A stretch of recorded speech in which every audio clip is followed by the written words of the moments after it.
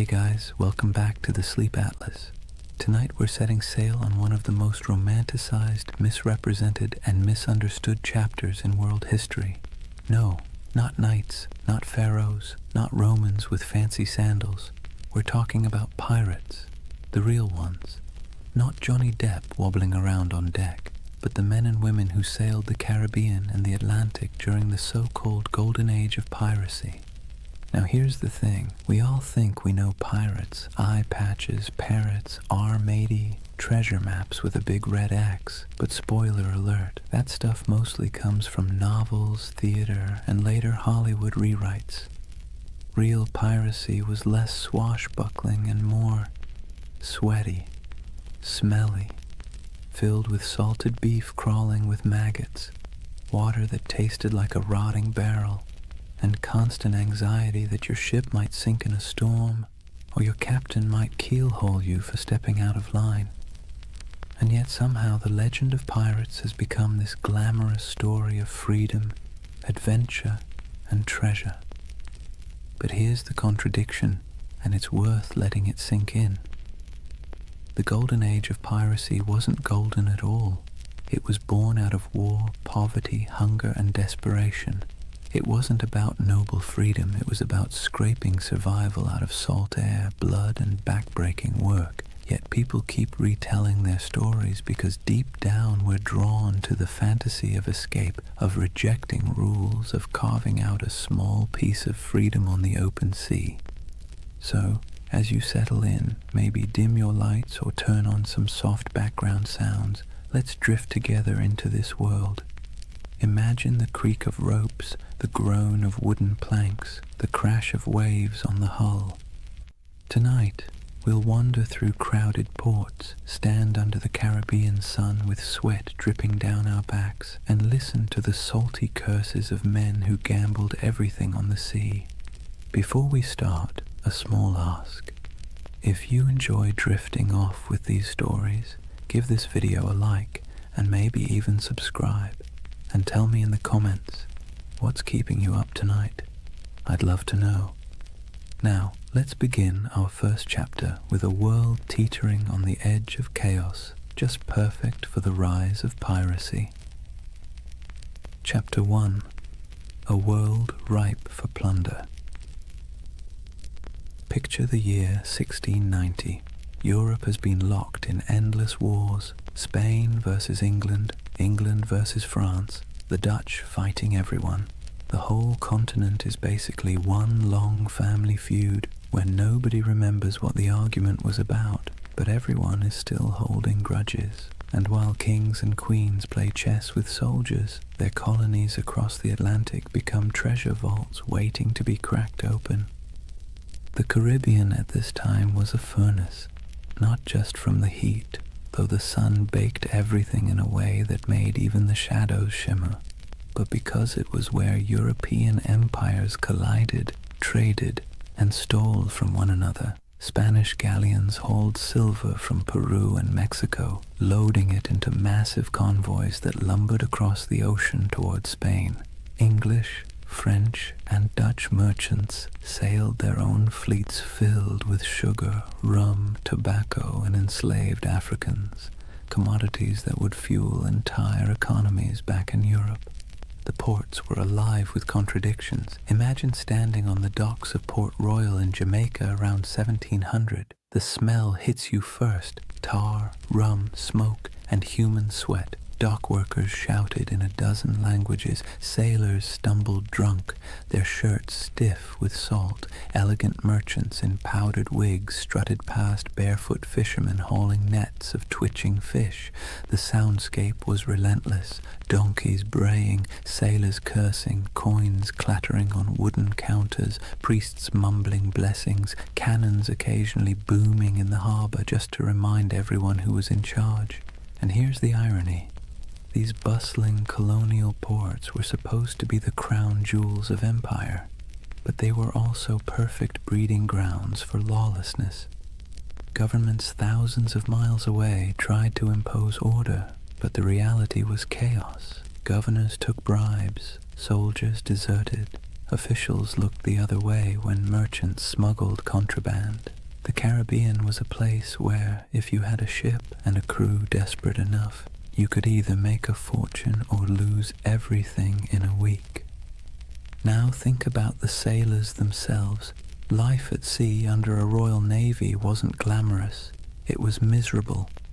Sailors were often press-ganged, basically kidnapped into service, dragged aboard ships against their will. Conditions were horrific. Cramped hammocks, weevil-infested bread, floggings for minor offences. Pay was late, if it ever came at all, and if you happened to survive the voyage, chances were you'd be discharged with nothing but a few coins jingling in your pocket and a body half ruined by scurvy. So when word spread that some sailors had gone rogue, ditched their oppressive commanders, seized ships and struck out as freebooters, it sounded less like criminality and more like rebellion.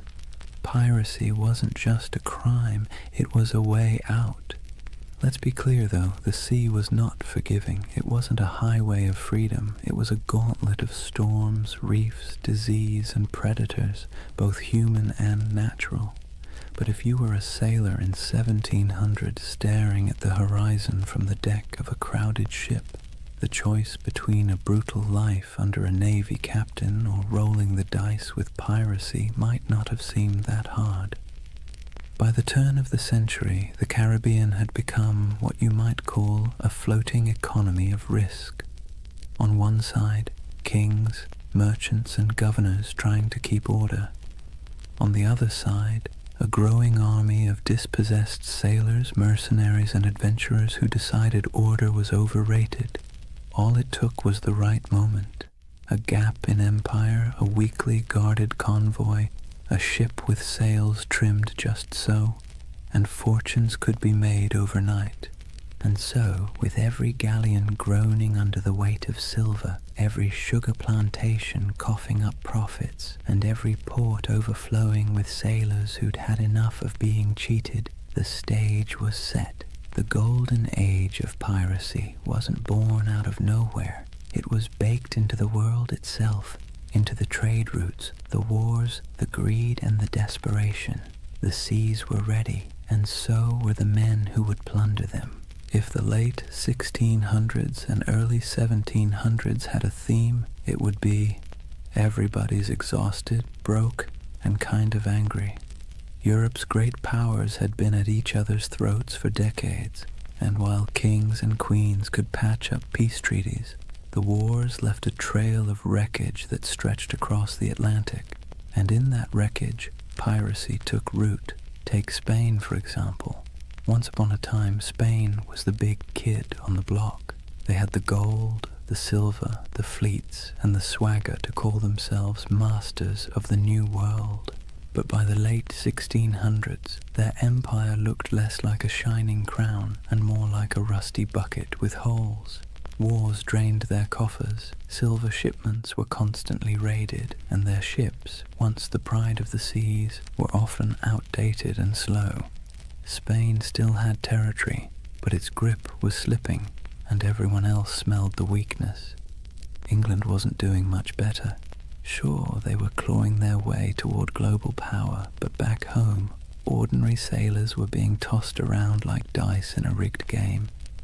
One year they were privateers, government-approved pirates, with papers giving them permission to plunder Spanish ships in the name of the crown.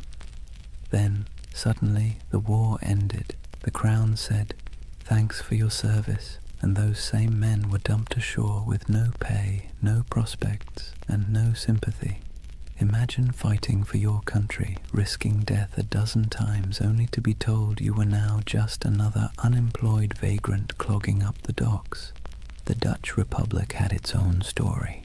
Once dominant traders, their fleets crisscrossed the globe, but wars with England and France chewed through resources, leaving fewer jobs for sailors and merchants. France, meanwhile, under the grandiose reign of Louis XIV, spent lavishly on wars, palaces, and pretty much anything shiny, leaving French colonies stretched thin and their sailors restless. The result? a perfect storm of unemployed seafarers with skills nobody wanted except in piracy. These weren't random peasants deciding to play pirate for fun. These were trained men, veterans of naval battles, gunners who could load a cannon in seconds, carpenters who could patch a hull under fire, navigators who could steer through reefs in the dark, armies of skilled but bitter men, all with the same problem. No empire wanted to pay them anymore. And here's where it gets ironic. These empires had essentially created their own monsters. When Spain and England handed out letters of marque, those little slips of paper that legalized piracy during wartime, they encouraged men to attack enemy shipping. Privateers like Sir Francis Drake in the 1500s became national heroes. But once peace returned, those same activities suddenly became criminal.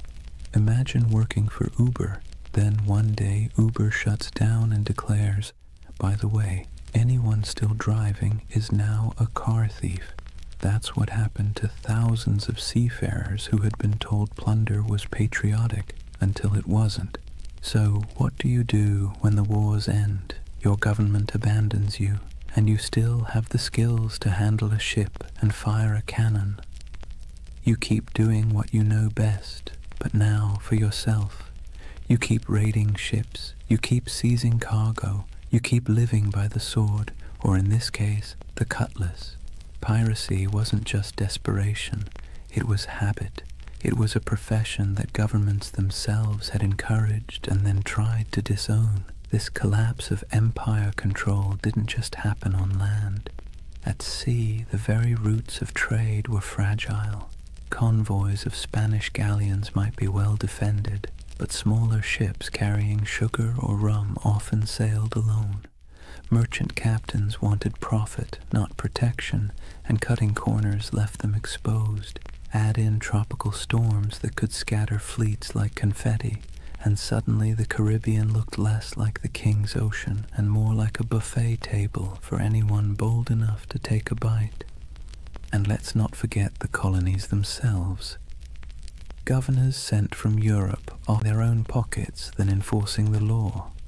Some even welcomed pirates, so long as they brought in enough gold or shared enough loot.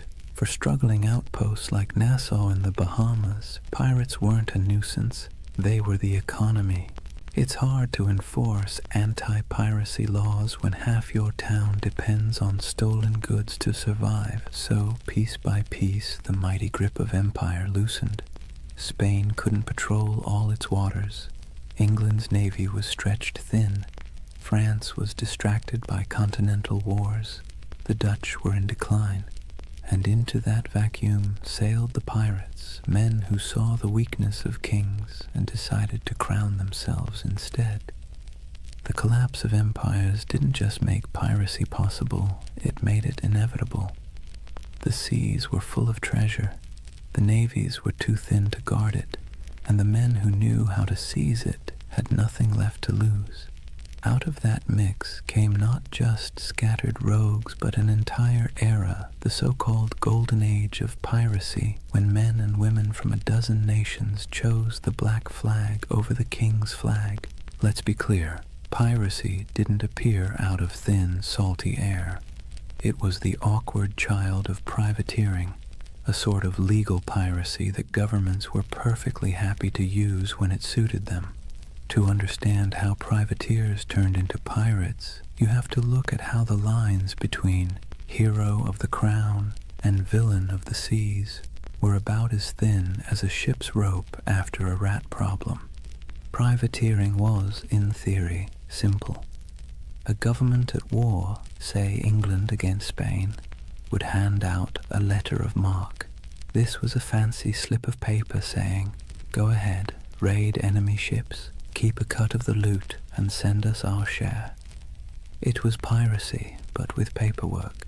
Sir Francis Drake did it in the 1500s, sacking Spanish ports and coming home loaded with plunder. England called him a knight, Spain called him a criminal. One man's pirate was another man's patriot. Fast forward to the late 1600s, and the system was still in play.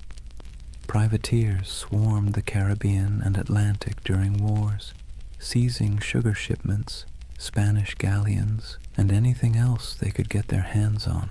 The Caribbean became a giant chessboard, and privateers were the pawns, expendable but useful. As long as the war lasted, they were tolerated, even celebrated. But here's the twist. Wars end. And when they did, governments suddenly didn't need these men anymore. One day you're proudly waving the flag of your nation, attacking the enemy, and selling stolen goods back to friendly ports. The next day, the war is over, the letter of marque is revoked, and now you're just a thief with a ship. There was no retirement plan, no pension, no thank you parade, just a shrug and an unspoken suggestion to quietly disappear. The men, however, weren't built for disappearing. They were hardened sailors who knew the rhythms of the sea better than the rhythms of ordinary life. They knew how to fight, how to navigate, how to survive storms, and, most importantly, how to take wealth by force. These were not skills easily repurposed into farming or shopkeeping. So what did they do? They kept at it. The only difference was that now, instead of doing it for a king or queen, they did it for themselves. This transition was so common it almost feels inevitable. Many of the most famous pirates of the Golden Age had first cut their teeth as privateers. Men like Henry Morgan, who began under English sanction and later operated in a grey zone that looked a lot like piracy. Others, like Blackbeard, likely started out on privateering ships during the War of Spanish Succession before slipping into outright piracy when the war dried up. The habits, the networks, even the bases were already in place. It was just a matter of removing the official paperwork and keeping the cannons loaded. And here's the delicious irony. Governments created the very monsters they later tried so hard to destroy by training thousands of sailors in the art of state-sponsored looting. They gave them a taste for plunder. Then, by abandoning them in peacetime, they essentially shoved them straight into piracy. Imagine teaching someone to pick locks during a war because you need spies, then firing them when the war ends and expecting them not to use their skills. Of course they'll keep picking locks, only now it's your house. There was also the question of identity.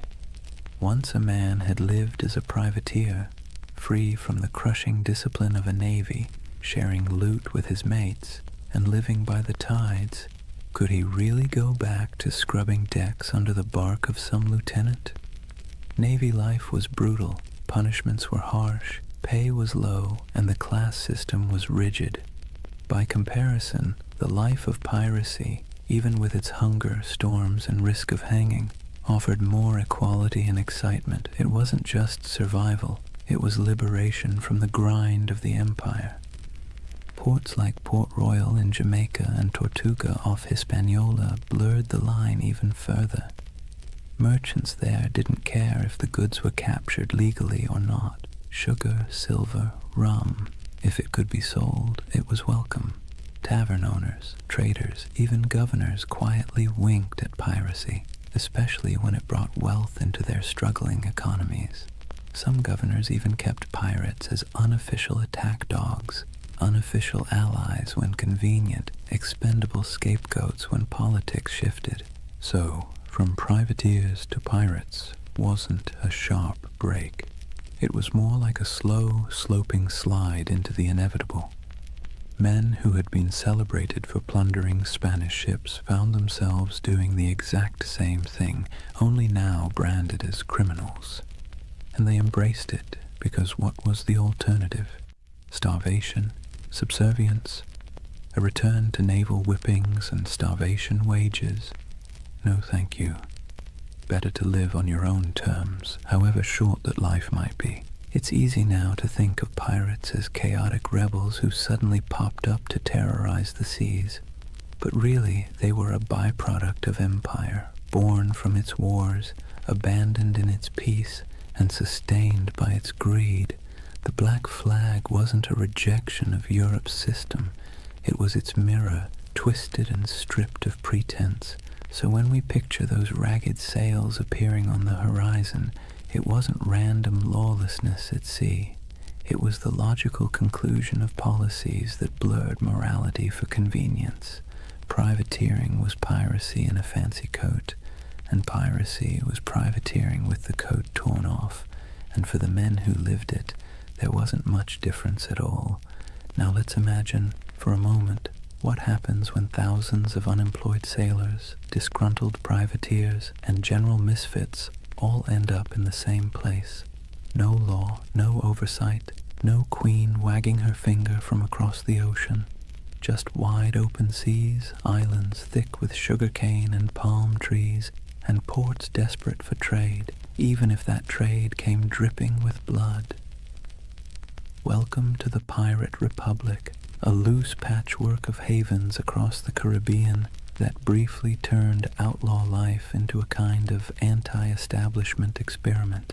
The most famous of these havens was Nassau, on New Providence Island in the Bahamas. Today it's a tourist destination with beach chairs and cruise ships. Back then, it was more like a dusty stage set built for chaos. The island's harbor was shallow, perfect for the smaller, nimble pirate ships, but treacherous for the heavier Navy vessels. That natural advantage made Nassau nearly untouchable, and so it blossomed into the unofficial capital of piracy. If London was the beating heart of empire, Nassau was the loud, drunken laugh echoing across the Atlantic. Life in Nassau was a strange mix of desperation and freedom. Picture ramshackle huts leaning against each other like tired sailors, taverns spilling music and shouting into the night, and the constant smell of rum, sweat, and salt. Pirates from every corner of the Atlantic crammed together, English, French, Dutch, African, even a few indigenous sailors who'd escaped the crushing grip of European colonization. The result was something Europe would never have tolerated back home, a society stitched together by outcasts, running on booze, barter, and the occasional cannon. What made it so intoxicating was the sense of equality. A runaway slave could find a berth on a pirate ship and suddenly be treated, at least relatively speaking, like an equal. A woman could dress as a man, grab a cutlass, and carve her place on deck. Anne Bonny and Mary Read, two of the most famous pirates in history, lived that very reality. The rigid hierarchies of Europe, lords and serfs, captains and peasants, broke down in Nassau's taverns. Everyone was broke, everyone was sunburned, everyone was one bad decision away from the noose. That kind of shared peril made for a twisted kind of democracy. And then there was Tortuga off the coast of Hispaniola. French buccaneers had started it as a base in the 17th century, and over time it became another pirate haunt. Tortuga was wilder, less organized than Nassau, but it shared the same energy, a place where authority didn't reach. Port Royal in Jamaica, before an earthquake literally dropped half of it into the sea in 1692, was the original pirate playground. It was called the wickedest city on earth, a place where taverns outnumbered churches and every second house was either a brothel or a gambling den. Imagine Las Vegas, but with more cannons and fewer neon lights. These places weren't just drunk paradises, they were strategic. Pirates needed somewhere to fix ships, sell stolen goods, and recruit new crews. Without havens, piracy would have been short-lived. With them, it flourished.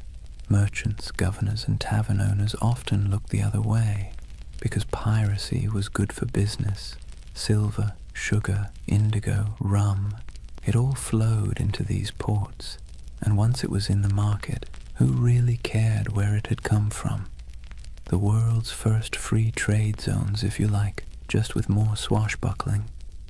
The dream of the pirate republic was intoxicating because it offered what Europe didn't: freedom from rigid social classes, for the sailor who'd been whipped half to death on a navy ship, for the indentured servant who had been treated like disposable property, for the runaway enslaved person. Nassau or Tortuga was a chance to live on your own terms. Yes, those terms often meant short lives, disease, and eventual capture. But for a fleeting moment, the pirate republic offered something resembling equality. It was messy, chaotic, and fueled by rum, but it was theirs.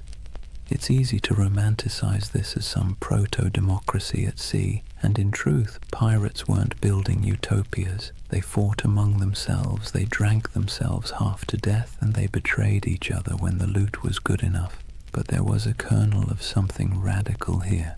Ordinary people, most of them poor, illiterate, and cast aside by empire, were writing their own rules. Captains could be voted out. Plunder was divided more fairly than wages in most European jobs, and there was a sense, however fragile, that out here in the Caribbean heat, you weren't just surviving, you were free. Governments, of course, hated it. To them, the pirate republic was an insult, a slap in the face of civilization. They saw it as a cancer spreading across the Caribbean, undermining trade and embarrassing the crown. And so, predictably, they began plotting its destruction. But for a brief, shining decade or two, the dream held. A world of tattered sails and lawless harbors, where outcasts became rulers, if only of themselves. So when you hear the phrase Pirate Republic, don't imagine marble halls or noble ideals. Imagine crowded taverns with lantern light flickering on sweat-streaked faces, mugs of grog slamming onto wooden tables, and the hum of 50 different languages mixing in the night. It wasn't a nation in any official sense, but it was a community, strange, fragile, reckless, that gave piracy its beating heart. By the early 1700s, piracy wasn't just a nuisance, it was a global scandal. Imagine you're a London merchant who's just sent off a ship full of sugar from Barbados. You're already dreaming about the profits, about the clinking of coins on your counting table. Then word arrives that your ship was intercepted somewhere between Tortuga and Nassau by a crew of outlaws who now plan to sell your precious cargo at a discount in the very next port. Frustrating, absolutely. Embarrassing, even more so. And it wasn't just London merchants, Dutch traders, French planters, Spanish governors. Everyone had a stake in the Caribbean economy, and pirates cut into all of them like barnacles on a hull. News of piracy spread quickly, carried in letters, pamphlets, and gossip that traveled almost as fast as the ships themselves. In coffee houses in Amsterdam or taverns in Boston, people swapped stories of Blackbeard's blockade of Charleston or of Bartholomew Roberts capturing hundreds of vessels. Pirates became both feared and oddly admired, the same way we talk about celebrities who behave badly. They were disruptive, scandalous, but undeniably fascinating. Governments tried to project strength, but the truth was they were embarrassed. The Caribbean was supposed to be proof of European dominance, a playground of plantations, trade, and naval power. Instead, it was crawling with independent outlaws who mocked imperial authority with every stolen sail. Spain, already stretched thin across its empire, struggled to protect the treasure fleets. England, riding high after victories in European wars, now had to explain why ragged men in patched coats could blockade entire colonial cities.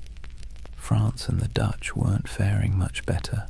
In a world obsessed with image, piracy made the great powers look incompetent.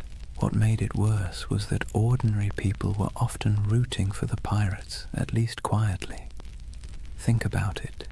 If you were a poor sailor in Bristol, or an indentured servant in Jamaica, or even a small-town farmer in Virginia, Who would you rather cheer for? The faceless merchants and noble families who controlled your taxes, or the ragtag crews who thumbed their noses at authority and spread the loot, sometimes literally, among the lower classes? Pirates had a populist appeal. They were villains to the elite, but folk heroes to the downtrodden.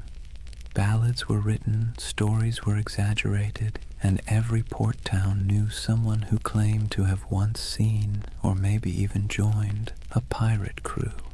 That uneasy admiration worried rulers as much as the piracy itself. It wasn't just about stolen goods anymore. It was about stolen loyalty.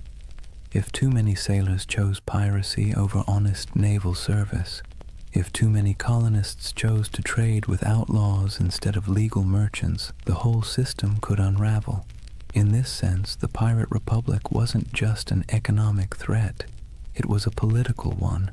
It represented a kind of freedom, however messy, that stood in direct contrast to empire.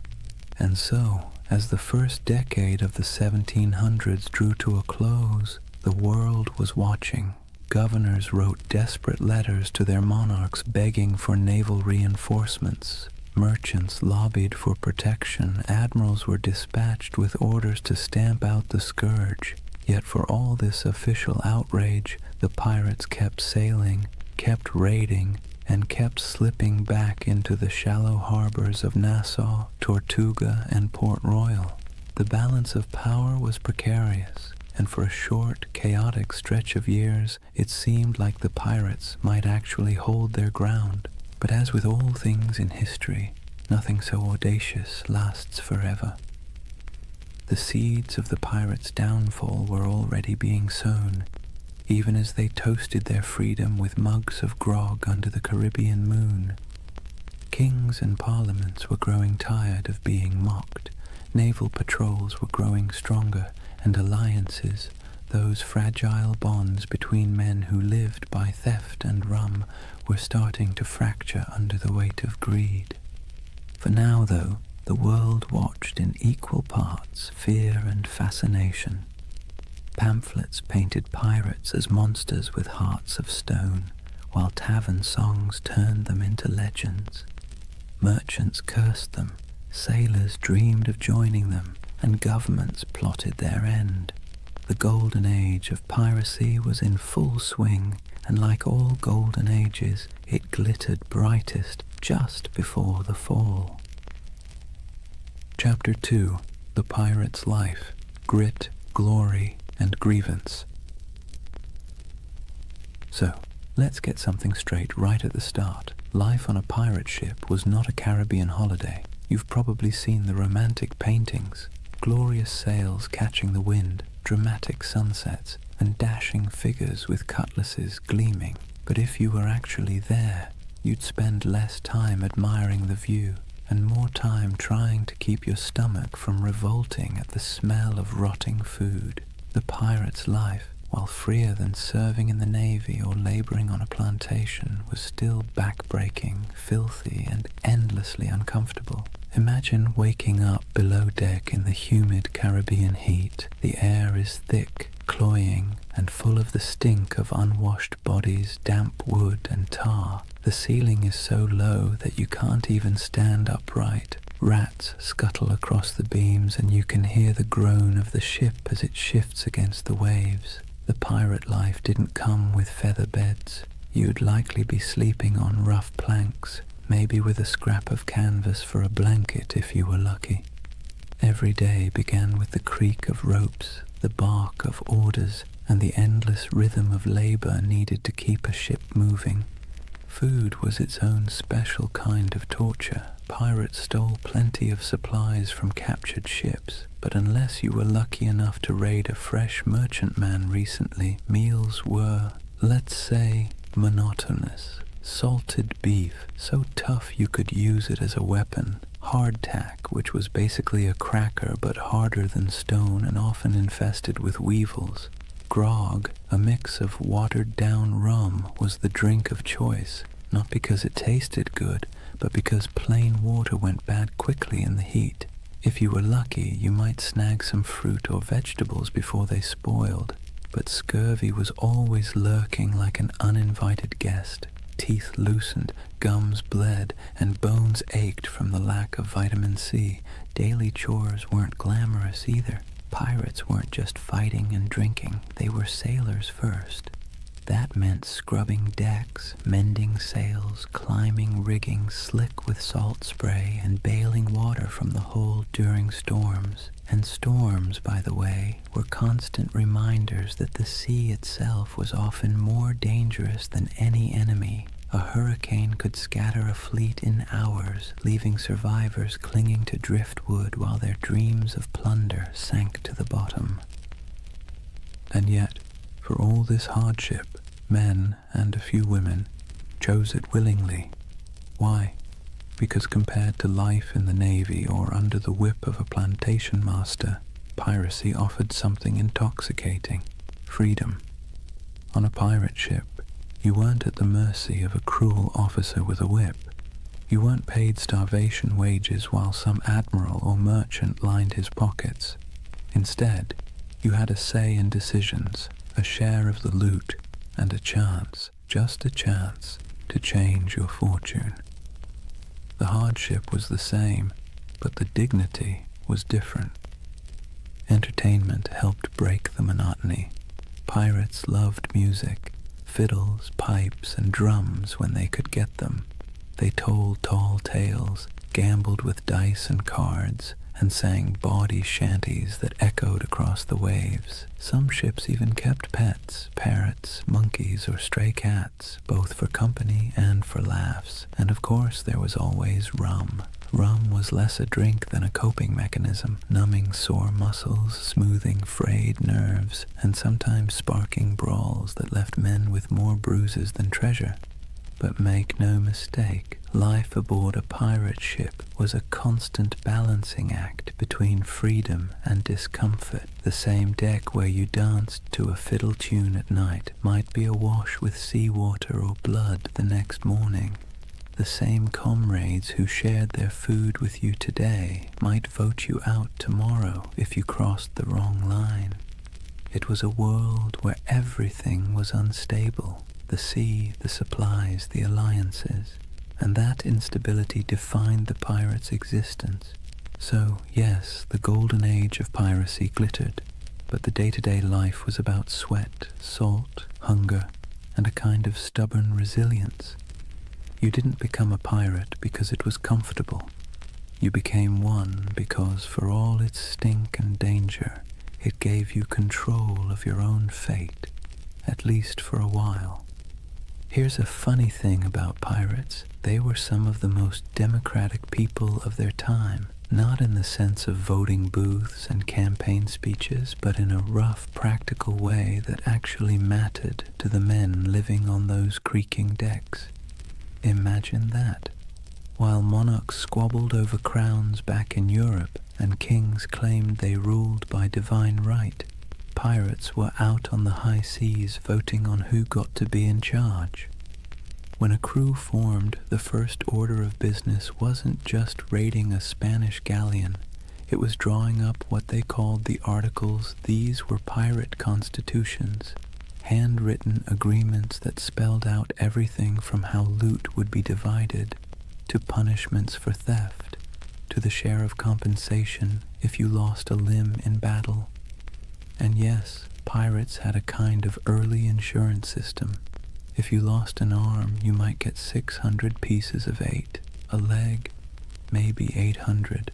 It wasn't exactly health insurance with a friendly provider, but it was better than what the average soldier got on land, which was nothing at all. The articles also set limits on behavior: no gambling below deck, lights out at a certain hour, no deserting in battle. And yes, they often forbade bringing women on board, though that rule was broken often enough to be almost comical. These weren't arbitrary rules, they were survival tactics. A pirate ship was a pressure cooker of bad food, bad hygiene, and too many strong personalities packed into too small a space. Without rules, things would have descended into chaos faster than you can say. mutiny. Now, the captain wasn't an untouchable figure like on a Navy ship. Pirate captains were elected by the crew, and they could be voted out just as easily. If a captain was too reckless, too stingy with loot, or just too annoying, the crew could replace him with someone else. This was radical for the 17th and 18th centuries. Imagine a farmhand in Europe marching up to his landlord and saying, "Sorry mate, we've had a vote and you're fired." Unthinkable. But on a pirate ship, that was just Tuesday. Of course, the captain still held real authority in battle. When cannonballs were flying and boarding parties were scrambling across decks, someone had to make quick decisions. But outside of combat, his power was checked by the quartermaster. The quartermaster was like the ship's accountant and judge rolled into one. He handled supplies, settled disputes, and distributed plunder according to the articles. He was the balance to the captain, ensuring one man didn't hoard all the power or all the silver. Speaking of plunder, here's where pirates really stood out. On most navy or merchant ships, ordinary sailors got scraps. Captains and owners took the lion's share. Pirates, by contrast, split loot far more evenly. Yes, captains and officers usually got larger shares, but the gap wasn't massive. A captain might get 2 or 3 shares, while a common sailor got 1. Compare that to the Navy, where a captain could rake in a fortune while the sailors were paid in arrears, if at all. For men used to being at the bottom of the social ladder, this was revolutionary. This system created a sense of buy-in. Everyone had a stake in every raid. Everyone had a voice. It's one reason pirate crews could be so terrifyingly effective. They weren't being flogged into action by some officer. They wanted to fight because victory meant coin jingling in their pockets. Cold, heavy, jangly, deliciously spendable coin. It's tempting to see this pirate democracy as noble or progressive, but let's be clear, it wasn't about ideals. It was about practicality. Pirates knew they lived hard, dangerous lives. They needed a system that kept people motivated, minimized infighting, and gave everyone a reason to stick together when things got ugly. Fair shares and voting rights weren't about enlightenment. They were about survival. Still, there's something oddly charming about it. At a time when peasants were tied to land and sailors in navies were practically prisoners, pirates carved out their own rough republics. Nassau in the Bahamas was famously called a pirate republic, and while that sounds grand, it was mostly a sandy haven of broken-down taverns, makeshift huts, and a whole lot of rum. But for the men who had once been whipped by naval officers or cheated by merchant captains, it was paradise. So picture it. A ship rolling gently on the waves, men gathered on deck, a set of articles being read aloud by lamplight, each pirate nodding, agreeing to the rules, knowing that at least here, on this rough plank of wood floating in a dangerous sea, their voice mattered. It wasn't democracy as we think of it today, but it was a kind of freedom most of them had never known before. One of the most brilliant things pirates ever did wasn't about cannons or cutlasses, it was branding. Pirates understood that half the battle was won before the first shot was fired, and their greatest weapon wasn't always steel, it was fear. They cultivated it, packaged it, and sold it with skulls and crossbones. Let's talk about the Jolly Roger. That iconic black flag wasn't just for show, it was psychological warfare. Picture yourself as a merchant sailor in the Caribbean. You're already nervous. The sea is treacherous, storms are brutal, and half your crew is seasick. Suddenly, you spot a ship on the horizon raising a black flag, its canvas snapping in the wind. Painted on it is a grinning skull, a pair of crossed bones, maybe even an hourglass dripping sand. You know instantly these are not friendly visitors. You have a choice. Surrender and hope for mercy, or fight and almost certainly die. And here's the genius. Most merchant crews didn't fight. They gave up. Pirates knew that if they could terrify you into surrender, they could plunder your ship without firing a shot, without losing a man, and without wasting precious gunpowder. The Jolly Roger was essentially the world's first corporate logo, and it worked like a charm. But flags weren't the only symbols. Pirates loved spectacle. Some captains made themselves into walking horror shows. Blackbeard, for example, tied slow-burning fuses into his beard before battle. Imagine a man storming across your deck with his hair literally on fire, eyes wild, smoke curling around his face like some demon from the deep. That's not just intimidation, that's theater. He was turning himself into a nightmare that sailors would retell in every port from Jamaica to London. Superstition also ran deep. These were men who spent their lives on the unpredictable sea, so of course they looked for signs, omens, and rituals. Whistling on board was considered bad luck because it might whistle up a storm. Bananas were famously avoided on ships, tied to tales of vanished vessels and mysterious deaths. Cats, on the other hand, were seen as good luck, their twitching tails thought to calm the winds. Some pirates tattooed symbols for protection: crosses, anchors, mermaids, inked in crude lines that doubled as badges of identity and talismans against doom. Then there were the rituals before battle. Some crews would gather for a speech, others for a raucous round of rum-fueled singing. There might be a drum beat or a chant, something primal to stir courage. Pirates knew the value of theatre not just for their enemies, but for themselves. Fear is contagious, and courage sometimes needs a costume. Music, too, had its place. Sea shanties weren't just entertainment. They were tools for survival, helping men row or haul ropes in rhythm, but they also bound crews together, creating unity in sound and spirit. Picture the dark deck of a ship, waves crashing, lanterns swaying, and a chorus of rough voices rising into the night, carrying equal parts defiance and desperation. Symbols and superstitions gave pirates an edge. They were outnumbered and outgunned by naval powers, but they turned reputation into a weapon. Every skull painted on a flag, every whispered tale of a flaming bearded captain, every ritual chant before a raid, it all worked to magnify their presence far beyond their actual numbers. They made themselves larger than life, monsters of the sea, shadows that haunted every merchant sailor's imagination. And the beauty of it? Most of it cost nothing. A painted flag, a dramatic entrance, a bit of theatrical madness. Pirates didn't need massive armies or endless treasuries. They needed fear, and they knew how to conjure it.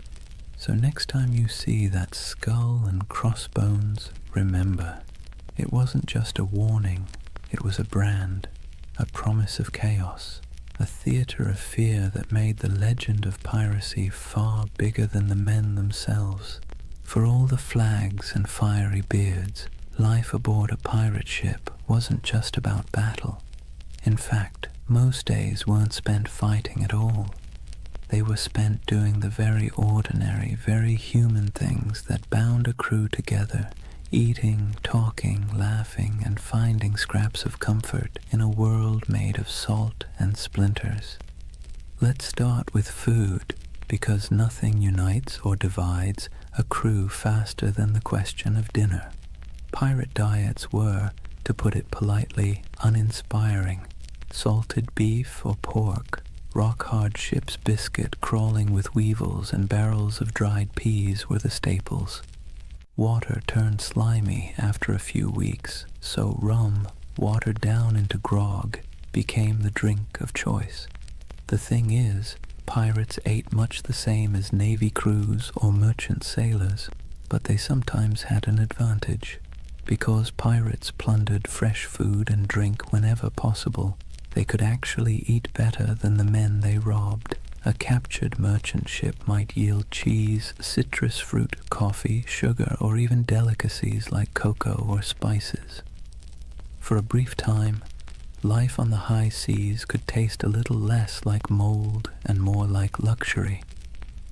But food was more than sustenance. It was ritual. Sharing a meal created unity. Imagine a crew gathered on deck, bowls in hand, gnawing at salted meat and joking about who got the biscuit with the most maggots. It was grim humor, sure, but humor all the same. A bad meal, eaten together, still forged bonds. And the occasional feast, say, after a particularly good raid, was celebrated with music, rum, and more laughter than some men had known on land. Music itself was essential. Pirates didn't have iPhones, but they did have voices, fiddles, drums, and makeshift instruments. Sea shanties weren't just working songs. They were entertainment, morale boosters, and the glue that kept rhythm in both work and play. Picture the rough chorus rising under the stars, a drum tapping time, a fiddle screeching out a tune stolen from some tavern ashore. These weren't trained choirs, but the sound was raw, communal, and strangely beautiful. It stitched men together, reminding them that even in isolation, they belonged to something larger. Then there were the games. Dice and cards were popular, played with stakes as modest as tobacco or as reckless as shares of loot. Wrestling matches and contests of strength filled idle hours, with men cheering on their favorites. Betting on the outcome wasn't just fun, it was a way of creating drama in a life that could otherwise drag on in monotonous days of empty horizon. And let's not overlook the surprising inclusivity aboard pirate ships. Escaped slaves often joined pirate crews, where they could earn equal shares of plunder instead of chains. Women, though rare, found roles too, sometimes as disguised sailors, sometimes openly accepted as fighters or partners. Life aboard a pirate ship was brutal, but in its own odd way, it offered opportunities for outsiders that rigid societies on land never would. In these small details, the shared meals, the rowdy songs, the roll of dice, we see the human side of piracy. Beneath the myth of cutthroats and raiders was a community of men and women who found ways to survive, to laugh, and even to belong. Their ships were floating worlds, part prison, part family, part workplace, part tavern. And while the dangers of storms, disease, and naval patrols never disappeared, these ordinary moments gave piracy its texture, the rhythm of humanity beneath the roar of cannons. So when you picture pirates, don't just imagine black flags and treasure chests. Imagine the sound of dice clattering on a barrel lid, the smell of salted pork frying in a pan, the laughter of men half drunk on rum, and the scratchy notes of a fiddle floating over the sea at night. That too was the pirate's life, not just violence and fear, but moments of messy, ordinary humanity carved out in the vast loneliness of the ocean. For all the adventure, freedom, and strange democracy of pirate life, you have to ask the question, why did so many men and a few women decide that piracy was worth the risk of hanging, drowning, or dying from scurvy in some forgotten corner of the sea? The answer, as usual, has less to do with romance and more to do with grievance. Pirates were not born with skulls and crossbones on their flags. Most of them were men who had been used, abused, and discarded by the very empires that later called them criminals. Take the average sailor in the early 1700s. His life was a cruel contract, low pay, brutal discipline, and punishments that bordered on torture. The British Navy in particular ran on forced service. Impressment gangs snatched men off the streets, dragging them aboard ships where they might serve years against their will. Once aboard, they were flogged for minor infractions, fed poorly, and often paid late, if at all. It was a life so grim that joining a pirate crew, where you at least got a vote, a share of plunder, and the occasional feast, looked less like criminality and more like opportunity. Then there were the privateers. These men had once sailed under legal commissions, essentially hired by governments to plunder enemy ships during wartime. But when treaties were signed and peace declared, those commissions were revoked. Overnight, skilled sailors became unemployed and unwanted. Some went home to poverty. Others, unwilling to give up the taste of plunder or unable to find work, simply kept raiding. The difference was only paperwork. Yesterday's patriot privateer was today's villainous pirate. Economic desperation played its part too. Europe churned with unemployment, inequality, and waves of displaced workers. Colonies offered work, but much of it was brutal plantation labor or indentured servitude. If you were poor, your choices were few. Toil endlessly for scraps on land, serve miserably in the navy, or gamble your life on piracy, where at least the rewards were immediate, tangible, and occasionally extravagant. Even a short run of luck could mean pockets full of coin, fine clothes stripped from captured merchants, or a chance to live like a king for a few weeks before it all fell apart. And make no mistake, piracy was a protest of sorts. Pirates didn't just steal. They struck at the heart of the empires that had used them. They targeted Spanish treasure fleets, English merchants, and French plantations. Their defiance wasn't couched in noble speeches, but in cannon fire and audacious raids. To kings and governors, they were parasites. To many of the poor, they were folk heroes, men who thumbed their noses at the powers that had left them to starve. But grievances went deeper than economics. Pirates carried personal grudges, captains who had beaten them, navies that had cheated them of wages, merchants who had treated them as expendable. To hoist the black flag was not only to seek fortune, but also to take revenge on a world that had never cared if they lived or died. So when you picture pirates shouting and firing cannons, remember the bitterness beneath it all. Their laughter around the rum barrel was fueled by the knowledge that they had nothing to lose and everything to snatch. Their democracy at sea was born not from lofty ideals, but from anger at systems that had denied them dignity on land. Piracy was grievance turned into lifestyle, protest turned into plunder. That's why the Golden Age of Piracy still lingers in our imagination. Beneath the noise of cannons and the gleam of treasure, it was the story of men who had been pushed too far, who decided that if the world offered them no justice, they would carve out their own, on their own terms, with black flags snapping in the wind. Chapter 3. Legends of the Black Flag. If the first half of piracy's golden age was about survival, grievance, and reinvention, the second half was about faces, human faces, twisted into masks of legend. Because when we talk about pirates, we rarely remember the ordinary nameless sailor swabbing the deck or the hungry man who joined a crew for a share of bread and rum. We remember the icons, the ones whose names still echo like thunder across centuries: Blackbeard, Calico Jack, Anne Bonny, Mary Red, and Bartholomew Roberts. They were larger-than-life figures, painted by both truth and exaggeration, until they became less people and more symbols of defiance. Take Edward Teach, better known as Blackbeard.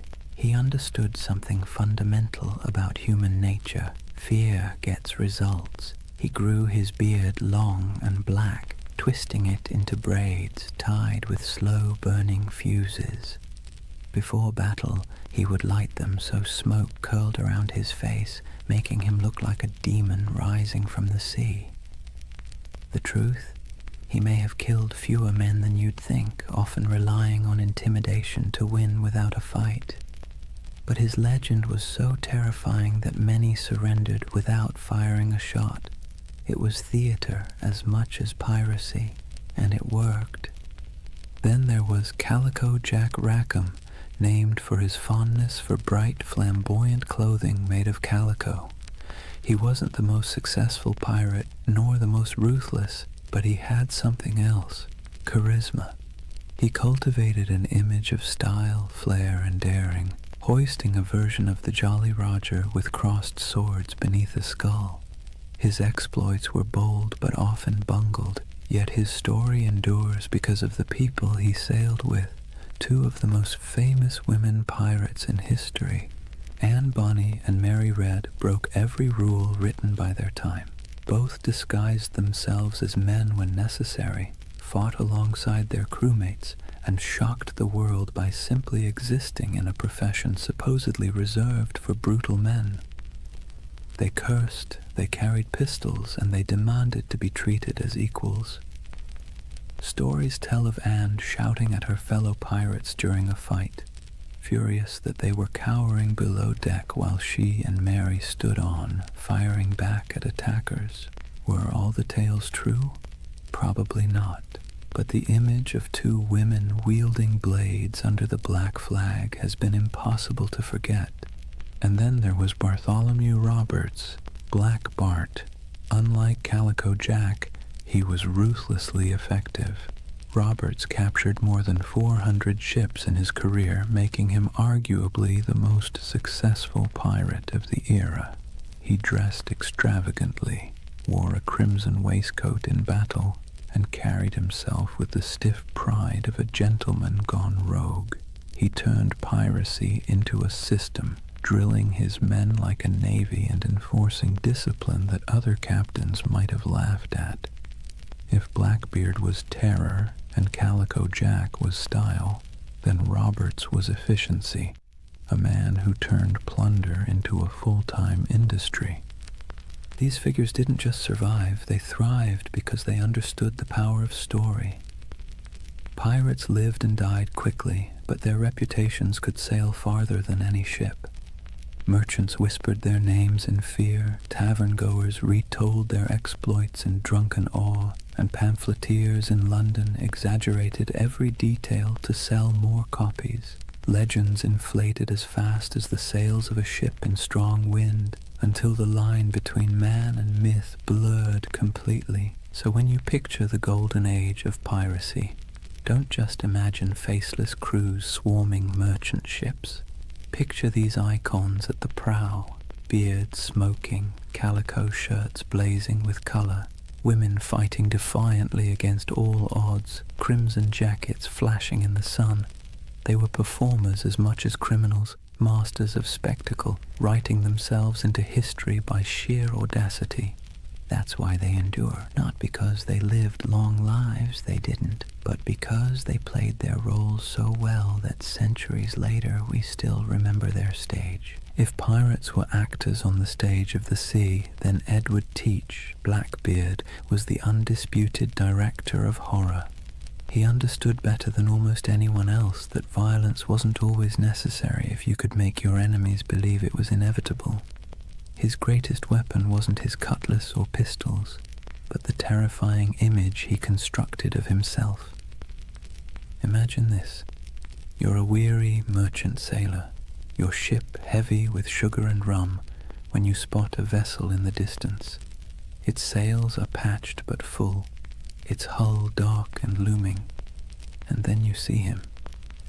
A giant of a man with wild, coal-black hair and a beard so thick it looks like it's swallowing his face. He's tied slow-burning fuses into his braids, sparks spitting, smoke curling around him as if he's stepped straight out of hell. The sight alone is enough to send shivers through the toughest crew. Guns are loaded, cannons are aimed, but more often than not, the merchant ship simply lowers its colors and surrenders. Why fight when the devil himself has shown up to collect? Here's the funny part. For all his terrifying image, Blackbeard wasn't actually the most bloodthirsty pirate. In fact, his ledger of confirmed kills was surprisingly slim compared to others. He didn't need to spill blood when his performance did the work for him. He crafted a persona so fearsome that it did the fighting long before the first cannonball flew. Think about it. Would you rather battle a man who looked like your neighbor or a smoke-shrouded demon who seemed to revel in chaos? Most captains chose the wiser option and handed over their cargo. Blackbeard also knew the value of spectacle beyond the battlefield. He cultivated stories about himself, feeding into his myth. He'd fire pistols in the air just to startle his own crew. He once blockaded the entire port of Charleston, South Carolina, holding the city hostage until he was supplied with medicine. This wasn't just piracy, it was theater on a grand scale, a demonstration that one man and a few ships could humiliate an entire colony. It was both ridiculous and awe-inspiring. But beneath the smoke and noise, Blackbeard was a practical man. He divided plunder with some fairness, treated his crew as partners more than slaves, and knew when to negotiate. He wasn't some mindless brute. He was calculated. His use of fear wasn't just for show. It was a strategy that minimized actual risk. Why fight bloody battles when you can win by reputation alone? Still, his career was short. He rose fast and fell faster. By 1718, the British Crown, tired of his antics and the disruption of trade, decided it had had enough. Lieutenant Robert Maynard lured him into a trap off the coast of North Carolina. In a brutal fight, Blackbeard was shot and slashed repeatedly before finally going down. His severed head was hung from Maynard's ship like a grotesque trophy, a final theatrical image for a man who had lived by performance. And yet, did death end the legend? Not at all. If anything, it sealed it. Blackbeard's ghost was said to haunt the waters where he died, his headless body swimming in the waves, searching for its lost skull. Fishermen swore they saw his spectral ship, the Queen Anne's Revenge, drifting silently across the horizon. Whether or not any of it was true didn't matter. The myth had already outgrown the man. So when you hear the name Blackbeard today, you're not just recalling a pirate. You're recalling one of history's greatest performers, a man who understood fear as both an art and a weapon. His stage was the sea, his audience the world, and his performance so unforgettable that centuries later we're still applauding in awe and a little bit of dread. If Blackbeard was the terrifying face of piracy, then John Rackham, better known as Calico Jack, was its fashion icon. The man wasn't particularly fearsome, nor was he especially successful compared to others, but he had something almost as valuable as gold: style. His nickname came from the brightly patterned calico coats he wore, loud enough to be seen from a mile away. It was a choice that said, "I may not be the biggest or the baddest, but I'll be the most noticeable." And in a world where fear and reputation kept you alive, being memorable mattered. Calico Jack's story would likely have been a footnote in the annals of piracy, if not for two extraordinary women who joined his crew, Anne Bonny and Mary Read.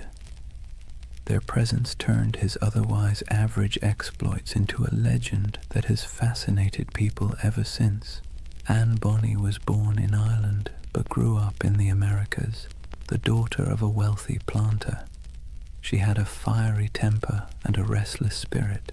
Stories say she once stabbed a servant girl with a kitchen knife, though the truth is hard to pin down. What we do know is that she wasn't content with the role society expected of her. Marrying a small-time sailor didn't calm her spirit. Running away with Calico Jack did. She traded the plantation house for the rolling deck of a pirate ship, proving herself as fierce with a blade as any man. Mary Red's tale was even stranger. Born in England, she was disguised as a boy from childhood so her family could inherit money. She grew up living as Mark Red, working as a soldier and sailor. By the time she crossed paths with Calico Jack and Anne Bonny, Mary had long since mastered the art of slipping between identities. When she joined their crew, she initially kept her disguise. But Anne, curious and bold, discovered the truth. Instead of turning her away, Anne accepted her, and the two became close allies. Now picture it, a small pirate crew led by a man in flamboyant coats, backed by two women who defied every expectation of the age. While other pirates leaned on spectacle or terror, this trio leaned on audacity. Reports from the time describe Anne and Mary fighting openly in men's clothes, wielding pistols and cutlasses, cursing louder than the men beside them. They weren't mascots or novelties, they were feared combatants. When boarding parties went over the rails, Anne and Mary were often the first in line. One of the most famous stories of their courage came during the final days of Calico Jack's career. His ship was cornered by a pirate hunter. Most of the crew, drunk and unwilling to fight, cowered below deck. But Anne Bonny and Mary Read fought ferociously, shouting at the men to come up and defend themselves. Outnumbered and abandoned, they couldn't hold out forever. The ship was captured, and the crew taken to trial in Jamaica. Calico Jack was sentenced to hang, and before his execution, Anne Bonny reportedly delivered the coldest line in pirate history. She told him, "If you had fought like a man, you need not be hanged like a dog." Brutal but fair. Anne and Mary both escaped the noose by pleading the belly, claiming they were pregnant, which delayed executions. Mary fell ill and died in prison not long after. Anne's fate is more mysterious. Some say her wealthy father intervened to free her, and she lived out her days quietly. Others imagine she slipped back into obscurity, perhaps even finding another ship to sail under a new name. The truth is lost, but the legend remains. Together, Calico Jack, Anne Bonny, and Mary Read embodied a different side of piracy.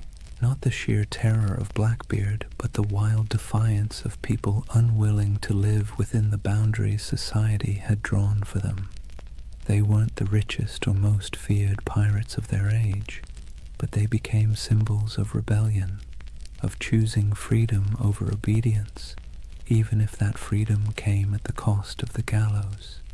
And maybe that's why their story still resonates. Pirates are remembered not just for plunder, but for the dream of living life on your own terms, no matter how brief or dangerous that life might be.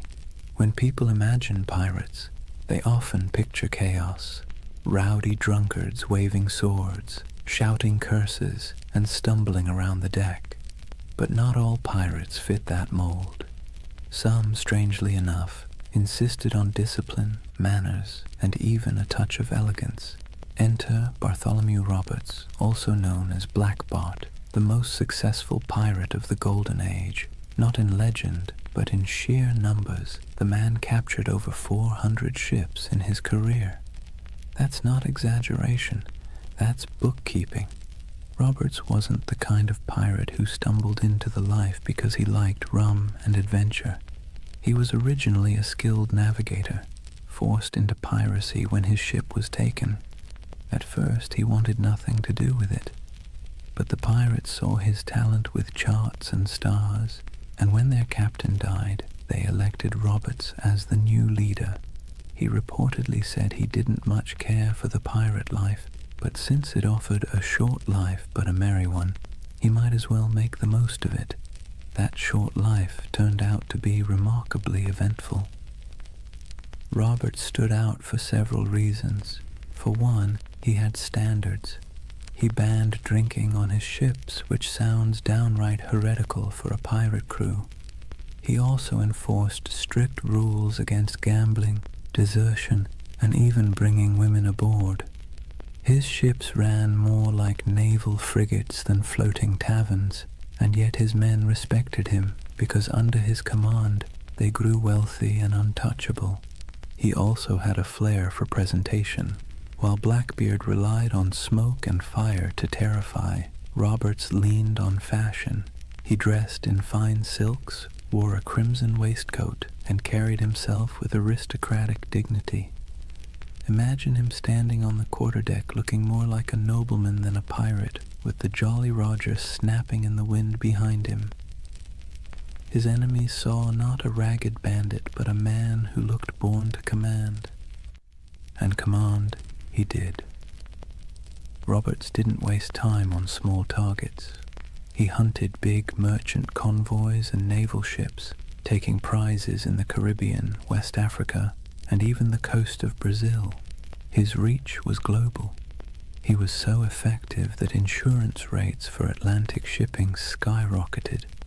Governments cursed his name, and merchants prayed never to see his sails on the horizon. Roberts also innovated. He used smaller, faster ships to outmaneuver larger warships, and he created a distinctive black flag showing a figure holding an hourglass, a grim reminder that time was running out for his enemies. His leadership was sharp, his men drilled, and his tactics effective. If piracy had generals, Roberts was one of them. But despite his elegance and order, he wasn't merciful. Roberts's raids often ended in executions or burning ships, his reputation sharpened not just by his appearance but by his ruthlessness. Yet unlike Blackbeard's wild terror or Calico Jack's flamboyant defiance, Roberts's menace came with a chilling professionalism. He was less devil of the seas and more CEO of piracy. His downfall came, as it often did, from the tightening noose of empire. In 1722, near the coast of Africa, the British Royal Navy finally cornered him. During the battle, Roberts was struck by grapeshot and killed instantly.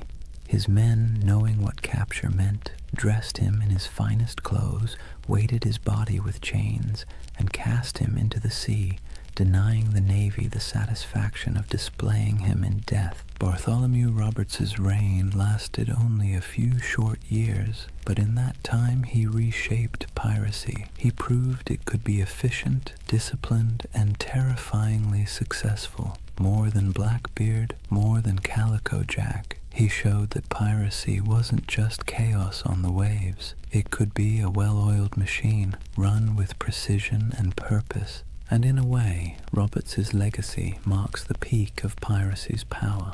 After his death, the Golden Age began to dim. The seas grew less welcoming to outlaws, and the balance of terror shifted back to the empires. But for a moment, one elegantly dressed pirate managed to turn the oceans into his empire, and he did it not with smoke or theatrics, but with order, discipline, and an iron will. If pirates were remembered only for their hunger, sickness, or sunburn, the Golden Age wouldn't have stuck in our imagination. What really carved them into legend were the moments when ragged crews on creaking ships went toe-to-toe with empires and lived to tell the tale. These were the epic raids and showdowns that spread their reputation across oceans like wildfire, whispered from tavern to tavern, and exaggerated until they felt larger than life. Let's start with the Caribbean, where Spanish galleons groaned under the weight of treasure hauled from the New World. These ships were floating vaults, packed with silver from Peru, gold from Mexico, and spices from across the empire. They were also well-armed and heavily guarded, but that didn't always save them. Pirates struck with speed, knowing that a single galleon could fund a lifetime. Stories circulated of bold raids where men climbed aboard under musket fire, smoke filling the decks as treasure chests were dragged away. The truth was often messier, with smaller victories and more frustration, but the image of pirates plundering Spanish treasure ships became the core of their legend. Then there were the blockades, audacious acts where pirates essentially declared themselves rulers of the sea. Imagine sailing into a harbor, dropping anchor across the entrance, and holding an entire town hostage. That's exactly what Blackbeard did at Charleston in 1718. For nearly a week, he strangled the city's trade, capturing ships and ransoming hostages. The people of Charleston, terrified of massacre, had no choice but to give in to his demands. It wasn't just robbery, it was theater, a statement to the world that pirates could hold whole cities in the palm of their hands. Other raids were more brutal, like the infamous attack on Ouida on the coast of Africa by Bartholomew Roberts. Roberts stormed the harbor, seizing ships, killing crews, and leaving smoking wrecks behind him. His reach across continents showed how piracy had gone global. It wasn't just the Caribbean anymore. It was the Atlantic, Africa, Brazil, anywhere trade sailed and wealth moved. But the stories weren't just about treasure.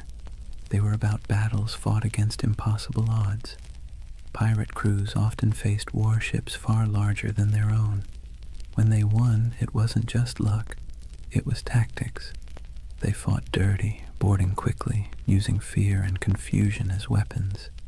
A Navy captain might train for years to master a cannon broadside, but pirates knew how to turn desperation into an edge.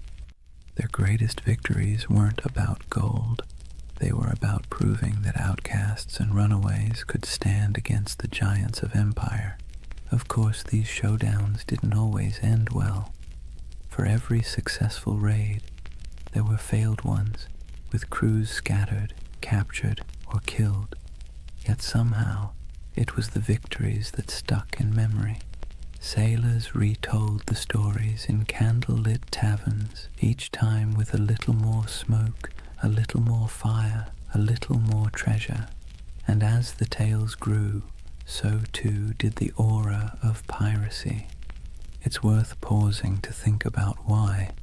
Pirates didn't win many wars.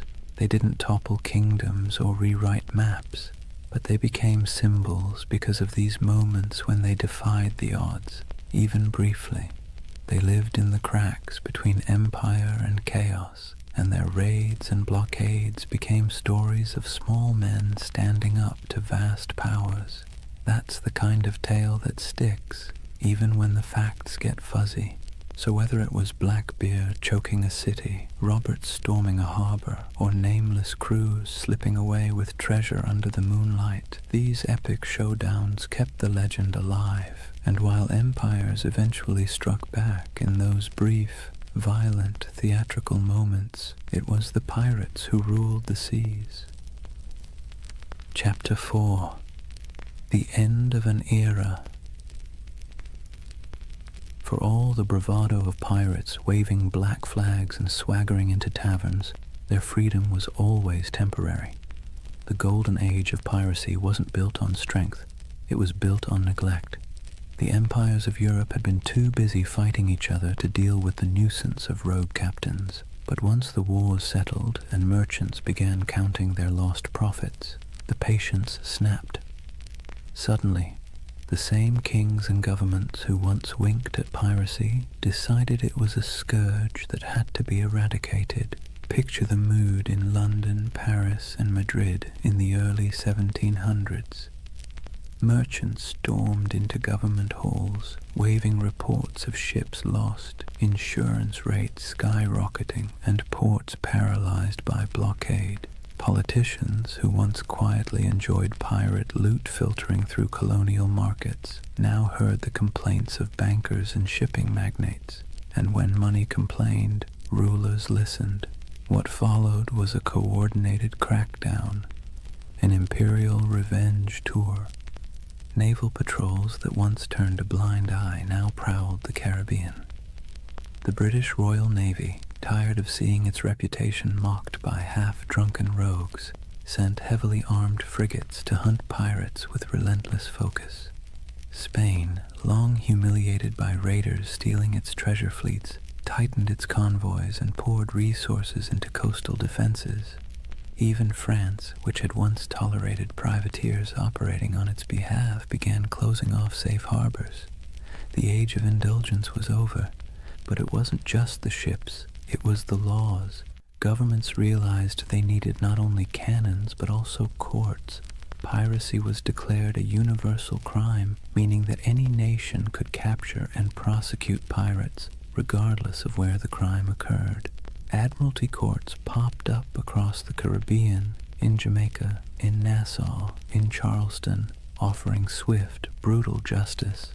No long trials, no sympathetic juries, just a quick hearing, a guilty verdict, and the inevitable walk up the gallows. For men who had once toasted their freedom in Nassau taverns, the sight of bodies hanging along harbor entrances was a chilling message.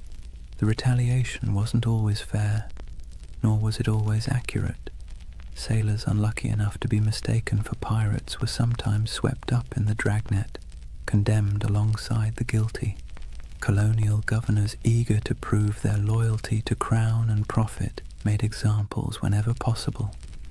A pirate's end was no longer a quiet slip into obscurity. It was designed to be a public warning, a spectacle meant to terrify anyone thinking of hoisting the Jolly Roger. And yet the crackdown revealed something ironic. For all the talk of pirates as savage criminals, many common folk sympathized with them. They saw governments that taxed them harshly, navies that conscripted them unwillingly, and merchants who grew fat while ordinary sailors lived on scraps. Pirates, for all their brutality, had lived outside that system, at least for a while. So when governments retaliated, it wasn't just pirates who grumbled. It was the people who sometimes saw in those outlaws a shadow of their own frustrations. But sympathy wasn't enough to save them. Once the combined might of Europe's navies and courts turned fully against piracy, the end was only a matter of time. The sea that had once seemed wide open suddenly felt crowded with warships. The harbors that had once welcomed became hostile, and the taverns that once rang with pirate songs now whispered of hangings. The retaliation had begun, and with it, the Golden Age of Piracy was sailing into its final storms. The retaliation wasn't just abstract policy, it had names, faces, and bloody finales. The Golden Age of Piracy closed not with a quiet fade, but with dramatic hunts that read like the last acts of a tragic play. If pirates had been the rock stars of the seas, their final chapters were their public downfalls, staged for maximum effect. Take Edward Teach, better known as Blackbeard. His reputation had grown so outrageous that even his enemies described him with a shiver of reluctant admiration. He cultivated fear like an artist, braided his beard with smoking fuses, glared from beneath a tangle of hair, and moved through battle with pistols strapped across his chest like a walking arsenal. But in the end, fear was not enough. In November 1718, the British Navy decided Blackbeard had outlived his usefulness as a legend. Lieutenant Robert Maynard sailed out from Virginia with a pair of sloops and cornered him off Ocracoke Island. The battle was brutal and up close, fought with pistols, cutlasses, and grit, and though Blackbeard fought like a demon, he fell. His head was hung from Maynard's bow as proof, a grotesque trophy meant to tell every sailor what became of even the fiercest pirate. But Blackbeard wasn't the only one. Across the Atlantic, Bartholomew Roberts, Black Bart, was sailing at the peak of his fame. Unlike Blackbeard's flair for theater, Roberts was all about efficiency. He raided with precision, commanded fleets of captured ships, and dressed in flamboyant crimson coats that made him as much a spectacle as his raids.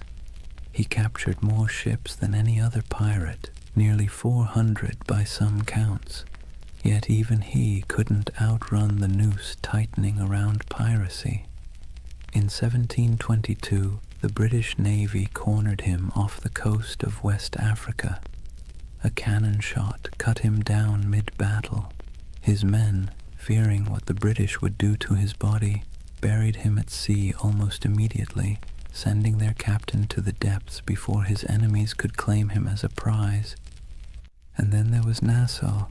For years it had been the pirates' dreamland, a ramshackle republic of grog shops, makeshift huts, and lawless camaraderie where men and women reinvented themselves under the black flag.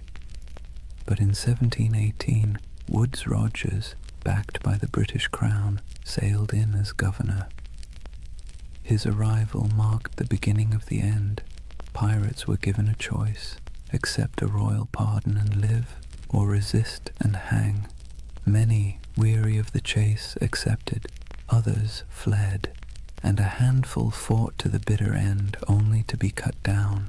The pirate republic evaporated almost overnight, replaced by British order, courts, and gallows. These final hunts didn't just kill individual men, they killed the dream. Piracy had thrived on the cracks between empires, on the moments of chaos when law couldn't keep up with ambition. But as the empires recovered, they sealed those cracks.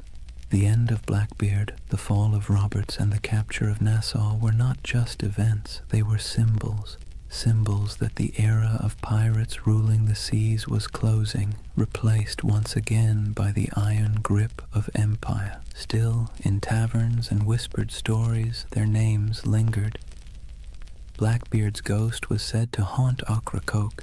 Roberts was remembered as the most efficient pirate who ever lived, and Nassau became a half-mythical place, a memory of freedom in an age of order. The final hunts had claimed the bodies, but the legends were already slipping beyond reach, sailing into something no navy could kill: myth. When the nooses were tightened and the bodies left swinging in the Caribbean sun, it wasn't just individual men who were gone, it was a way of life. The end of piracy marked the closing of a strange, brief experiment in freedom and rebellion. But like all endings, it was not complete. Something was lost, yes, but something also remained. So, what was lost? First, the fragile dream of equality at sea. On land, society was suffocatingly rigid. Kings at the top, peasants at the bottom, and 1,000 unspoken rules about who could eat what, wear what, or even look at whom. But on a pirate ship, things were startlingly different. Captains were elected, loot was shared, and even the least skilled sailor had a voice in the Articles of Agreement. When piracy ended, that floating democracy sank with it. Back came the brutal hierarchy of naval life, where sailors were whipped into obedience and officers strutted about like petty kings. The sea, once a frontier of possibility, reverted to another arm of empire. Also lost was the illusion of safe passage for merchant ships. For 2 or 3 decades, the Caribbean and Atlantic had felt like waters where danger lurked behind every horizon. Every fat merchantman sailing out of Havana or Port Royal lived in fear that a black flag might rise from the waves. The end of piracy reassured investors, merchants, and kings, but it also stripped the seas of a strange kind of excitement. The stories that once terrified crews would, in time, thrill readers instead. But for the men who lived it, the sudden absence of that uncertainty was like a silence, comforting to some, suffocating to others. And let's not forget the pirate havens themselves. Nassau, Tortuga, Port Royal, these places lost their wildness. Nassau was brought under British law, Tortuga became just another colonial backwater, and Port Royal, once notorious as the wickedest city on earth, was tamed after earthquakes and hurricanes tore it apart. The rowdy taverns, the lawless marketplaces, the smoky wharves where men from every corner of the Atlantic rubbed shoulders, all faded into memory. In their place came customs officers, naval patrols, and clerks counting barrels of molasses with joyless precision. Yet, for all that was lost, so much remained. Pirates had stamped themselves into the imagination of the world, and that stamp proved impossible to erase. Their names lived on in court transcripts, sailor songs, and whispered tales in dockside taverns. The terror they once inspired began to transform into legend, and legend into myth. People who once cursed them began retelling their stories with a touch of admiration. Blackbeard's ferocity, Anne Bonny's defiance, Bartholomew Roberts's crimson finery, all these details outlived the reality of hunger, disease, and gallows. What also remained were the scars left behind on empire itself. Piracy had forced colonial powers to admit that their grip on the seas was fragile. They had to pour money into patrols, fortifications, and treaties. In a way, pirates had been the most honest critics of empire. They exposed its weaknesses, exploited its greed, and thrived on its contradictions. Even in defeat, they left a mark, a reminder that power is never absolute, and that resistance, even in the form of theft and chaos, can rattle the mighty. And then, of course, there was the cultural inheritance. Pirates gave us more than just a few colorful tales. They gave us a vocabulary, Pieces of Eight, Dead Men Tell No Tales, the Jolly Roger. They gave us an image of freedom and defiance, however messy the reality was. They gave us a vision of men and women who lived outside the law, who thumbed their noses at kings and corporations, who carved out fleeting moments of liberty in a world dominated by authority. That vision survived long after the hangings were over. So yes, much was lost when piracy ended, but perhaps what mattered most remained. The idea that, for a brief, turbulent moment in history, ordinary people seized the sea and lived by their own rules, and even as their bodies rotted under the Caribbean sun, their legends sailed on untouchable. Here's the thing about pirates. They may have died at the gallows, but their ghosts never left. The Golden Age of Piracy, brief as it was, cast echoes that still rattle through our culture today. You can hear it in the creak of a movie ship's rigging, see it in the skull and crossbones slapped on Halloween costumes, and even hum it in the chorus of a sea shanty that went viral on TikTok centuries after the last pirate flag fell. The age itself ended, but the echo never stopped. The first echo came in literature. In the decades after the crackdowns, sailors still sang about Blackbeard and Roberts in taverns, but it wasn't until the 18th and 19th centuries that writers really started polishing the pirate into something mythic.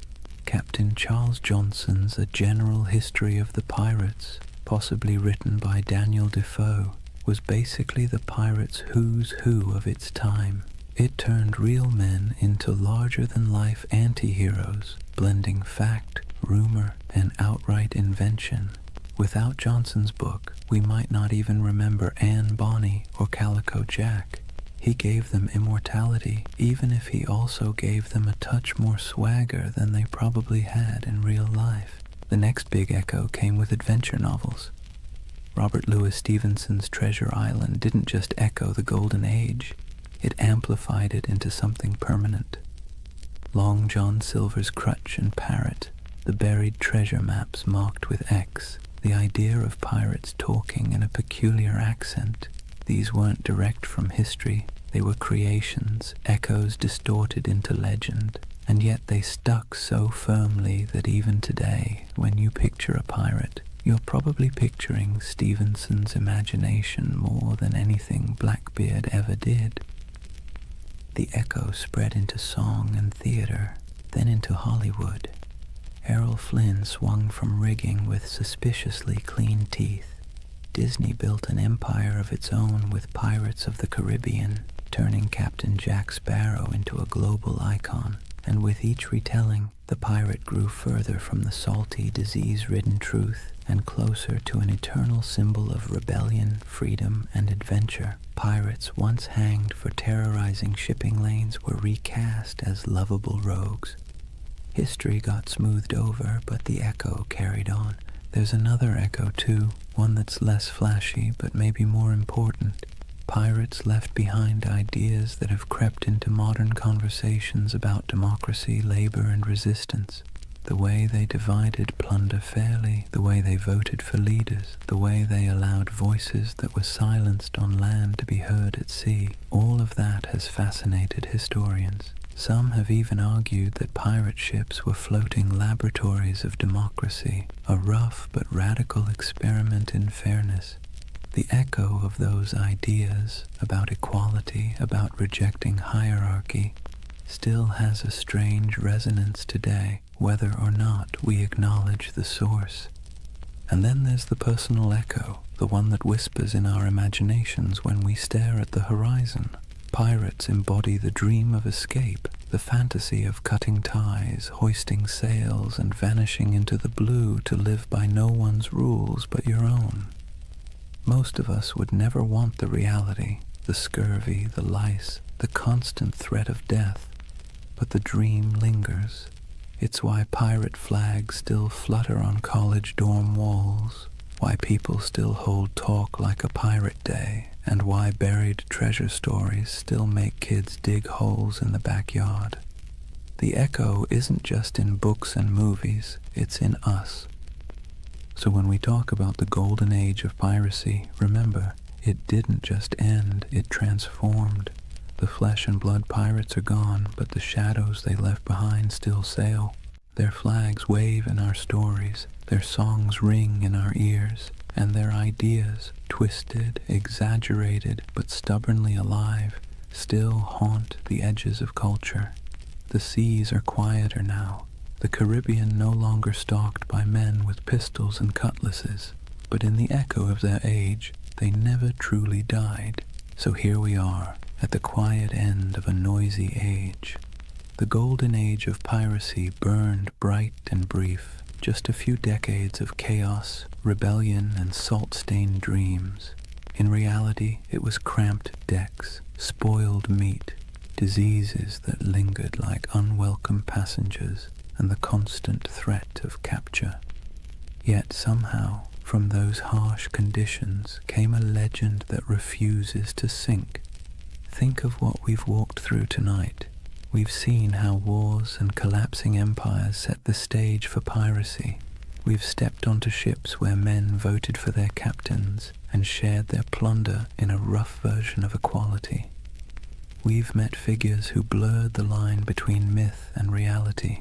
Blackbeard with his smoky theatrics, Anne Bonny and Mary Read defying expectations, Calico Jack turning piracy into style, and finally, we watched as governments cracked down, the nooses tightened, and the so-called Republic of the Seas faded back into dust. But of course, the story didn't really end there. Pirates didn't just vanish, they drifted sideways into imagination, into tavern songs, into novels, into Hollywood, into Halloween costumes and internet memes. Their Jolly Roger still waves, not from a mast, but from the collective imagination of every generation that sees in them a flicker of freedom, rebellion, or adventure. They were criminals, yes, but also dreamers, and maybe that's why we can't quite let them go. As you lie back now, let the rhythm of the waves soften in your mind. Picture the creak of a ship's timbers rocking gently in the swell, the lanterns swinging in the dark, the faint hum of a sea shanty fading into the night. Out there, beyond the horizon, the pirates have gone, but their echoes remain, half history, half myth, all carried forward by our restless need for stories.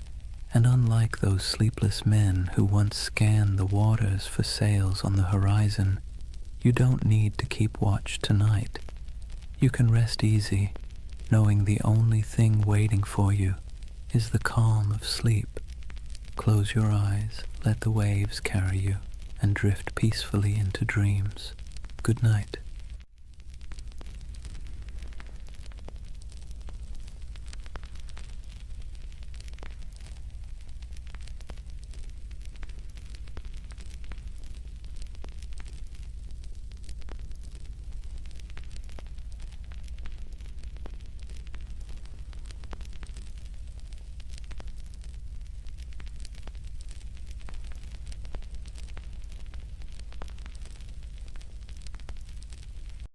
Hey guys, welcome back to the Sleep Atlas. Before we start tonight's journey, take a moment, dim the lights, let the noise of the day dissolve. Wherever you are, you're about to travel somewhere strange, not a place on any official map, but one that lives in whispers, in dust, in the margins of forgotten atlases. This is the story of Tartaria. They say history is written by the victors, but what happens when the victors forget to mention an entire empire? What if there really was a civilization, vast, advanced, beautiful, erased not by time, but by design? A civilization that built cities we can still see, but no longer recognize. Sounds impossible, right? Yet somehow you've probably already seen pieces of it. The old photos of cities with windows buried beneath the streets, the maps labeled Grand Tartary, the ornate architecture that feels out of place as if it belonged to someone else, someone older, someone gone. Now, to be clear, Tartaria isn't a historical fact. It's a theory, a myth, a dream, if you want to be kind. But it's a dream that refuses to die, because at its heart lies something irresistible. The idea that history isn't what we think it is, that we've been handed a world with a few missing chapters, and whether you believe the myth or not, it's hard not to feel something when you see it. So tonight, we're going to drift through that myth together, through maps, ruins, and half-buried cities, through stories of explorers and erased empires, through the dusty edges of history where imagination and memory blur together. And if you fall asleep along the way, that's fine. That's kind of the point. For more journeys through history to help you sleep, please subscribe to the Sleep Atlas. And hey, what's keeping you up tonight? Let me know in the comments. Alright, let's begin. Imagine fog rolling over endless plains, gold grass bending under the wind. You stand before a vast land that feels both ancient and impossible, somewhere between Asia and memory, somewhere once called Tartaria. Chapter 1. The Empire That Never Was, or was it? They called it Grand Tartary. On maps from the 17th and 18th centuries, it sprawled across nearly half of Asia, an empire stretching from the icy edges of Siberia to the mountains of Tibet, from the Pacific all the way to the Caspian Sea. A continent-wide expanse so huge it made Europe look like a backyard garden. But here's the strange thing. When you look closer, it doesn't behave like any other empire on the map. No clear capital, no list of rulers, just a name, Tartaria, floating over deserts and steppes, surrounded by decorative drawings of camels and horsemen. The cartographers might as well have written, "Here be mystery." And yet, for hundreds of years, Western mapmakers copied that name again and again. Tartaria, Grand Tartary, the Great Tartar Empire. Sometimes they drew castles or cities with minarets. Sometimes they left it blank, as if even they didn't know what they were depicting. So what was Tartaria, according to the official story? Nothing.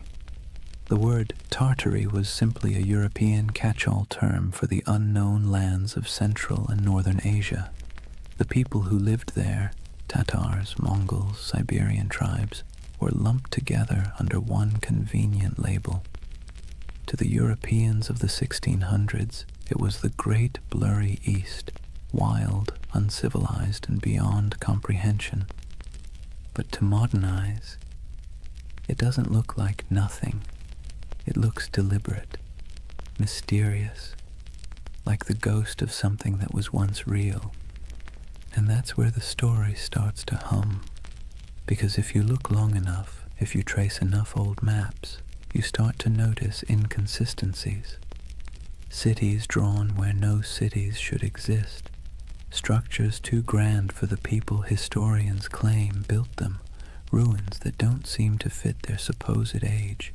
Some believe those ruins were Tartarian, that an advanced civilization, older than Rome, older even than Egypt, once stretched across the world. They say its architecture was sophisticated, its technology almost magical, free energy, perfect symmetry, towering buildings powered not by fire or water but by something lost, something we can no longer name. It sounds absurd, but then you see the photos, black and white images from the late 19th century, cities under construction except everything already looks finished, cathedral-sized buildings supposedly built in a decade, though even modern machinery would struggle.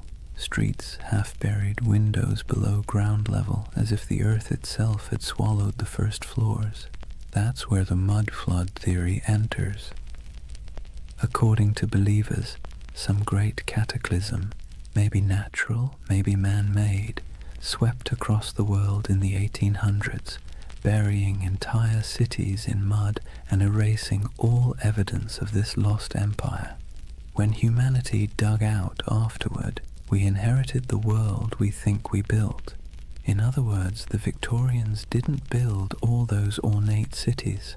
They unearthed them. It's easy to roll your eyes, but it's also strangely poetic, because even if Tartaria never existed, the feeling behind it, that something monumental was lost, is very real. And part of why this myth persists is because, well, history does lose things. Entire civilizations have vanished before. The Minoans, the Indus Valley, the Olmecs, people who built incredible cities, traded across oceans, and then disappeared, leaving nothing but stones and speculation. So maybe the idea of Tartaria isn't so far-fetched. Maybe it's a reflection of that same human ache, the need to fill in the gaps with something beautiful. Imagine wandering through a European city at dusk. The sky is pale gold, pigeons circle over rooftops. You walk down a street where the buildings rise like cathedrals, domes, arches, pillars carved in perfect balance. It all feels too good, too symmetrical, too ancient to have been born in the soot and smoke of the industrial age. For a moment you wonder, did we build this, or did we inherit it? The theory of Tartaria taps into that quiet doubt, the sense that somewhere along the way, humanity rebooted, restarted, forgot, and the mud flood is a metaphor for time, for amnesia, for the way civilizations bury their own pasts under layers of progress. It's an idea that's equal parts eerie and comforting, because if there really was a forgotten golden age, maybe the world isn't as random as it seems. Maybe we've been here before. Maybe we'll find it again. And even if it's all a myth, it's a myth that asks good questions. Who decides what counts as history? How much of what we know is just the version that survived?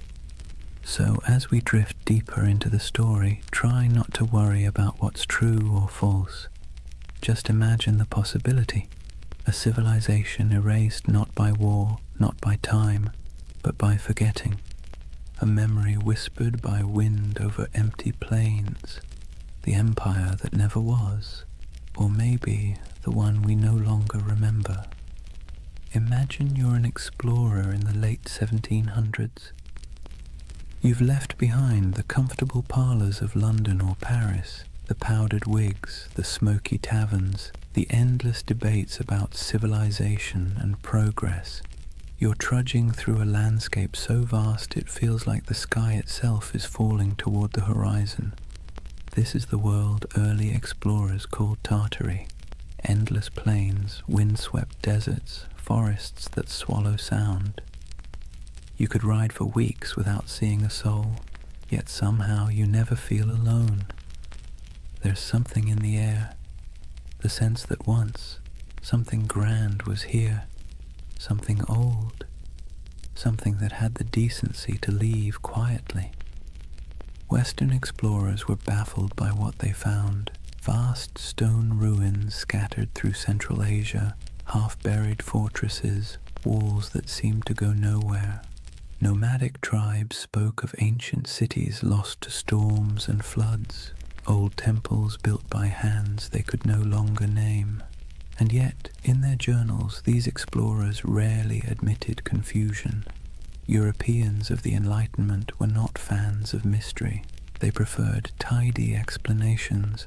Primitive people, ancient ruins, nothing to see here. Still, a few of them couldn't quite let it go. In 1755, the English geographer Emmanuel Bowen published a map labeling nearly the entire interior of Asia as Great Tartary. To the west lay Little Tartary, and further south, Independent Tartary. Even China was labeled part of the Great Tartar Empire. Historians later claimed it was simply ignorance. Cartographers didn't know what else to call it. But if you're a conspiracy-minded insomniac scrolling through old atlases at 3 a.m., it starts to look deliberate, like someone drew a curtain over half the world and wrote, "Don't ask." Those maps became the backbone of the Tartarian legend. The idea that there was once a sprawling civilization across Siberia and Central Asia, erased from history and memory alike. And when explorers traveled through those regions, what they described often sounded contradictory. They found nomadic tribes living in tents, herders, hunters, perfectly ordinary people. But they also found traces of things that didn't fit. Ancient irrigation systems, half-buried brickworks, strange mounds that hinted at forgotten settlements. The farther they went, the more surreal it became. In Siberia, there were reports of colossal ruins swallowed by forests. In Mongolia, strange carvings and fortifications half lost to the sands. Some described crumbling citadels near the Altai Mountains, built of stone so precisely fitted it might as well have been cast, not carved. To modern historians, it's no great mystery. Remnants of older cultures, Turkic kingdoms, Mongol fortresses. But to the romantically inclined, it's something else.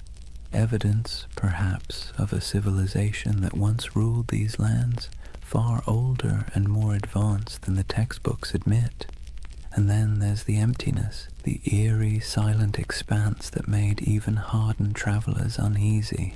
Take the accounts of Peter Simon Pallas, a German naturalist who explored Russia and Siberia in the 1770s. He described vast areas devoid of inhabitants, where ruined settlements lay beside abandoned mines and decayed fortifications. He mentioned rivers cutting through landscapes that seemed to have been reshaped by catastrophe, as though floods or mudslides had swept entire cities away. When his journals were published in Europe, readers found them haunting. The image of a land once filled with life, now reduced to wind and silence. It's here that the myth of the mud flood starts to germinate.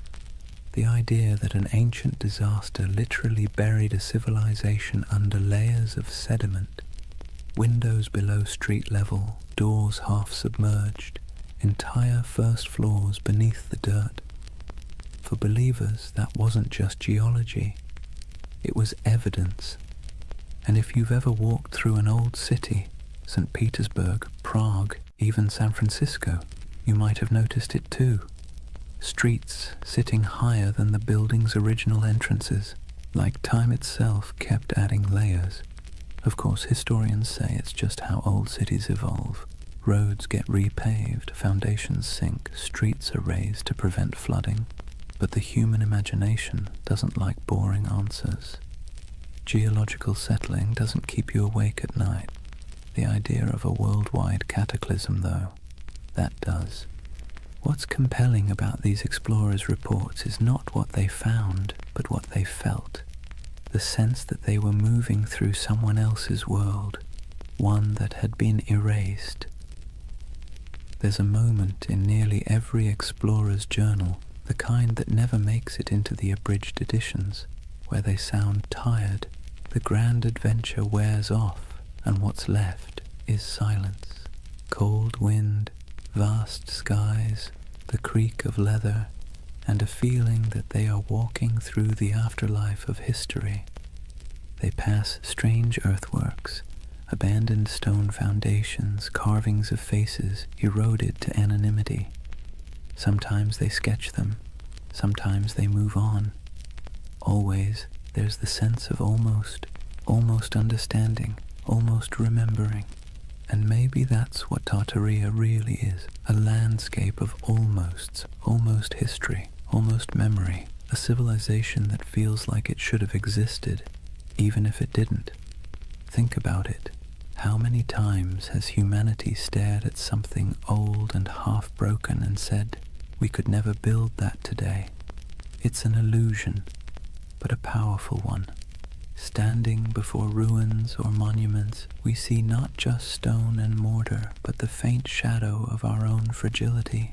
We want the past to be smarter than us, nobler than us, more advanced than we deserve. It's easier to believe we're living in the ruins of greatness than to admit that maybe we're the ones who'll be forgotten. So when explorers trudged across those endless Asian plains and saw remnants of something they couldn't explain, it planted a seed, a legend. And legends, once born, never die.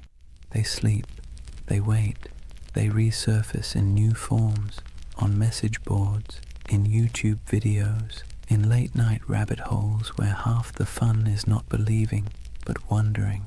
The Tartarian myth is less about what those explorers found and more about what we want to find, meaning, continuity, proof that the world once made sense and that maybe beneath all this noise and chaos, it still does. Imagine the explorer's campfire. The air is thin and cold. Sparks float upward, swallowed by the night.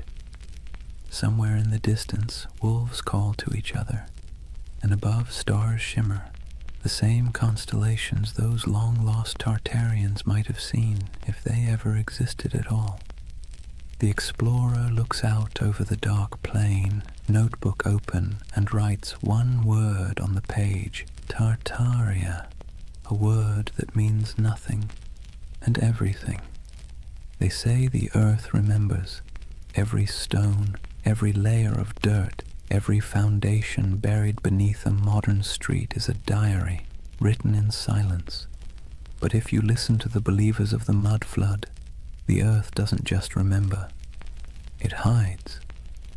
Picture this, a city half buried, windows that look out onto soil instead of streets, doorways that open into nothing but packed dirt, buildings whose first floors have vanished beneath layers of earth and time. To most, it's a quirk of old construction. To the followers of Tartaria, it's evidence of something far stranger, a global cataclysm that erased an entire civilization in a single, muddy sigh. The mud flood theory is one of those beautiful modern myths that could only have been born in the age of the internet. It began quietly, like a whisper in digital catacombs, obscure forums, old photography groups, amateur historians trading ideas. Someone noticed something odd. Antique photos from the 1800s showing cities with half-buried buildings, windows at ground level, strange architectural anachronisms. Then someone else noticed the same thing somewhere else, and suddenly a pattern emerged, or seemed to. If you stare at enough old photos for long enough, patterns start to appear everywhere. And soon the whispers took form. What if history isn't what we think it is? What if there was a reset, a literal flood of mud that buried the old world, wiped it clean, and left us to rebuild on top of its bones? It sounds ridiculous, but also admit it. It's a little bit seductive. Let's take a closer look at what this story really says. According to the myth, sometime in the 18th or 19th century, dates are always vague, an immense cataclysm struck the earth. Not water, but mud, thick, heavy, suffocating mud that rolled over cities like a blanket, swallowing buildings, streets, even entire civilizations. What survived was what we now call our world, a reset civilization built atop the ruins of the one before. The theory claims we are the survivors of an amnesiac world living in the shadow of a forgotten age. And once you start looking for it, you see it everywhere. Old photographs of St. Petersburg, where neoclassical buildings seem to have half their height underground. Doorways that lead nowhere in Istanbul. Strange window wells in San Francisco. Cathedrals whose ground floors appear oddly misaligned with the modern streets around them. The world, it seems, is full of buried stories. But here's where the magic, or the mischief, lies. Context. Cities grow, streets rise, pavements get repaved, foundations sink, earthquakes shift land. Engineers, bless their pragmatic hearts, have been dealing with that since ancient Mesopotamia.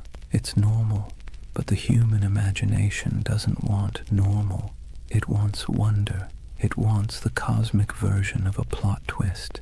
And so the mud flood became that twist, a grand, tragic reset that could explain the strangeness of the world, the impossible beauty of old architecture, the missing centuries, the ruins that look too modern to be ancient and too ancient to be modern. It's not hard to see why the theory stuck. It scratches two primal itches, the fear that we've forgotten something vital, and the hope that once humanity reached heights we can barely comprehend. It's a bedtime story for adults who no longer trust bedtime stories. Imagine it, the great cities of the past humming with energy and knowledge, star-shaped fortresses aligning with the heavens, towers crowned with gilded domes, machines powered not by coal or electricity but by sound, magnetism, or divine geometry. A golden age washed away in silence, leaving behind half-buried clues for the curious to rediscover centuries later. It's haunting, isn't it? The thought that the ground beneath your feet might be hiding a version of civilization more graceful, more harmonious, and, let's be honest, less exhausting than this one. The most poetic versions of the myth don't even insist on global destruction. They suggest something subtler. That time itself buried Tartaria. That the mud is just metaphor. The weight of centuries pressing down until memory sank into soil. That our cities grew atop their bones, and we live in their echoes without even realizing it. But even the literal believers, the ones who pore over 19th century photographs and Google Earth screenshots, are chasing something more than evidence. They're chasing awe, the sense that the world is not yet fully explained, that maybe, just maybe, there are still secrets hiding in plain sight. Because here's the uncomfortable truth. We like feeling small, not powerless, just small. The idea that we are part of something vast, mysterious, and older than we can imagine brings comfort. It means our anxieties, our endless scrolling, our late-night insomnia, they're all just surface noise above something deeper, older, wiser. The mud flood myth, for all its implausibility, taps into that longing. It's also, in a strange way, an act of defiance. In an age where algorithms decide what we see and experts tell us what to believe, the mud flood says, "No, I'll look for myself." It's a rebellion of curiosity, however misguided. And curiosity, even when it wanders off the map, is still one of the noblest human instincts. There's another reason the mud flood myth feels oddly soothing. It provides closure. History as we know it is messy. It's full of gaps, contradictions, burned archives, and lost languages. But if you say, it was all wiped out by a cataclysm, suddenly everything makes sense. The missing records, buried, the inconsistent architecture, survivors of the old world. The sense that things used to be better, proof of what we lost. It's a complete narrative, simple, self-contained, emotionally satisfying. And if you whisper it softly enough, it almost sounds plausible. But let's pause for a moment. Imagine walking through one of these mud-flood cities today. St. Petersburg in winter, snow falling over pale facades, the streets gleaming under the dim orange glow of street lamps. You pass a row of 18th century buildings, their ground floors half below street level, the windows dark and shuttered. And for a second, just a second, you feel it. The hum of something ancient, the faint vibration of time layered upon time. You know rationally that the explanation is boring, centuries of road repairs and architectural evolution. But your imagination doesn't care. It leans closer, it listens, it wants to believe. That's the quiet power of myths like Tartaria. They live not in evidence, but in emotion. And emotion, not logic, is what builds civilizations, or stories of them. So when someone insists the world was buried in mud a few hundred years ago, it's tempting to laugh, but look closer, and you'll see what they're really saying. They're mourning something they can't name. They're trying to make peace with the feeling that something's missing. That modern life, bright, loud, and efficient, feels a little hollow, as if the real story is still underground. And maybe, in a metaphorical way, it is. Not beneath our cities, but beneath our certainty. History is the soil we stand on, and every generation adds another layer. The deeper you dig, the older the questions get, until eventually you realize that the mud was never hiding the past. It was making it. The world is built on burial, and everything beautiful is, in some sense, reclaimed from the dirt. So maybe Tartaria was never an empire at all. Maybe it's an idea, a longing for the lost wholeness of things. Or maybe it's just a very elaborate excuse for why so many basements flood in spring. Take your pick. Either way, as the night deepens and your thoughts drift like dust in lamplight, the question lingers: if an entire civilization could be buried under centuries of mud and forgetfulness, would we even recognize it when we uncovered it? Or would we mistake it for ruins of our own? It's a strange thing, how ruins can feel alive. You walk among them and swear you can hear breathing. Not loud, not human, but the slow exhale of stone, the whisper of time smoothing edges and swallowing stories. That's the allure of forgotten grandeur, the feeling that the past isn't gone, just drowsing, half buried, half awake, waiting for someone to notice. When people speak of Tartaria, they don't imagine mud and dust. They imagine beauty, colossal arches, glittering domes, towers capped with orbs of gold, and wide boulevards aligned with the stars. They imagine symmetry, harmony, perfection, the world before we made it messy. And that's the quiet genius of the myth. It isn't built on fear, but on longing. You've seen it, even if you didn't recognize it. The grand railway stations built in the 19th century, dripping with ornament that seems almost too elegant for its purpose. The courthouses with domes that look more celestial than civic. The cathedrals rising from cobblestone streets like frozen thunderclaps of devotion. You stand before these buildings and wonder, who built this, and why don't we build like this anymore?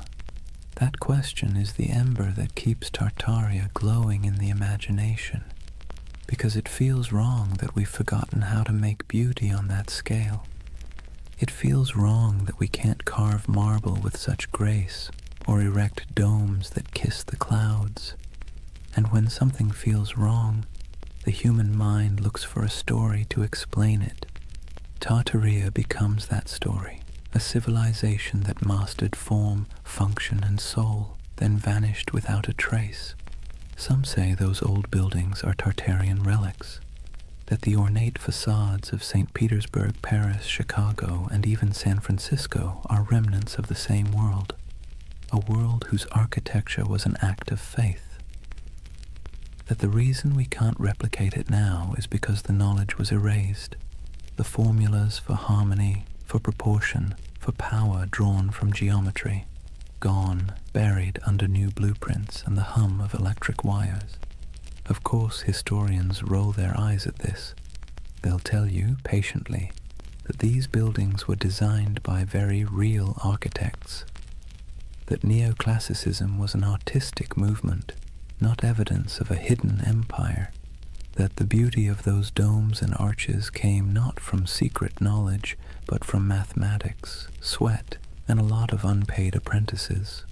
And they're right, technically. But here's the thing.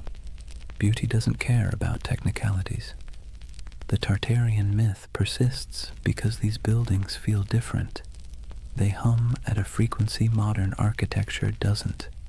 Walk past a concrete office block and your mind slides off it. Walk past a century-old opera house and you slow down without meaning to. You feel something, a pulse. Maybe it's nostalgia, maybe it's resonance, maybe it's just the echo of a time when craftsmanship was an act of worship. But whatever it is, it feels alive. Imagine standing at twilight in front of one of those old structures. The stone glows amber. The carvings seem to move in the shifting light. You can almost believe the building is remembering itself, its birth, its purpose, its centuries of reign and revolution. That's the spell of forgotten grandeur. The architecture isn't just old, it's haunted by the idea of meaning, and when meaning vanishes, mystery rushes in to fill the space. Tartaria thrives in that mystery. It offers an explanation for why the world feels simultaneously ancient and amnesiac, why progress sometimes feels like forgetting, why the cities of the past, those that survived wars, plagues, and fires, still look more eternal than anything we've built since. Modern life gives us glass towers and efficiency. Tartaria promises something slower, something that glows, a civilization that built not for profit or speed but for resonance, structures designed to outlast memory itself. It's an irresistible dream, because whether or not Tartaria existed, the feeling it represents is real, the ache for beauty that doesn't apologize for existing, for craftsmanship that outlives its makers, for a sense of belonging to something both vast and intentional. That's why the myth never fully dies. People share photographs of star-shaped forts, cathedrals that look like spaceships, and ornate courthouses buried halfway underground, whispering, "Look, this can't just be random." And maybe they're right, though not in the way they think, because what they're really seeing isn't proof of a lost empire. It's proof of a lost mindset. A time when humanity built upward and outward with a kind of faith we've since replaced with convenience. Take St. Isaac's Cathedral in St. Petersburg. It looks like it shouldn't exist. A colossal dome balanced on rows of red granite columns covered in gold that blazes even through fog. Inside, the marble floors mirror the heavens, and the ceilings are painted with saints so vivid they seem alive. Visitors describe it as overwhelming, transcendent, but the Tartarian imagination sees something else, evidence. They ask how such grandeur could be built in the early 1800s by hand in a place that was supposedly swamp and snow. They ask why the foundations look so deep, as if the building once stood taller. Historians give answers: scaffolding, imported granite, decades of work. But believers see a gap, and gaps, as we know, are where myths thrive. It's comforting in a way, because when you believe in Tartaria, you believe that someone once got it right, that the world once understood balance, proportion, light, and energy, that humans long ago built in tune with the earth instead of against it. It's a prettier story than the truth that history is mostly a series of accidents that occasionally produce beauty by mistake. And yet, even if the story is wrong, the emotion behind it is not. There's something deeply human about looking at ruins and imagining paradise, about standing in front of a crumbling palace and whispering, "Who were you? What did you know that we've forgotten?" We do this everywhere. In the jungles of Cambodia, staring at Angkor Wat, in the deserts of Egypt, under the shadow of the pyramids, in the mountains of Peru, among the terraces of Machu Picchu. We look at beauty that endures and assume it must have come from a civilization wiser than ours. Maybe it didn't, but maybe the impulse to think so says more about us than about them. Because really, the myth of Tartaria isn't about lost knowledge, it's about lost reverence. We miss believing that beauty meant something, that it wasn't an accessory, but a form of truth. That stone could hold memory, and domes could sing. So when you see those impossible old buildings and feel that small, unexplainable ache, don't rush to fill it with conspiracy. Let it linger. That ache is the story. It's the ghost of wonder, tapping you on the shoulder, reminding you that history is not a timeline. It's a mood, a long, slow chord, still resonating beneath the noise. And maybe that's what Tartaria really is, the echo of a world that believed in harmony more than speed, a civilization of imagination, built not in stone, but in longing. So as you drift deeper into this story, eyes heavy, thoughts softening, remember this: whether Tartaria was real or not, the beauty it promises was. You can still walk through it, touch it, breathe it in brick and marble and dusk. It's there, waiting quietly behind every ornate facade and every buried window. Forgotten grandeur, humming in the walls. There's something strange about ideas that shouldn't survive, yet somehow do.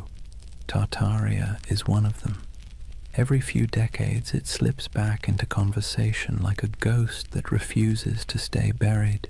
A whisper here, a map there, a photograph that feels off. Too ornate, too advanced, too forgotten. It persists not because it's proven, but because it's beautiful. You see, real history doesn't linger in our imaginations the same way myths do.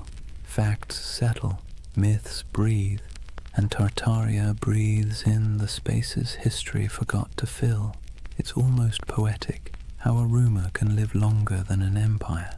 How a half-remembered word on an antique map, Tartary, can spark entire worlds in the modern mind. Because the truth is, humans don't remember data, we remember stories. And this one, it's irresistible. A world erased, a golden age hidden beneath our feet. The paradox of Tartaria is that it survives precisely because it never existed. A real empire would have ended, decayed, been replaced, but something that never was can never truly die. It hovers in imagination, endlessly renewable, unprovable, untouchable. The perfect myth for the digital age, weightless, viral, and infinitely remixable. Scroll through YouTube or Reddit and you'll see it. Old photographs of grand cityscapes labeled Tartarian architecture, posts about star forts and buried windows, endless debates about free energy, hidden cataclysms and lost technology, thousands of comments beneath them, people saying things like, "I've always felt something was off about history." It's not about belief, it's about belonging. The myth offers comfort to anyone who looks at the modern world and feels like something essential slipped through our fingers. Maybe that's the real allure. Tartaria gives shape to a feeling we all have but rarely admit, that somewhere along the way, humanity traded mystery for machinery. We built faster, higher, louder, but maybe not better. We paved over silence, replaced curiosity with certainty, and called it progress. And when that certainty began to crack, when our cities started to feel soulless, our histories fragmented, people began looking backward, not for answers, but for meaning. It's easy to mock that impulse. Historians roll their eyes, scientists sigh. But behind the internet rabbit holes and Photoshop theories lies something genuine, a hunger for enchantment, a longing to believe that the past wasn't just dirt and survival, but art and light and knowledge we've somehow misplaced. And in that sense, Tartaria isn't a conspiracy, it's a lullaby, a story people tell themselves when the modern world feels too sterile, too linear, too loud, a bedtime tale for adults who sense that truth might not always fit inside textbooks. Think about it. We've mapped the Earth, decoded the genome, photographed black holes, and yet we're still drawn to mystery. It's like a gravity our species can't escape. Tartaria gives us that gravity in soft, dreamlike form. A lost world that never judges, never contradicts, never ends, because it was never real enough to die. But here's the thing, even myths can tell truths. They tell us what we miss, what we value, what we quietly wish could come back. When people imagine Tartaria, what they're really longing for isn't a lost empire, it's coherence.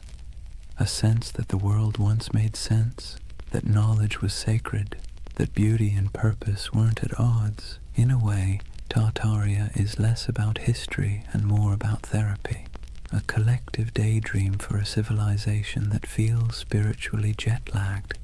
We scroll through endless feeds, flickering between wars, gadgets, and memes, and somewhere inside a voice whispers, "Wasn't there supposed to be more than this?" Tartaria answers softly, "Yes, there was, or maybe there could have been." And so the myth persists, traveling through forums and documentaries and late-night conversations, wrapping itself in fog and marble. It survives because it speaks to something the Enlightenment forgot, that mystery itself has value, that not knowing is sometimes more comforting than knowing. But here's the paradox. Tartaria's greatest gift isn't in proving itself true. It's in reminding us that belief is part of what makes us human, that even in an age of algorithms, we still crave wonder. We still want to stand before something vast and say, "I don't understand, but it feels sacred." Maybe that's why late at night you find yourself staring at photos of old cities, their streets glimmering with gaslight, their domes fading into fog, and feel that tug in your chest. It's not nostalgia for Tartaria. It's nostalgia for awe, for the feeling of being small beneath something magnificent, something that doesn't explain itself.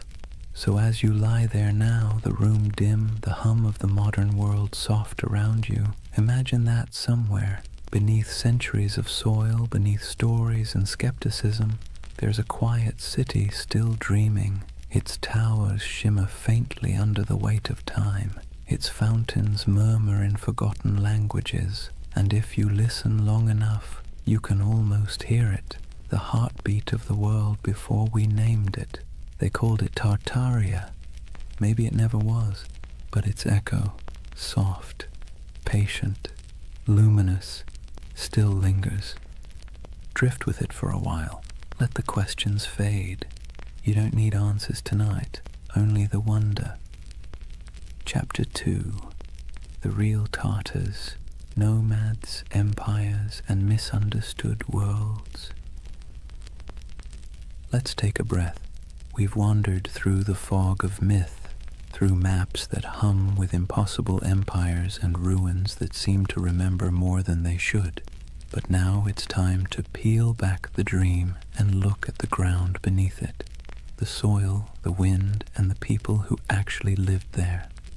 Because behind every legend lies something real, even if it's been twisted beyond recognition.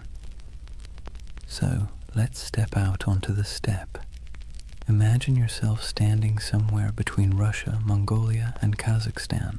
Not today, but thousands of years ago. There are no borders here, no lines on a map, no marble cities, just horizon, an ocean of grass rolling under a sky so wide it makes you dizzy. The air smells like dust and horses. The sound of wind is constant, threading through tall stalks of feather grass. This is the birthplace of what Europe once called Tartary.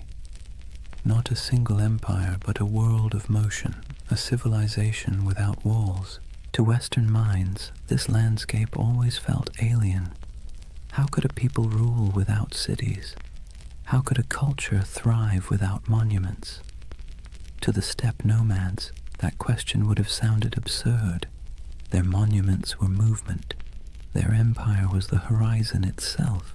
Centuries before anyone drew Tartaria on a map, there were the Scythians, archers and horsemen who painted their bodies, buried their dead in golden tombs, and drank fermented mare's milk. The Greeks feared them, the Persians tried to conquer them, and yet they moved like smoke, impossible to hold. Herodotus called them a people who have no towns, no walls, no fixed abode, as if that made them lesser.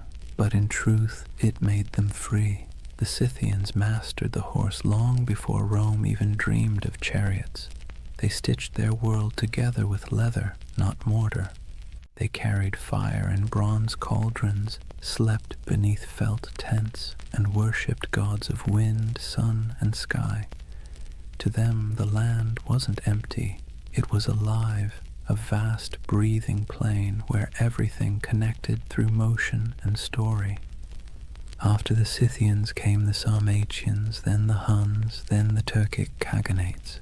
The names shifted, but the rhythm stayed the same. Nomads rising like storms, surging westward, reshaping everything in their path. They raided, traded, intermarried, and vanished into the mist again, leaving behind only graves and legends. And so, by the time medieval mapmakers in Europe began sketching the world, this enormous, ungovernable space had already become a myth.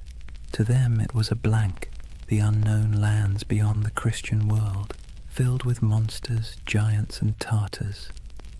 That word, Tartar, wasn't even theirs. It came from outsiders, likely twisted from the name of a Turkic tribe, the Tatars, with a dash of poetic menace added.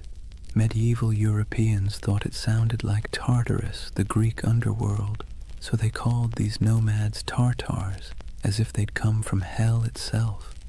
You can almost hear the shiver in the name, but the truth was far more complicated and far more interesting. These weren't demons, they were people. Traders, horsemen, mothers, poets. They lived lives as rich as any Roman senators, just measured differently. Picture a nomadic camp at sunset. The steppe glows gold. Horses graze on the horizon, their coats shimmering in the low light. Fires crackle as women stir pots of milk and millet. Children chase each other between felt tents, yurts, their laughter carried by the wind. Men return from herding, their bows slung over shoulders, dust clinging to their boots. The air smells faintly of smoke and grass. Somewhere, a throat singer begins a low, resonant song, and the notes ripple across the plain like the hum of the earth itself. This was their Rome, not a city of marble, but of motion and memory. And to them the West's obsession with stone walls would have seemed as strange as worshipping stillness. But as centuries rolled on, stillness began to win. Empires like China, Persia, and eventually Russia pushed outward, trying to tame the steppe. They built forts, drew borders, demanded tribute. The nomads resisted, then adapted. They traded horses for silk, hides for grain, freedom for survival. Slowly, their infinite world began to shrink. By the time European explorers stumbled across these lands in the 17th and 18th centuries, the old steppe empires were fading. The Scythians were long gone. The Mongols' great Khanates had fractured. The once fluid borders had hardened into lines on parchment, and those lines, curved by ignorance, exaggerated by imagination, became the first maps of Tartary. To the west, it looked like a mystery, an empire that wasn't quite there, a vast, seemingly empty space once teeming with civilizations that had vanished. But to those who lived there, it wasn't emptiness, it was memory. The bones of ancestors beneath the grass, the hum of stories in the wind, the echo of hoofbeats across the centuries. And maybe that's where the myth begins to make sense, because when you stand on a plain that stretches to the horizon in every direction, it's easy to believe that time itself might fold here, that something ancient could still be sleeping under the soil. Perhaps the world didn't erase Tartaria at all. Perhaps it just forgot how to see it. Let's be honest, Europe never really understood Asia, not in the Middle Ages, not in the Renaissance, and arguably not even now. For centuries, the lands east of Moscow and west of China were less a geographic reality and more a psychological one, an enormous blank space where anything could exist. And in that blankness, the idea of Tartary began to grow like a mirage. Imagine a candlelit room in Venice, sometime around the 14th century. A mapmaker hunches over his parchment, hands stained with ink. On the table beside him lie fragments of rumors, sailors' tales, merchant gossip, and a half-remembered account of a man named Marco Polo, who claimed to have seen palaces of gold and cities of stone somewhere beyond the horizon. He dips his quill and begins to draw. Europe is clear. So is Africa mostly. But once he crosses the Ural Mountains, the lines begin to blur. His hand hesitates. What lies beyond? He's never been there. No one he trusts has either. So he fills the void the way humans always do. He imagines. He writes Tartaria in sprawling letters across the page, large enough to cover thousands of miles, because what else can you do when you're staring into the unknown? For Europeans, Tartary became a convenient label, an umbrella term for everything east of civilization and west of comprehension. It wasn't a nation, it was a category, a way to point at a map and say, this belongs to the others. But here's the funny thing. The more they tried to define it, the more mysterious it became. In the 13th century, when the Mongols exploded across Eurasia like a thunderstorm, Europe finally came face to face with the so-called Tartars. Villages burned, kingdoms crumbled, and word of unstoppable horsemen spread faster than the riders themselves. To a continent already steeped in superstition, it must have felt like the end of the world. Priests whispered that the horsemen were the scourge of God, a punishment for human sin. Chroniclers described them as monsters with faces of beasts and hearts of iron. And yet, when the first diplomatic envoys actually met them, they found something unexpected: organization, bureaucracy, even tolerance. The Mongol Empire, at its height, ran on order, not chaos.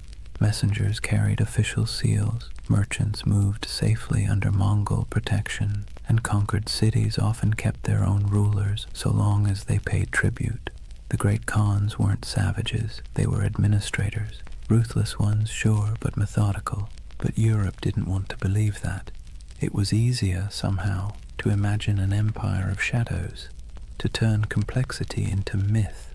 So the name Tartary stuck, not as a real place, but as a kind of warning, a whispered reminder that beyond the edge of the familiar world, something vast and unknowable waited.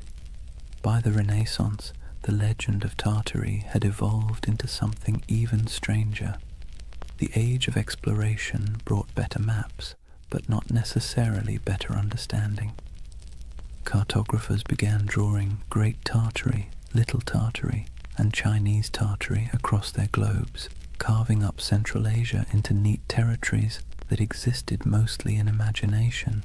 If you were a European scholar in 1700 and you saw a map of Great Tartary stretching from Siberia to the Caspian Sea, you'd assume there was a single civilization there, a mighty hidden empire rivaling Rome or China. And if you were an explorer wandering through empty steppes, stumbling across crumbling ruins or strange earthen mounds, your mind might start to fill in the blanks.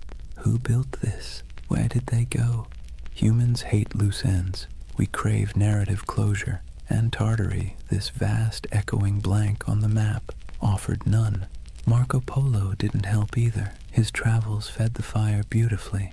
He spoke of vast courts, cities paved in stone, golden palaces, and khans who ruled lands so wide that weeks of riding couldn't cross them.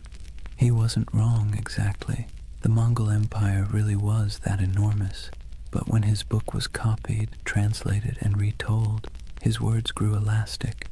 People read his tales and imagined something grander still, a civilization older than memory, hidden beneath layers of dust and time. You can almost see it, the way myths grow like vines around facts. Even the Enlightenment couldn't kill it. In the 18th century, as Russian explorers pushed eastward into Siberia, they stumbled upon ancient fortifications, strange geometries in the earth, and traces of civilizations long gone. The local tribes spoke of ancestors who built great cities before the snows came. The scholars, baffled, wrote it all down. And back in Europe, those reports fed the imagination once more. By now, Tartary had become more than geography. It was an aesthetic. The word conjured mystery, distance, and faded grandeur. Artists painted sweeping landscapes of icy mountains and lone riders beneath silver skies. Novelists filled their pages with lost kingdoms and forgotten dynasties. And so, when conspiracy theories about a lost Tartarian empire began resurfacing centuries later, it wasn't from nowhere. It was born of something older, a long European tradition of misunderstanding the East, of romanticizing what couldn't be explained, and of filling blank spaces with dreams. Maps, after all, are never neutral. They don't just show where things are, they show what people believe matters. And for centuries, Tartary mattered not because it was real, but because it was mysterious. Imagine yourself once more looking at one of those old maps. The parchment crackles under your fingers. The ink has faded to brown. The edges are frayed. Across the top, in flowing letters, are the words, Magna Tartaria. You trace the line of mountains, the curving rivers, the scattered cities whose names you don't recognize. You realize you're staring not at geography, but at imagination, a dream caught in ink, a memory of a place that never quite existed, but that never fully went away either. And maybe that's why Tartaria still captures people today. It wasn't born in a lab or on a message board. It was born in candlelight on parchment, in the minds of men who couldn't stand not knowing. A story that began as cartography became mythology. And mythology, as history always proves, has a way of outlasting the truth. Picture a road that isn't really a road. It's not marked by signs or asphalt or tidy lines of direction. Instead, it's an invisible web of paths, camel tracks winding through dunes, mountain passes marked by cairns, river barges drifting under starlight. This was the Silk Road, not one road, but thousands, threading together China, Persia, India, Byzantium, and everything in between. And somewhere in the middle of that vast tangle lay the ghost of Tartary. The Silk Road was less about silk than it was about exchange. Of goods, yes, but also of ideas, stories, and beliefs.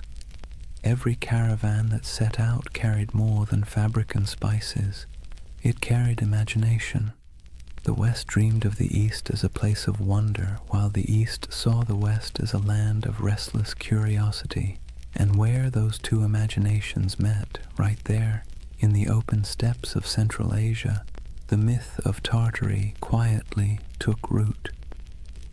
Imagine the rhythm of a caravan, bells jingling from camel necks, dust swirling beneath hooves, a merchant humming softly, half to himself, half to keep his pace. At night, when the fires burned low, stories flowed like wine, tales of lost cities swallowed by sand, temples of gold hidden in the desert, empires that rose and vanished before the next dawn. Every traveler added a new layer to the legend, and the Silk Road became less a trade route than a whispering gallery of the world's dreams. Now let's be clear, there were empires here, real ones. The Scythians, Parthians, Sogdians, Kushans, and of course the Mongols, civilizations that thrived for centuries, building fortresses, minting coins, and carving art that fused Greek realism with Persian geometry and Indian grace. These were the real architects of what Europe would later call Tartary. But to a traveler passing through, the borders blurred. One city's language faded into another's. One god's statue looked suspiciously like a god from somewhere else. The world felt unified and strange all at once. The Silk Road had a way of softening distinctions. It made neighbors of distant worlds. Greek philosophers' ideas found their way into Buddhist monasteries. Chinese silk wrapped Roman senators. Persian astronomers charted the same stars that guided caravans across the steppe. But myths travel even faster than silk. When a merchant from Samarkand sold a roll of fabric in Venice, he didn't just trade goods, he traded worlds. He told stories of the East so dazzling they didn't sound real. Cities with towers of glass, he might say, rivers that shimmer like silver. Men who lived 200 years, and back home, when he unpacked his profits and poured himself a drink, he probably heard equally absurd stories about the West. It's easy to forget that for most of human history, distance was a form of magic. The farther away something was, the more fantastical it became. And no distance loomed larger in the European mind than that mysterious space labeled Tartary. Through this swirling exchange, Tartary became a kind of mythic glue, a word that held together the fragments of a world too vast to comprehend. Think of it like this. When a Venetian mapmaker in 1500 scribbled Tartaria across the center of his globe, he wasn't really describing a political entity. He was describing everything between Europe and China, between knowledge and ignorance, between history and imagination. And here's where things get interesting. While Europe imagined Tartary as an exotic wilderness, the people who actually lived there were building connections that shaped the ancient world. The Sogdians, for instance, traders from what's now Uzbekistan, ran a network of trade colonies so extensive that historians sometimes call them the FedEx of the Silk Road. They spoke multiple languages, mediated between empires, and filled their homes with art from every culture they touched. A single Sogdian mural might show an Indian goddess, a Persian king, and a Chinese dragon all sharing the same painted wall. To them, Tartary wasn't a mystery, it was home. And yet, this multicultural world also sowed the seeds for misunderstanding. When distant observers caught glimpses of it, they didn't see the nuances. They saw only the grandeur, the temples, the stone roads, the fortified cities, and assumed it must belong to a single empire. That assumption, multiplied over centuries, became the illusion of the great Tartarian civilization. Even today, the ruins scattered across Central Asia, stone walls buried in sand, intricate tile work crumbling in forgotten courtyards, feed that same longing. People look at them and wonder, Who built this? Where did they go? Why do our textbooks skip over it? It's a fair question, because history doesn't just forget, it edits. When empires fall, so do their names. When borders shift, so does memory. The Mongols became the Tatars became Tartars. And eventually, Tartary became a convenient shorthand for the unknown. But beneath all that confusion was something real. A network of humanity that spanned continents. Imagine standing on a hill somewhere near Bukhara around the 10th century. The air smells of dry sage and smoke. Below you, the road shimmers in the heat, lines of travelers winding toward the horizon. A caravan from China passes one from Persia. A monk from India shares a meal with a soldier from Byzantium. Coins from Rome jingle beside jade amulets from the East. It's not an empire. It's not chaos. It's something in between, a living, breathing web of connection. And that's what Tartaria really was. Not a kingdom lost to mud, but an echo of this interconnected world. A dream of unity before maps divided it into pieces. The Silk Road gave birth to the myth by accident, because connection always looks like magic when seen from afar. So when modern believers look at old maps and see the word Tartaria sprawled across half the world, maybe they're not completely wrong to feel awe. They're just reading a poem that was once mistaken for a border. The Silk Road blurred the lines between civilization and myth, empire and echo. And in that blur, half dust, half starlight, the legend of Tartaria found its heartbeat. Words have a funny way of sticking to things they were never meant to describe. Tartary was one of those words, an intellectual shortcut that turned into a centuries-long misunderstanding. By the time Europe stumbled out of the medieval era, the East was less a place and more a story. Monks copied maps showing vast lands labeled Tartaria, shaded in pale yellows and browns, with scribbled notes like, "Here be dragons," or "Land of Giants." It wasn't meant as insult or precision. It was just ignorance wrapped in ink, but ignorance dressed up nicely enough can look like authority. When Marco Polo returned from his travels in the late 1200s, he told Europe about the magnificence of the Mongol Empire. Golden palaces, porcelain cities, and roads so smooth you could roll a wagon for days without breaking an axle. His descriptions, half wonder, half exaggeration, lit up Europe's imagination. And when cartographers began to draw what he described, they needed labels. Cathay for China, Ind for India, and for everything else in the vast cold space north of Persia and east of Russia, Tartary. Let's be clear, Europe didn't know what Tartary was, but that didn't stop them from acting like they did. To Western minds, Tartary became a convenient placeholder for the unknown.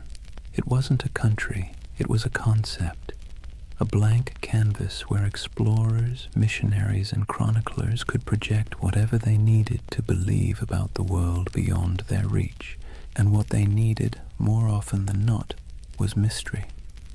Maps from the 16th and 17th centuries show it sprawling across the top of the world like a sleeping giant. Great Tartary, Independent Tartary, Chinese Tartary, Little Tartary, names multiplying like rumors. To anyone who studied those maps, the message was clear. Beyond the borders of civilization lay a vast land of danger, wealth, and the unknown. And there's something deeply human about that. When faced with uncertainty, we name it. We box it in with words, even if those words are wrong. To Europeans of the early modern world, Tartary became shorthand for all the places they hadn't yet conquered, understood, or categorized. It was an intellectual convenience, a linguistic shrug. everything out there. If you were a 17th century scholar in London and someone mentioned the Tatars, you might imagine fur hats, horsemen, frozen tundra, and endless plains. You wouldn't know the difference between a Mongol prince in Karakorum and a nomad in the Kazakh steppe. To you, it was all Tartary, but that flattening, reducing countless cultures into a single word, had consequences. It erased identities, histories, and languages in the Western imagination long before any empire actually reached those lands. Imagine an atlas from the 1700s, lying open on a polished oak table. The continents are familiar enough now. The Americas are roughly shaped. Africa's coasts are charted. But look at Asia, and you'll see something odd. Above India and China stretches an ocean of blankness, punctuated only by the word Tartaria, scrawled in proud, swirling letters. No cities marked, no rivers traced, just emptiness. That emptiness became an invitation. Missionaries imagined lost Christian kingdoms hidden in those plains, descended from the mythical Prester John. Explorers fantasized about tribes of giants or entire cities of gold. Poets and philosophers romanticized the steppe as a land of freedom, wild, untamed, untouched by decadence. And over time, that fantasy hardened into pseudo-history. Tartary wasn't just a blank spot anymore, it was a world view. Even the word itself carried a sting. Derived from Tatar, it got twisted into Tartar, echoing the Greek Tartarus, the underworld. Early chroniclers saw the Mongols storm into Europe in the 13th century and thought, "Ah, yes, these must be the people from hell." The name stuck, and for centuries afterward, Tartar became synonymous with savagery, chaos, and apocalypse. When the Mongol Empire fractured and faded, the word didn't fade with it. It lingered. Europe kept calling the steppe Tartary, even as local empires rose and fell. The Golden Horde, the Timurids, the Kazakh Khanates. To the west, these nuances didn't matter. The name Tartary swallowed them whole. The irony. By the time Europe started mapping Tartary with any real accuracy in the 18th and 19th centuries, it had already become a relic. Russia had expanded eastward, swallowing Siberia province by province. Qing China had claimed the west, and yet the word persisted, echoing in atlases long after it had lost any real meaning. There's something almost poetic about that, how a word can outlive the thing it never actually described.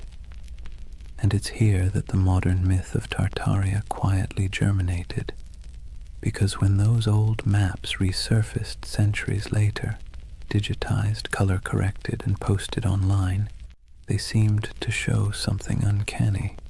A vast empire covering half the world, cities we've never heard of. Borders that no modern historian could explain. To the curious eye, it looked less like a cartographic mistake and more like a cover-up. Why don't they teach this in school? People asked. How could such a massive empire just vanish? But the answer, as with most things, is simpler and somehow more mysterious. It didn't vanish. It never existed. Not as one empire, anyway. What vanished was understanding. What collapsed was the web of meaning connecting the real places, Siberia, Mongolia, Central Asia, to the word Tartary. The West's misunderstanding created a ghost, and the modern age brought that ghost back to life. There's an eerie beauty in that, a reminder that myths don't die. They just wait for technology to resurrect them. When you look at one of those antique maps, ink faded to sepia, the parchment curled at the edges, you can almost feel the hum of it, not as evidence of a conspiracy, but as a fossil of imagination. Tartary wasn't a lie. It was a mirror. It reflected Europe's fears, desires, and limits. and like all mirrors, the longer you stare into it, the more it stares back. By the dawn of the 18th century, the old mystery of Tartary was about to meet its slow death, not in battle, not in flames, but in bureaucracy, in borders drawn, treaties signed, and maps updated by men who preferred paperwork to poetry. It wasn't an erasure in the way myths like to imagine. No secret cataclysm, no forbidden knowledge sealed away by shadowy elites. It was something quieter, more mundane, and somehow more tragic. Tartary was about to be swallowed, not by time, but by empire. Let's set the stage. The year is 1721. Peter the Great has just declared the Russian Empire. He's reformed the army, modernized the navy, shaved the beards off his nobles, and built a brand new capital, St. Petersburg, on a swamp that would one day gleam like a mirror of Europe itself. Russia, once the frontier of the old Tartarian wilderness, now saw itself as its conqueror. And conquest, as Peter understood, was as much about naming as it was about fighting. Where the maps once said Tartaria, Russia began writing Siberia, Yakutsk, Omsk, Irkutsk. The empty spaces of imagination were replaced with administrative precision, governors, garrisons, and census records. You can almost hear the scratching of quills replacing the crack of hooves across the steppe. This was empire by cartography.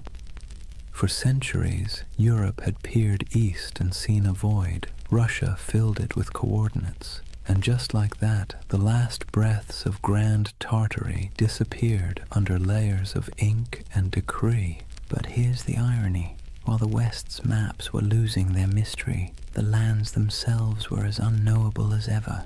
Siberia wasn't tamed. It was endured. Frozen rivers, taiga forests, mountains that chewed up expeditions and spat them out as legends. To the empire, it was a treasure chest of resources, furs, minerals, and later oil. But to the people living there, it was home. The native tribes, the Evenki, Buryats, Yakuts, and dozens more, didn't think of themselves as Tartarians or Russians. They were simply themselves, and yet, in the tidy world of European cartographers, they became footnotes to someone else's empire. Take a moment to picture a Russian expedition in the mid-17th century, trudging through snow so bright it hurts to look at. The air burns the lungs, the dogs pant steam. A Cossack officer marks a new river on a map, proud that he's bringing civilization to the wilderness. But behind him, an old shaman watches silently, knowing that the land doesn't belong to anyone who needs to draw it to believe it's real. That's how Tartary truly vanished, not by disaster, but by documentation. The Enlightenment had arrived, and mystery was no longer fashionable. The world had to be measured, categorized, and explained. A single romantic name like Tartaria didn't fit into that neat little system. It was too vague, too mythic, too medieval. By the early 19th century, Tartary lingered only as a kind of ghost word on maps, an anachronism that survived in outdated atlases or in the minds of travelers who still preferred fantasy to geography. You might find Chinese Tartary scribbled across what is now Xinjiang, or independent Tartary hovering somewhere over Kazakhstan, but it was already fading, the ink almost apologetic. What had once stretched across half the known world was reduced to a linguistic relic, an old world word for a world that no longer existed. But this quiet death of Tartary created a strange paradox. By removing the name, the empires of the 18th and 19th centuries thought they were clarifying history. In truth, they erased a mystery so thoroughly that, centuries later, people would come looking for it again. Because that's the thing about erasure, it always leaves an outline. In the modern age, when digital archaeologists started poring over antique maps, The rediscovery of Tartaria didn't feel like uncovering a lie. It felt like uncovering a secret. Here was proof, they thought, that something immense had once existed and been scrubbed from the record. The irony? They weren't wrong about the erasure. They were just wrong about what was erased. It wasn't a hidden utopia or an advanced global empire. What disappeared was ambiguity itself, the willingness to admit we didn't know everything. The 18th century push for rational order, scientific mapping, and imperial control smoothed the rough edges of the world, and in doing so, it flattened mystery into history. Let's be clear, the loss of Tartary wasn't a conspiracy. It was a side effect of certainty, and maybe that's why its ghost haunts us still, because deep down humans don't actually like a world that's too explained. We crave wonder, we miss the blank spaces, so when we see Tartaria glowing faintly on an old parchment, we don't just see a name, we see a question. A whisper from the past asking, "What did you forget?" The collapse of Tartary wasn't a fall. It was a fade-out, a slow dimming of a word that once carried the vastness of the unknown, and the quieter it got, the louder the myth became. By the time Russia completed its imperial expansion across Asia, by the time the British, French, and Qing empires carved their pieces of the East, Tartary had been buried not under mud, but under maps. And centuries later, when people began brushing that dust away, what they found wasn't evidence of a lost civilization. It was evidence of our collective imagination still alive and searching. That is the strange beauty of this myth. Tartaria may never have been real in the way empires are real, but its death, its quiet bureaucratic burial, feels as monumental as any fall of Rome, because sometimes the end of mystery is its own kind of catastrophe. Chapter 3. The Great Erasure. Lost knowledge, world fairs, and the architecture of amnesia. Take a deep breath. We're leaving behind the dust of the steppe and stepping into marble, into the gaslit glow of the 19th century, because this is where the story of Tartaria is reborn. Not in Siberia, not on the maps, but in the imagination. Picture it. The year is 1893. The World's Columbian Exposition in Chicago. 200 white buildings rise like mirages along the lake, glowing in electric light. Domes, arches, columns, architecture so grand that people literally wept when they saw it. It looked ancient, impossible, like something from a forgotten golden age resurrected overnight. And here's the kicker. It was built overnight. A team of architects and laborers had thrown up that entire city in less than 2 years. They called it the White City. To the public, it was a triumph of modernity, but to later eyes it looked suspiciously like something else. Massive domed palaces, ornate fountains, obelisks, colonnades stretching into mist. It looked ancient, yes, but not Greek, not Roman. It looked out of time. Now fast forward a century. A man sitting at his computer zooms in on old photos of the fair.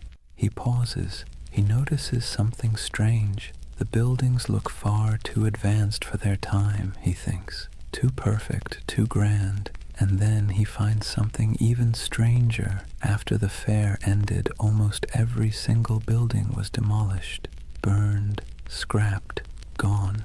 And that's how a new kind of myth was born.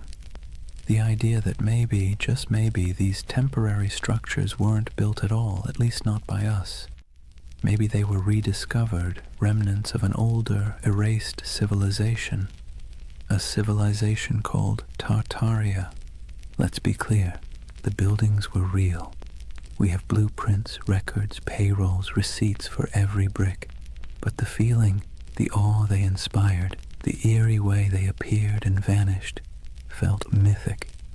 It tapped into something ancient in the human psyche. our suspicion that we've forgotten something big. And once that suspicion took root, it spread.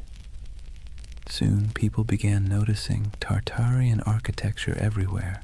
Those impossible domes in St. Petersburg, the Capitol building in Washington, the palace-like train stations of Paris, even the city halls of small American towns. Weren't they all too ornate, too advanced for their supposed era?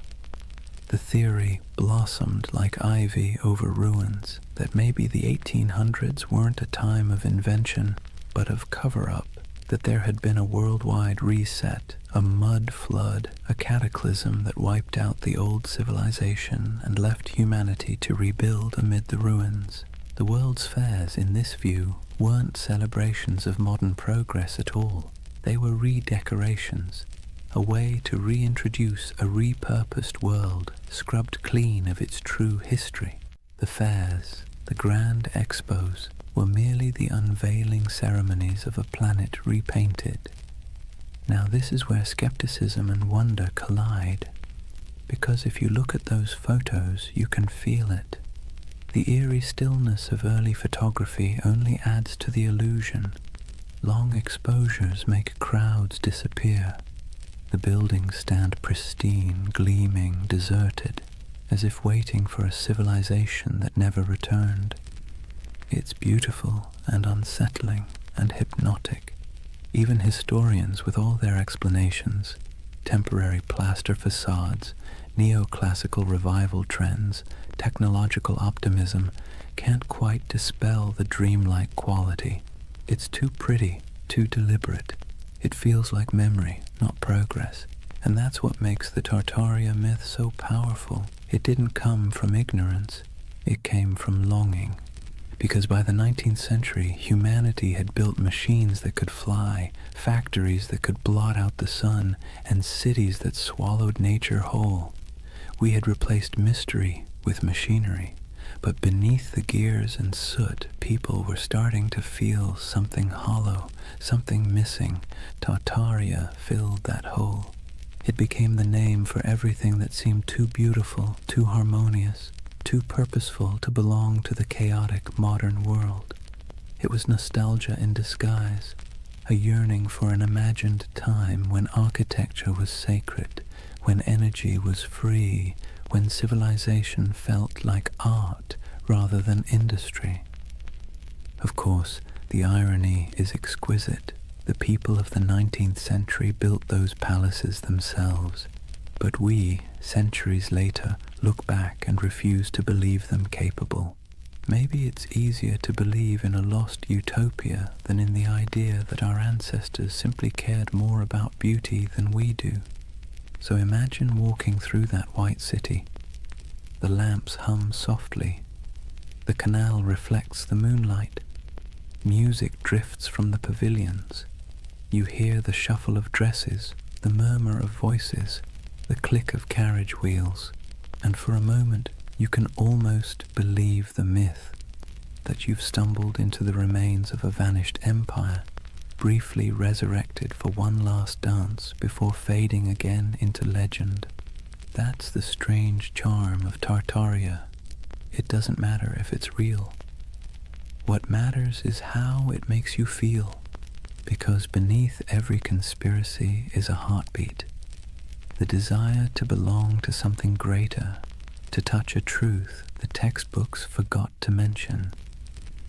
And so, through the flickering gaslights of the 19th century, the dream of Tartaria returned, not in stone, but in spirit, not as an empire rediscovered, but as a memory resurrected. Let's be honest for a moment. Modern architecture doesn't exactly make the heart sing. Steel boxes, glass towers, angles sharp enough to injure your soul. Function over form, they say. Minimalism, efficiency, progress. But walk past an old courthouse or a crumbling railway station with columns carved like Roman temples, and suddenly something stirs. It feels like memory. Not your memory, but someone's. And that's exactly where Tartaria hides, in that emotional shadow between nostalgia and doubt. See, the 19th century didn't just give us new machines, it gave us new eyes.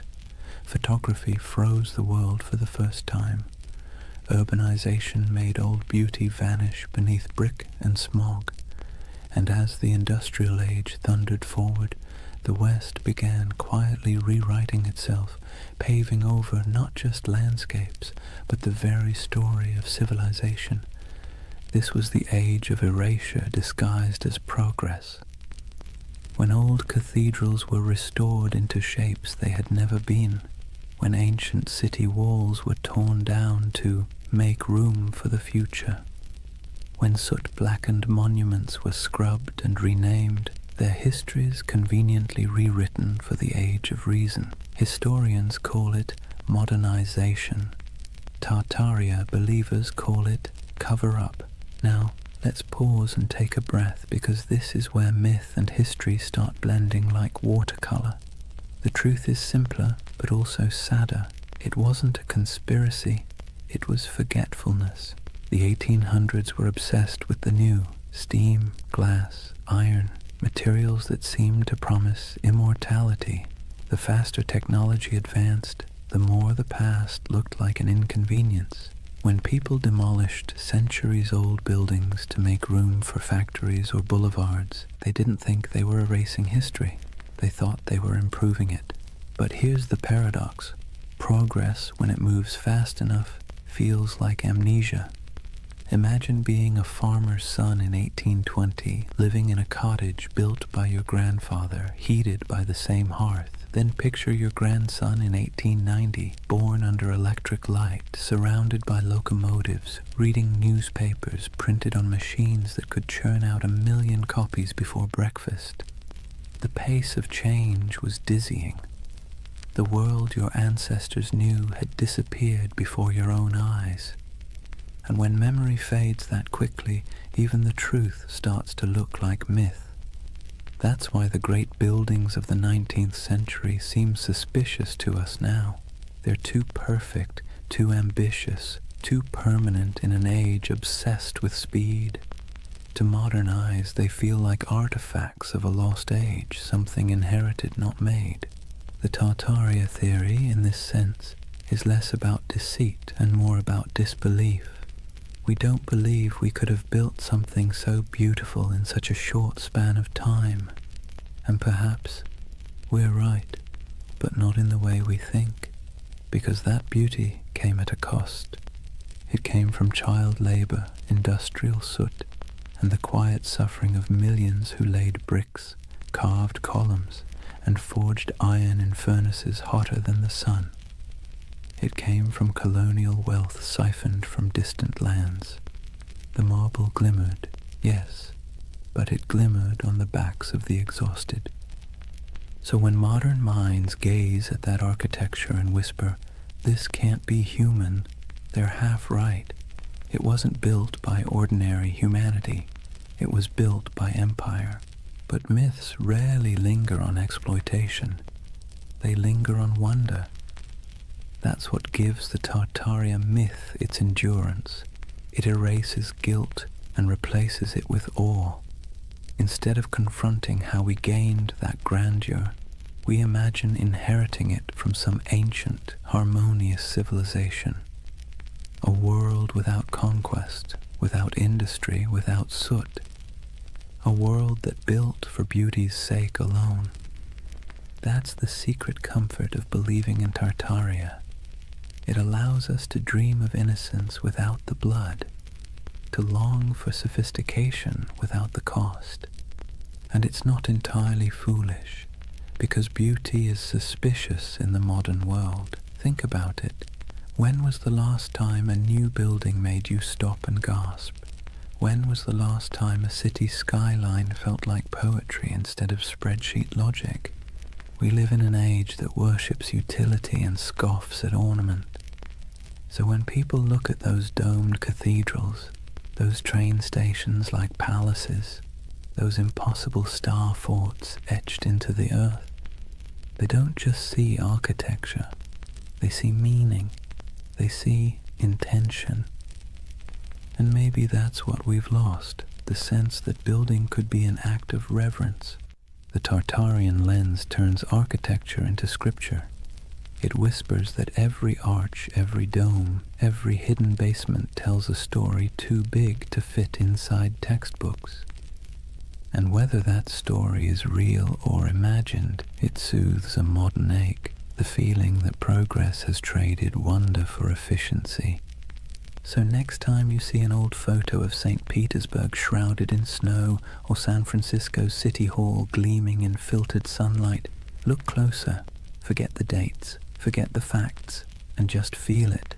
The silence, the symmetry, the faint pulse of something grander than logic. That's the hum Tartaria leaves behind. The ghost frequency of a civilization that may never have existed, but still haunts us with the possibility that it did. And maybe that's enough.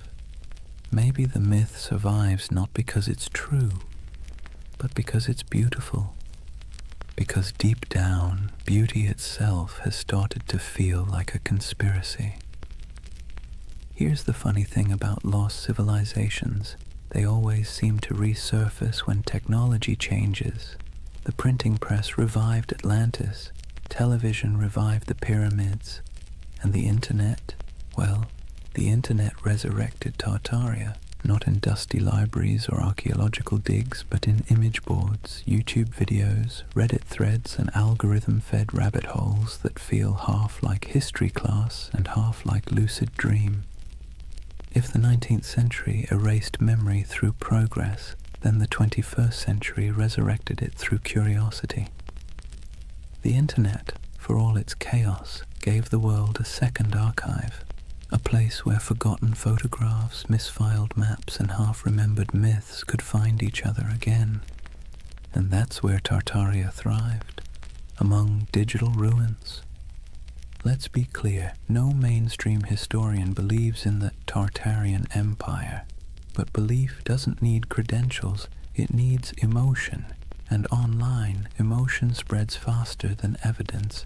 It starts small. Someone scrolling through antique photos finds an image of a half-buried building, its windows strangely below street level. They post it with a caption, "Mud flood?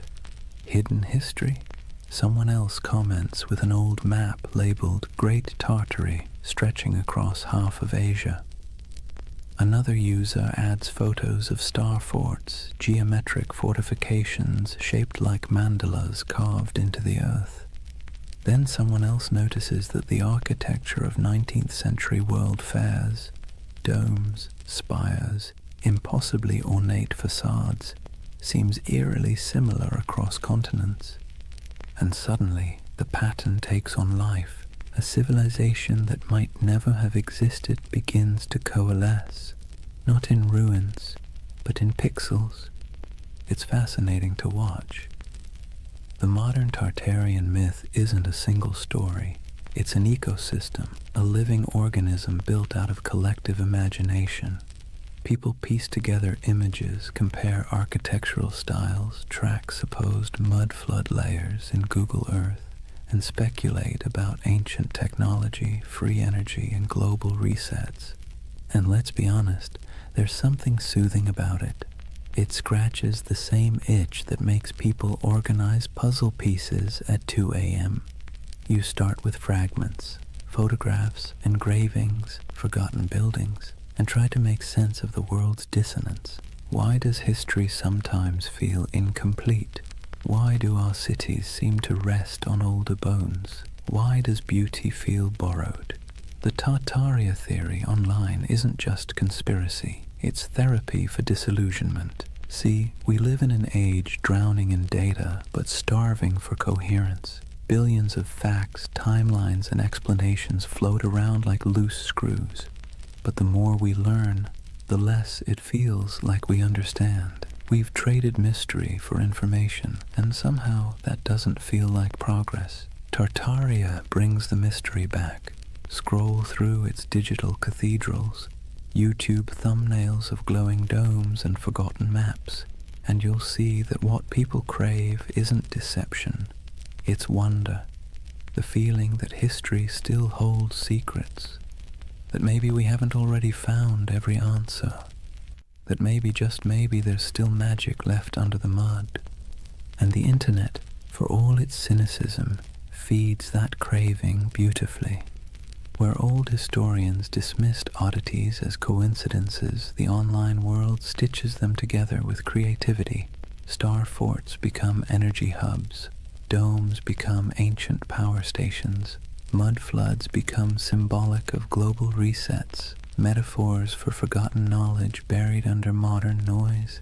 It's easy to laugh, but maybe we shouldn't, because behind every pixelated claim is something deeply human, the refusal to accept a world without mystery. The same impulse that made explorers sail off the map now makes people scroll through archives at 3 in the morning, chasing the ghost of a civilization that never left a skeleton behind. And there's something else, an aesthetic truth. Look at those old photos, the sepia skies, the faint haze, the impossible scale of those buildings. They feel dreamlike, like glimpses from another timeline where humanity built for eternity instead of quarterly profits. When people online say, "This architecture is too perfect to be from our timeline," what they're really saying is, "This feels like a dream I half remember." And that's what Tartaria has become, a collective dream stitched together from the past's photographs and the future's loneliness. Of course, the irony is delicious. The very technology that gave us infinite knowledge also gave us infinite uncertainty. The more we digitized our history, the more unreal it began to look. Old black and white photos uploaded at high resolution don't make history clearer. They make it stranger. The lighting, the shadows, the absence of movement, it all feels frozen, ghostly, like the world before electricity was somehow more alive. So when you see someone online connecting old city photos and whispering Tartaria, what you're witnessing isn't delusion, it's longing, a search for coherence, for the feeling that history isn't just progress and decay, but a cycle of remembering and forgetting. And isn't that what all civilizations do? They rise, they crumble, and then they return in imagination. Rome, Atlantis, Lemuria, Tartaria, each one a mirror reflecting not the past, but our hunger to belong to something grander than the present. In that sense, the internet didn't invent Tartaria, it simply gave it a voice, a new empire of whispers sprawling across servers and screens, where myths are immortal and disbelief is optional. Scroll long enough and you'll start to see why people stay. The posts feel soothingly repetitive. Arches, domes, star forts, mud floods, each image a little lullaby of lost grandeur, a bedtime story told by algorithms instead of grandfather. So maybe Tartaria isn't a place at all. Maybe it's what happens when memory and imagination meet in the glow of a computer screen. Half fact, half wish. The myth doesn't just say, "Look what we've lost." It says, "Look what we still want to believe." And that, perhaps, is the most human story of all.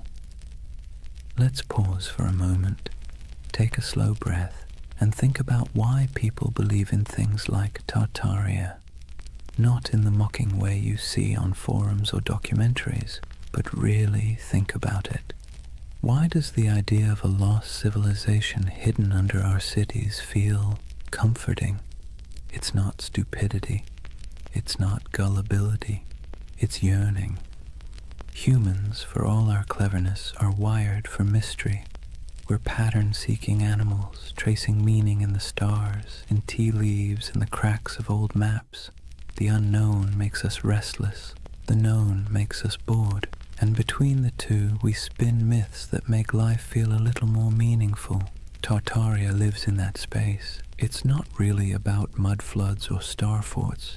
It's about the suspicion, deep down, that the world we've been handed is incomplete, that someone, somewhere, has hidden something important, that maybe history isn't a straight line of progress, but a looping dream where civilizations rise, fall, and are forgotten not by accident, but by design.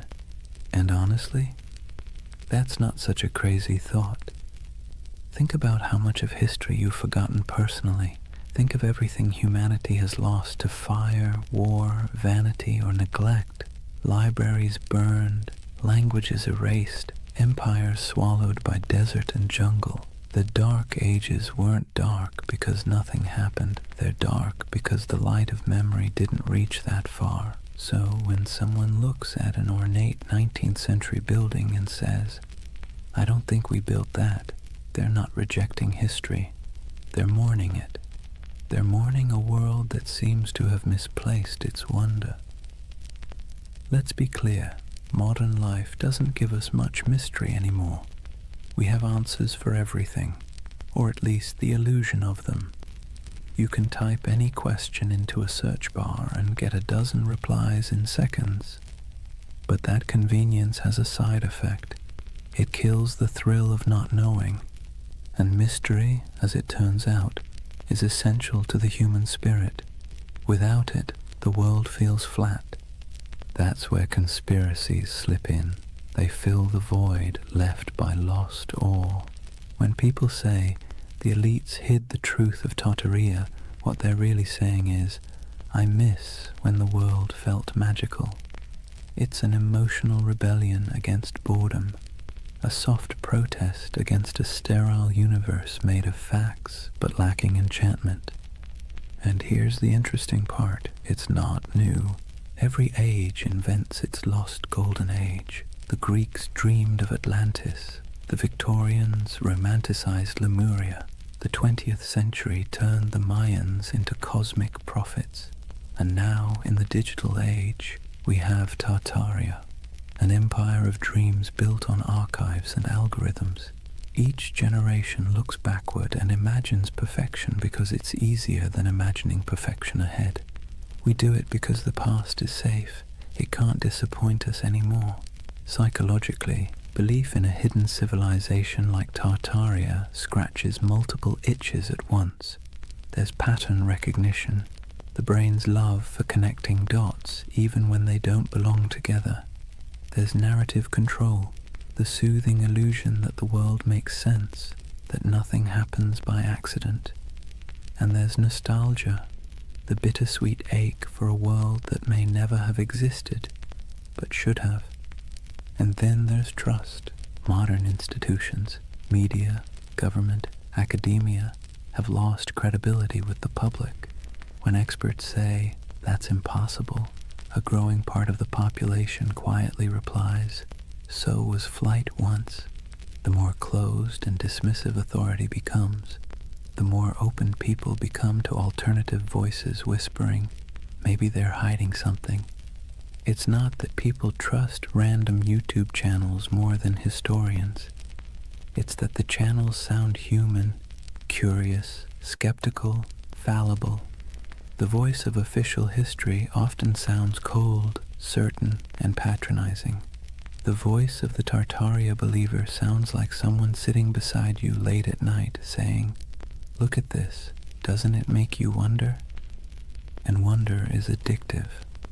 Once you feel it, it's hard to go back to plain explanations. Even the act of believing, of piecing clues together, creates a small dopamine rush. It gives the believer a sense of purpose.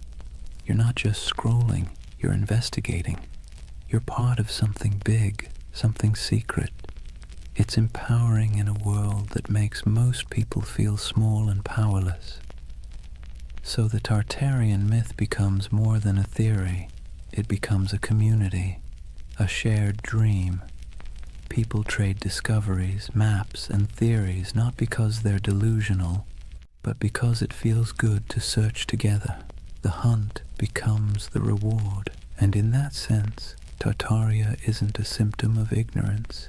It's a symptom of loneliness. Think about it.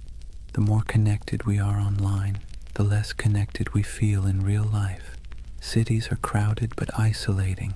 News is constant but disorienting. Our modern world gives us everything except belonging. And so, people build belonging out of mystery. Believing in a hidden past means believing in meaning itself, that we're not just floating through chaos, that someone somewhere once built something extraordinary, and maybe we can again. That's not conspiracy. That's hope in disguise. Of course, hope can be dangerous when it turns to dogma, when questioning becomes obsession, when imagination becomes paranoia. That's when the myth begins to rot, when every gap in knowledge becomes a plot, and every historian becomes an enemy. That's when wonder collapses into fear. But before that point, before the cynicism sets in, there's something oddly beautiful about it. People standing in awe before old cathedrals and asking, how did they do it? People digging through archives at midnight, convinced that history still has secrets. It's easy to mock that. Harder to admit that it's the same impulse that built science, art, and philosophy in the first place. Curiosity is the ember. Myth is just the smoke. So the Tartarian believers, in a strange way, are modern heirs to the ancient dreamers, the ones who stared at the stars and saw gods, the ones who saw order in chaos. They're not historians, but they are human. They want the past to matter. They want the present to make sense. And maybe that's why Tartaria lingers. Not because it's real, but because it feels right, in some deep, poetic way that logic can't quite dismantle. It tells a story not about what we've found, but what we've lost.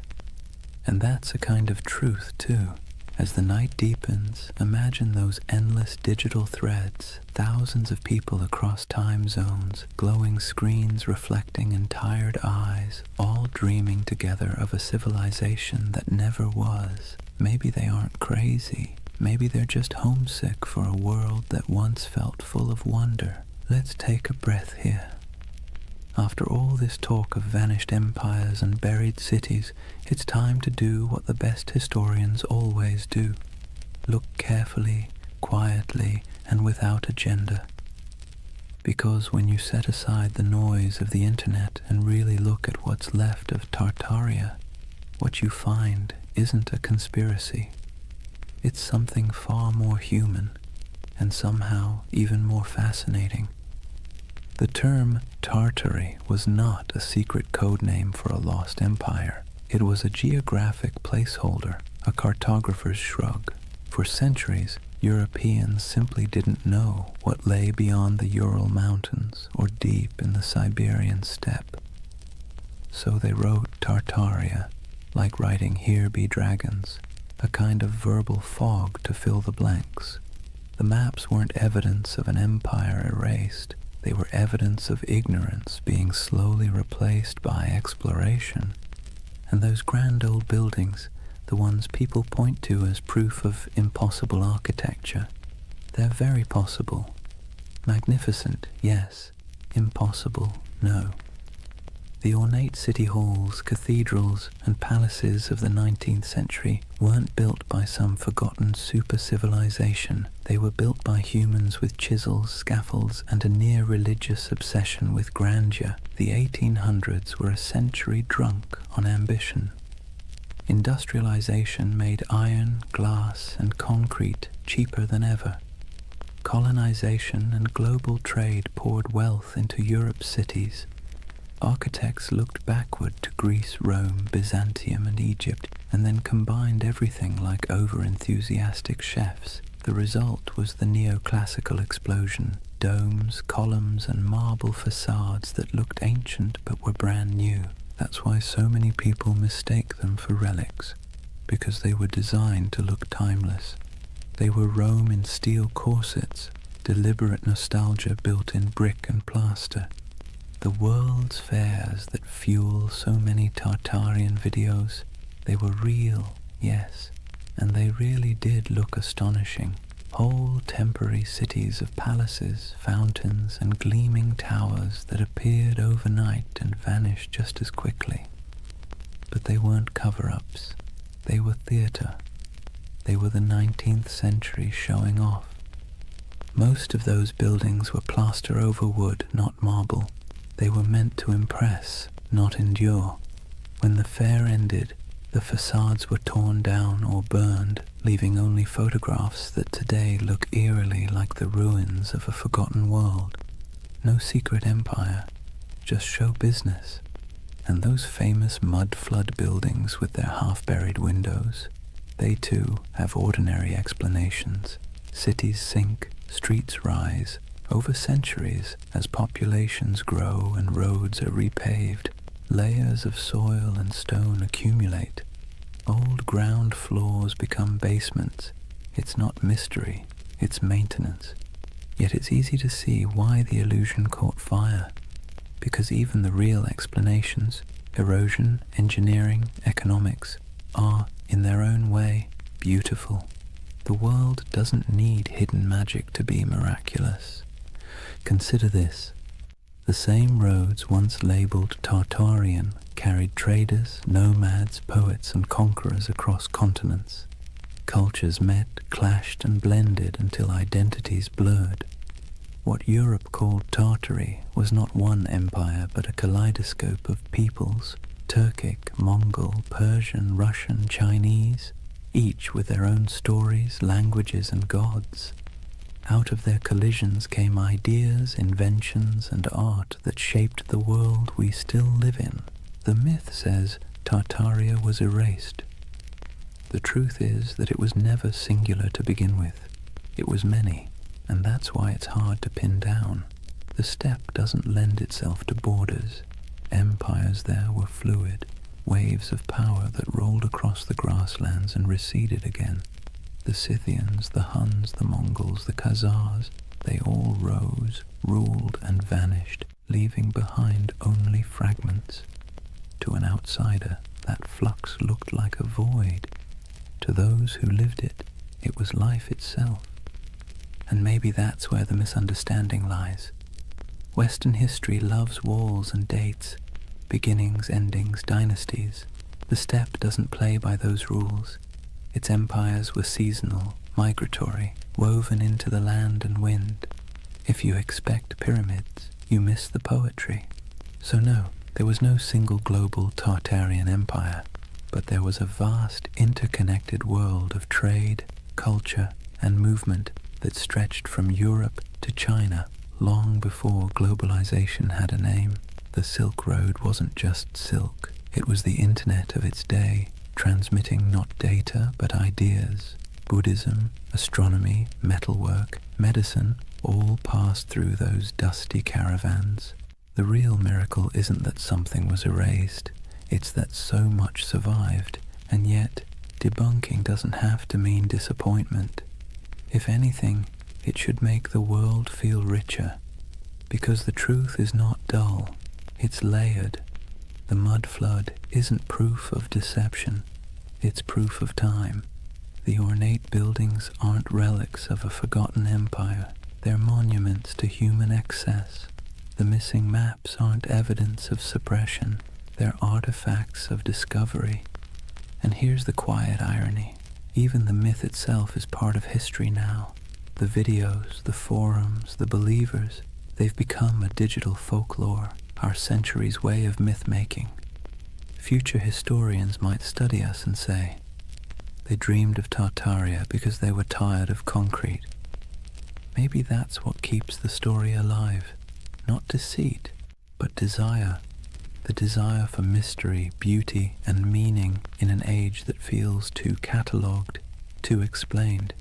Tartaria is less a conspiracy than a collective poem, one line written in frustration, another in wonder. And perhaps that's how we should leave it, gently.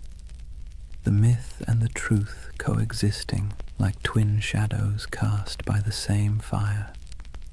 The factual story of history's shifting frontiers, and the emotional story of humanity's hunger for lost splendor. So the next time you pass an old building with buried windows, or stumble across an antique map marked Tartary, don't roll your eyes, And don't fall into the rabbit hole either. Just pause, look, feel the weight of centuries pressing quietly under your feet. Real or imagined, every layer of that soil carries a story. Because whether it's called Rome, Babylon, Atlantis, or Tartaria, the dream of forgotten empires never really fades.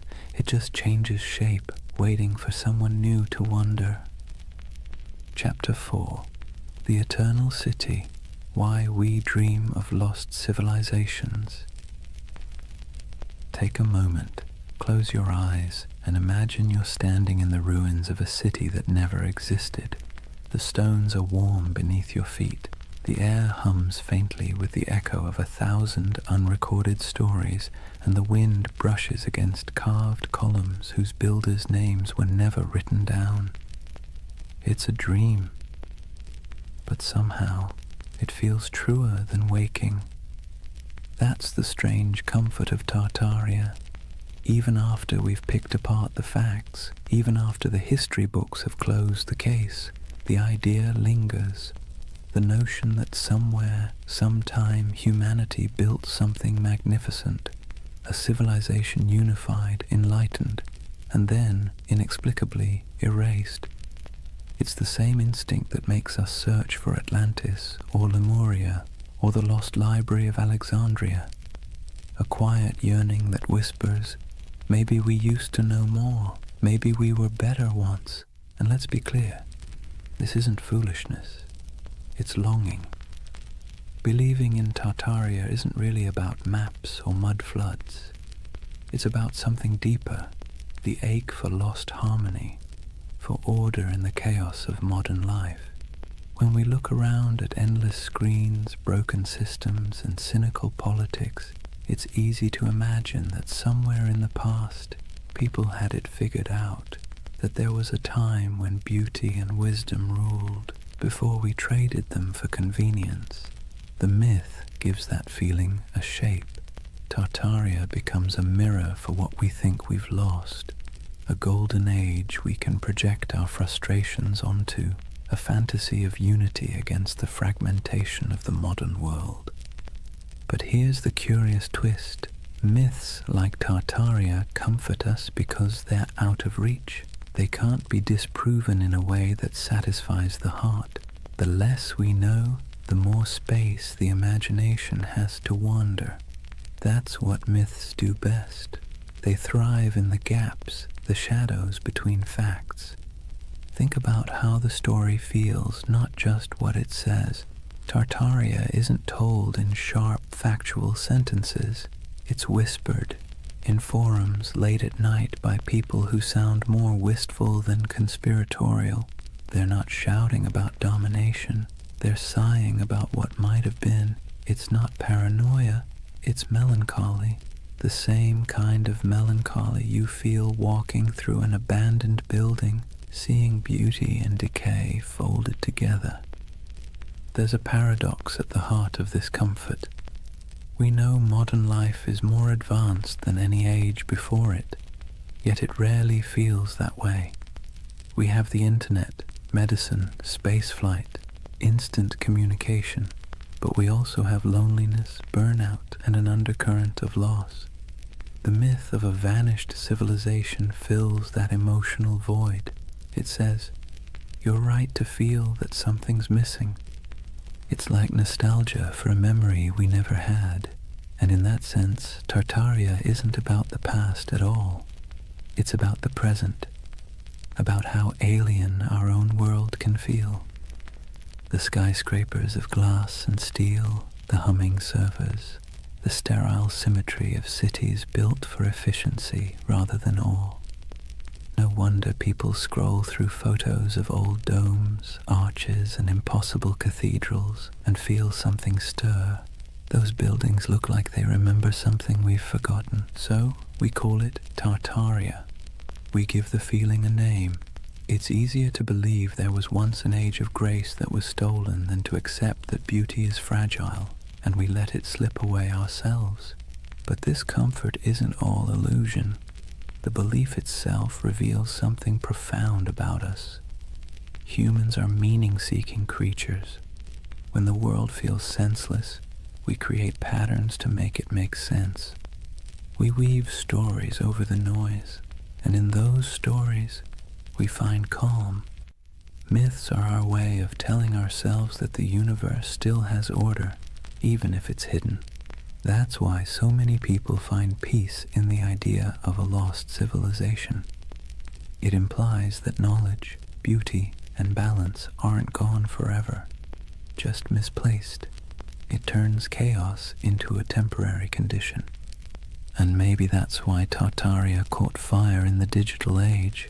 The internet is chaos incarnate, 1,000 overlapping timelines, all screaming for attention. In that noise, the myth feels like a lullaby. It slows everything down. It says, once there was harmony. Once the world was whole. Now, whether that's true or not almost doesn't matter.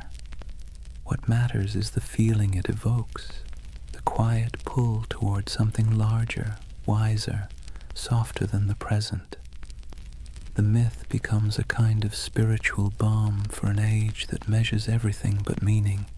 Imagine yourself late at night, scrolling through photos of ornate ruins, strange domes, or cities half buried in snow. You feel that twinge, that recognition without memory. The beauty is haunting, not because it hides a secret empire, but because it reminds you that time erases, and yet somehow we still search for permanence. That search, that ache, is what keeps myths alive. They aren't about fooling ourselves. They're about coping, finding wonder again in a world that's forgotten how to dream. And maybe that's the greatest comfort of all. Tartaria might not have existed on a map, but it exists in us, in that quiet place between curiosity and longing, where we still hope that something grand and good once stood before the mud, before the noise, before the forgetting. If you really want to understand why Tartaria has captured so many imaginations, you have to stop asking what it was, and start asking what it means. Because myths, like mirrors, don't just reflect the world, they reflect us. When people talk about Tartaria, they're not just discussing lost cities or forgotten empires. They're projecting themselves, their hopes, their doubts, their nostalgia, onto a blank canvas of the past. Tartaria becomes less of a place and more of a personality test for civilization. Think about it. To some, Tartaria represents a golden age of harmony and beauty, proof that humanity once lived in balance with nature and technology. To others, it's evidence of corruption and suppression, a story of truth hidden by elites and rewritten by victors. The same myth, two completely different reflections. It tells you less about history and more about what people want from it. And maybe that's the point. Tartaria isn't history. It's a Rorschach test for modern anxiety. We look into its cloudy waters and see what we most long for, or most fear. Let's be clear, myths don't survive because they're accurate. They survive because they're useful. They give shape to feelings that don't fit neatly into textbooks. They're how we process the gap between the world we have and the one we wish we had. The idea of a lost, enlightened civilization comforts us precisely because it suggests that the world wasn't always this complicated. That maybe, somewhere back in time, people figured out the balance between science and spirituality, between art and function, between progress and peace. And if they could, maybe we can again. That's why you'll notice something poetic in the way Tartaria believers talk. It's not just data or dates, it's reverence. They speak of architecture the way others speak of cathedrals. They trace maps like pilgrimages. They aren't just arguing for history. They're mourning for something sacred. You can see it in the fascination with architecture, the domes, arches, spires, and towers that dot the myth. These buildings feel alive, don't they? Too beautiful to be merely functional, too symmetrical to be accidental. When people say, "There's no way we could build this today," what they're really saying is, we don't build like this anymore. We don't fill our world with beauty unless it serves a profit. The myth becomes a critique of our own era, disguised as nostalgia for another. Tartaria, then, is the mirror we hold up to our own cultural amnesia. We scroll through pictures of palaces and fairgrounds, domes and star forts, and we whisper, "How did we forget to dream like this?" The myth reflects not a lost empire, but a lost aesthetic soul. There's something almost therapeutic about that reflection. Myths like Tartaria allow us to grieve, not for people we've lost, but for possibilities. They let us feel that our yearning for meaning isn't crazy, that maybe it used to exist, that maybe someone, somewhere, built a world that made sense, and maybe that's why Tartaria feels more mystical than menacing. Most conspiracy theories isolate people, make them suspicious of the world. Tartaria, strangely, connects them. It invites wonder instead of fear. It suggests that the past might still hold beauty waiting to be rediscovered. But reflection cuts both ways. Myths also reveal our blind spots. When people claim that all grand architecture must have come from a lost civilization, they sometimes overlook the real genius of the humans who built it. The artisans, masons, and engineers who left their fingerprints in stone. The myth honors beauty, but erases the hands that created it. It's a paradox. In searching for greatness, we forget the greatness already recorded, and maybe that's the truest mirror of all. We live in an age obsessed with rediscovery, yet blind to what's in plain sight. We chase mysteries across continents while ignoring the ones humming beneath our feet, the hidden systems, the forgotten craftsmanship, the quiet brilliance of ordinary people. Tartaria, then, tells us something we don't often admit, that we don't fully trust our own civilization. We sense that something's off, something hollow beneath all the progress. So, we project our doubt backward into the comforting distance of myth. In the reflection of Tartaria, we see ourselves, advanced yet uneasy, connected yet lonely, powerful yet perpetually nostalgic. It's less about whether an empire was erased, and more about whether we've erased our ability to feel awe. Maybe that's why the myth persists, because deep down, we're not really searching for proof of Tartaria. We're searching for proof that humanity still knows how to build something beautiful and believe in it. And if myths are mirrors, then maybe looking at Tartaria long enough isn't about finding truth in the past, but rediscovering it in the present, in the domes still standing, the dreams still lingering, the stories we keep retelling because they make us feel a little less small. So the next time someone mentions the lost empire, don't argue, just listen, because behind every myth is a whisper of what we wish were real. And sometimes that wish tells you everything you need to know about the people dreaming it. Every empire, no matter how radiant, tells the same quiet story, one of ascent, arrogance, and entropy. Rome, Egypt, the Maya, the Mongols, the British, the Ottomans, and if you believe the whispers, Tartaria. The names change, the rhythm doesn't. Civilizations are like tides. They rise with clarity, crest with confidence, and recede with denial. It's not failure, it's physics. Even stars burn out, and they're made of far sturdier stuff than marble or pride. So maybe that's why Tartaria lingers in our collective imagination, because it fits the pattern too well. A lost empire swallowed by time, a forgotten people erased by cataclysm, a name that once filled maps and now feels like a ghost. It's familiar, almost comforting in its tragedy. Let's be clear though, No empire believes it's the one that's going to fall. Every generation thinks it's special, unique, immune to collapse because it has better technology, more data, smarter systems.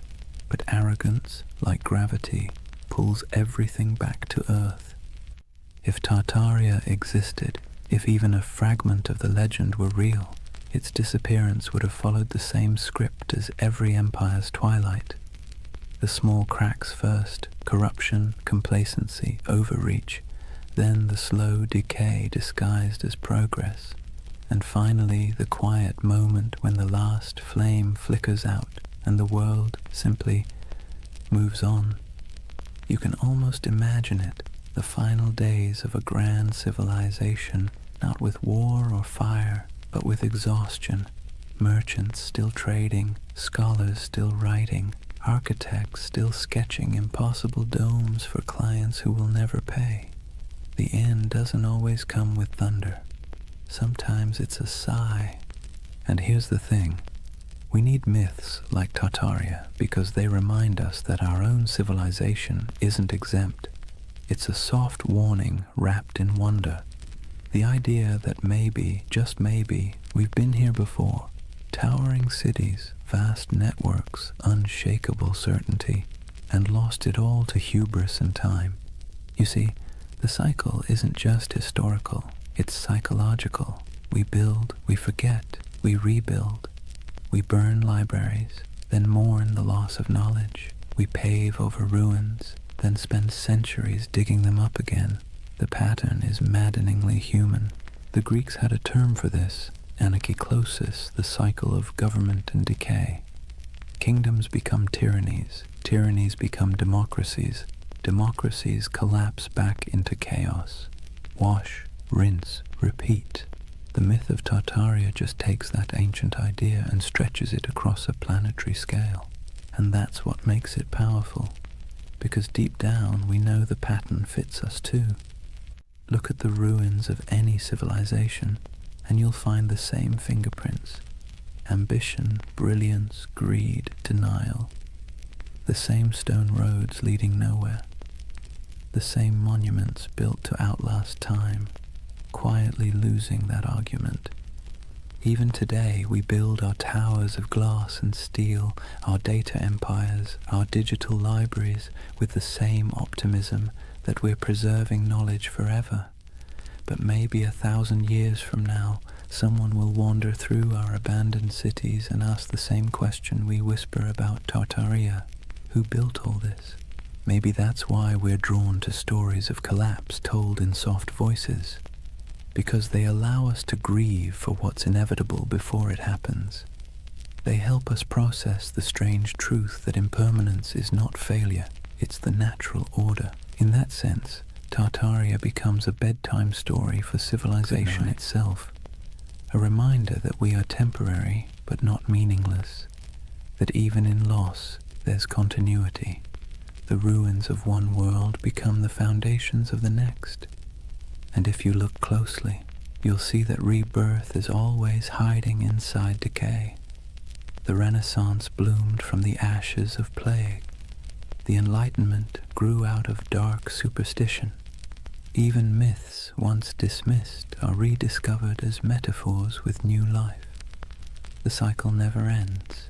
It only changes costume.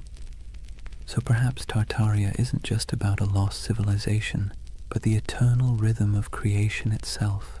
We build worlds, lose them, and then dream them again. Every myth, every ruin, every archive is a heartbeat in that endless pulse.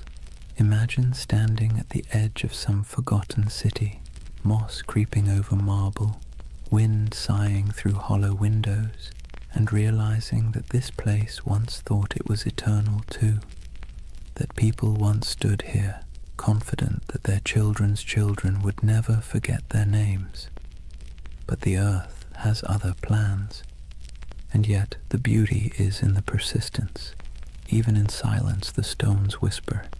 Even when names fade, the patterns remain.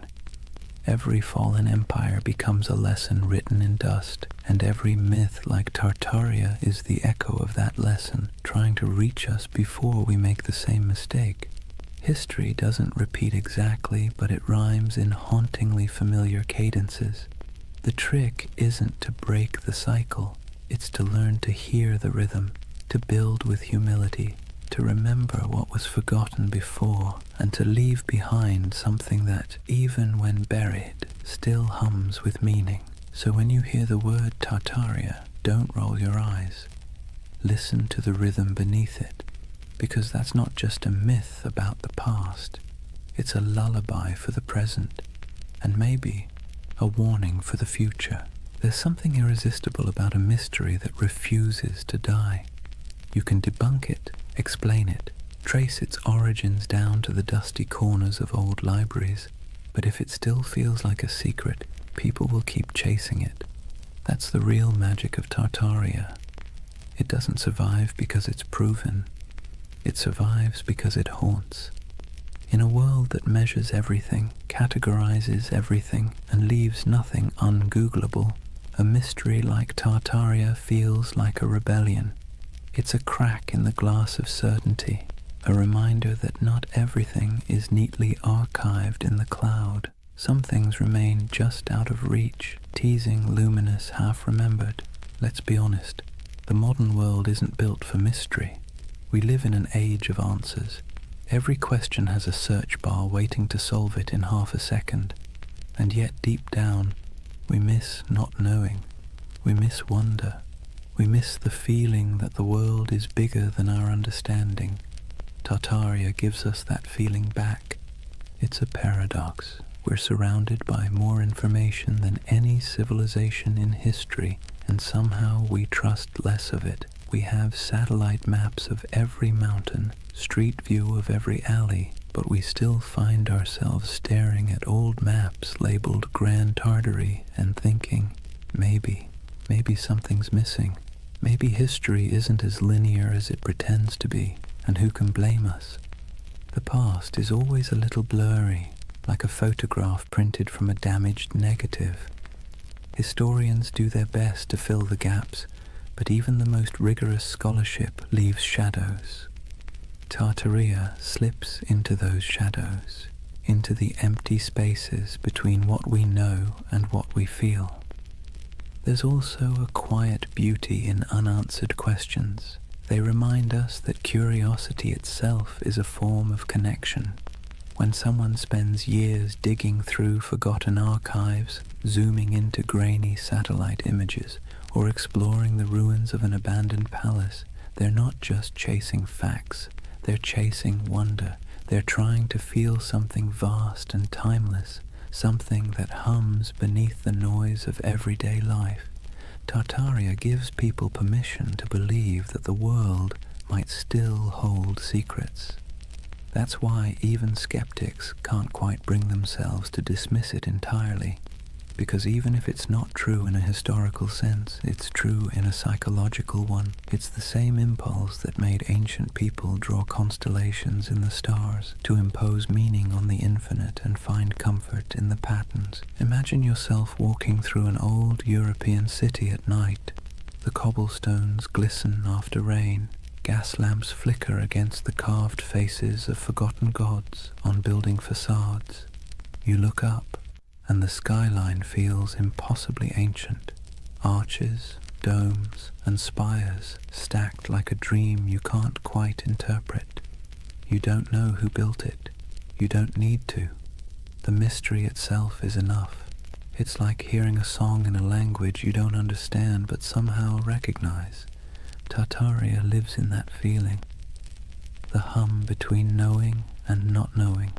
The soft echo of lost craftsmanship, the sense that time might be a loop and we're just tracing paths our ancestors already walked.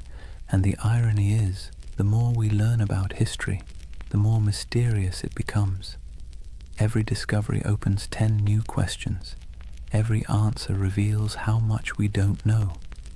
The ruins of Göbekli Tepe pushed back the dawn of civilization by thousands of years. The Antikythera mechanism rewrote what we thought the ancients could build. Maybe Tartaria doesn't exist, but the idea that civilizations rise and vanish, leaving traces we mistake for impossibilities, isn't so far-fetched after all. Even the skeptics, the scientists, the historians, they're chasing the same thing as the dreamers. They just call it research instead of mystery. But deep down, it's the same hunger to understand what came before, to find meaning in the ruins. There's a gentle wisdom in letting some mysteries remain mysterious. Not every story has to be resolved. Not every legend needs to be disproven. Some things are more beautiful when they stay slightly out of focus. Tartaria belongs to that realm, the twilight between history and imagination. Because here's the truth, even if we mapped every ruin, deciphered every language, catalogued every artifact, we'd still find ourselves asking, what's missing? What did we overlook? What used to be here? And that question, that ache, is what keeps humanity moving forward. It's what drives us to explore, to create, to tell stories at all. Mystery, in a strange way, keeps us human. It reminds us that we don't control everything, that there are still edges to the map, and in a world that feels increasingly small, that's a comfort.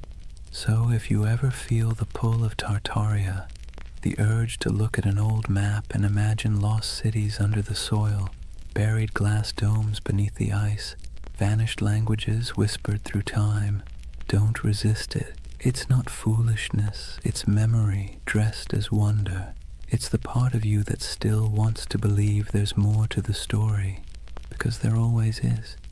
Imagine drifting in that half-awake space between dreaming and memory, the kind where time doesn't quite make sense and faces blur into landscapes.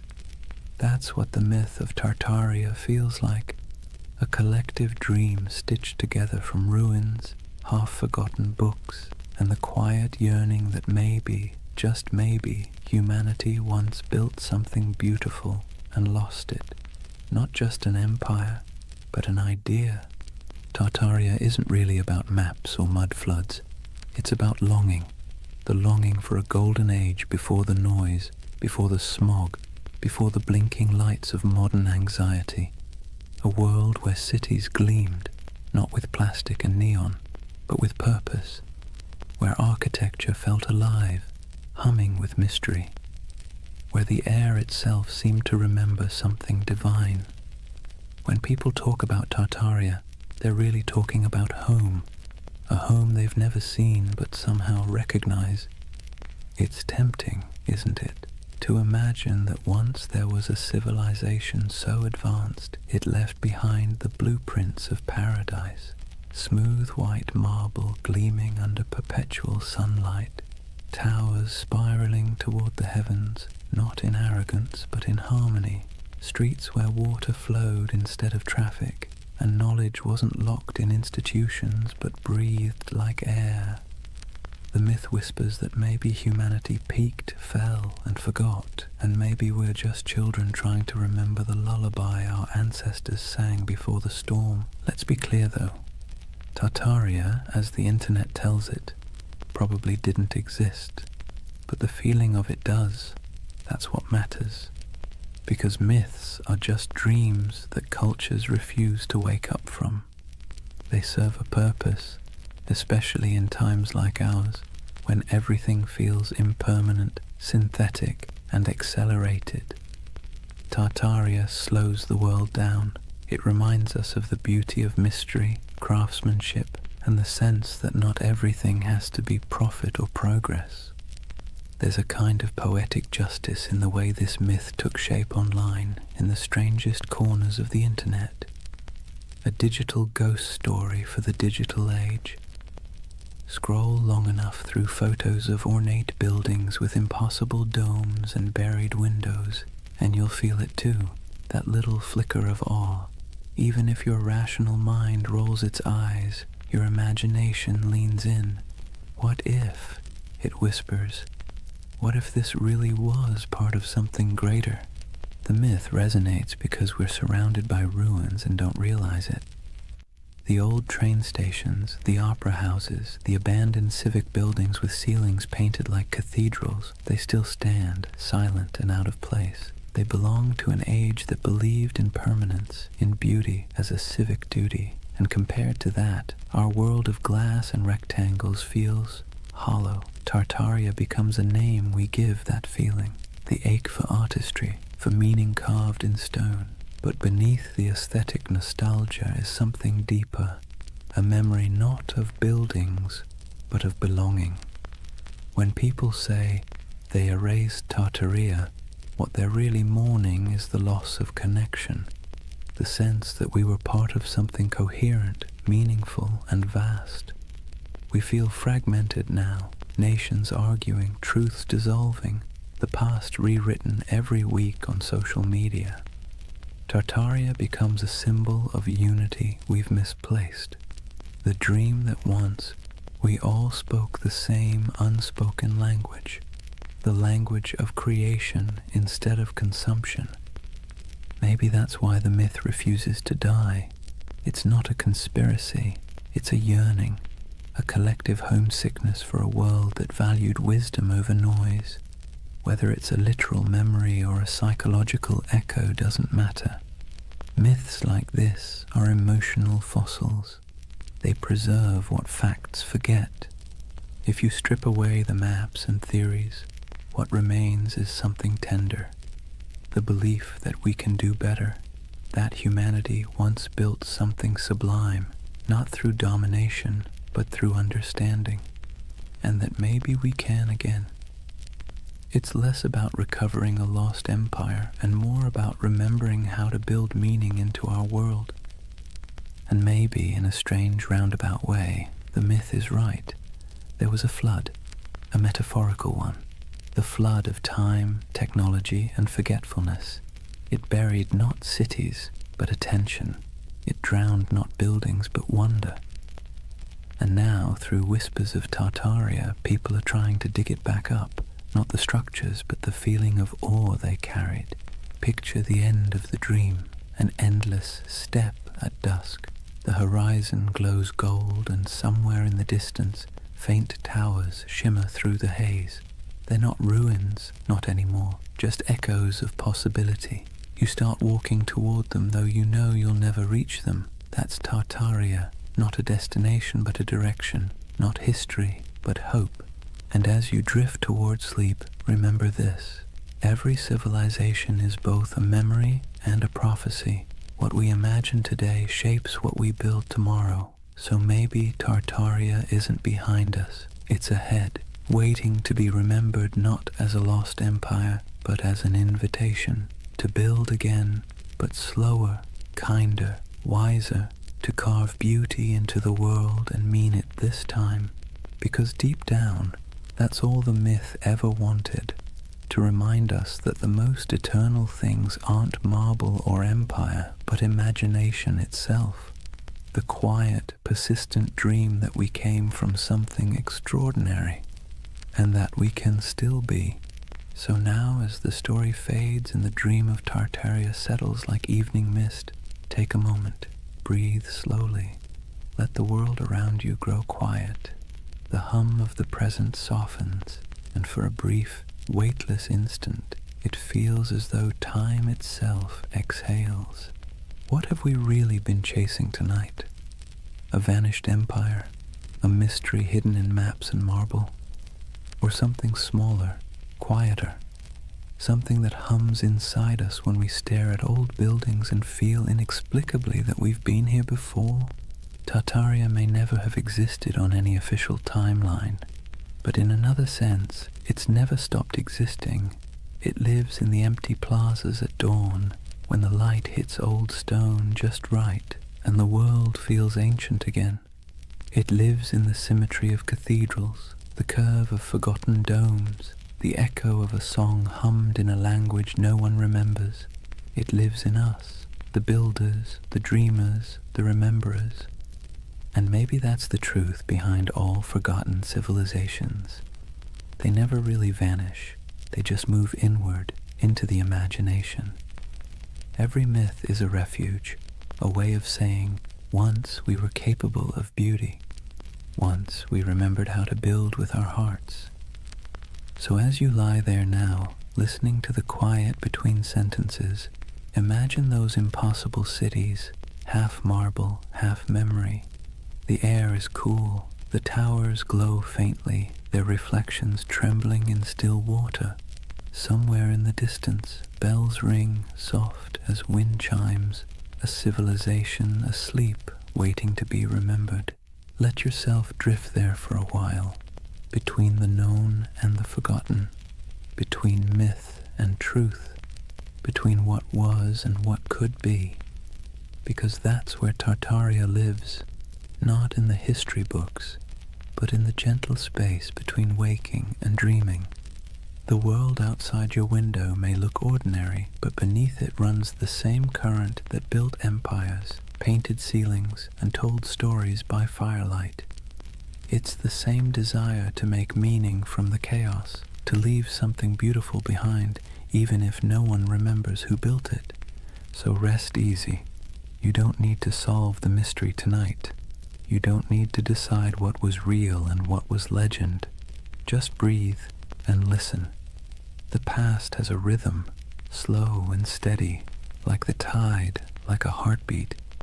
It's the sound of humanity remembering itself. Tomorrow the noise will return, screens, traffic, chatter. But tonight belongs to silence, to candlelight, to the soft pulse of an imaginary empire that refuses to die.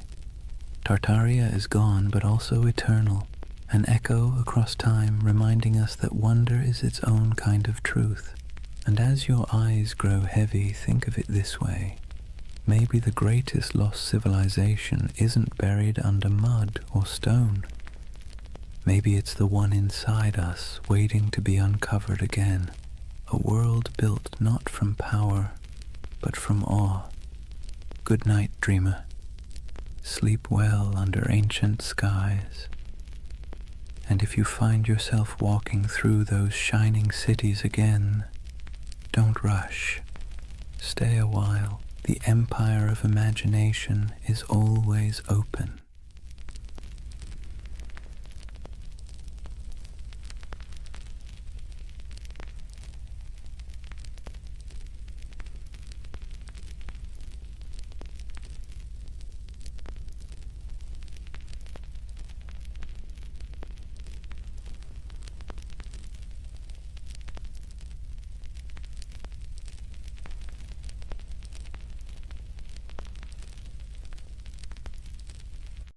Hey guys, welcome back to the Sleep Atlas.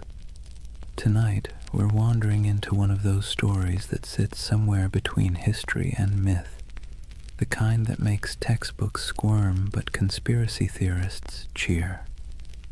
We're talking about the Anunnaki, the ancient gods of Mesopotamia, the so-called Great Ones, whose names have echoed for thousands of years. Now, before you picture little green men zipping around in flying saucers, let's be clear. The Anunnaki weren't dreamt up by modern sci-fi. They were very real to the people of ancient Mesopotamia, the Sumerians, Akkadians, Babylonians, and Assyrians, who lived their entire lives believing these beings were watching, judging, and occasionally meddling in their affairs. These gods weren't distant. They weren't serene. They were moody, demanding, and sometimes alarmingly human in their behavior. But here's the twist. In the last few decades, the Anunnaki have been rebranded, plucked out of their ancient temples and repackaged as spacefaring engineers who supposedly created humanity. You've probably seen them pop up on late-night cable documentaries with dramatic music, or in corners of the internet promising that the truth is out there. On one hand, that's entertaining. On the other, it's a perfect reminder that myths are slippery.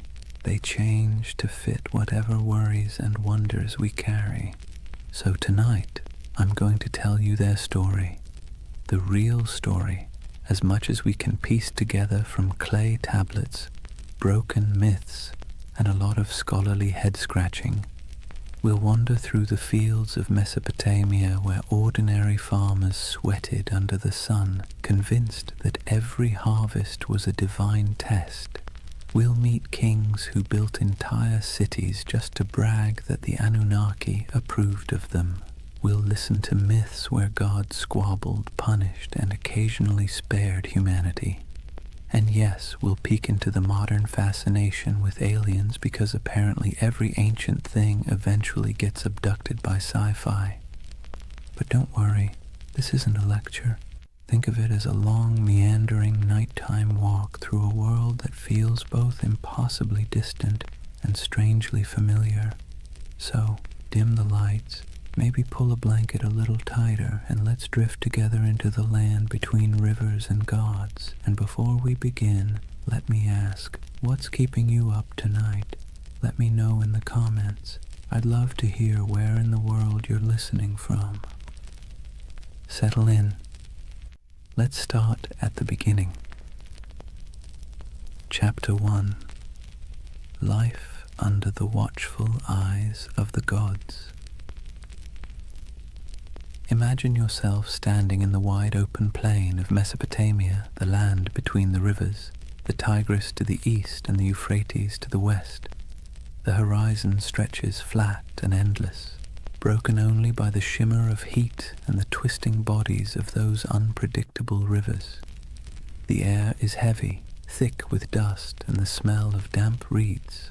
Somewhere in the distance a donkey brays, and over all of it an invisible weight hangs in the air, the belief that the Anunnaki are watching. To the people who lived here thousands of years ago, the rivers weren't just water, they were divine moods made liquid. A generous flood meant the Anunnaki were pleased, a drought meant they were angry, a sudden storm that flattened your barley fields.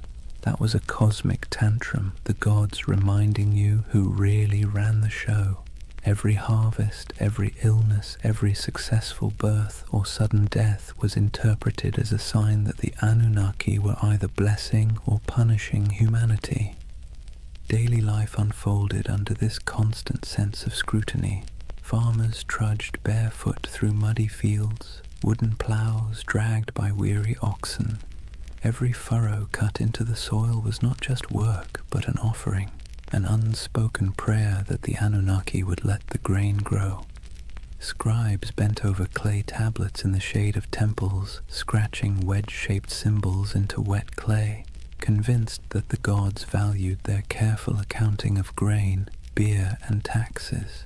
Mothers tucked their children into reed mats at night with stories of Inanna and Enlil, half myth, half warning, because even bedtime carried reminders that the gods were keeping score. The landscape itself reinforced the idea. Towering ziggurats rose above flat mud-brick cities, stepped pyramids painted in bright colors that have long since faded. To climb one was to ascend closer to the heavens, to the Anunnaki who supposedly convened in their council chambers above. At the base, ordinary people shuffled forward with offerings, bowls of grain, jars of beer, bleating goats, hoping that their small sacrifice might earn a flicker of divine favor. And through it all, the question lingered. Were the gods ever satisfied? The answer, most of the time, was no. If the Anunnaki were pleased, life was merely tolerable. If they were displeased, life became unbearable. It was a kind of spiritual anxiety disorder written across an entire civilization, one that never let you forget that your fate was being judged by beings you couldn't see but definitely believed in. So here's the paradox of Mesopotamia and of the Anunnaki themselves. They gave people a framework to explain the chaos of life, but they also kept everyone permanently nervous. Imagine waking up every day knowing that your job performance review wasn't coming from your boss, but from a pantheon of unpredictable, immortal beings with the power to ruin your entire year. Comforting? Not exactly. Necessary? Absolutely. That was life under the watchful eyes of the Anunnaki, and it was only the beginning. Now that we've set the scene, the dust, the rivers, the nervous glances toward the heavens, let's lean into the daily grind of keeping the Anunnaki happy, because if there was one thing everyone in Mesopotamia agreed on, it was that the gods were needy. Think of the Anunnaki less like distant divine beings and more like an extended family of very spoiled aristocrats. They didn't simply exist in the background of your life. They were treated as if they lived right there in the city with you, lounging in temples that were really more like mansions stocked with food, drink, and endless attention. Priests fed the gods' statues elaborate meals. They clothed them in fine garments. They bathed them, sang to them, and even tucked them into bed at night with rituals designed to assure the gods that yes, they were adored. And here's the kicker, the gods didn't actually eat the food, wear the clothes, or drink the beer. The priests did, but in the logic of the time that was the point. The offering wasn't about literal nourishment, it was about respect, about demonstrating submission to the divine order. Imagine working all day in a scorching field, hauling baskets of barley, and then handing over a chunk of your hard-earned harvest to a temple where priests would cook it up in front of a golden statue. You didn't get to enjoy the meal, the gods did, or so you were told. This wasn't optional. Failing to make offerings wasn't just rude, it was dangerous. Skip your temple duties, and you risked angering a god who could retaliate with a bad harvest, a plague, or a flood. It was like living with an unpredictable landlord who might torch your house because you didn't bring them enough bread. And so, day after day, people dragged their grain, their livestock, their jars of beer, and their prayers into the temple courtyards, hoping the divine egos were stroked enough to leave them in peace. Markets reflected this cycle of giving and appeasing. Merchants sold incense imported from far-off lands, exotic woods for temple furnishings, and precious stones for idol adornment. Whole industries thrived not because people needed goods for themselves, but because the gods supposedly needed them. The economy of worship was real, and it was heavy. And then there were the rituals, constant, exhausting, and often bewildering. Priests performed chants, sacrifices, and ceremonies to interpret the gods' moods. Ordinary people had little say in the process. They simply trusted or feared that the professionals got it right. Was the river about to flood? Only the gods knew. Was a plague looming? Better pay for a ritual just in case. Imagine the anxiety. You might lose your family, your crops, your city, not because of something you did wrong in the field, but because a priest forgot to wash a statue properly before a ritual. This constant pressure shaped how people thought about themselves. You weren't just a farmer, a merchant, or a craftsman. You were a servant of the gods, and your work was always under review. The Anunnaki weren't the kind of bosses who praised your effort either. At best, they ignored you. At worst, they punished you for reasons you could never quite understand. And yet there was comfort too. As strange as it sounds, the ritual obligations gave life structure. There was a rhythm to the year, festivals, sacrifices, processions, moments when the whole city gathered together in noisy, colorful celebrations. For a while, the pressure of survival melted into shared relief. Beer flowed, music played, incense smoke curled into the sky, and people could convince themselves that the Anunnaki might actually be pleased for once. But make no mistake, the weight of worship was heavy. It pressed down on every meal, every harvest, every family gathering. It meant living in a world where you never really owned your life. You were always making payments upward, into the hands of gods who demanded much and explained little. Civilization, in other words, came with a permanent divine subscription fee. So when you picture Mesopotamian life, don't just imagine mud brick houses and busy bazaars. Picture the temples looming above everything, casting long shadows across the city. Picture priests bustling through courtyards, chanting prayers and carrying offerings. And picture the ordinary farmer at the gate, holding a bowl of barley with cracked hands, hoping that this small gift would keep the Anunnaki's attention fixed somewhere else. That was the weight of worship, a constant burden, heavy as the mud brick walls themselves, shaping every breath of life in the land between the rivers. If temples were the stage for grand rituals, then the family was where belief in the Anunnaki seeped into the most ordinary corners of life. From the moment you were born in Mesopotamia, you were wrapped in layers of tradition, lore and stories that all reminded you the gods were watching and you had better behave. Picture a household, mud brick walls enclosing a small courtyard with reed mats laid out for sitting and sleeping. The air smells faintly of cooking grain, sheep dung burned for fuel, and maybe onions sizzling in oil if the family was lucky enough to afford them.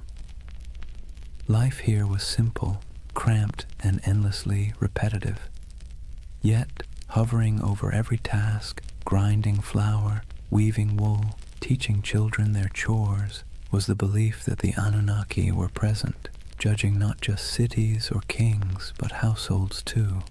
Families were patriarchal, meaning the oldest male ruled the home, and his authority was framed not as personal power, but as divine order. Fathers were seen as enforcers of a structure that supposedly mirrored the cosmic hierarchy. Just as gods ruled over humans, men ruled over their families. Hammurabi's famous law code spelled this out with brutal clarity. Wives owed obedience, children owed respect, and failure to comply could bring harsh consequences. This wasn't just social convention. It was written into the laws that claimed divine backing from the gods themselves. Mothers carried their own weight, of course. They were the backbone of the household, weaving, grinding, managing food stores, raising children, and passing on the stories that glued the family's beliefs together. Bedtime wasn't a cozy session of fairy tales. It was an education in fear and respect. Children were told myths of Inanna descending to the underworld, of Enlil sending storms, of the Anunnaki judging souls in the afterlife. These stories weren't entertainment so much as early compliance training. The message was clear: live properly or the gods will notice. Children's lives reflected this constant training. Boys learned the family trade early, whether that meant trudging in the fields, selling goods in the marketplace, or, if you were very lucky, scratching cuneiform signs into clay tablets under the harsh eye of a schoolmaster. Girls learned weaving, cooking, and managing the household, roles that prepared them to keep the rhythm of worship alive in the next generation. Even play wasn't free of divine oversight. Children carved little clay figurines of gods and heroes used in games that blurred the line between fun and reverence. Faith wasn't just whispered in prayers, it was baked into family rituals. Before meals, small offerings of grain or beer might be set aside for the household gods. Amulets were hung by doorways to ward off demons. Protective charms shaped like little snarling figures were placed in bedrooms, especially near infants. Birth itself was wrapped in ritual. Women prayed to Ninhursag, goddess of fertility, to protect mother and child, while midwives muttered incantations to keep evil spirits away. From the very first breath, life was understood as a fragile gift, one that could be snatched away if the Anunnaki weren't appeased. And here's the thing, families weren't just private units, they were miniature reflections of the larger city and its hierarchy. Just as kings claimed authority from the gods to rule nations, fathers claimed authority from the gods to rule homes. The same logic that justified empires justified bedtime discipline.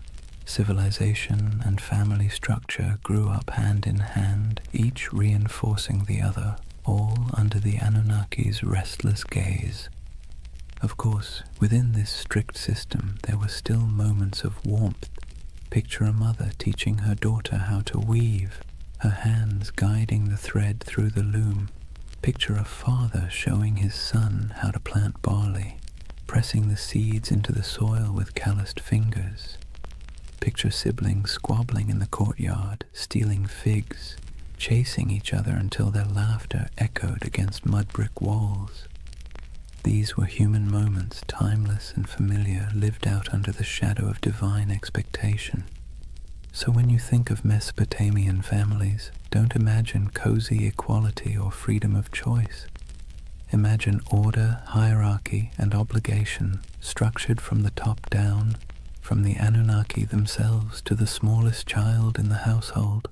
Family wasn't just family, it was a rehearsal for serving the gods, and every story told at bedtime, every offering laid out at a threshold, every whispered prayer before sleep reinforced the same lesson. The Anunnaki were always listening. That was family and faith in ancient Mesopotamia, woven so tightly together that you couldn't separate one from the other. Home was never just home. It was a microcosm of the cosmic drama played out every day under the eyes of gods who demanded order, loyalty, and obedience. If Mesopotamian families carried the rhythm of worship in their courtyards, then the cities themselves thundered with it. The soundscape of Mesopotamia wasn't just donkeys braying or merchants shouting. Woven through the daily hum was an undercurrent of sacred noise, constant reminders that the Anunnaki were never far away. Imagine walking barefoot across the packed dirt streets of Ur or Uruk, the air heavy with heat and dust. The first thing you'd notice rising above the chatter of the marketplace is chanting, long, steady voices carrying from the temple courtyards. Priests chanted hymns in Sumerian or Akkadian, their words flowing like the rivers themselves, steady, unrelenting, rhythmic. To the people listening, these weren't just words, they were incantations meant to keep the cosmic order intact. If the chanting stopped, who knew what chaos might break loose? Temples were alive with activity. Incense smoldered, releasing thick curls of smoke that clung to the air, sweet and sharp at the same time. The scent was meant to please the gods, but for ordinary people walking by, it was a reminder that the divine was close enough to smell. Lyres plucked their delicate notes in temple courtyards, drums pulsed with steady beats, and flutes added piercing tones that drifted across rooftops. To us, it might sound like music.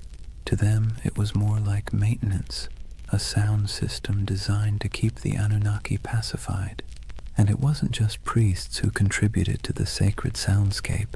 Festivals turned entire cities into orchestras of devotion. Imagine crowds gathering for a procession, voices rising together in chants, bells clanging, animals bellowing as they were led toward sacrifice. The ziggurat loomed above it all, terraces echoing with footsteps as priests climbed higher to offer food, drink, and prayers to the gods at the summit shrine. From miles away, travelers could hear the echo of music, the low murmur of thousands of voices, and know they were approaching a city where gods were fed daily like pampered royals. But the sounds weren't always grand. Sometimes they were intimate and unsettling. Picture a priest muttering over the body of a sick child, reciting spells to chase away spirits. Picture whispered prayers at dusk, entire families speaking softly into the night air as oil lamps flickered. Picture the hush that fell when an omen was announced, the crowd quieting to hear the words that might decide whether the gods were pleased or furious. In these moments, sound wasn't background. It was the bridge between humans and the Anunnaki. The irony is that these sounds, sacred chants, booming drums, whispered prayers, blurred together with the noise of the city. A donkey braying outside a temple, a merchant shouting about his wares as priests sacrificed a goat, children laughing while incense smoke rose into the sky. The sacred and the ordinary overlapped constantly, like two melodies played at the same time. For Mesopotamians, there was no separation between daily life and sacred life. Every sound was part of the same chorus, one directed at keeping the gods content. So, when you imagine Mesopotamia, don't just picture silent ruins or dusty tablets in a museum. Picture a city alive with sound, chanting voices echoing from ziggurats, music rising from temples, prayers whispered in homes, markets buzzing with life. And beneath it all, the steady, unsettling hum of belief, the sense that every sound you made was heard, judged, and recorded by the Anunnaki. That was the soundscape of Mesopotamia, sacred and ordinary, human and divine, blending into one endless hymn beneath the gaze of restless gods. So far we've walked the fields, stepped into homes, and stood in the courtyards of temples. But if there's one thread tying all of Mesopotamian life together under the watch of the Anunnaki, it's struggle. Not dramatic Hollywood-style struggle, more like the constant grinding kind. The kind that wears you down day after day until survival itself feels like an act of worship. Imagine yourself as an ordinary farmer standing ankle-deep in a muddy canal, sweat dripping into your eyes as the sun beats down. The water that gives life to your crops also threatens to destroy them, either by flooding too much or not enough. You dig ditches, patch walls, and mutter prayers, hoping Enki might spare you this season. Your back aches, your hands blister, and still the work never stops. Each seed you plant is not just a gamble with the soil, it's a plea to the gods. Or imagine being a craftsman, hunched over a clay tablet, shaping wedge-shaped marks into wet clay. Maybe you're writing receipts, tallying debts, or recording temple rations. The work is tedious, your teacher strict, your mistakes punished, and yet every stroke of your stylus feels like part of something bigger. You're not just tracking grain, you're participating in a divine system where the Anunnaki themselves are imagined to weigh human worth in records and decrees. Disease lurked in the background too. Cities were crowded, hot and filthy, and illness spread quickly. If someone in your family fell sick, you didn't think of germs, you thought of angry gods or lurking demons. Maybe it was punishment, maybe it was bad luck, maybe both. Priests muttered incantations over the feverish burned incense and offered sacrifices. Sometimes it worked, sometimes it didn't. Either way, you believed your life was being tallied by powers you couldn't see. And then there was the simple, unshakable anxiety of living in a land where nothing stayed stable for long. Floods, droughts, raids from neighbors, every threat felt like it came with divine approval or divine neglect. You might work tirelessly, live faithfully, and still watch your field wash away overnight. It's no wonder that Mesopotamian myths constantly circle back to the same themes. Humans struggling, gods displeased, chaos always around the corner. But within that struggle, there was resilience. People endured. They dug new canals after floods, rebuilt homes after raids, prayed louder after disasters. Families bound themselves tightly together. Neighbors leaned on one another in the marketplace, and communities clung to rituals that gave their world meaning. The Anunnaki may have loomed like stern overseers, but the people found ways to keep living, laughing, and even celebrating in the cracks between their hardships.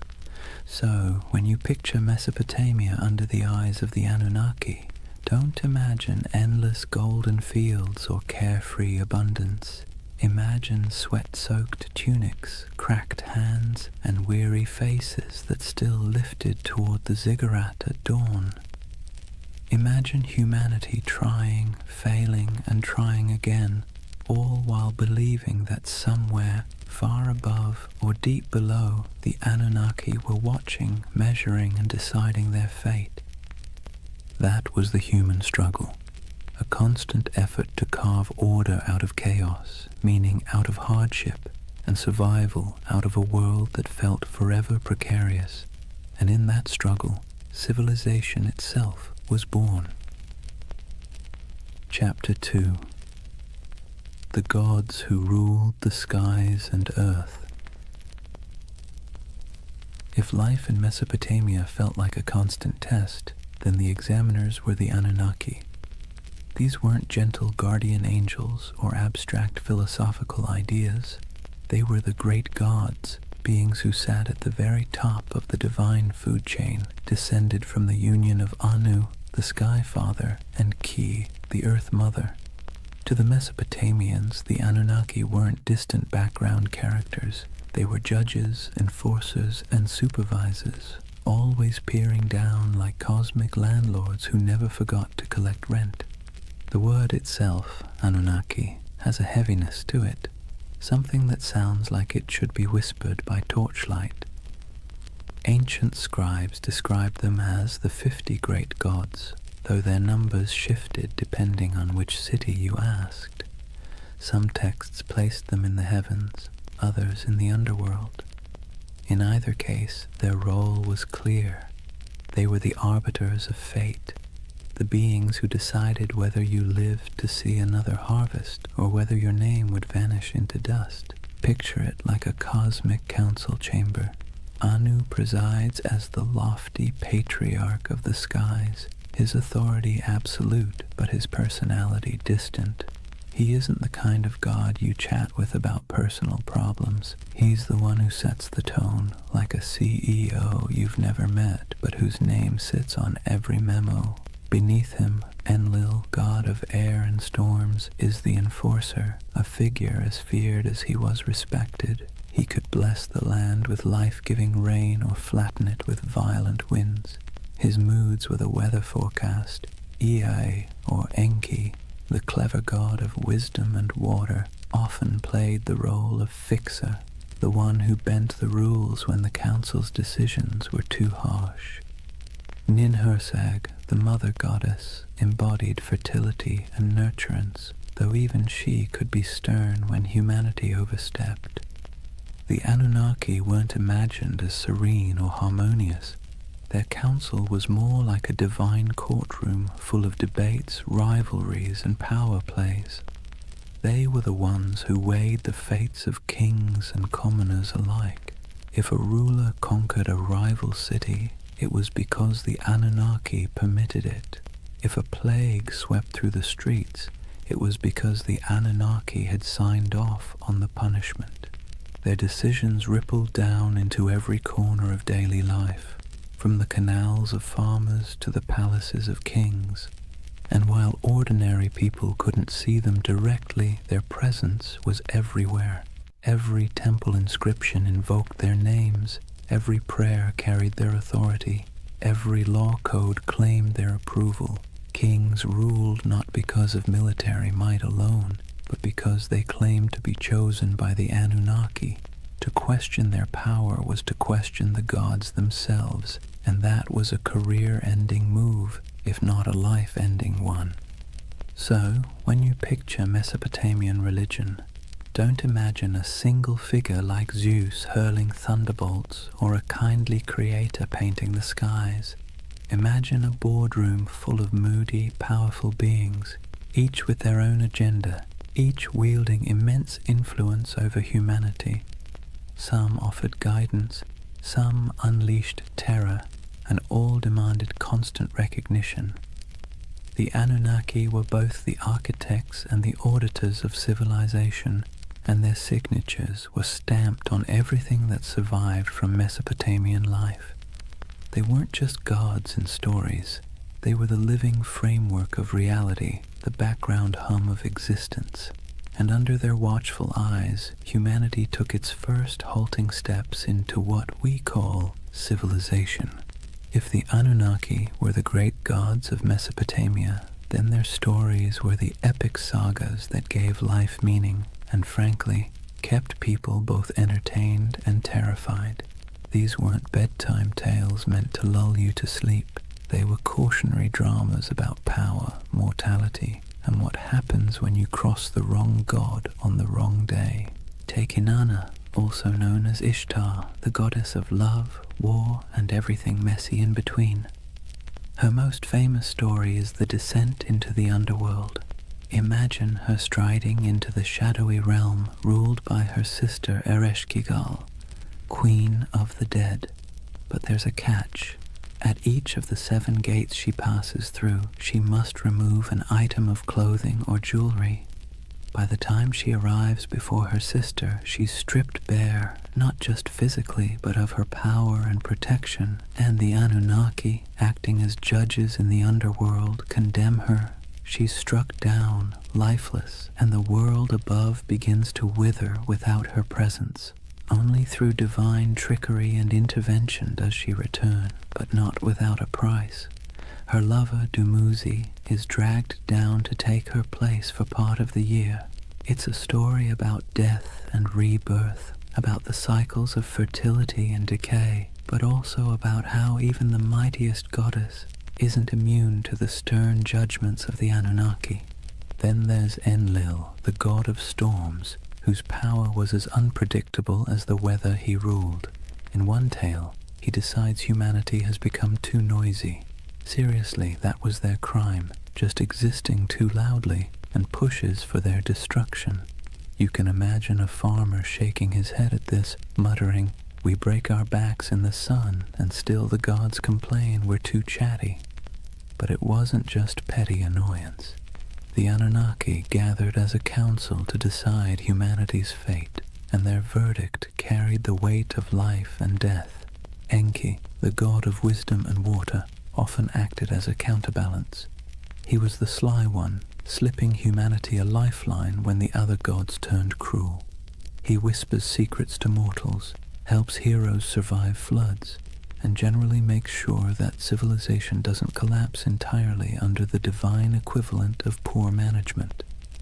His rivalry with other Anunnaki, especially when their decrees seemed harsh, created the tension at the heart of many myths. Without him, the stories would end a lot sooner, usually with humanity wiped off the map. The Anunnaki didn't just sit around in myths as background figures. They were portrayed as active enforcers of cosmic law. They're described as judges in the underworld, weighing the souls of the dead. They show up in tales as the arbiters of fate, determining whether kings succeed or fall. To the Mesopotamians, this wasn't abstract philosophy. It was how the universe worked. The Anunnaki weren't just on the stage. They were the directors, the critics, and occasionally the executioners. And then, of course, there's the divine drama. Rivalries, betrayals, and power grabs weren't unique to human kings. The Anunnaki mirrored the squabbles of earthly rulers. They fought, negotiated, sulked, and occasionally unleashed chaos on a cosmic scale. Every myth reinforced the idea that the universe was not run by serene, detached beings, but by temperamental gods with very human flaws. So, the mythic storylines of the Anunnaki weren't simple tales. They were the scripts by which Mesopotamians understood their place in the world. When you planted your crops, you remembered Inanna's descent. When storms raged, you muttered prayers to Enlil. When you needed a glimmer of hope, you looked to Enki. These stories explained why life was fragile, why the gods were fickle, and why survival always felt like it balanced on the edge of divine whim. If Mesopotamian myths were the great campfire stories of their day, then the Epic of Gilgamesh was the full-length box set, multi-season, full of drama, cosmic cameos, and the occasional existential crisis. And tucked into this saga, just behind the swagger of Gilgamesh himself, you find the fingerprints of the Anunnaki. They weren't the stars of the show, but they were always present, quietly pulling strings, stamping judgments, and reminding humanity who was really in charge. Gilgamesh, king of Uruk, is portrayed as 2/3 divine, 1/3 human, a math equation that somehow worked in Mesopotamian mythology but would make your high school algebra teacher sweat.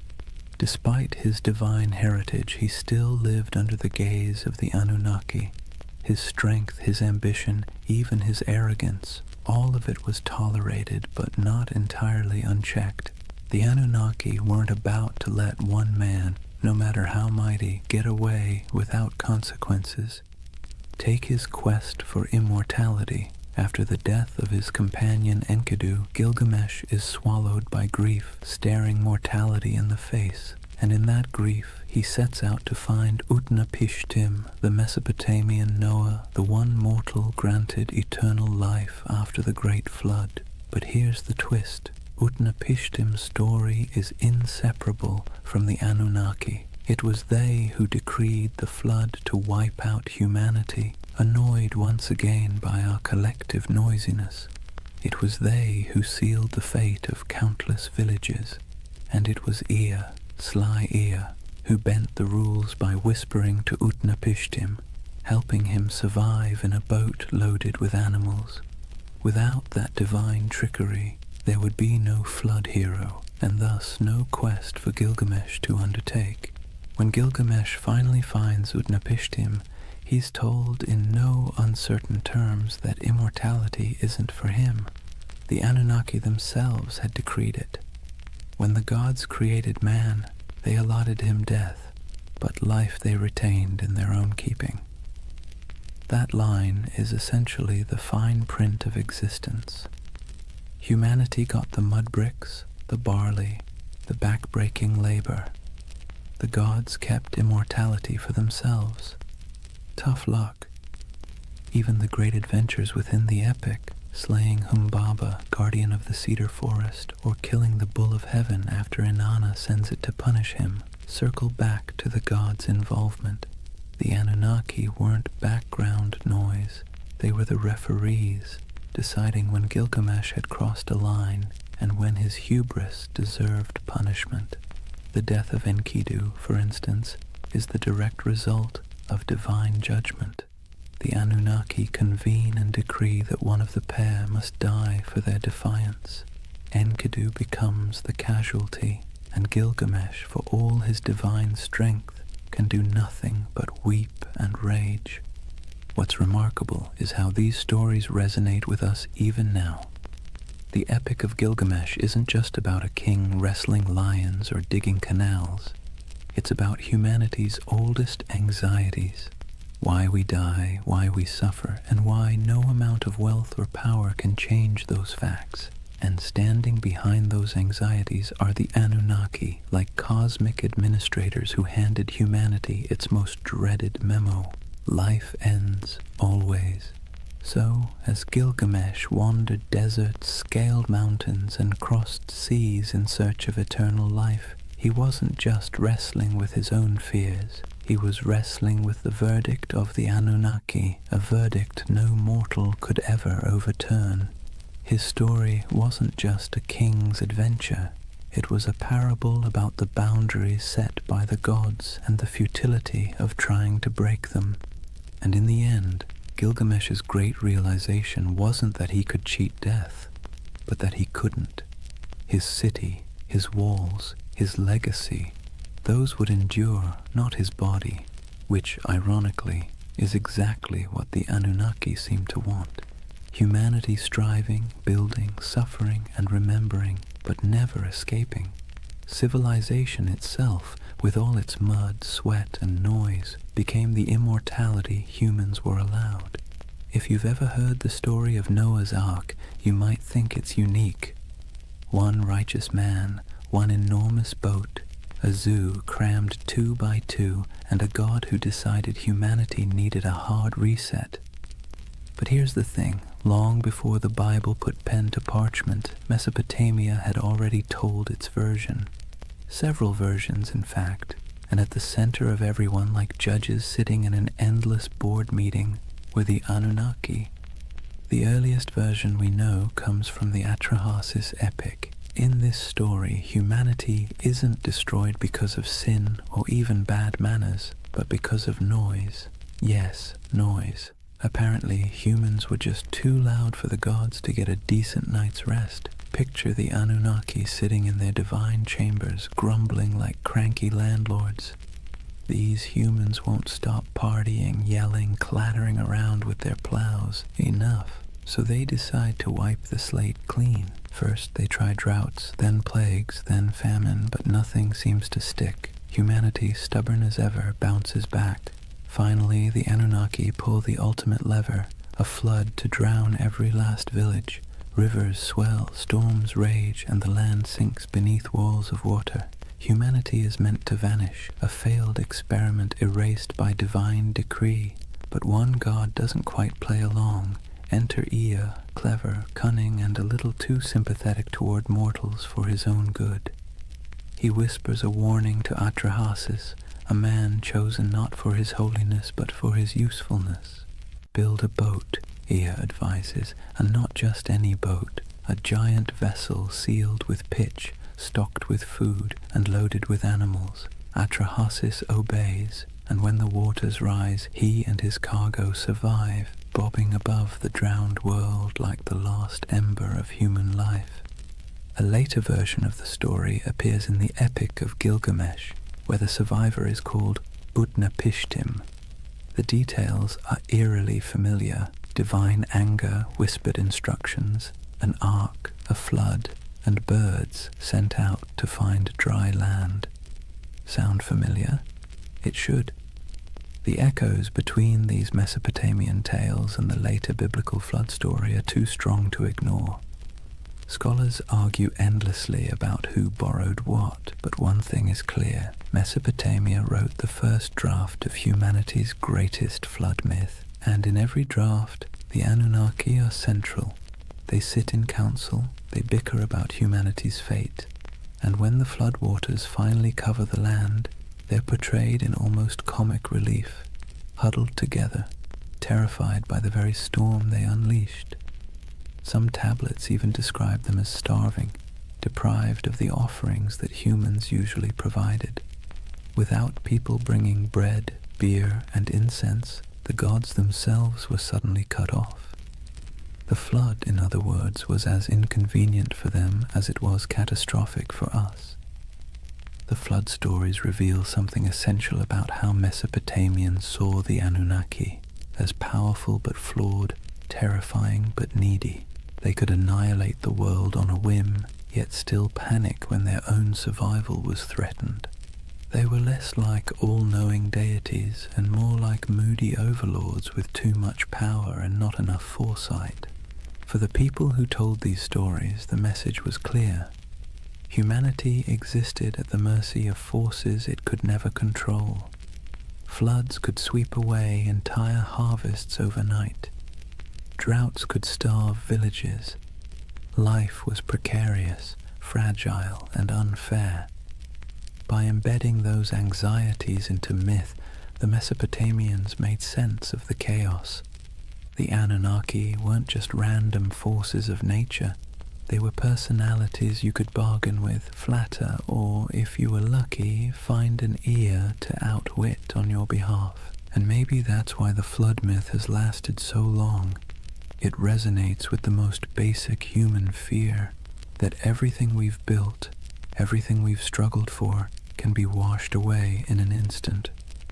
The Mesopotamians wrapped that fear in the story of divine judgment, a story so powerful it sailed forward through time, carried on clay tablets, copied into scripture, and retold for millennia. So the flood wasn't just water rising, it was a story of humanity's fragility, the gods' capriciousness, and the desperate hope that someone, anyone, might survive to start over again. If you've ever sat through a corporate meeting where everyone jockeys for credit, interrupts each other, and tries to outdo the boss, congratulations, you already understand Mesopotamian divine politics. Because the Anunnaki, for all their cosmic authority, were basically the original middle managers of the universe, constantly bickering, scheming, and pushing their agendas. Let's be clear. The Anunnaki weren't serene, enlightened beings sitting in eternal harmony. They were more like a council of city-states writ large. Each had their turf, their loyalties, and their grudges.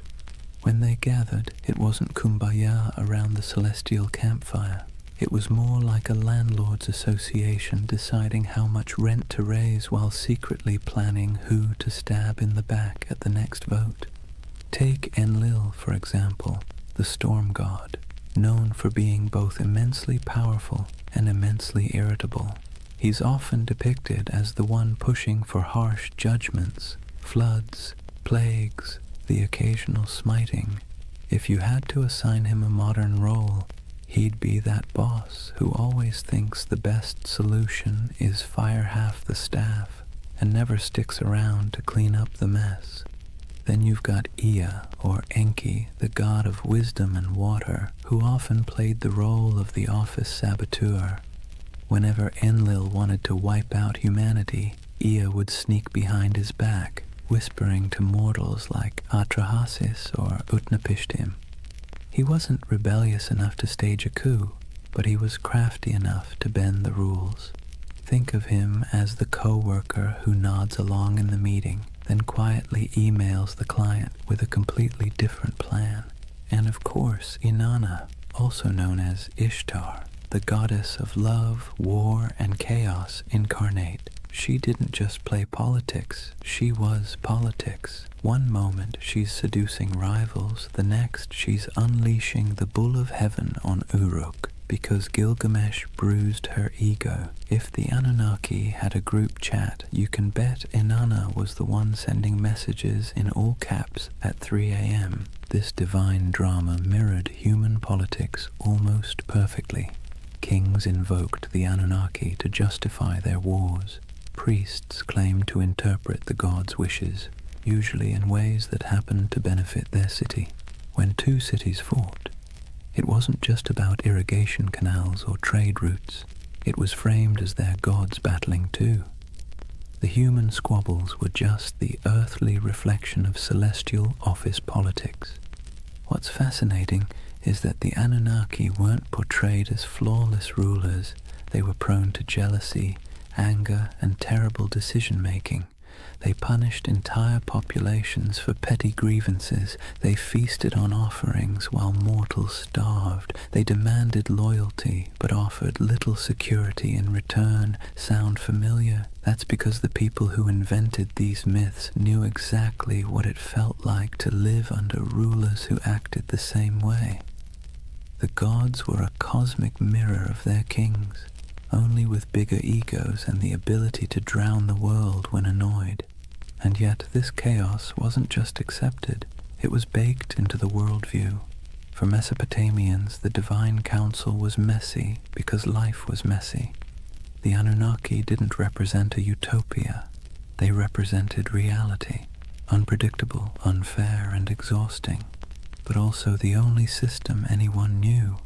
So the next time you picture Mesopotamian religion, don't imagine calm temples and peaceful hymns. Picture a smoky back room, gods arguing over humanity's fate, each angling for influence while pretending to act for the greater good. That was the drama of divine politics, and it shaped every flood, famine, and fleeting moment of human survival. Chapter 3. Myths, Mysteries, and Alien Theories. Before we dive into modern theories about aliens with laser beams building ziggurats, let's ground ourselves in how the people of Mesopotamia themselves actually understood the Anunnaki. Because for them, these weren't space visitors or sci-fi saviors. They were the very fabric of existence. The Anunnaki were the great gods, descended from Anu, the sky, and Ki, the earth. They weren't casual background deities. They were the stern judges, the cosmic accountants of fate. Picture them sitting on a celestial council bench, scribbling down humanity's behavior like the universe's first HR department, except the performance reviews were terrifyingly final. They decided who lived, who died, and how the world ticked. But here's the twist. They weren't abstract. They were woven into every corner of daily life. A farmer digging an irrigation canal didn't just worry about weeds or floods. He worried about whether the Anunnaki were pleased with his offering of grain. A merchant weighing silver in the bazaar wasn't just concerned about fair trade.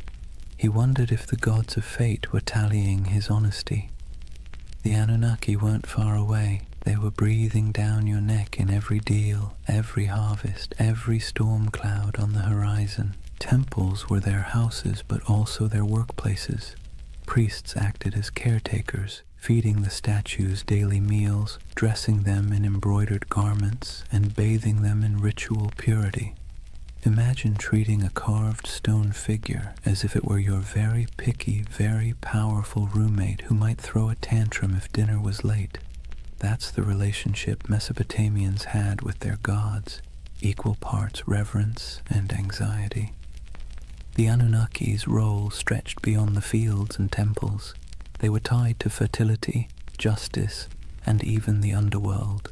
In some myths, they sit as judges in the realm of the dead, weighing the shadows of human lives like bureaucrats processing endless paperwork. Not exactly a comforting image, but then again, Mesopotamian religion wasn't about comfort. It was about explaining a world that was dangerous, unpredictable, and constantly shifting. And the rituals reflected that. People poured out libations of beer, laid down offerings of bread, burned incense, and sang hymns to keep the divine machine running. Festivals were not just moments of joy, they were mandatory maintenance on the cosmic engine. Skip a ritual, anger a god, and suddenly your canal might collapse or your child might fall sick. So when we talk about the Anunnaki, the ancient understanding wasn't glamorous, it was anxious. These weren't benevolent guardians handing out blessings. They were moody overseers, cosmic bosses whose whims dictated survival. And humanity's job was simple, if exhausting. Keep them fed, keep them clothed, keep them entertained, and maybe, just maybe, they wouldn't ruin your week. In other words, the Anunnaki were less about lofty spirituality and more about survival management. They reflected the world their worshippers lived in, harsh, unstable, unpredictable, but impossible to ignore. So let's clear the fog a bit. When we talk about the Anunnaki, what do we actually know from the ground? What's been dug up, baked in clay, and translated by bleary-eyed archaeologists squinting at wedge-shaped cuneiform? Because while modern theories tend to leap straight into sci-fi territory, the ancient sources are both more grounded and, in some ways, more fascinating. The word Anunnaki itself pops up across thousands of years of Mesopotamian texts, from Sumerian myths to Babylonian epics. These weren't obscure fringe deities whispered about in one dusty tablet. They were front and center, woven into the very structure of Mesopotamian religion. They appear in the Enuma Elish, the Babylonian creation story, their judges in underworld texts, their name dropped in royal inscriptions, invoked as divine witnesses to treaties and curses. If you lived in Mesopotamia, you would have heard their names the way we hear the law or the government. Archaeologists have unearthed thousands of cuneiform tablets that mention them. Some are myths, some are hymns. Others are dry administrative lists where the Anunnaki show up as the divine recipients of offerings, bread, beer, livestock, and occasionally the odd luxury good. Imagine seeing your gods listed alongside taxes in a spreadsheet carved into clay. That's how real they were to the people of the time. Visually, the evidence is trickier. unlike Egyptian gods with instantly recognizable animal heads, the Anunnaki weren't locked into one iconography. Sometimes they're represented as human-like figures in elaborate robes with horned crowns, a symbol of divinity. Other times, they're mentioned collectively, more as a divine council than as individuals with distinct faces. Reliefs from places like Assyria show gods flanking sacred trees, holding ritual objects, or hovering in winged forms. Whether every winged figure should be read as Anunnaki is debated, but what's certain is that these divine images were meant to remind worshippers of cosmic hierarchy. Gods above, humans below, no exceptions. Then there are the ziggurats themselves, the massive step temples that dominated Mesopotamian skylines. While we can't slap a label on the bricks reading Anunnaki headquarters, the texts make clear these structures were dedicated to them and their kin. Priests, trained scribes, and entire economic systems revolved around the upkeep of these temples.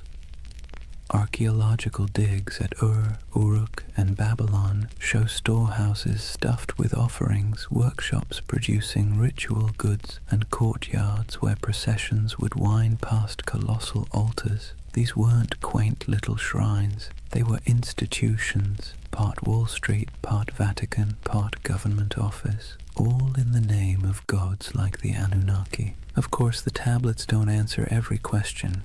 They leave gaps. Frustrating gaps that modern minds love to fill with speculation. Did the Anunnaki descend from the heavens in some dazzling moment of contact? The texts never say that. Did they genetically engineer humans in a laboratory? No mention. What they do say is that the Anunnaki were the arbiters of fate, the enforcers of divine will, and the ever-watchful overseers of human existence. They're described as present in the underworld, as the ones who decree destinies, and as an assembly that even other gods had to respect. The challenge and the beauty of the archaeological evidence is that it roots the Anunnaki firmly in the ancient imagination without giving us neat answers. What survives is clay, dry, cracked tablets that were once wet mud in the hands of scribes. Reliefs chipped out of palace walls, broken statues that once carried offerings, the echoes of rituals performed in smoke-filled courtyards.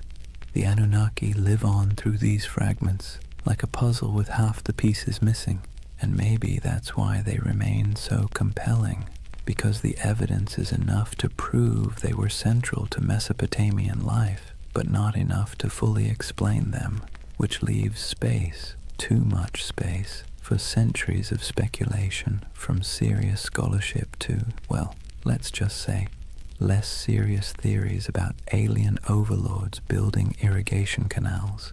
Now, here's where things take a sharp turn from dusty tablets to late-night cable television. For thousands of years, the Anunnaki lived quietly in broken clay fragments and forgotten ziggurats. Then the 20th century rolled around, and suddenly they were recast as cosmic engineers from another star system. The gods of the underworld became astronauts, and the myths of Mesopotamia were rebranded as ancient history's greatest cover-up. The name most associated with this reimagining is Zecharia Sitchin, a writer who in the 1970s published a series of books claiming that the Anunnaki weren't just gods. They were extraterrestrials from a mysterious 12th planet he called Nibiru. According to his interpretation of Sumerian texts, these beings came to Earth hundreds of thousands of years ago, mined gold to repair their failing atmosphere, and genetically engineered humanity as a labor force. Essentially, humans are the original interns in someone else's cosmic business plan. Sitchin's book sold like hot bread in a Mesopotamian market. They tapped into a cultural moment when UFOs, space exploration, and Cold War paranoia made alien narratives irresistible. His Anunnaki weren't just mythic figures. They were proof, he claimed, that our origins weren't entirely our own. The gods of Sumer weren't metaphors, they were visitors, technicians, and in some versions, slave masters. And conveniently, they promised to return someday, which gave the whole story a nice mix of biblical prophecy and sci-fi cliffhanger. From there, the Anunnaki leapt into popular culture. They became staples in documentaries, internet forums, video games, and conspiracy theories. You've probably seen them lurking in the background of the History Channel's Ancient Aliens, their horned crowns swapped for astronaut helmets in digital recreations. They pop up in books arguing that ancient architecture, the pyramids, Stonehenge, Machu Picchu, was the handiwork of godlike beings with advanced technology. Never mind that the Sumerians never claimed their ziggurats were rocket launch pads. The imagery proved too enticing for modern imaginations. The Anunnaki as aliens theory has sticking power because it blends two irresistible ideas, that the gods were real and that humans didn't climb the ladder of civilization entirely on their own. It offers mystery, grandeur, and let's be honest, a touch of flattery. Because if aliens engineered us, then clearly we're special, or at least somebody's favorite experiment.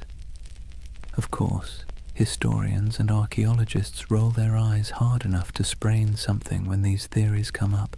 There's no tablet that says, by the way, we came from planet Nibiru. There's no evidence of spaceports in Ur or genetic labs in Babylon. The texts talk about floods, fate, rituals, and divine councils, not interstellar travel. But for many people, that's part of the fun. The gaps in the evidence are fertile ground for imagination, and Sitchin's Anunnaki filled those gaps in a way that captured millions of readers. It's worth pausing, though, to ask why. Why did the Anunnaki, of all the gods in human history, become the poster children for alien theories? Why not the Greek Olympians, or the Norse pantheon, or the Aztec deities? Partly it's because Mesopotamia is so old. These myths stretch back to the dawn of writing, which makes them feel like they contain hidden truths, the first draft of humanity's story. And partly it's because the Anunnaki were always portrayed as remote, judgmental overseers, an image that lends itself easily to the idea of superior beings from elsewhere. So, in the modern imagination, the Anunnaki have been rebranded, no longer just the moody gods of grain and flood, they're star travelers, geneticists, and absentee landlords of Earth. Whether you buy it or not, you have to admit, it's a heck of a career change for a bunch of ancient underworld judges. So, let's weigh the scales. On one side, we have archaeologists with dirt under their fingernails, carefully piecing together tablets baked 5,000 years ago. On the other, we have modern storytellers claiming the Anunnaki were gold-mining astronauts with a taste for human DNA. Which side is right? Well, that depends on whether you prefer your history served with clay dust or with tinfoil hats. First, the debunking side. Professional Assyriologists, those are the folks who actually read cuneiform, not just squint at it until it looks like spaceships, are nearly unanimous. The alien Anunnaki theory has no basis in the texts. The tablets describe gods with human emotions, divine councils, underworld judges, and mythic battles. They don't describe rocket launches, orbiting planets, or genetic splicing. The so-called translations used by Sitchin and his followers are, to put it gently, extremely creative. Imagine reading a cookbook, ignoring the ingredients list, and deciding it's actually a secret guide to time travel. That's about the level of scholarship we're talking about. Historians also point out that Mesopotamian myths are not unique in describing gods coming from the heavens or shaping humanity. Nearly every culture personified natural forces, storms, floods, fertility, death, as divine beings. The Anunnaki fit neatly into this pattern. Their role as overseers of fate and cosmic order makes sense in a world where rivers could make or break your survival overnight. They were not literal engineers from outer space. They were metaphors dressed in horned crowns. And yet, here's where the believing side makes its case, not necessarily because the evidence is strong, but because the allure is irresistible. People love mysteries. We love the idea that official history only tells part of the story, and we especially love the idea that ancient civilizations had secrets we can barely comprehend. The Anunnaki as aliens theory scratches all those itches. It takes the gaps, the missing pieces in the archaeological record, and fills them with rockets, DNA labs, and interstellar empires. And let's be honest, the official scholarly version isn't exactly sexy. The Anunnaki were stern gods who oversaw the underworld and enforced cosmic order doesn't exactly sell a million paperbacks. The Anunnaki were aliens who built humanity as their labor force and promised to return. Now that gets you a book deal, a History Channel interview, and a lifetime supply of conference invitations. What's fascinating is how both sides talk past each other. Scholars insist, rightly, that there's no evidence for aliens. Believers insist, also rightly in their own way, that the mysteries of Mesopotamia leave plenty of room for speculation. And between those poles, the Anunnaki themselves sit in silence, their names carved into clay, waiting for us to argue over them. Maybe that's the real takeaway here. Not whether they were gods, judges, or astronauts, but the fact that the Anunnaki are still sparking debate thousands of years later. They're still being reinterpreted, reshaped, and reimagined to suit the anxieties and fascinations of every age, whether that's Bronze Age farmers worrying about floods, or modern readers worrying about aliens in the night sky. So are they aliens? Almost certainly not. Are they fascinating? Absolutely. And in the end, whether you lean on the side of clay tablets or cosmic spaceships, you're participating in the same tradition the Mesopotamians started, using stories to make sense of a world that always feels a little bit out of our control. Here's the thing, whether you side with the cautious archaeologists or the ancient astronaut crowd, one fact is undeniable. The Anunnaki have staying power. Thousands of gods have come and gone, their names forgotten, their temples reduced to rubble, but somehow the Anunnaki still loom in our imagination, stubbornly refusing to fade. Why? What is it about this particular group of deities that continues to haunt us? Part of the answer lies in timing. The Anunnaki belong to the very earliest chapters of human history. When we talk about them, we're not just talking about some late add-on to mythology. We're talking about gods that walked hand in hand with the invention of writing, cities, and law. They're baked into the foundations of civilization itself. To imagine them is to imagine the dawn of human organization, when the rules of existence were still being scribbled on clay for the very first time. That alone gives them an aura of primordial authority. Another part is their personality. Unlike distant creator gods who retreat into the heavens after making the world, the Anunnaki were meddlesome. They judged, they punished, they demanded offerings.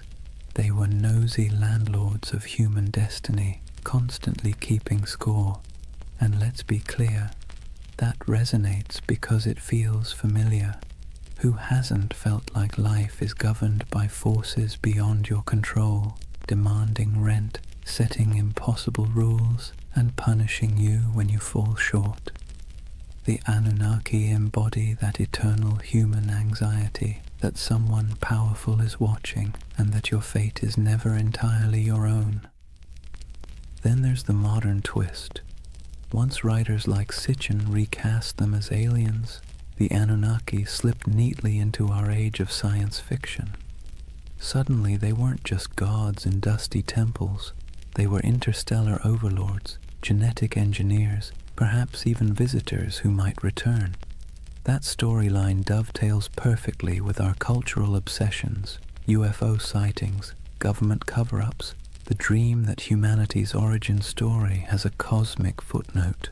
The Anunnaki became flexible enough to serve both the skeptic and the dreamer, the scholar and the conspiracy theorist.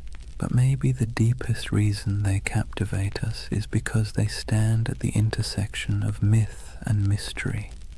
They are ancient enough to feel weighty, mysterious enough to feel open-ended, and human enough to feel relatable. They bridge the gap between the world we know and the world we suspect might exist just beyond our understanding. Whether as gods, symbols, or aliens, the Anunnaki invite us to ask big questions about control, destiny, and the possibility that humanity isn't entirely steering its own ship.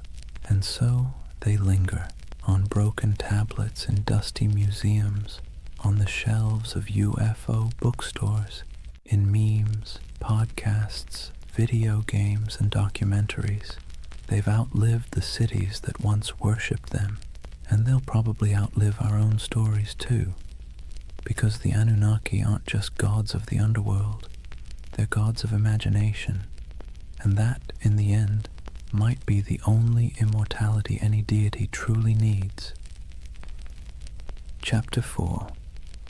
Legacy, Splendor, and Echoes in Time. If you were a Mesopotamian king, life wasn't just about managing crops or worrying about canal maintenance. That was for everyone else. Your main job, besides bragging in stone, was to convince people that the Anunnaki were firmly in your corner. Ruling wasn't just politics, it was theater, and the Anunnaki were the ultimate stage props. Step into the palace of a Babylonian ruler and look at the walls. Carvings show the king standing tall, flanked by divine symbols, winged discs, horned crowns, stars etched above his head. These weren't decorative doodles, they were bold advertisements.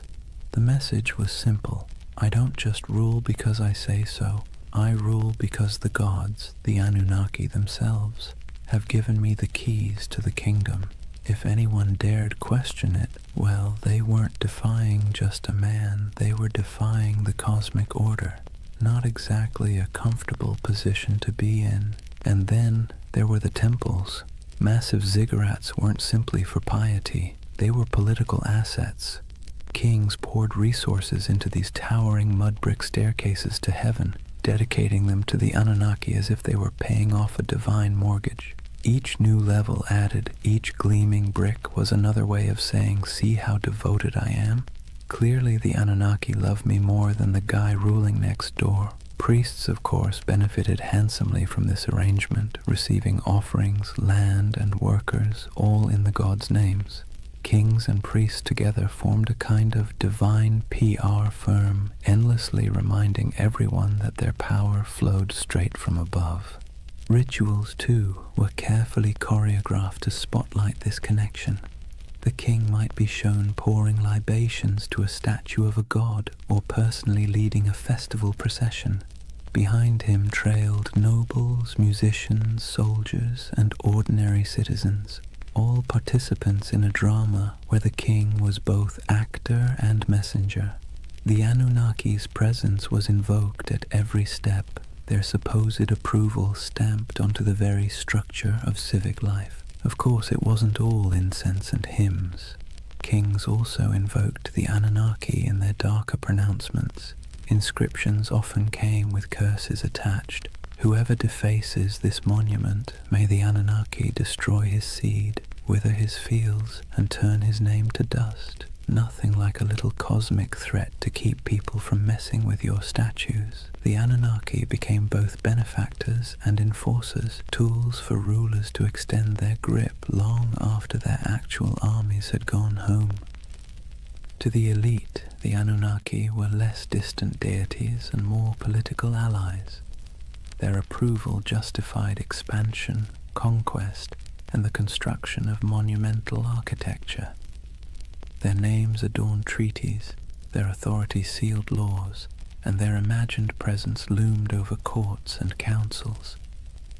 Ordinary Mesopotamians might have seen the Anunnaki as stern judges of fate, but for kings they were a brand, one you invested in heavily because without it, your power was just another mud-brick palace waiting to crumble.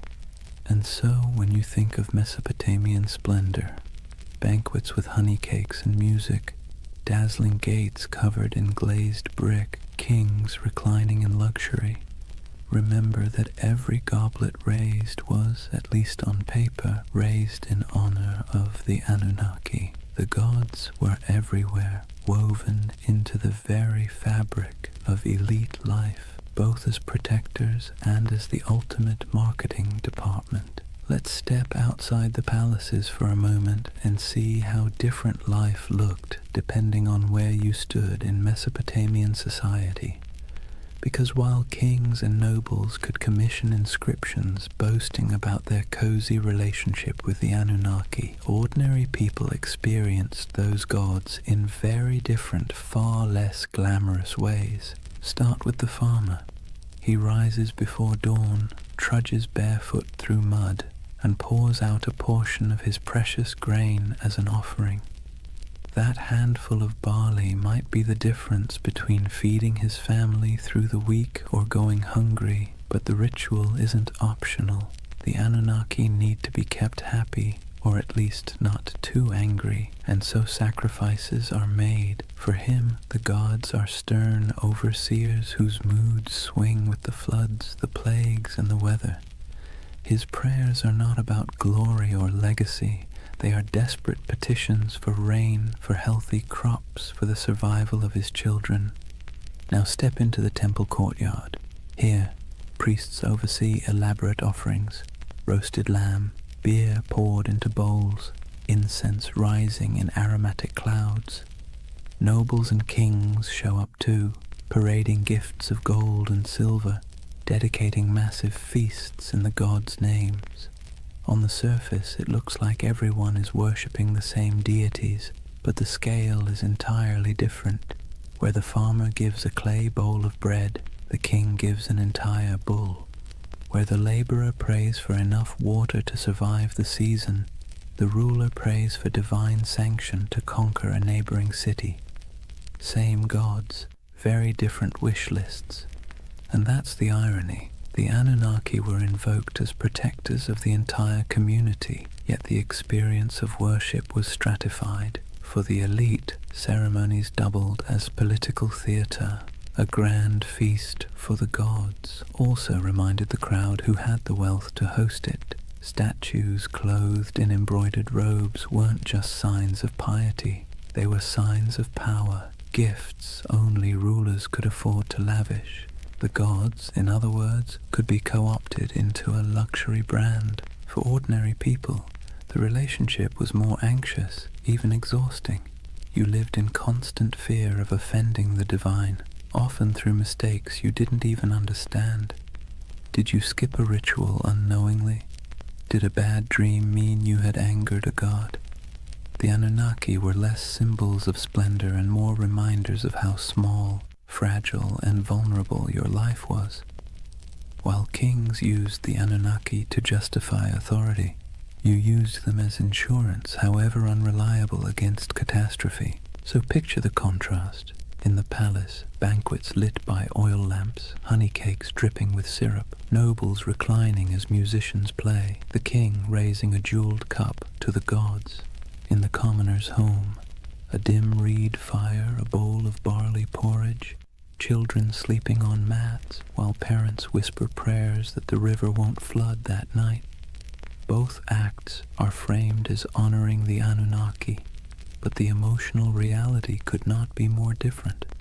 And yet, this inequality was accepted because it was dressed in the language of religion. If the Anunnaki had chosen to bless the king with riches, then clearly the king deserved it. If a farmer struggled, well, perhaps he had failed to please the gods properly. Religion became the great explainer of inequality, smoothing over cracks by wrapping them in divine will.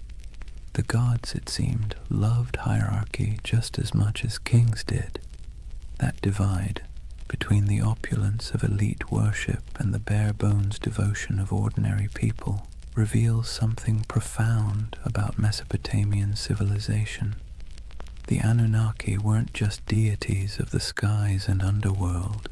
They were instruments of power woven into the daily grind of survival for some and the dazzling spectacle of glory for others. Nothing lasts forever, not even gods.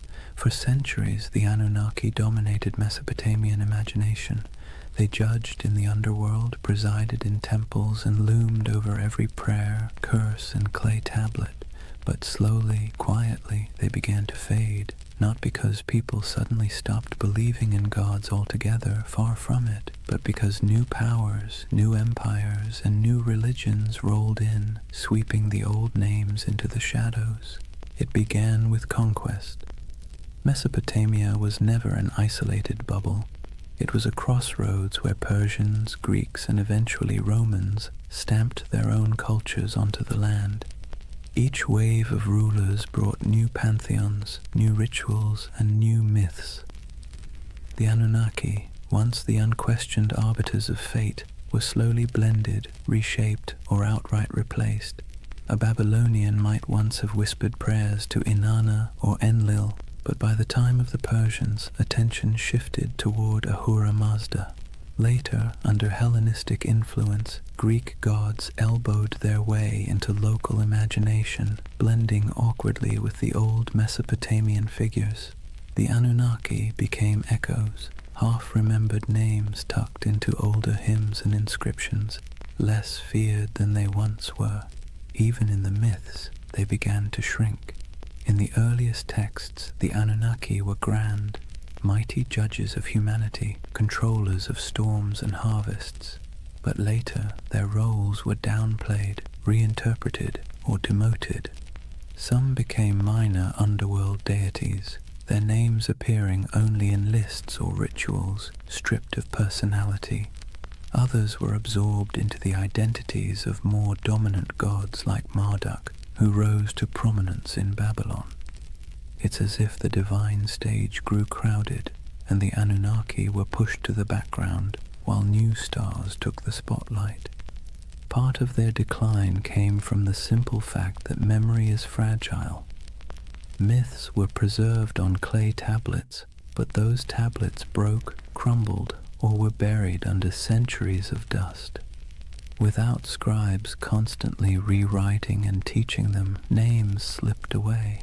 And when temples fell into ruin, when ziggurats melted back into mud, the rituals that once kept the Anunnaki alive dissolved too. Gods require worshippers. Without daily offerings, songs, and fear, even the most intimidating pantheon becomes just a whisper in old stories. Yet their influence didn't vanish completely. Biblical writers remembered Babylon and its gods, often casting them as symbols of arrogance or oppression. Later cultures hinted at shadowy beings who sounded suspiciously like the Anunnaki, stern judges, watchful figures, half-remembered echoes of older myths. But their names, once shouted in temple courtyards, became faint murmurs in academic footnotes and archaeological reports. Imagine walking through the ruins of Ur or Babylon centuries after their decline. The great ziggurats are crumbling, reeds sprouting between broken bricks. Once bustling courtyards are silent save for the wind. The statues of gods are toppled or eroded, their once bright garments long since rotted. To stand there is to feel the silence of forgotten worship, a silence where the Anunnaki once thundered. And yet there's a strange comfort in that silence. Even the gods, it turns out, are subject to time. They too fade, replaced, rewritten. The Anunnaki's decline is a reminder that nothing, no matter how powerful it seems, escapes the erosion of centuries. Their temples collapsed, their names blurred, but the idea of them lingers, proof that even when the divine fades, memory holds on, however faintly. The Anunnaki may have faded from temples and clay tablets, but they never disappeared entirely. Instead, they slipped sideways, out of daily worship and into memory, myth, scripture, and eventually pop culture. In some ways, they're more famous today than they were in the last days of Mesopotamia, though not always for reasons a Sumerian priest would recognize. Let's start with the Bible. The Hebrew writers who lived through exile in Babylon didn't forget the overwhelming presence of Mesopotamian gods. They may not have name-dropped the Anunnaki directly, but echoes of their imagery crept in. The Watchers, described in certain apocryphal texts, the Nephilim, giants said to descend from divine beings, carry a suspicious resemblance to older tales of moody gods and semi-divine figures. The story of the Tower of Babel itself feels like a faint shadow of the ziggurats, those stairways to the heavens where priests once claimed the gods descended. Babylon became a symbol of arrogance, sin, and divine punishment. But behind that symbol lurked the forgotten faces of the Anunnaki. Fast forward a few millennia, and the Anunnaki were dusted off, not by priests or kings, but by authors with a taste for the mysterious. In the 20th century, writers like Zecharia Sitchin gave them a brand new identity, not just gods, but aliens. According to his theory, the Anunnaki were advanced beings from another planet, here to engineer humanity as a labor force. Never mind that Mesopotamian texts say no such thing. This reimagining stuck, feeding directly into the world of ancient astronaut theories. Suddenly, the Anunnaki weren't forgotten deities of grain and underworld judgment. They were interstellar overlords with spaceships, genetic labs, and a taste for gold. Do scholars roll their eyes at this? Absolutely. Archaeologists point out that Sumerian inscriptions mention plenty of gods, but none of them arrive in rockets or dabble in DNA splicing. Still, the theory has traction because it taps into a deep human itch, the sense that our past hides secrets, that civilization began not just with mud and sweat, but with some kind of hidden intervention. The Anunnaki, rebranded as cosmic engineers, became perfect fodder for late-night documentaries, YouTube rabbit holes, and endless speculation about what if. And it didn't stop with conspiracy books. The Anunnaki found their way into movies, video games, and novels. They appear as shadowy gods in fantasy series, as alien overlords in science fiction, as mysterious powers in role-playing games. Their very name carries weight. Ancient, strange, vaguely menacing. You don't even need to know who they were to feel a flicker of intrigue when you hear it. It's ironic, really. In Mesopotamia, the Anunnaki were feared as judges, overseers, the divine middle management who ensured humanity never forgot its place. Today, they're debated in podcasts, plastered across memes, and occasionally turned into boss battles on a PlayStation screen. From temple chants to digital avatars, that's quite a career arc for a pantheon. But here's the bigger question. Why do they still haunt us? Why do people, thousands of years later, still turn to the Anunnaki as symbols of hidden knowledge, ancient power, or cosmic conspiracy? Maybe it's because they embody both sides of human imagination, the sacred and the strange, the myth and the mystery. They were never gentle gods. They were moody, demanding, unpredictable. In that sense, they feel closer to us than the serene, distant gods of later traditions. They remind us of a time when the divine was messy, imperfect, and perhaps a little terrifying. And in that imperfection, they remain endlessly fascinating. So whether you see them as forgotten deities, misunderstood myths, or interstellar overlords with questionable management skills, the Anunnaki endure. They're still here, not in temples of mud brick, but in our stories, our media, our restless curiosity, and maybe that's their real legacy. Not the rituals of the past, but the questions they leave us with in the present. So here we are, at the end of a long walk through the world of the Anunnaki. From their thunderous presence in Mesopotamian temples to their quiet afterlife in pop culture, they have proved to be more than just forgotten gods. They are a mirror of how humans explain the unexplainable, manage fear, and weave stories to make sense of chaos. Think about what the Anunnaki represented to the people who first told their stories. They were the ones who judged the living and the dead, who decided whether floods would come, who weighed the worth of humanity day after day. They were terrifying, yes, but they were also familiar. They quarreled like humans, demanded food and drink like humans, punished and forgave like humans. In their flaws, they reflected the world of their worshippers. Life in Mesopotamia was harsh, unpredictable, and full of petty dramas, so naturally their gods were too. Fast forward to today, and the Anunnaki still serve the same role, just in a different costume. Some people see them as symbols of divine mystery, others as aliens with secret blueprints for human evolution, others as archetypes of forgotten myths. But underneath those interpretations is the same impulse, the need to believe that our world is not random, that there are forces, whether gods, aliens, or fate, shaping our story. And here's the irony. In searching for the Anunnaki, what we really uncover is ourselves. Our hopes, our fears, our longing for meaning. Whether in temple hymns, clay inscriptions, or late-night conspiracy videos, the Anunnaki are less about the gods and more about the humans who imagined them. They tell us that from the very beginning, we've been restless.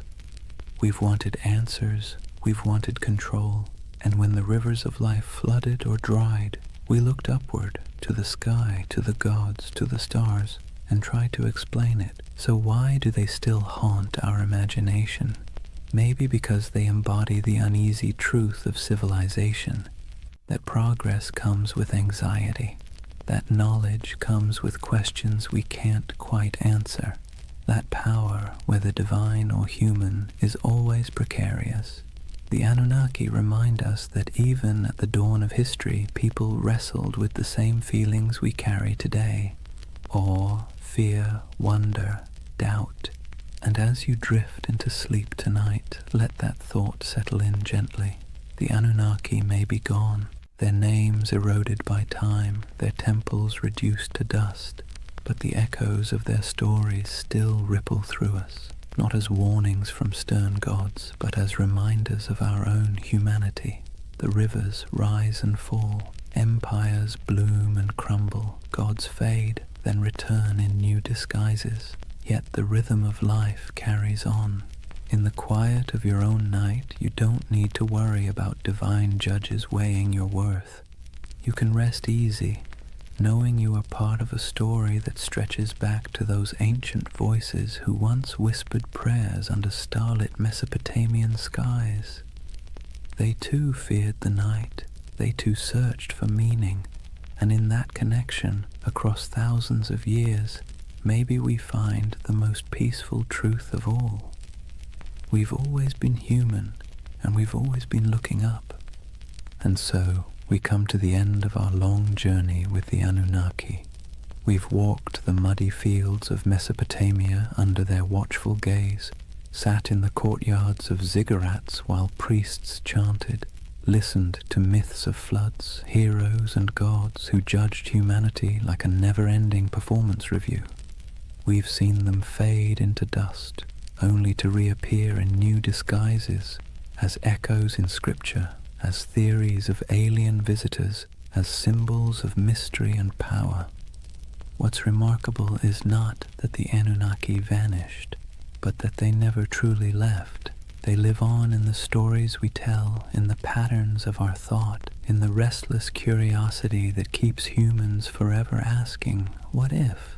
They are a reminder that civilization itself began with questions, with awe, with fear, with the desire to turn chaos into order. And in their myths, we can still hear the heartbeat of the first cities, the first prayers, the first sleepless nights. But unlike those ancient people lying awake under reed roofs, fearing floods, demons, and divine wrath, you don't need to worry tonight. The Anunnaki may have been restless gods who never slept, but you can.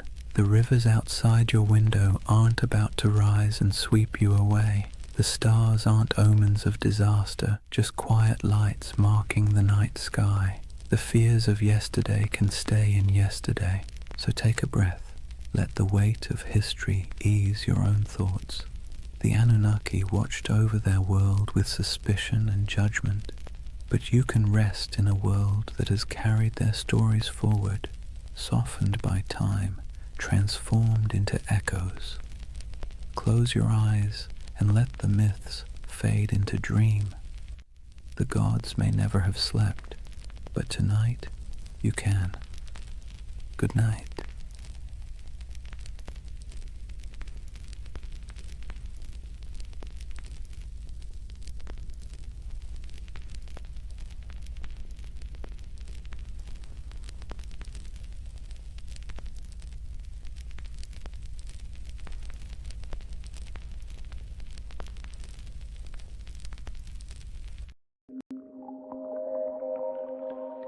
Sometimes history hides things so enormous that we only notice them when we leave the planet. Hidden deep in the Sahara is a perfect circle 25 miles wide, a formation so strange that astronauts were the first to truly see it. Yet despite its size, its symmetry, and its eerie resemblance to a giant eye staring straight up through the sand, no one can fully explain how it formed. This is the Risha structure, the Eye of the Sahara, and tonight we're going to gently unravel one of Earth's quietest and most hypnotic mysteries.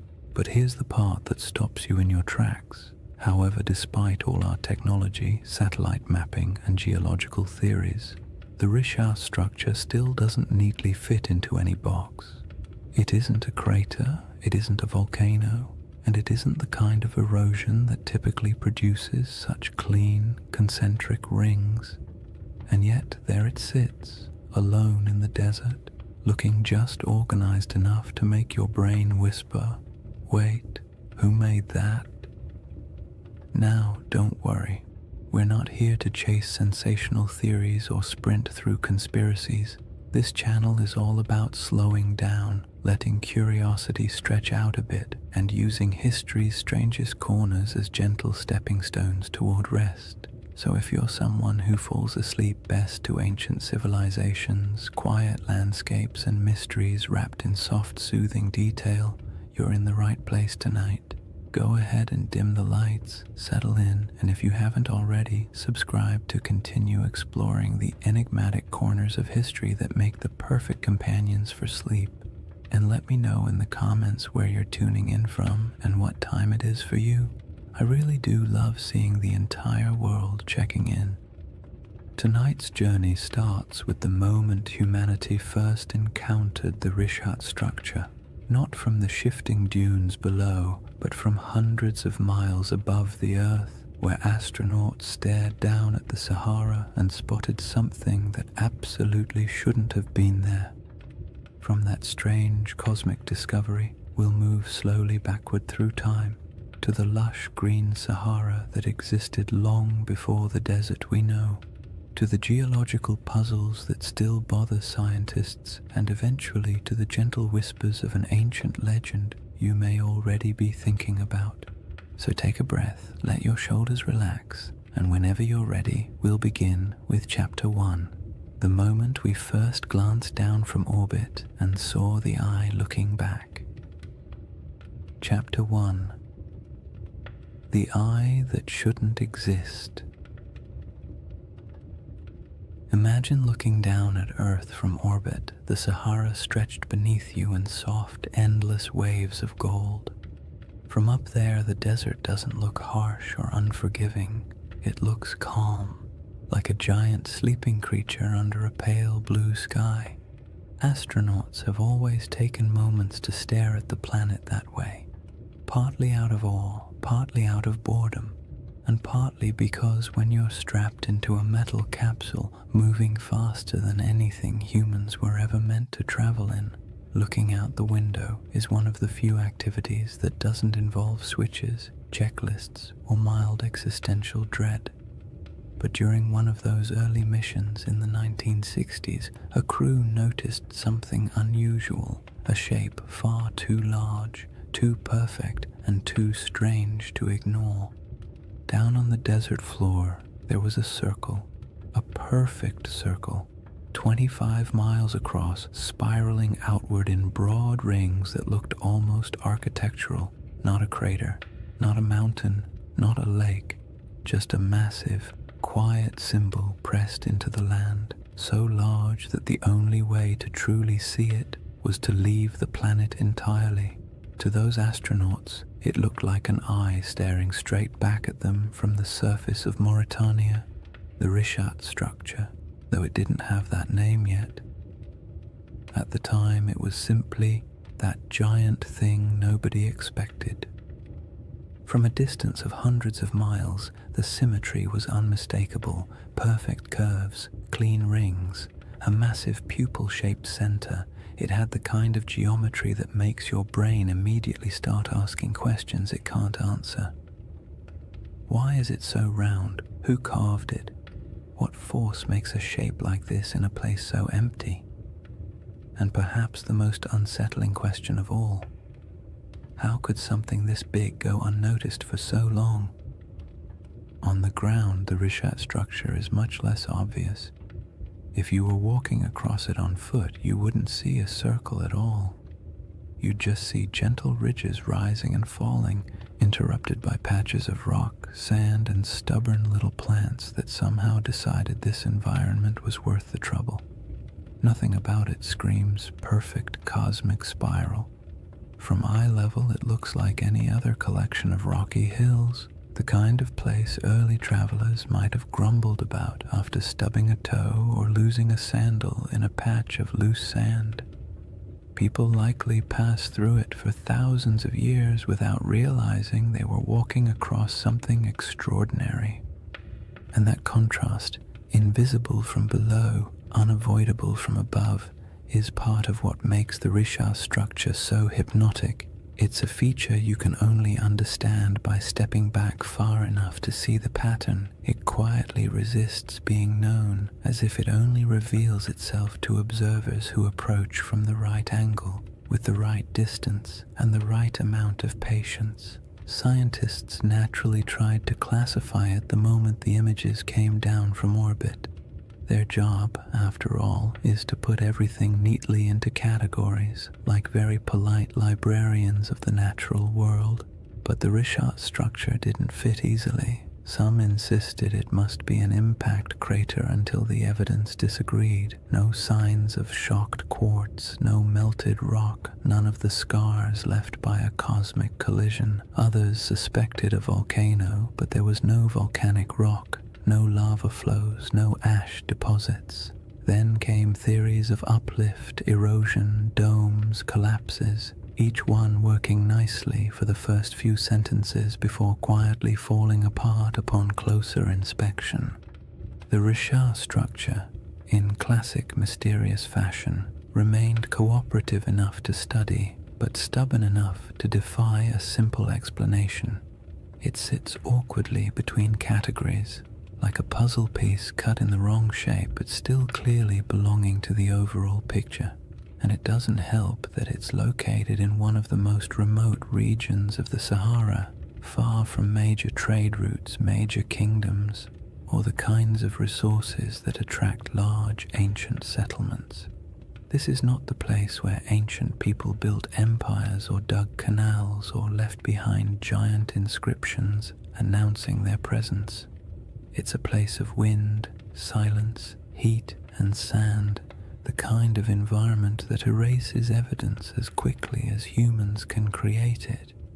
Yet even in that isolation, The Risha structure demands attention. It is too large to ignore, too precise to dismiss, and too quiet to fully understand. You look at it and it feels like a riddle you weren't meant to solve on the first attempt.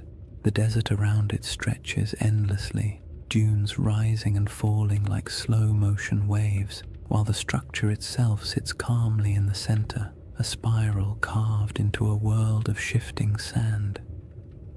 There is a strange comfort in its stillness, as if it has been watching changes for far longer than humans have been paying attention, waiting patiently for someone to finally look down and notice. People naturally draw comparisons to ancient tales, especially the ones involving circular cities and lost civilizations swallowed by disaster. Humans are not subtle when it comes to pattern recognition. You show us a shape that even vaguely resembles something familiar, and our imaginations sprint ahead with enthusiasm. A structure with concentric rings in northwest Africa, larger than many ancient cities. The connections write themselves, but resisting those assumptions for now helps us appreciate just how odd the Risha structure is on its own terms. We don't need myths yet. The geology alone is strange enough to occupy the mind, and perhaps the most compelling detail is this. The Risha structure did not emerge in the desert we see today. It predates the dunes, the dryness, the isolation. It formed long before this region became a barren expanse, back when the land was green, watery, and alive. Understanding what this place used to look like changes everything about how we interpret the structure, because the environment around it wasn't always harsh silence. There was a time when this region held rivers, lakes, animals, and early humans whose daily lives unfolded under a sky that seems impossible when compared to the Sahara's modern emptiness. The Risha structure watched all of that. It watched ecosystems rise and fall, climates swing from wet to dry and back again, people migrate across its slopes, and entire landscapes vanish beneath shifting dunes. Before we compare it to any myth, we have to travel back to that older world, the Sahara before the Sahara, to see what the eye looked like when it was surrounded not by sand, but by life. To understand why the Risha structure feels so uncanny, you have to set aside the modern Sahara entirely. The desert we picture today, an endless, shimmering expanse of heat and sand, is actually one of the youngest landscapes on the planet. For most of human existence, this region wasn't a wasteland at all. It was green, fertile, and astonishingly alive. Picture wide grasslands rolling out to the horizon, with clusters of acacia trees and patches of wetlands where birds gathered in noisy flocks. Picture rivers meandering through valleys, carrying cool water across a landscape thick with the smell of damp soil after summer rains. And somewhere in the middle of all that, the Risha structure sat quietly, not as an isolated monument in an empty desert, but as part of a thriving environment full of sounds, movement, and human life. This ancient green Sahara wasn't a brief, lucky moment in history. It was part of a repeating cycle caused by subtle shifts in Earth's orbit and tilt, changes that alter the intensity of monsoon rains across Africa. Every so often, rainfall increases enough to transform the desert into a lush savanna. During these humid periods, lakes stretch across thousands of square miles, rivers intersect the plains, and the entire landscape becomes something you'd associate more with national parks than the modern Sahara. One of these lakes, Lake Megachad, grew so large it dwarfed most modern bodies of water.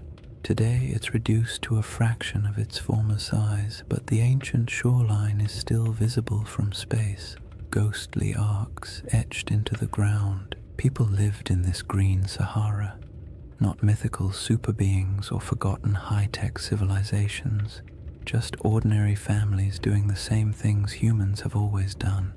carrying water, tending fires, raising children, arguing about small chores, making tools because stores wouldn't exist for another 10,000 years. They carved rock art showing giraffes, cattle, and hunters. They painted scenes of life that would feel familiar even now. Herders guiding animals, groups traveling together, children playing near pools of water.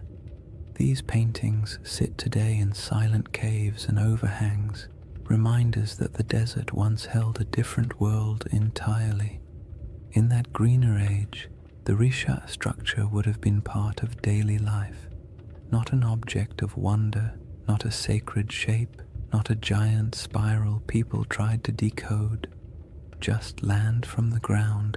The structure doesn't appear circular. You only see ridges and slopes, gentle arcs rising and falling like the ribs of a giant slowly sleeping beneath the surface. Early humans would have walked across it without a second thought. Maybe they used its higher points as lookout spots to scan for animals. Maybe they sheltered in its inner valleys when storms rolled through. Maybe they avoided certain parts out of superstition, or maybe they never thought about it at all. Most likely it was simply background scenery, the same way we barely notice the hills near our own towns unless someone points out their shape. But even if it blended into the landscape, the Rishat structure would have quietly shaped the rhythm of life around it. The ridges could have guided migration paths. Water might have pooled in certain low areas after seasonal rains. Vegetation could have grown thicker in pockets where moisture collected. For thousands of years, people and animals would have used the structure without realizing they were interacting with something that would one day puzzle scientists, entice researchers, and inspire late-night conversations about lost civilizations and ancient catastrophes. As the climate shifted and rainfall declined, the green Sahara slowly began to fade. Lakes shrank, rivers dried, vegetation withered. The smell of earth after rain became less common. Migration stretched longer as people followed dwindling water sources, and eventually dunes crept across the landscape, swallowing paths, burying campsites, and erasing nearly all traces of the world that had existed before. What's haunting about this transformation is how quickly it happened in geological terms. A few thousand years, an eye blink in Earth's timeline, was all it took to turn a thriving ecosystem into one of the largest deserts on the planet. The people who lived here would have witnessed that shift firsthand. Generation by generation, they watched lakes retreat, animals disperse, and once reliable seasonal patterns collapse. Oral traditions from various African cultures still contain echoes of climates changing, waters disappearing, or ancestral migrations driven by environmental upheaval. Stories stretch and distort across centuries, of course, but they often carry a spark of truth at their core. And it's not unreasonable to imagine that somewhere in the long, layered history of this region, memories of a circular landform in a once wet landscape might have eventually become a distant, reshaped legend. When modern researchers study the Sahara's ancient lakes and rivers, they often describe them as ghost waterways, because their traces linger beneath the dunes like faint scars, visible only from satellite images or through careful ground surveys. It's peaceful in a strange way to picture these lost rivers running across land that now feels so desolate. The desert is quiet, but beneath that quiet are the outlines of ecosystems that once flourished. The Risha structure existed during all of those cycles. It watched water fill basins, watched wetlands grow thick with life, watched grass return and then die away. It endured storms, sun, wind, and the slow grinding force of erosion. There's something soothing about how unbothered the structure is by all these changes. Landscapes rise and fall, climates swing wildly, civilizations appear and vanish, and the Risha structure simply remains. It doesn't tell its own story. It doesn't announce its presence. It doesn't offer answers. It's just there, a constant in a world where almost nothing else is. And understanding that ancient environment is essential because it sets the stage for the real puzzle, how this enormous circular formation came to be in the first place. The scientific explanations, volcanic uplift, erosion, collapsed domes, answer some questions while raising others. Each theory seems convincing until you begin to examine the details. The Risha structure looks simple from orbit, but grows more complicated the closer you approach it, like a calm surface hiding a tangled set of mysteries beneath.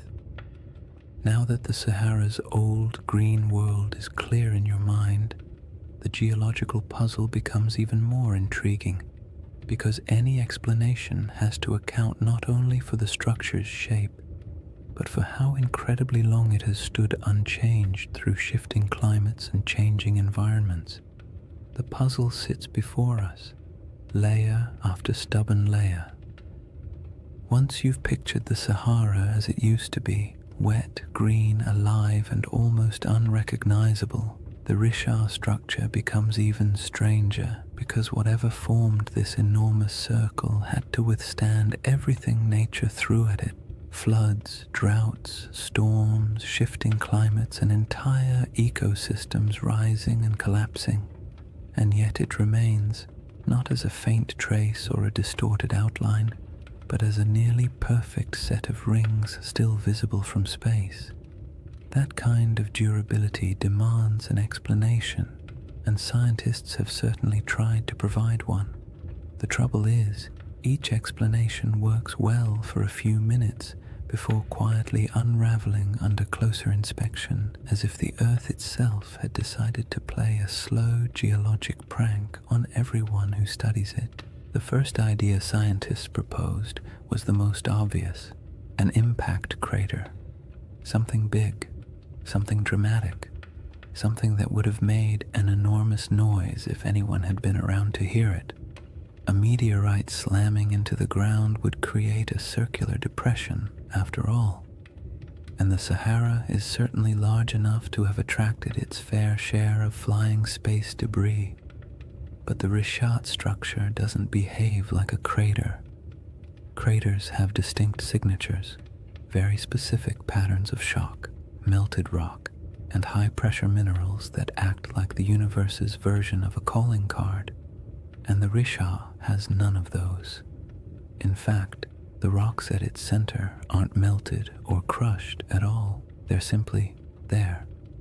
Old, eroded, stubbornly normal. Not the sort of rocks you'd expect to find at the scene of a cosmic collision. So the meteor theory quietly excused itself from the conversation, and the next geological explanation stepped forward: a volcanic eruption. Volcanoes can create circular features after all, and their plumbing beneath the earth can sometimes produce domes, bulges, and ringed formations. Perhaps the Risha structure was an ancient volcanic dome, the remains of a magma chamber swelling beneath the surface before cooling and collapsing. But again, the evidence refuses to cooperate. There's no volcanic rock, no basalt flows, no ash layers, no hardened lava tubes, nothing that says, yes, once upon a time fire erupted here. The region around the Rishat structure is geologically calm. Too calm for the kind of drama that volcanoes tend to bring into the world. The next traditional candidate was an eroded dome, something called a geological uplift. Imagine a bubble pushing up from beneath the crust, slow enough to avoid attracting attention, then eroding away for millions of years until a circular pattern of rocks remains. This idea actually gets halfway close, because the Risha does contain different layers of rock exposed in circular patterns, almost like the inside of a peeled onion, but even this explanation feels incomplete. Uplifts don't usually produce such clean rings. Erosion is messy. Wind and water rarely work with architectural precision, and yet the reshot structure has rings so consistent that they appear intentional when viewed from above. The dome theory explains the general shape, but not the perfection of it, and certainly not its scale. A 25-mile wide circle is not something easily dismissed as coincidence. Even erosion has its limits when it comes to symmetry, and geologists who typically love tidy classifications had to admit the reshot structure was mostly behaving but not entirely cooperating, like a student turning in homework that looks suspiciously too neat compared to their handwriting in class. Then there's the age problem. The rocks that make up the reshot structure are incredibly old, hundreds of millions of years in some places, but the shaping of the structure itself, the exposure of its rings, is much younger, something pushed upward long ago, something eroded later, something left behind a pattern that would eventually catch the eye of anyone staring down from orbit. It's not a single event. It's a series of long, slow, overlapping processes, each stretching far beyond the human timeline. And yet even knowing that, the structure feels too deliberate. The more scientists studied it, the more the Richard structure revealed small curiosities. The center is oddly flattened. Some ring segments are more pronounced than others. The patterns of quartzite and softer stone alternate in ways that feel as though nature was following a set of instructions. But nature doesn't usually draw in spirals or circles unless something dramatic is happening. Impact, volcanism, collapse.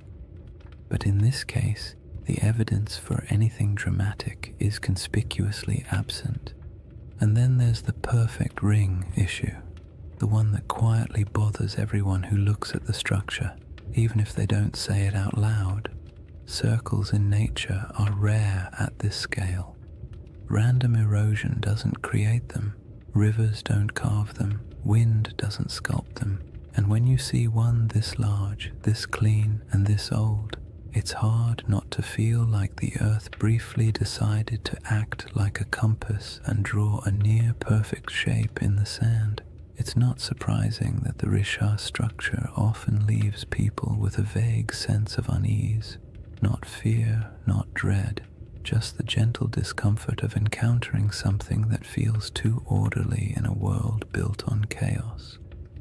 Geologically, the best explanation we currently have is that the Richard structure started as a circular uplift, a dome of ancient rock that rose slowly from the earth long before humans existed. Over tens of millions of years. Wind and water eroded the softer materials, leaving behind harder rings of quartzite that resisted erosion.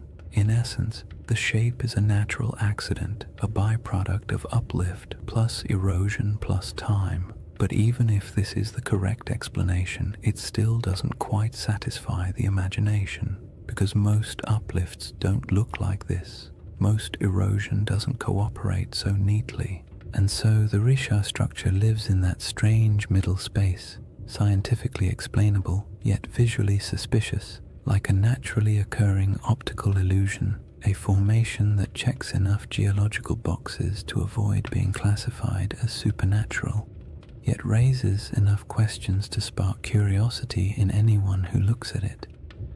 It's the kind of feature that almost begs for a story or a legend, something to give meaning to its shape, even if that meaning exists only in the human mind. Once you've explored the geological explanations and realized none of them fully capture the structure's quiet strangeness, it becomes easier to understand why some people entertain a very different question. Not the scientific, what made this, but the mythic, does this remind me of something? A city described long ago with concentric rings of land and water, positioned somewhere to the west of ancient civilizations. a place said to have vanished in a single day and night. The Risha structure does not announce itself as that place, but it echoes the pattern just enough to make you wonder where coincidence ends and imagination begins. Before any comparisons can be made gently or cautiously, the building blocks of those ancient descriptions must be understood not as fantasy, but as the fragments of memory, geography, and storytelling that shaped one of history's most enduring legends. Long before anyone could stare down at satellite images or argue over geological uplift on the internet, there was a different kind of puzzle circulating through the ancient world.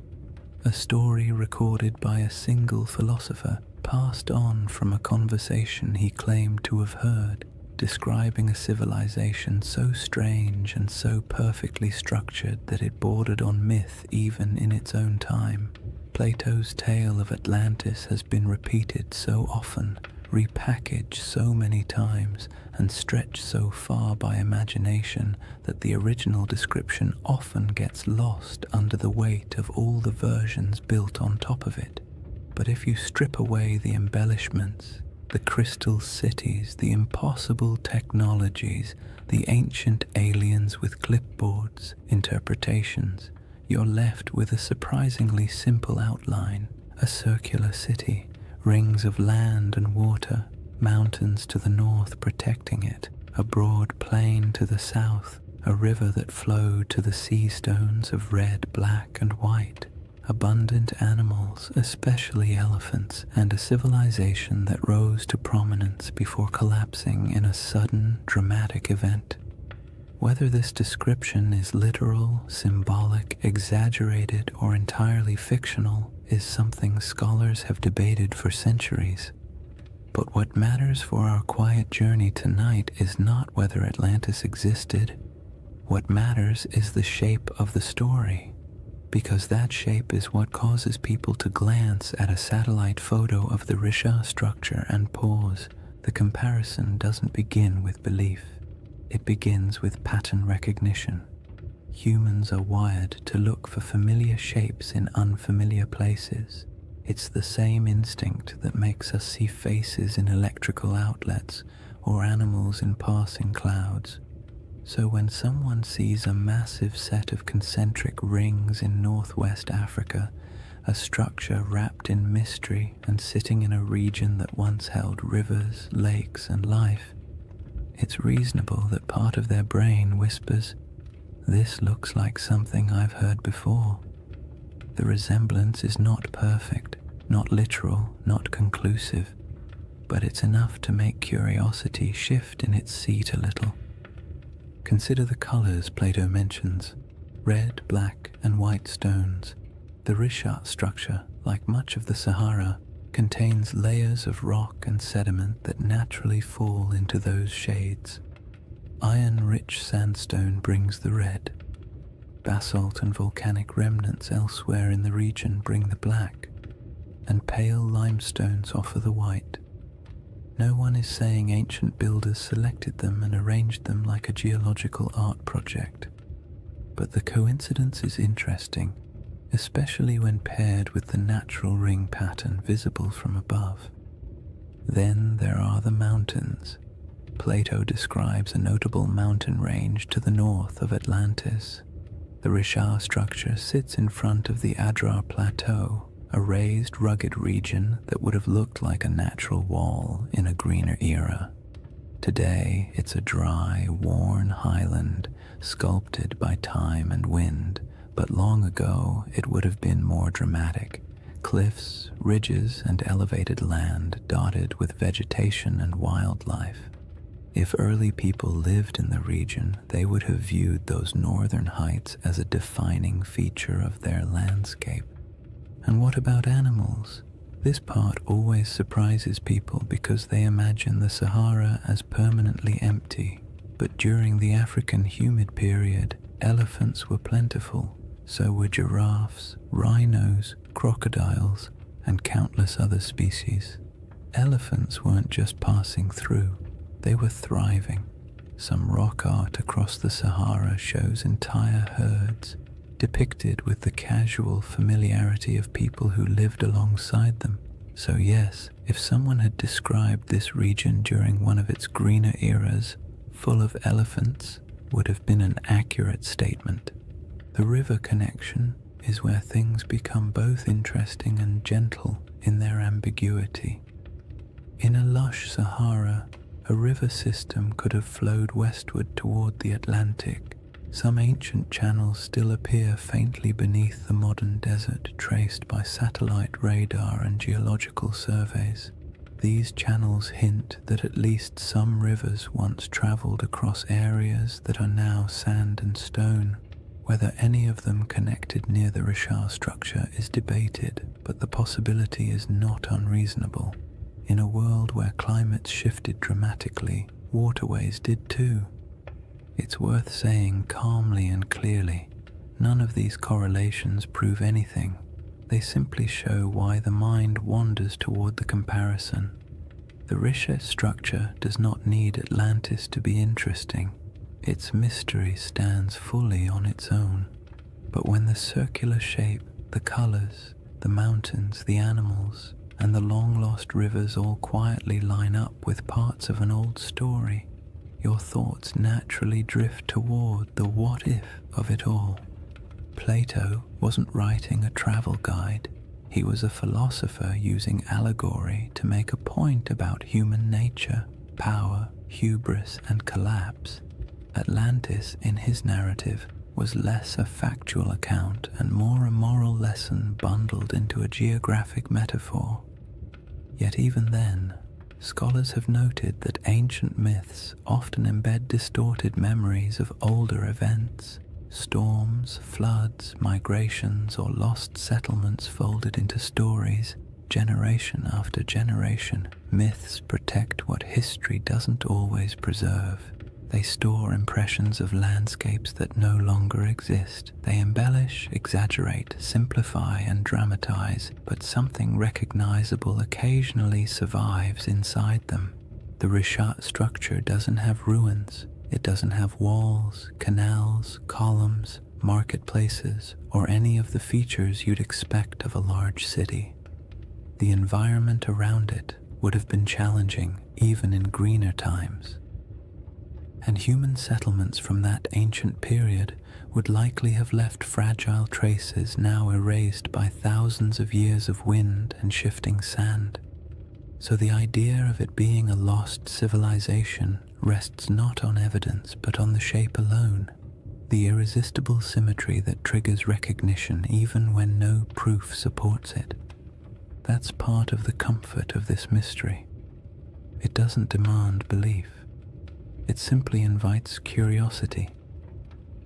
You don't have to imagine ancient kings or advanced societies. You don't have to build a hidden metropolis in your mind. All you need to do is stand quietly before a satellite image and let the shape speak for itself. A giant ringed formation in the middle of an ancient landscape that has changed almost beyond understanding. Somewhere between geology, memory, climate, erosion, and myth sits the Richat structure. It tells us nothing directly. It refuses to commit to any single story, and perhaps that's why it remains such a calming mystery, one that doesn't need dramatic conclusions or bold claims. It only needs an open horizon, a quiet night, and the imagination drifting gently toward possibilities.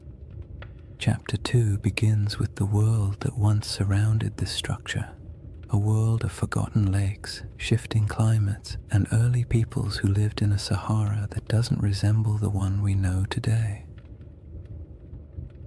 Chapter 2: A Lost World Buried in Sand.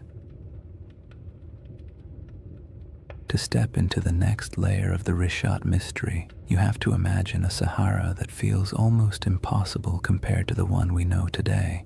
Not the hot, shimmering, bone-dry desert that stretches endlessly across maps, but a world so green and alive that if you were dropped into it without context, You might not even guess you were standing in northern Africa at all.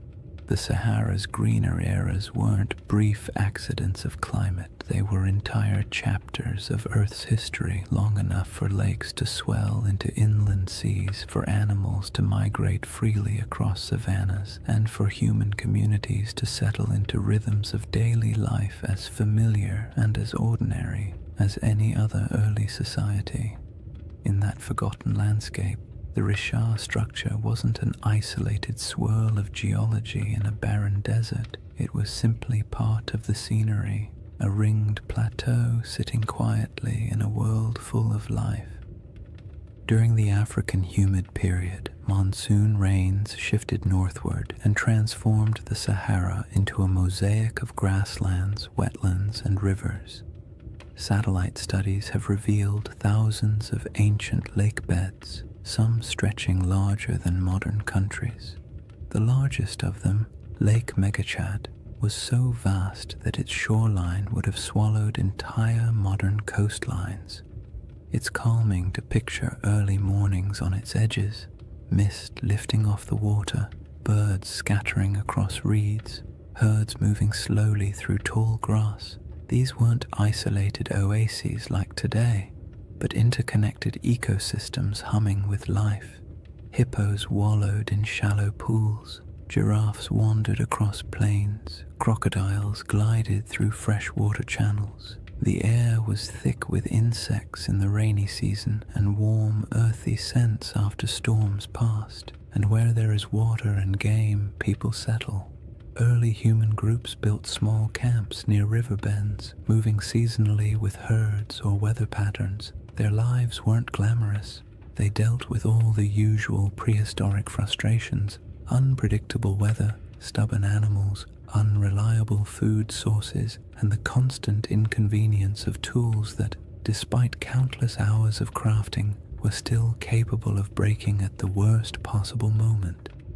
Yet these people left behind some of the most beautiful artifacts the Sahara still holds: rock engravings and paintings showing scenes of daily life, hunters with bows, families with cattle, children playing near water.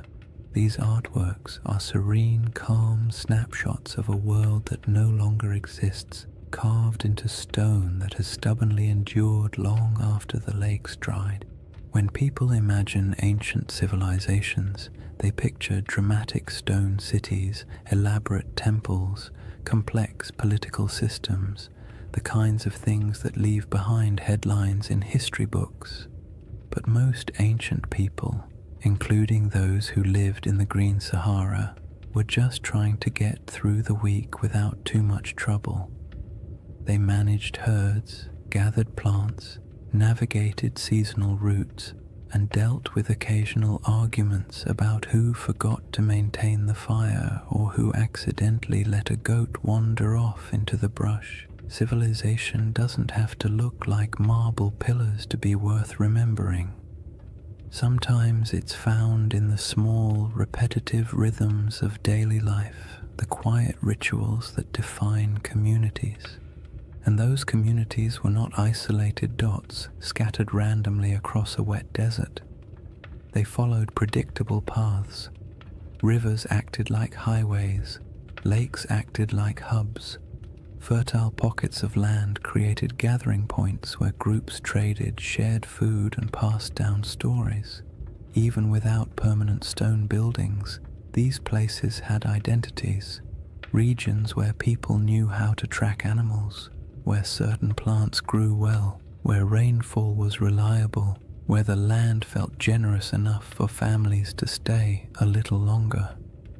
In this setting, the Richard structure would have been noticeable, but not mysterious. Its slopes rose gently, offering views of surrounding plains. Its depressions may have caught water seasonally. Its ringed layers might have supported different kinds of vegetation depending on rain and soil.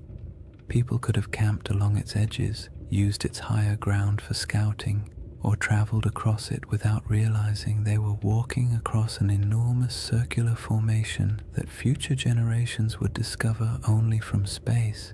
It was a feature of the land, not a legend, a place you pass through while thinking about practical concerns, shelter, food, weather, instead of trying to decode the terrain beneath your feet.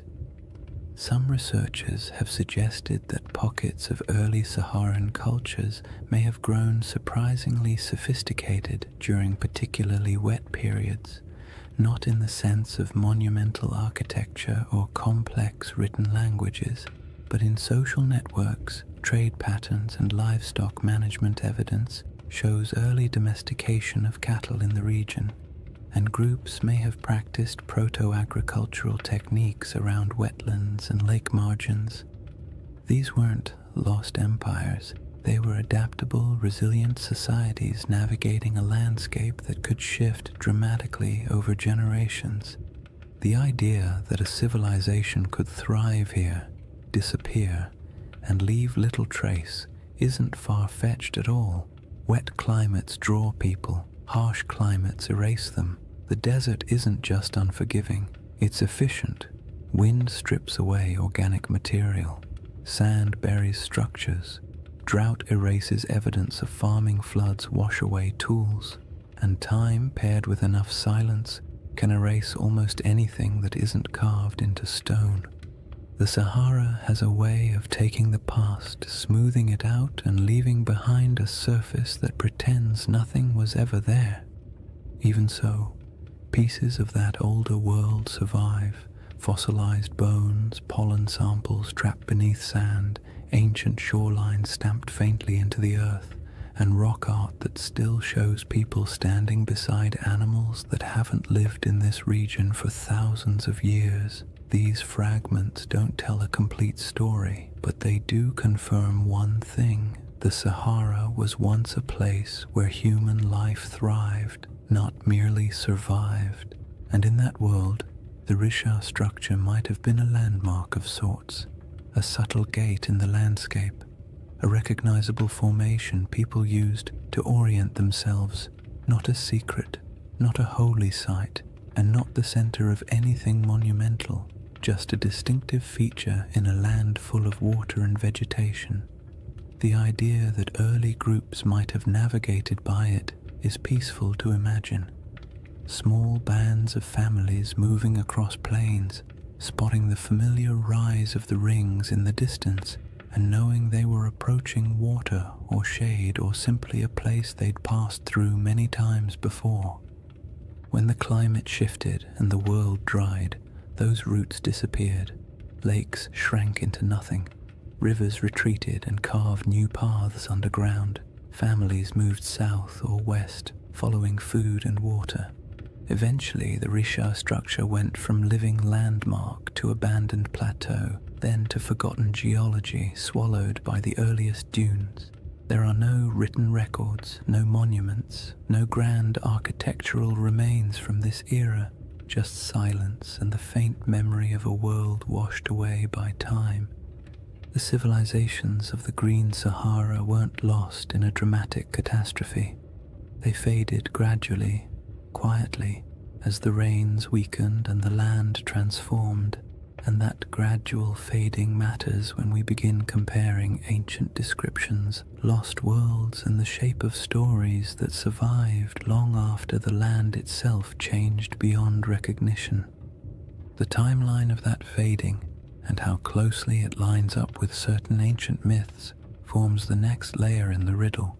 When people hear the word Atlantis, they often imagine something impossibly ancient, a civilization so old it might as well have existed when mammoths were still wandering around, being large, shaggy inconveniences. But Plato didn't describe Atlantis as a civilization from the dawn of time. He dated its downfall to around 9,600 BCE, a period surprisingly close to the end of the last ice age and, as it happens, surprisingly close to the moment when the Sahara began shifting into one of its long, humid phases. The more you compare his proposed timeline with the environmental data, the more you notice an odd overlap, not in details or certainty, but in rhythm. And rhythm is often what ancient memories preserve best. Geologists studying the African humid period estimate that around 10,000 BCE, rainfall began increasing dramatically across North Africa. The desert, which had been relatively dry and barren, transformed into a landscape of lakes, wetlands, and grasslands. This wasn't a gentle shift. Climate models show that the monsoon system surged northward in a way that would have felt abrupt on a human timescale. Rivers reappeared, plants spread, herds expanded, and places that had been empty for thousands of years suddenly became habitable again. If you were living anywhere near the region, the shift would have felt like the land itself waking up after a long sleep. Plato's date for Atlantis is often treated like a mystical number. But if you strip away the mythology and look only at the time frame, it places his story right inside the most dramatic environmental transformation the Sahara has ever undergone. That doesn't mean his tale describes this region or any part of it, but the coincidence is interesting, especially because climate change on that scale tends to rearrange human populations. Cultures migrate. Old settlements are abandoned, new territories open for exploration. Oral traditions begin to evolve, preserving memories of places that were flooded or dried out or swallowed by landscapes that changed too quickly for people to adapt smoothly. The timeline problem becomes more intriguing when you move forward a few thousand years. Between roughly 7,000 and 5,000 BCE, the Sahara was at the peak of its green transformation. Lakes were plentiful. Rivers connected regions that are now separated by hundreds of miles of sand. The climate was stable enough that people began developing more complex subsistence strategies, managing herds, experimenting with early forms of cultivation, and forming social groups large enough to leave meaningful traces in rock art and archaeological deposits. This period of stability lasted longer than many ancient civilizations. For thousands of years, life in the Sahara was predictable enough for generations to grow up without ever knowing anything except abundant water, warm seasons, and a landscape that supported human life easily. When conditions are that reliable for that long, people tend to form stories about belonging, about identity, about who they are and how their world works. And when environmental changes finally disrupt those patterns, the departure from what once felt normal can echo through oral traditions for centuries. Around 5000 BCE, rainfall began to decline, slowly at first, then more dramatically. Rivers shrank, lakes retreated, grasslands thinned. People who had lived in certain places for generations found themselves forced to move, one small migration at a time. What's striking about this timeline is how well it fits what many ancient myths tend to describe. Not sudden apocalypses, but drawn-out declines, landscapes that once supported life losing their balance. Cultures forced to let go of familiar places, worlds shrinking gradually in ways that felt both natural and tragic. Plato described Atlantis as falling in a moment of sudden catastrophe, but his narrative was shaped by philosophical goals, not meteorological accuracy. When you strip the moral and symbolic layers away, you're left with a simple suggestion: an old civilization, once vibrant, lost to changing conditions long before recorded history. You don't need a supernatural event to produce a memory like that. All you need is a shifting climate. But the timeline problem isn't just about the humid period itself. It's also about the ancient coastline. During the era Plato places Atlantis, sea levels were dramatically lower. Coastlines extended far beyond their modern boundaries. Large parts of West Africa that are now underwater would have been exposed as dry land. Rivers would have flowed along different paths. Estuaries, marshes, and coastal plains would have existed where the ocean now rests. If someone in the deep past described a coastal landscape, That description would make little sense today unless you knew where the shoreline used to be. This matters because many interpretations of Plato's story assume that his geography reflects the world we see now, when in reality none of the modern coastlines apply. What he described could have been based on something that existed thousands of years before the Sahara dried, in a world with rivers and lakes stretching across land that is now considered lifeless. The Risha structure itself sits inland today, but in an earlier era, with different river networks and different coastlines, it might not have felt nearly as isolated.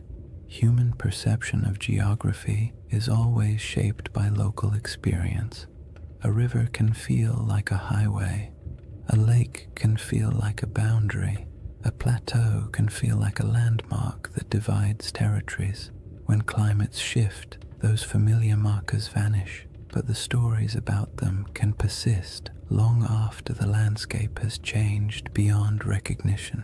The most compelling part of this timeline overlap isn't the idea that Atlantis maps onto the Sahara, it's the realization that human memory, especially oral tradition, often stretches back further than we assume. Cultures pass down stories of floods, droughts, migrations, and disappearing lands without needing exact dates or written scripts.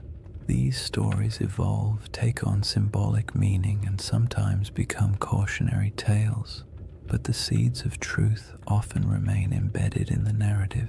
A changing coastline becomes a city swallowed by the sea. A drying river becomes the fall of a once great kingdom.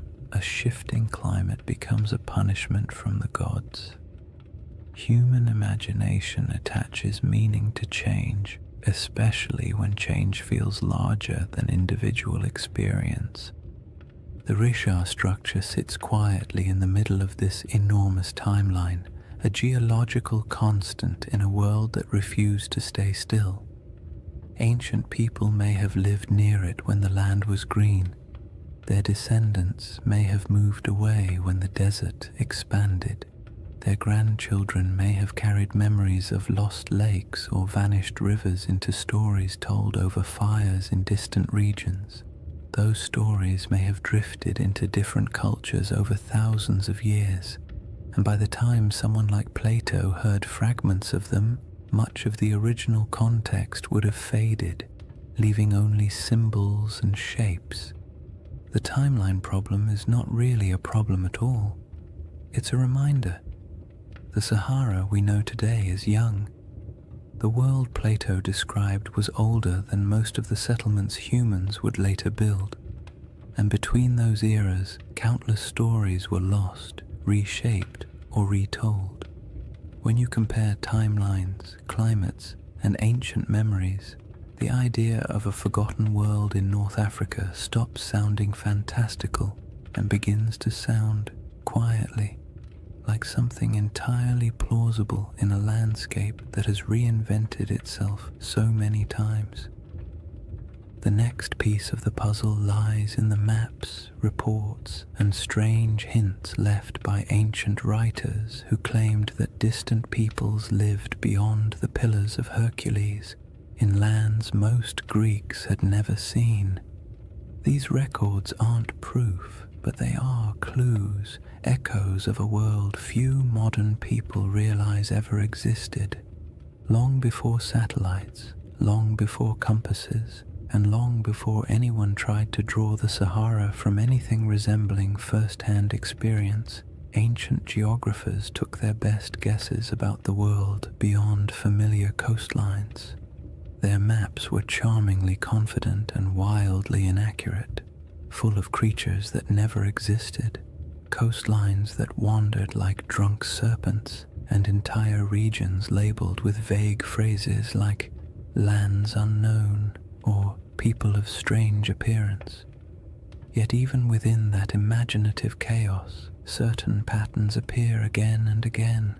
Rumors of distant nations beyond the Pillars of Hercules, stories of tall tribes, strange settlements, and river systems far to the west that no Greek or Egyptian explorer had ever reached.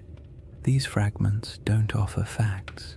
They offer echoes, traces of a world remembered through second-hand conversations, traveling merchants, and stories that had already aged long before they were written down. Herodotus, often called the father of history and sometimes less generously the father of wildly entertaining exaggerations, wrote about mysterious peoples living beyond the familiar reaches of North Africa.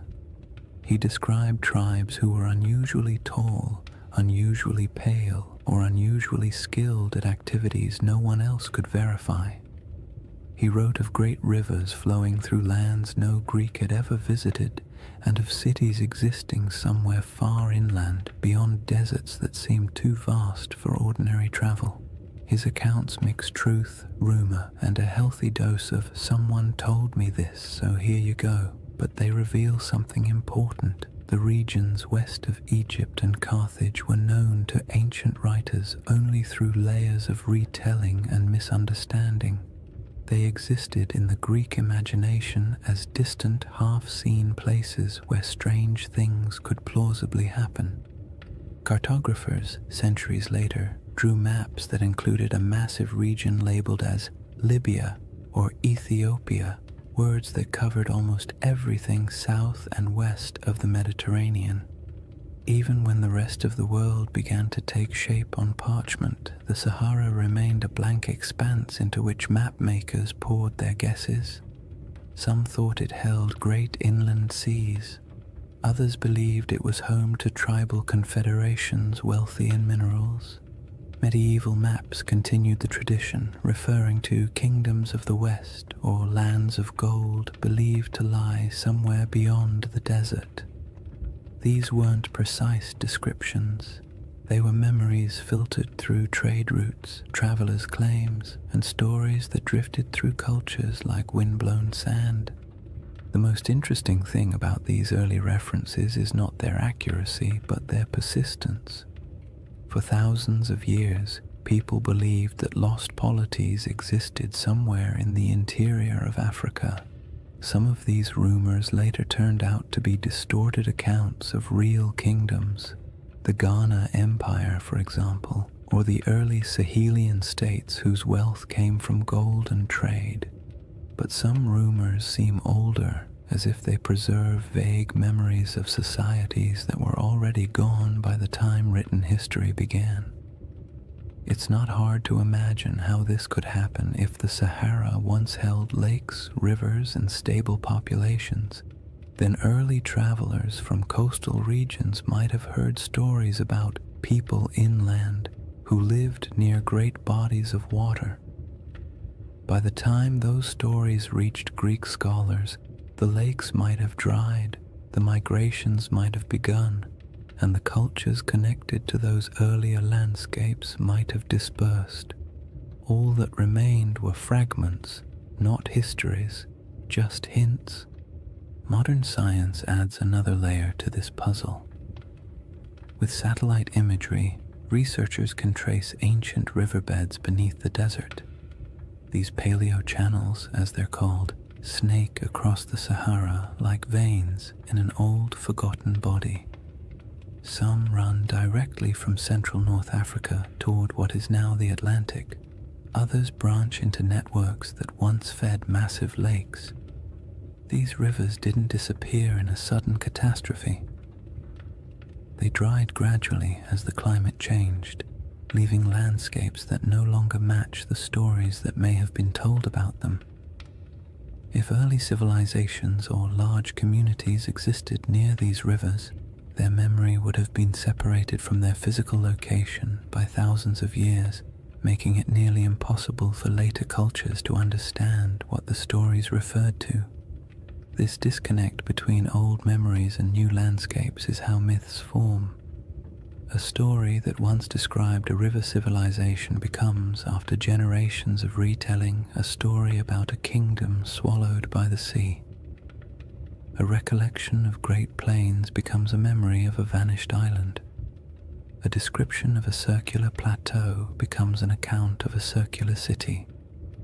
The Sahara's transformation from green to desert wasn't instantaneous, but it was dramatic enough to fracture cultural continuity. If families were forced to migrate because their water sources vanished, they would carry memories of their old homeland with them. Their descendants might repeat those memories in new places.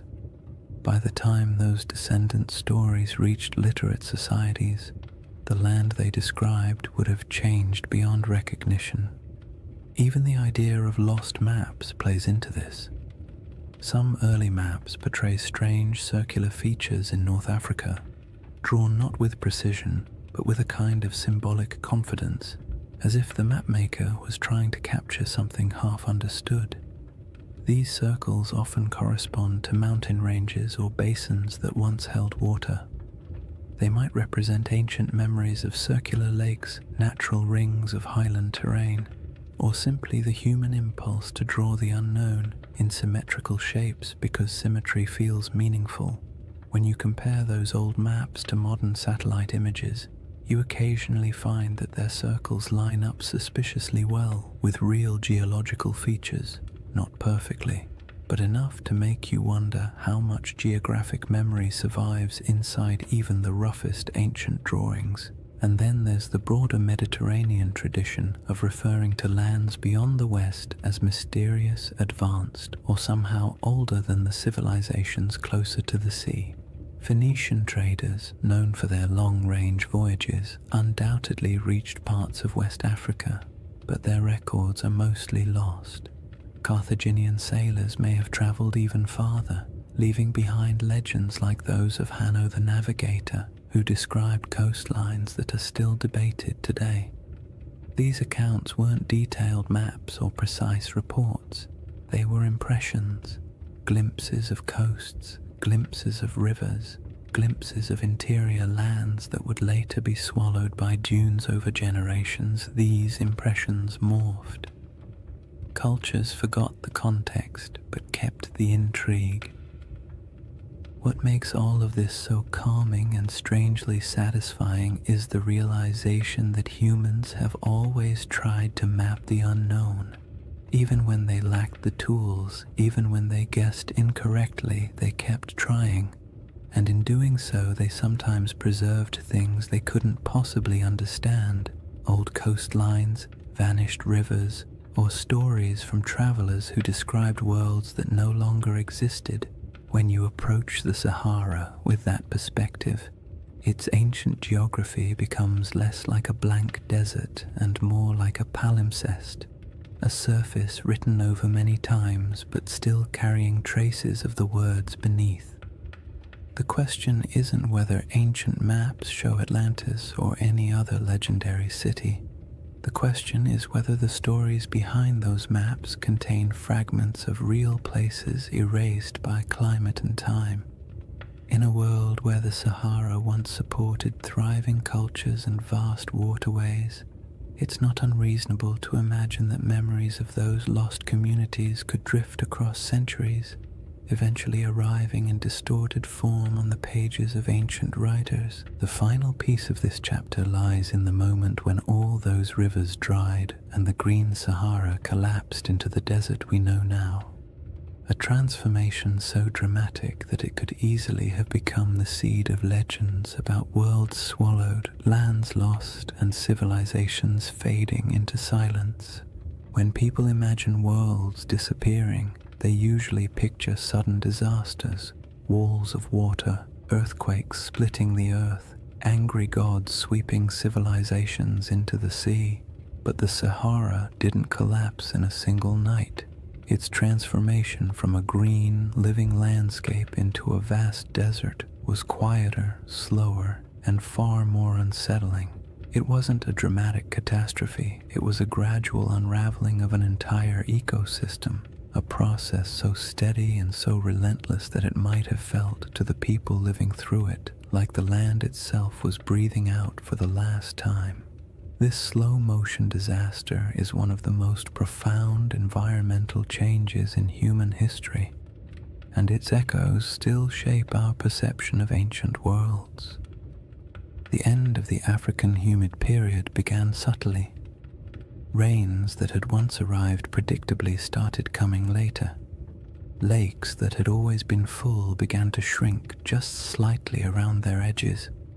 Wetlands that had supported birds, fish, and early settlements became patchier.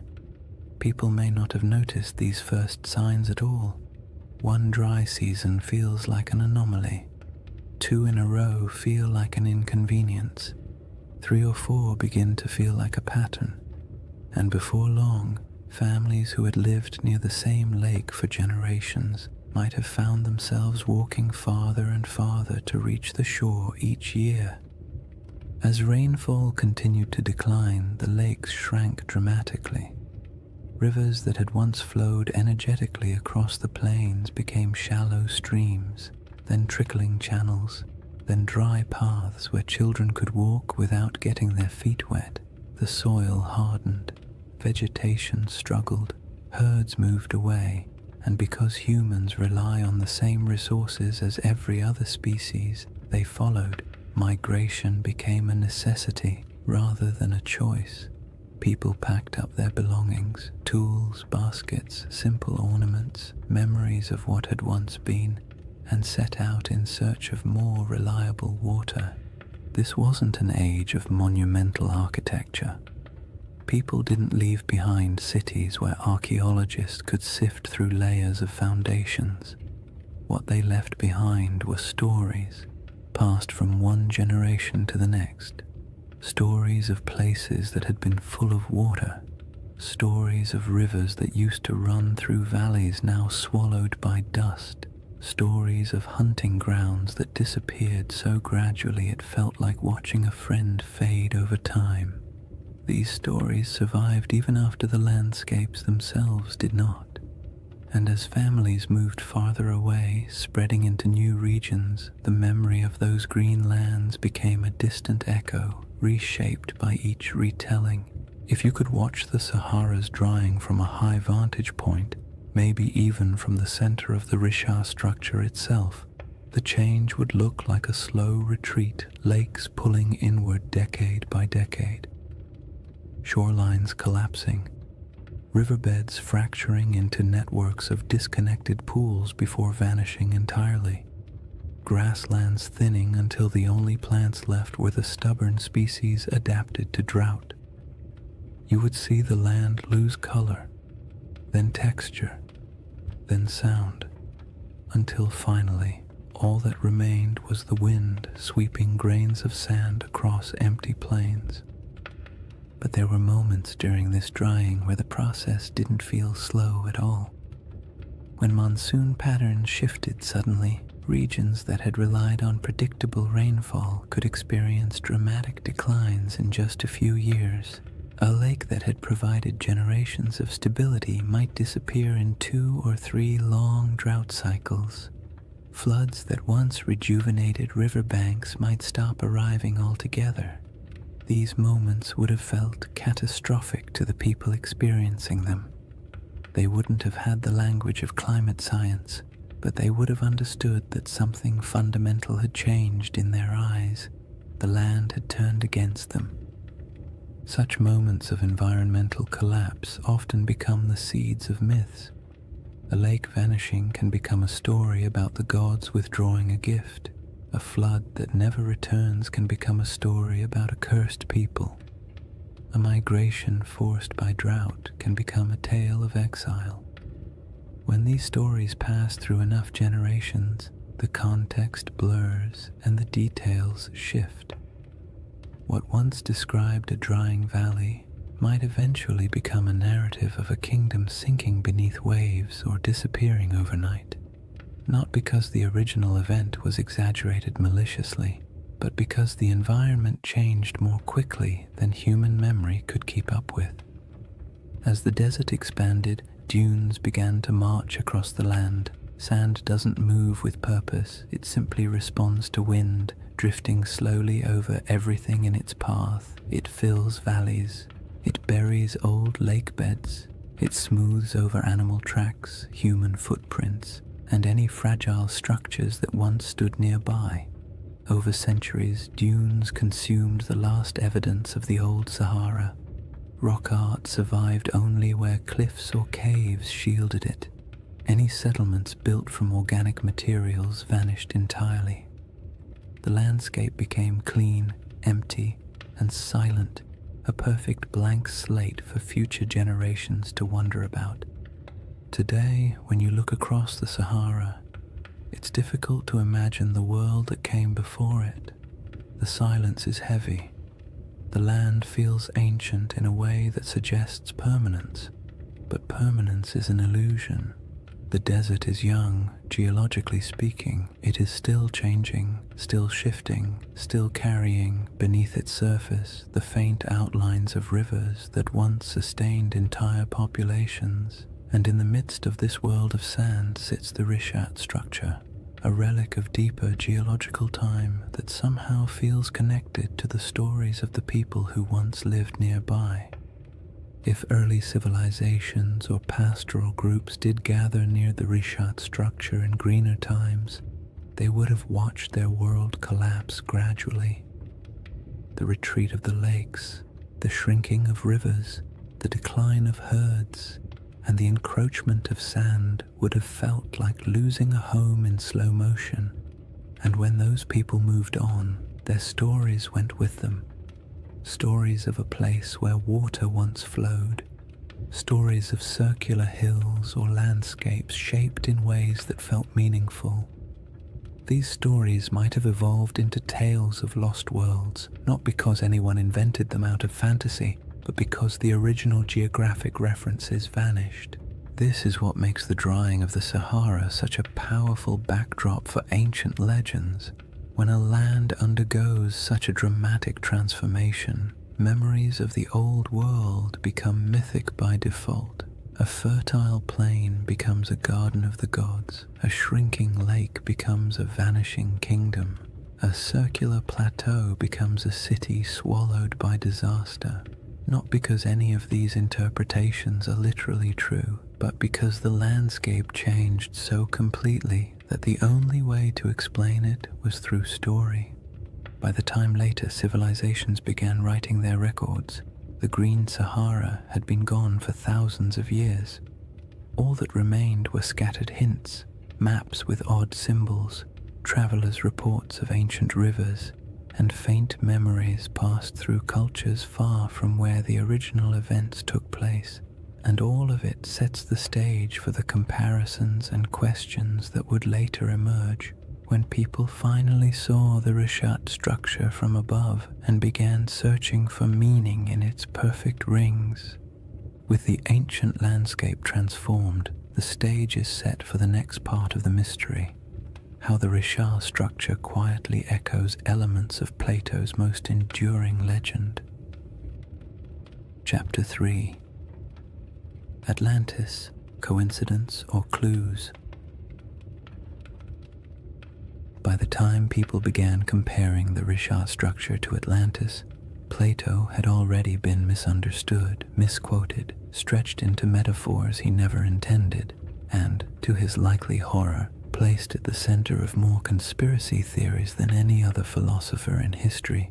Yet at the core of his tale is a surprisingly compact list of details, simple descriptions that, when read plainly, don't sound like mystical riddle poetry or coded allegory. They sound like someone describing a place, a very specific place with very specific features. Whether he meant it literally, symbolically, or somewhere between the two is a debate scholars love to have, usually over too much coffee, but the details themselves are straightforward enough to explore calmly. The centerpiece of Plato's description is the shape. Atlantis, he wrote, was arranged in concentric rings, alternating circles of land and water, each perfectly circular, each surrounding the next. This is the detail that grabs people instantly because most landscapes do not naturally arrange themselves into rings, and when you see a 25-mile-wide circular formation in northwest Africa, your brain taps you on the shoulder and whispers, interesting. Plato describes 3 rings of water and 2 of land. though he also notes that parts of the outer sections were later modified by the Atlanteans themselves, which means even in his own story, the shape wasn't necessarily pristine or untouched. When you compare this to the Richard structure, you naturally see a resemblance, not a perfect match, not a one-to-one replication, but a visual echo, a geological rhythm that resembles a narrative rhythm.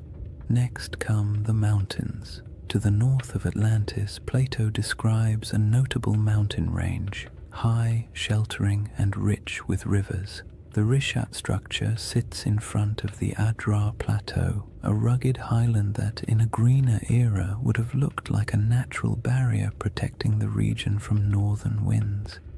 Today it looks like ancient stone sculpted by ages of dryness, but 10,000 years ago those elevations would have been covered in vegetation, dotted with water sources, and significantly more imposing. The match isn't perfect, but it's enough to make you tilt your head slightly. Plato then mentions the plain to the south, long, level, fertile. In his account, this plain was one of the defining features of the Atlantean realm, not the center city, but the agricultural heartland that supported it. In the modern Sahara, fertile plains feel like a strange fantasy, but during the African humid period, they were very real. Vast stretches of land south of the Richat structure once held grasslands, wetlands, and seasonal rivers. The environment shifted dramatically with each cycle of climate change, but during the greener ages the region could have supported exactly the kind of plains Plato describes. Whether he was referencing this area or somewhere entirely different is impossible to say, but the environmental context overlaps in interesting ways. One of the most striking details Plato gives is about the materials used in Atlantis. He refers to red, black, and white stones, distinct colors quarried from the landscape and used for construction. The Richat region naturally contains these colors in abundance. Iron-rich sandstones provide reds, dark volcanic rocks and basalts provide blacks, pale limestones and quartzites provide whites. Again, this doesn't prove anything at all. It simply means the palette Plato described exists in the region, which is more of a quiet coincidence than a revelation. But it's the accumulation of quiet coincidences that tends to capture people's attention. Then there is the detail about elephants. Plato notes that the island of Atlantis had many elephants, not a few, not occasional sightings, but many today. The idea of elephants in the Sahara feels absurd, a contradiction to the very concept of a desert. But the Green Sahara held elephants in abundance. Rock art across the region depicts entire herds with casual familiarity. Fossil evidence confirms that elephants ranged widely across North Africa during humid periods. For most of human history, elephants were not exotic in this region. They were part of the everyday ecosystem, so when Plato casually mentions them, it aligns comfortably with what we know about the Sahara's long-lost environment. Plato also describes a freshwater well at the center of the city, providing clean water even as the outer rings filled with seawater. This detail feels mythic at first, but it also reflects a basic geographic truth. Many circular landforms, especially those rising from domed uplift, often have central depressions or areas where water collects. The Richat structure's core is lower than its outer rings, and though it holds no water today, in a wetter climate it may have held springs or temporary ponds after seasonal rains. Early humans could have used such features for drinking water. As climates changed, memories of these water sources might have been folded into later stories. The river to the sea detail is where the puzzle grows delicate. Plato describes a channel from the city to the ocean, allowing ships to pass through the rings. The Richat structure is inland today, very inland, but ancient river systems in the region once flowed toward the Atlantic. Satellite imagery captures paleo-channels that trace ancient waterways westward. The landforms no longer match these paths because the Sahara has reshaped itself repeatedly, but it is not impossible that rivers once connected this region to coastal plains that have since eroded, drowned, or shifted beneath rising sea levels. All these details create a gentle sensation. Not belief, not certainty, just curiosity. Plato's list is simple enough that it can't be mapped cleanly onto any one place. It can describe a landscape long gone, a symbolic metaphor, or a region badly distorted by oral tradition before ever reaching Greek ears. His text leaves just enough room for interpretation and just enough specificity to make pattern-seeking minds perk up when they see a satellite photo of the Rishat structure. The most important thing to remember is that Plato was not attempting to write a historical documentary. He wasn't giving coordinates or providing an atlas. His story was part philosophical argument, part political commentary, and part inherited memory. He may have drawn from older Egyptian traditions or misunderstood travel accounts or combined several cultural memories into one dramatic narrative. But within that narrative lies a pattern: rings, plains, mountains, colors, elephants, rivers that align loosely, gently, and intriguingly with what once existed in parts of North Africa. What makes this segment of the mystery so soothing to explore is the absence of pressure. You don't need the Risha structure to be Atlantis. You don't need the description to match perfectly. All you need is the simple awareness that Plato left a list of clues describing a place that may have existed in the deep past, a place shaped by water, climate, geography, and memory.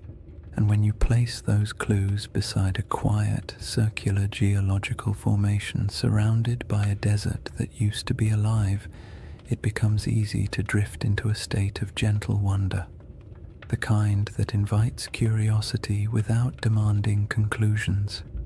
Once you've examined Plato's clues and quietly accepted that some of them line up with the Rishat structure in a pleasantly suspicious way, the next step is to look at the smaller oddities, the details that don't prove anything on their own but linger in the mind like faint fingerprints on ancient glass. These are the features that make researchers pause, tilt their heads slightly, and say something academic like, "Well, that's interesting." They don't demand conclusions, they simply refuse to be ignored. One of the strangest among them is the presence of ancient salt deposits inside the Risha structure. In a desert environment where rain is scarce and water evaporates quickly, salt isn't surprising by itself. What is surprising is the suggestion that the salt layers within the structure formed through processes involving ancient water bodies. Some geologists have pointed out that portions of the Risha contain evaporate deposits, minerals that form when water sits, lingers, and evaporates over long stretches of time. This doesn't mean the Risha was once a lake, but it does hint that water interacted with its geology in ways that aren't immediately obvious from the modern climate.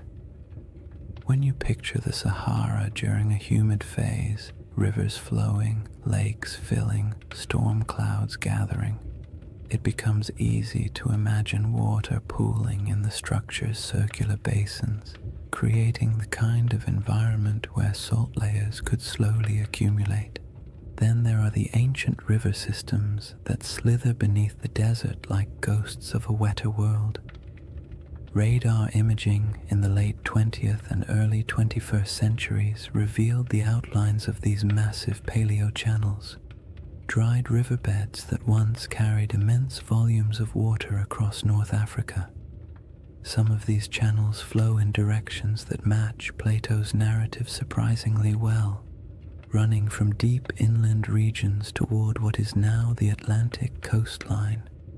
In modern geography, the Rishat structure sits far from the sea, But in the world of 10,000 or even 8,000 years ago, the landscape would have been dramatically different. Coastlines were altered, deltas shifted, and river networks created pathways across regions that are now hostile to life. When you consider these ancient waterways, the idea of a circular formation once connected to a westward flowing system becomes far less far-fetched. Another curiosity is the distribution of ancient fauna across the region, especially elephants. Plato goes out of his way to mention that Atlantis had many elephants, as though their presence was noteworthy, and it would have been if you were writing for an audience in classical Greece, where elephants were known but rarely encountered. But in the Green Sahara, elephants weren't exotic at all. Fossil evidence shows they roamed freely across vast stretches of North Africa. Rock art carved by prehistoric peoples depicts them with a kind of casual familiarity, often standing near lakes or grazing beside herds of cattle. The presence of elephants in Plato's narrative doesn't align with modern geography, but it aligns beautifully with the prehistoric Sahara, suggesting that the imagery in his account may have been drawn from memories of a much earlier landscape. Tools and artifacts found throughout Mauritania add another layer of quiet intrigue. Archaeologists have uncovered stone tools, habitation traces, and remnants of early human activity around regions adjacent to the Risha structure. None of these finds point to an advanced or monumental civilization, but they confirm that humans lived, traveled, and worked in the area long before the desert swallowed it. Simple stone tools may not inspire the same imagination as grand ruins, but they indicate human presence. People exploring the ridges, hunting across the plains, or gathering plants near seasonal water. And while these finds don't match the grandeur of Plato's Atlantis, they contribute to a broader truth. This land was not always empty. Then there's the matter of erosion patterns. The Risha structure's rings are composed of alternating layers of hard quartzite and softer sandstone. Over millions of years, erosion carved the concentric ridges into their present shape. The science here is solid, yet the level of preservation, how clearly the rings remain visible after such immense timescales, is quietly surprising. Erosion usually softens shapes, blurs lines, and creates irregular patterns. The Risha's rings are worn but still strikingly coherent. They have a kind of stubborn symmetry, the sort that feels almost architectural even though it is entirely natural. When viewed from above, the rings appear too clean for the surrounding environment, as if the land is trying a little harder than necessary to maintain its shape. Another oddity lies in the mineral composition scattered across the formation. Geologists have noted that the area contains minerals associated with hydrothermal activity, meaning the region once experienced heat and fluid movement beneath the Earth's surface. This supports the uplift theory, but also paints a picture of a place shaped by multiple overlapping geological events. The Risha structure is not the result of a single moment. It is the result of a series of slow, layered processes interacting in strangely harmonious ways. When geological events stack neatly like this, creating a tidy circle in the middle of a continent, it sparks the imagination, because nature rarely arranges its complexity into something that looks organized from space. Some people point to the alignment of the structure with ancient travel routes, though this is more speculative. During the Sahara's greener days, groups traveling across the region might have used prominent landforms as markers. A circular plateau would have stood out. It might have acted as a natural waypoint in a place you recognized from a distance, a feature that reassured you that your path was correct. This doesn't make it a settlement or a central city, but it makes it part of the landscape of human movement. landmarks have always shaped migration, even unintentionally. Then there's the subtle but persistent fascination researchers have with the interior depressions of the Richat structure. The central basin and inner rings create natural pockets where water might have pooled during rainy seasons. These areas could have provided temporary freshwater sources long before the desert took hold.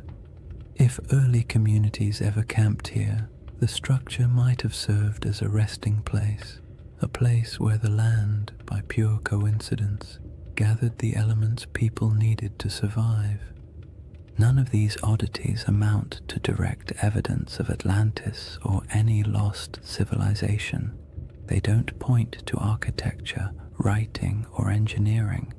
They don't claim that the Richat structure is anything more than a geological formation shaped by erosion, uplift, and deep time. But taken together, these small details create a sense of place, a landscape shaped by water, life, and environmental transformation. A place where memories of a greener world might have lingered long after the land grew silent. A place that feels like it carries the whispers of older stories, even if those stories can never be proven. What remains after examining these clues is not certainty, but the soft, contemplative feeling of a mystery that refuses to resolve too neatly. That's the charm of the Richat structure, not that it answers questions, but that it invites you to keep asking them, slowly and without urgency, the same way the desert allows time to drift without needing conclusions. After exploring the curious parallels and intriguing coincidences, it's important to settle into the other side of the discussion, the quiet, grounded, scientifically steady side, the side that takes a deep breath, adjusts its glasses metaphorically, and says, "All right, let's not get carried away." Because while the Richat structure is visually compelling and undeniably mysterious in its aesthetic, the case against it being anything remotely like Atlantis is just as strong as the case that makes people wonder in the first place. And acknowledging that doesn't make the mystery less soothing. In fact, it makes it more balanced, more realistic, and more grounded in the rhythm of nature rather than the drama of myth. One of the simplest arguments against the Richat-Atlantis connection is the absence of ruins. No foundations, no walls, no pottery fragments, no structural remnants of any kind. If a major civilization once existed here, even one without monumental stone architecture, we would expect to find some trace of it. People leave things behind: tools, shards, fire pits, bones, carvings, symbolic objects, something. The Sahara is harsh, but not harsh enough to erase every sign of human activity. If a dense population had lived here, small nomadic encampments leave faint traces, farming settlements leave soil signatures, even temporary villages create debris. But inside the Richat structure, archaeological evidence is scarce, scattered, and entirely consistent with occasional prehistoric habitation rather than a populous, organized city. Another clear issue is scale. Plato describes Atlantis as a powerful naval civilization capable of launching fleets, influencing foreign regions, and maintaining a capital city large enough to impress outsiders. This would require infrastructure, labor specialization, long-distance trade, and durable materials. The Green Sahara did support human life, but the evidence we have, stone tools, simple camps, modest cultural artifacts, points to pastoral and hunter-gatherer lifestyles rather than elaborate urban systems. There were no harbors, no shipyards, no canal networks, and certainly no signs of advanced engineering. The gap between the archaeological record and the expectations for a sprawling maritime empire is wide, calm, and fairly conclusive. geology presents its own firm counterpoints. The reshaped structure is understood through a series of geological processes involving uplift and erosion. Its rings aren't artificial. They are layers of sedimentary rock carved gently over millions of years by wind and water. The symmetry of these rings feels uncanny when viewed from orbit, but up close, the terrain reveals irregularities, breaks, inconsistencies, and natural erosion patterns that would make any idea of artificial construction almost impossible. Nature has had a very long time to perfect this formation. It didn't need architects. It needed time, pressure, shifting plates, and the slow sculpting of weather. The age of the rocks is another point of conflict. Many layers of the Richat structure date back hundreds of millions of years, far older than anything humans could have shaped. The uplift likely occurred tens of millions of years ago. Even the youngest erosional processes are far older than the timeline of human civilization. If Plato's account referred to an advanced society around 9600 BCE, the Richat's geological history simply does not align. Humans were not carving rings into uplifted domes while mammoths still roamed the northern forests. The idea collapses under the sheer weight of deep time. There is also the question of context. Atlantis, as Plato describes it, was a hub of Atlantic navigation, a power that interacted with Mediterranean societies, but the Richat structure sits far inland, even accounting for ancient coastlines. Even at its closest connection, this region would have required extensive river systems or routes across wide plains, and while ancient rivers existed, the logistics of sustaining a large maritime civilization so far from stable ocean access are difficult to justify. Plato's Atlantis was a sea power. The Richat region was, at best, a freshwater-rich inland landscape during humid periods. Another important point comes from understanding Plato himself. His dialogues, Timaeus and Critias, are philosophical works, not historical treatises. Atlantis serves as a metaphorical lesson about societal hubris, moral decay, and the consequences of unchecked ambition. Ancient Greek writers often crafted allegorical narratives in grand mythic terms. They weren't necessarily recording precise histories. Even if Plato drew inspiration from older Egyptian stories or folk memories of distant lands, his purpose wasn't to document geography, it was to illustrate ideas. Seeing Atlantis as literal misses the genre he was writing in. Then there's the lack of supporting historical records. No Egyptian writings describe a circular coastal city matching Plato's description. No Phoenician traders mention it in their maritime logs. No Carthaginian accounts reference such a settlement. In a region with extensive interactions between early Mediterranean and African cultures, a highly advanced city would almost certainly have left some mark in oral or written traditions beyond Plato's single dialogue. The silence is telling. All these points form the steady, sensible, scientifically grounded case against the Richat structure being Atlantis or any ancient lost civilization. Yet none of them make the structure less fascinating. The Richat stands out precisely because it embodies contradictions, visually striking but geologically ordinary, evocative of myth yet entirely natural, surrounded by desert but shaped by water in the deep past. The structure's intrigue lies not in what humans built, but in what nature carved and time concealed. What the scientific perspective ultimately gives us is a sense of humility. The Richat structure is a reminder that Earth's landscapes can mimic human patterns accidentally, that erosion can outperform architects, that symmetry doesn't always imply intention, and that sometimes the most interesting mysteries are the ones that sit comfortably between explanation and imagination. There is a quiet comfort in acknowledging what the Richat structure is not. because it allows us to appreciate what it is, a monumental geological formation shaped entirely by natural processes, yet somehow capable of whispering to the part of the human mind that loves stories of lost worlds. Dismissing the Atlantis comparison doesn't end the mystery.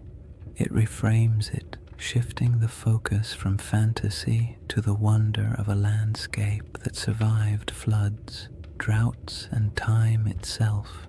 And somewhere between geological certainty and mythic speculation lies a middle path, a gentle possibility that doesn't require lost empires or supernatural disasters, only the simple fact that landscapes change, memories drift, and stories evolve across generations. That quiet middle ground forms the foundation for the next part of this chapter.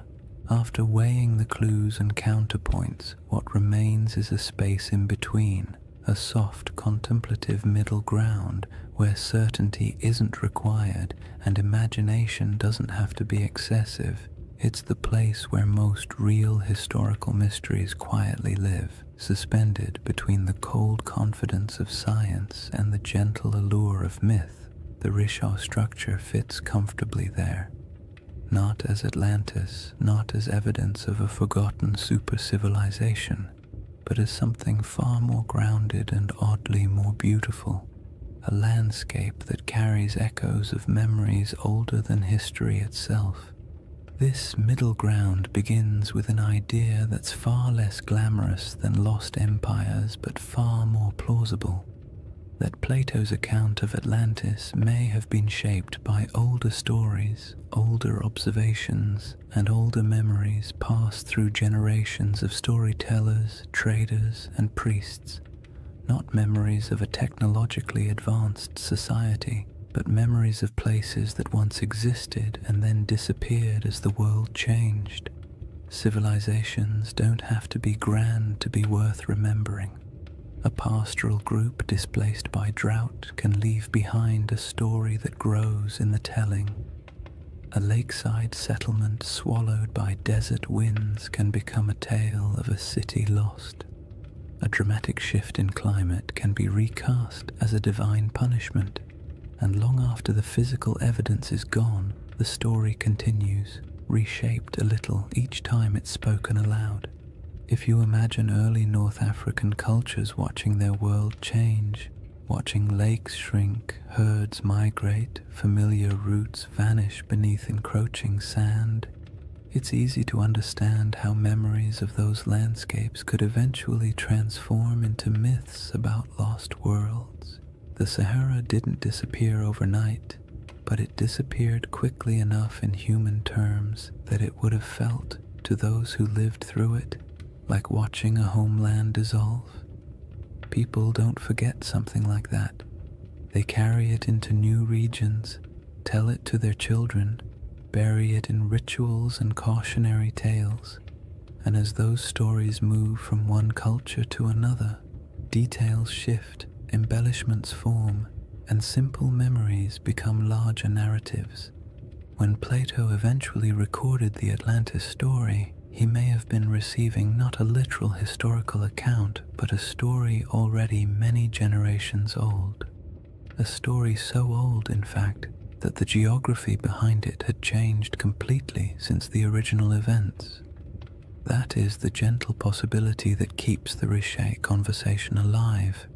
Not that it was Atlantis, but that it resembles the type of place that could have inspired memories strong enough to survive climate shifts, migrations, and cultural reinterpretation. In this middle ground, the Rishat structure becomes less a candidate for Atlantis and more a symbol for the forgotten worlds that once existed during the Sahara's green phases. The circular shape isn't a blueprint, it's a coincidence that resembles human descriptions of circular settlements or lake systems. The environment around it, once fertile, later desolate, fits the rhythm of myths describing lands that flourished and then vanished, and the geological strangeness of the formation makes it the type of place human imagination gravitates toward, even without evidence of ancient cities or monumental architecture. This perspective is calm and grounding. It acknowledges that the Risha structure is geological, not architectural. It embraces the idea that natural formations can inspire awe without requiring supernatural explanations, and it allows space for the possibility that human stories, especially the very old ones, often preserve impressions of landscapes altered or erased by time. In this view, Atlantis isn't a lost city waiting to be excavated. It's a cultural memory of a world transformed. The middle ground also makes room for one of the most fascinating aspects of human storytelling: our tendency to merge different memories into single narratives. Imagine an Egyptian priest hearing tales from travelers who claim their ancestors once lived in a land where water flowed through concentric valleys. Imagine those memories mixing with other stories of disappearing lakes, ancient floods, or regions swallowed by drought. Imagine Plato hearing a version of that tale centuries later, filtered through generations of reinterpretation. By the time he wrote it down, the story would have been a blend, part geography, part metaphor, part nostalgia for a world the teller never saw. This blending of truth and tale is not deception, it's how oral traditions work. Details shift, landscapes become symbols, natural disasters become moral lessons. A story meant to explain why the world changed becomes a story explaining why people must be humble. Even today, we do this without realizing it. We condense complex events into simple narratives because simple narratives are easier to remember, easier to teach, and easier to carry into the future. In the calm light of this middle ground, the Richa structure serves as a gentle reminder that landscapes shape stories just as stories shape our perception of landscapes. The structure's rings might have meant nothing to the people who walked across it thousands of years ago, but to someone hearing a distorted account of those landscapes generations later, the image of a circular landform might have blossomed into something mythic. Not because the Rishat structure was Atlantis, but because it felt like the kind of place myths grow from, strange, memorable, and entirely out of step with its surroundings. The temptation of this middle path lies in its openness. You don't have to believe the Rishat structure hides ruins. You don't have to assume ancient people built concentric canals. You don't even have to decide whether Atlantis existed as a literal place. You simply accept that the ancient world was filled with environments now gone, and that stories from those environments survived in forms we barely recognize. The Rishat structure becomes one of many possible inspirations, not the answer, but an echo. There's something soothing about mysteries that don't demand solutions. They allow your mind to drift without needing to arrive anywhere specific. The Risha structure isn't a riddle asking to be solved. It's an invitation to explore deeper layers of time, to imagine landscapes that no longer exist, and to appreciate how human memory stretches across millennia. It reminds us that myths often begin with something real, not a lost empire necessarily, but a lost environment, a lost way of life, or a lost understanding of the land. And that leads us gently into the final chapter of this journey, a shift away from evidence and counter-evidence, and toward the quiet, cosmic perspective that emerges when you consider how long the Rishat structure has watched the desert around it rise, fall, and change. Chapter 4. The Eye That Remembers Everything. If you ever find yourself imagining the Richa structure at night, it helps to forget the satellite photos and geological diagrams for a moment and picture something much quieter. A place far from modern roads, far from city lights, far from anything that interrupts the soft rhythm of the desert after sunset. Night in the Sahara is its own world, almost a separate dimension from the harsh daylight that most people think defines it. The heat drains away slowly, the wind settles into a steady breath across the dunes, and the sky opens wider than seems reasonable, filled with stars that feel impossibly close. In that stillness, the Rishat structure doesn't feel like a geological puzzle or a misunderstood legend. It feels ancient in a way few places do, as if it has been sitting patiently through eras, watching everything change around it while remaining almost unchanged itself. Standing at the center of the formation under a clear sky would feel like standing inside a natural observatory. The circular ridges rise around you, not high enough to trap you, but just high enough to create the sense of being in a vast stone bowl. The curves would guide your gaze upward toward the sky, making the stars appear as though they are swirling in unison with the rings below.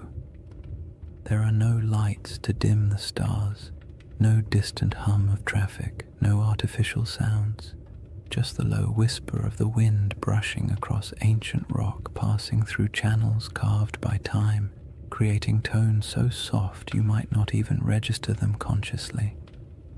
In that kind of quiet, the desert feels alive, not in a dramatic or mystical way, but in the subtle way landscapes breathe through temperature shifts, airflow, and tens of thousands of years of stillness. The moonlight transforms the Risha structure even further.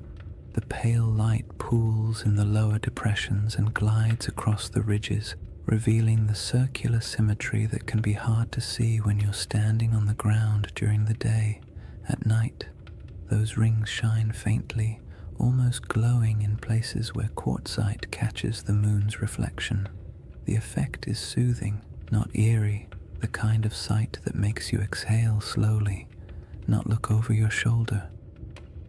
The desert has always been a place where time feels soft and stretched, and inside the Rishat at night, that feeling only deepens, as if the land is gently reminding you that it has existed far longer than any human story about it. There is something comforting about how little the Risha structure demands. It doesn't insist on meaning. It doesn't ask to be interpreted. It simply sits, weathered and patient, while the sky above it cycles through constellations that ancient people once used to navigate across greener lands. Thousands of years ago, when the Sahara was still alive with lakes and grasslands, early humans would have looked up at the same stars, using them to track seasons, migrations, and time. They may have passed near the Rishat without knowing its shape, but they would have walked under this same sky, feeling the same cool air after sunset, listening to similar breezes skimming across the land. In that sense, the desert night turns the Risha structure into a bridge between eras, not because anything connects them physically, but because the sky has remained one of the few constants across the entire sweep of human history. If you were to sit on one of the ridges and look out into the darkness, you would see nothing but the silhouettes of dunes shifting gently in the moonlight. The horizon softens at night, blending sky and sand into a single muted line. It's the kind of scene that encourages introspection, not analysis. You don't wonder who built the structure or whether it held palaces or temples. You simply feel the weight of time, not as something heavy or intimidating, but as something vast and calming. The world has changed so many times, and the Risha has been here through all of it, absorbing the silence, weathering the storms, and watching the land around it transform. The desert's silence isn't empty. It holds layers of memory, not the kind you can excavate with tools, but the kind that lingers in atmosphere. The silence feels old, as if it carries a faint awareness of the worlds that once existed here. Lakes reflecting starlight, animals moving across grasslands, families gathering near fires that burned in a landscape now gone.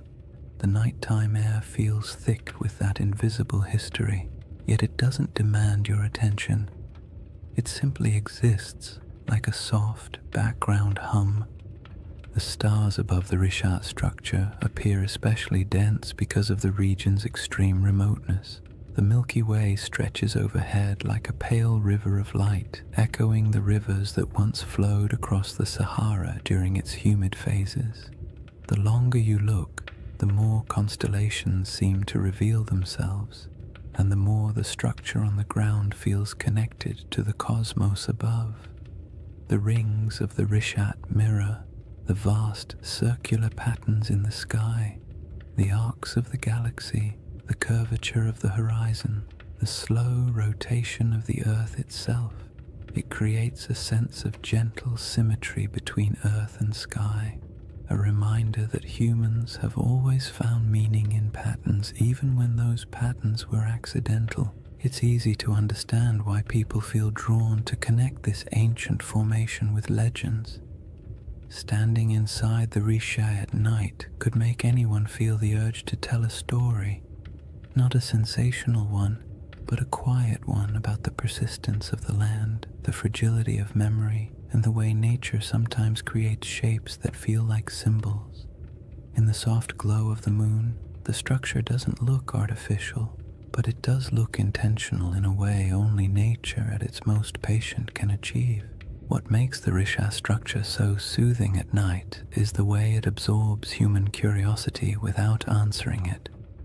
You can wonder about its origins, its place in mythology, its connection to past climates, or whether ancient people ever felt a hint of awe when passing near it. But the structure offers nothing back except the gentle assurance that it will still be here long after our questions fade into silence. In that sense, it becomes a reminder not of lost civilizations, but of time's quiet endurance, the slow, steady processes that shape the earth far beyond human timelines.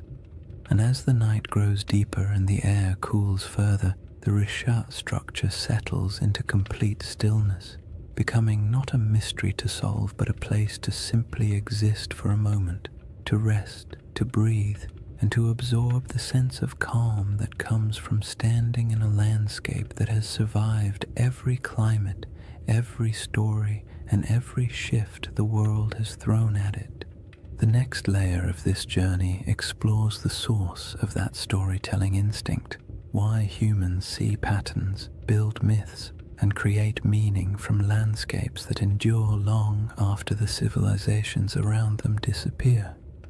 If you sit long enough inside the Risha structure, not literally of course, but in your mind, quietly imagining the desert night and the slow movement of stars overhead, you eventually drift into a very human question.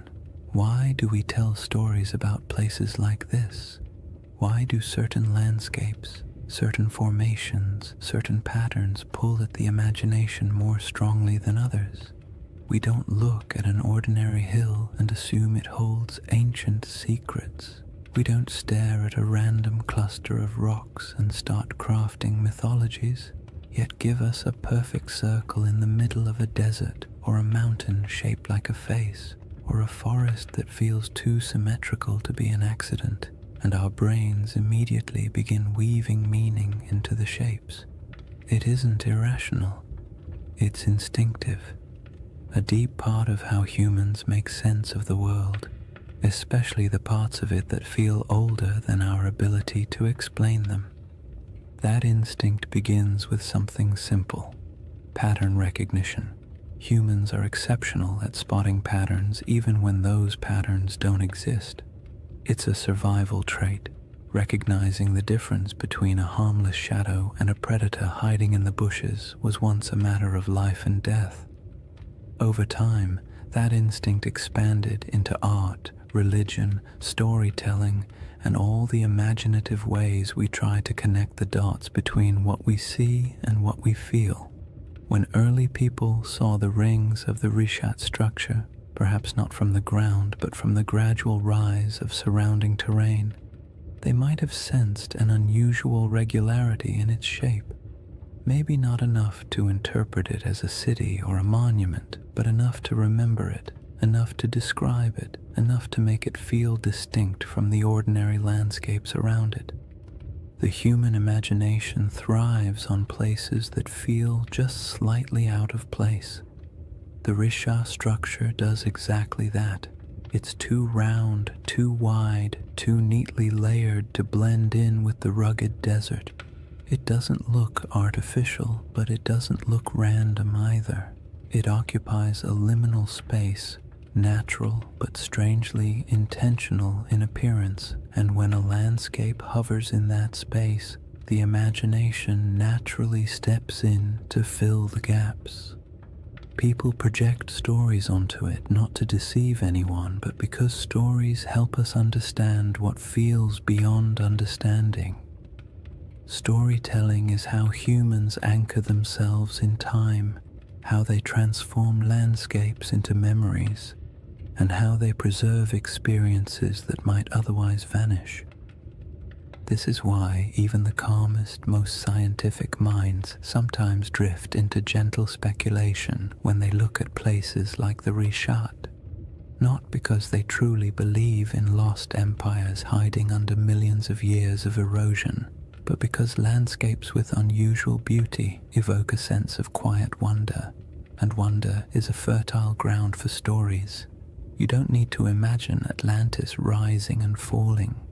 You only need to imagine how it felt for early communities to live in a Sahara full of lakes and wildlife, passing by a strange circular plateau that looked different each season.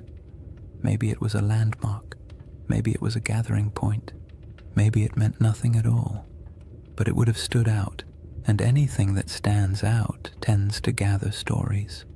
Humans also tell stories because the natural world isn't always generous with explanations. For most of history, people didn't have geology textbooks or climate models. They had observations, intuition, and oral traditions. When a river dried, they created a story. When a mountain erupted, they created a story. When the stars shifted seasonally, they created stories to explain their patterns. Over generations, these stories evolved, blending details from nature with the emotional tone of the people describing them. A drought wasn't just an environmental event, it became a moral narrative of balance lost and regained. A vanished lake wasn't just climate change, it became a tale of a great flood or a divine warning, or a forgotten world swallowed by forces beyond human control. It isn't surprising that the Rishat structure, surrounded by a desert shaped by one of the most dramatic climate transformations in human prehistory, inspires curiosity bordering on myth. Long before Plato wrote about Atlantis, people across the Sahara would have witnessed environmental shifts so profound they could barely describe them. Shrinking lakes, migrating animals, the slow invasion of sand, these experiences leave emotional impressions. A landscape that once supported entire populations can fade into silence within a few generations, and when that happens, the stories that form afterward are rarely literal accounts. They become metaphors for loss, change, and the fragility of human presence. The act of storytelling also brings comfort. It creates order in places where nature seems chaotic. It offers meaning in events that feel senseless, and it allows cultures to pass knowledge from one generation to the next. A story about a lost world isn't just entertainment. It's a way of saying, something important happened here, don't forget it. Those stories can stretch across thousands of years, even if the exact details blur. The memory of a disappearing lake might evolve into a legend of an entire region swallowed by the sea. The recollection of an unusually shaped landform might become a story about circular cities or divine architecture. When landscapes change as drastically as the Sahara did, the human imagination steps in to preserve what the land no longer shows. What's interesting is that the imagination doesn't only reach backward, it also reaches upward. humans have always linked earthly landscapes with the sky. The circular shape of the Risha structure mirrors patterns in the heavens, orbits, celestial spheres, the arc of the Milky Way. Ancient cultures often looked at the sky and the earth as mirrors of one another. If something looked meaningful on the ground, they assumed a celestial connection. If something appeared in the stars, they looked for its reflection in the landscape. This tendency isn't mystical, it's psychological. It creates symmetry between the known and the unknown, allowing people to navigate a confusing world through harmony rather than randomness. The Risha structure invites that kind of thinking. At night, when the stars swirl overhead and the rings below form a gentle spiral of shadow and light, it becomes easy to understand how the human imagination might link the two, not through elaborate theories, but through quiet intuition, through the simple feeling that a place shaped in circles must hold a story shaped in circles, through the awareness that landscapes sometimes look like symbols even when they are not, through the natural desire to connect the visible world with the invisible past. In the end, the human imagination isn't a flaw in our understanding of places like the Risha structure. It's a companion. It allows us to explore possibilities without insisting on answers. It lets us appreciate mysteries without demanding they be solved. And it reminds us that even when we know the scientific explanation for a geological formation, we can still feel wonder, still be moved by the beauty of its shape, and still tell stories about what it might have meant to the people who walked through a greener Sahara thousands of years ago. That instinct to remember, to reinterpret, to imagine, leads naturally into the next part of this journey. The way deserts protect, preserve, and occasionally conceal pieces of worlds that no longer exist, leaving behind not cities but quiet geological breadcrumbs for the patient observer. When people think of the desert, they often imagine it as a place that erases everything. Wind sweeping across dunes, sand swallowing anything left on the surface, time grinding all traces of the past into dust.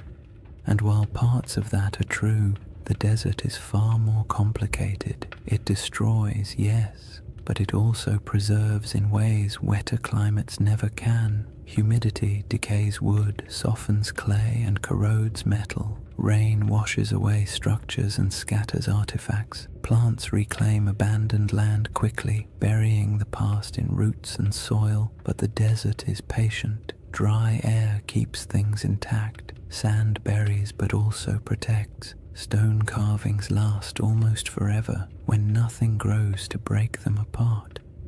If anything, the Sahara is one of the most powerful memory keepers on Earth, even if it rarely gives up those memories easily. The Rishat structure sits in the middle of this vast archive, not an archive of books or ruins or treasure, but an archive of landscapes. The rings themselves are a geological timeline. Each layer tells a story about a different era of Earth's crust.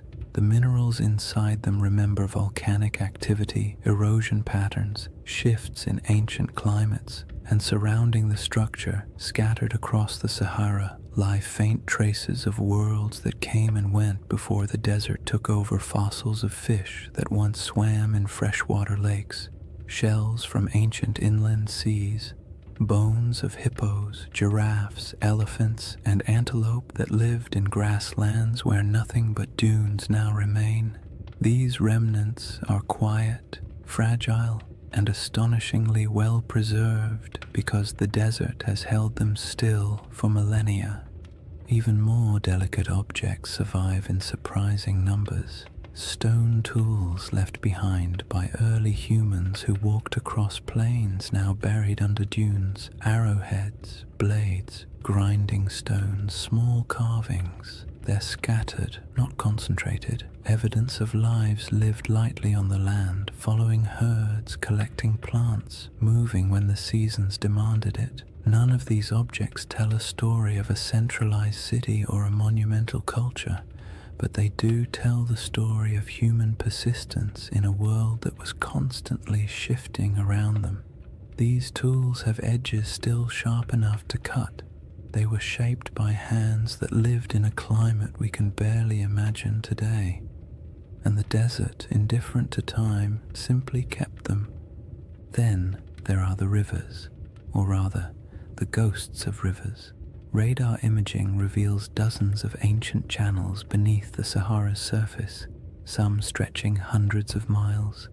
These channels are not small trickles, but massive pathways carved by powerful flows of water. They show where life once concentrated, where animals gathered, where early humans traveled and settled, and though they're invisible from the ground, their presence beneath the sand acts like a geological memory, a map of how different the world used to be. Long after lakes vanished and grasslands withered, the shapes of these channels remained, buried but intact. The desert also preserves what might be called emotional landscapes, the subtle atmospheric memory of places people once inhabited. Rock art in the Sahara captures these moments with eerie clarity, carvings of cattle, religious symbols, hunting scenes, boats gliding across water. Some images show animals that haven't lived in the region for thousands of years. Others depict rituals or daily activities of groups whose descendants migrated far away when the climate changed. These paintings survive because the desert air is too dry to dissolve the pigments. They are echoes etched into stone, fragments of human emotion fossilized in mineral form. And even though they don't correspond to Plato's Atlantis, they show how easily early cultures could leave behind traces that would confuse or inspire later generations. But the desert's preservation comes with a twist. It protects selectively. It keeps what nature builds, but rarely what humans build. Wood, cloth, bone, and plant materials decay quickly, stone lasts, but only if left untouched by wind. Anything built from mud or organic material disappears, so a region could support generations of habitation and leave barely any physical evidence. When the Sahara dried, entire ways of life evaporated with it. People moved south or toward the coast, leaving only a thin scattering of tools and art behind. By the time later civilizations emerged in Egypt, Carthage, and the Mediterranean world, the memory of those Saharan cultures had already faded into rumor. What remained was the land itself, a massive desert holding fragments of forgotten worlds. The Risha structure in this context isn't a monument to something lost. It's a survivor from geological history that just happens to sit among the buried traces of human history. Its rings are not ruins, but reminders that the planet keeps records in stone long after humans forget. Its symmetry draws the imagination not because it hides a city, but because it stands out against the silence of the desert, a quiet landmark in a landscape that erases almost everything else. What the desert preserves best, strangely enough, is not artifacts or fossils, but absence. It preserves the feeling of worlds that used to exist but no longer do. It holds the echo of water where there is none. It holds the memory of animals that once roamed freely. It holds the imprint of climate cycles so vast they dwarf every human empire combined. When you stand in a place like the Rishat structure, the most powerful sensation isn't that something is buried beneath your feet, it's that something is missing. Something that used to be here but isn't anymore. That sense of absence can be misunderstood as evidence of ruins or lost cities, but it's really just the desert doing what deserts do, revealing nothing and everything at the same time. And that is why this landscape inspires stories. Humans fill silence with meaning. We see the absence and imagine what might have once filled it. We see preserved fossils and picture thriving ecosystems.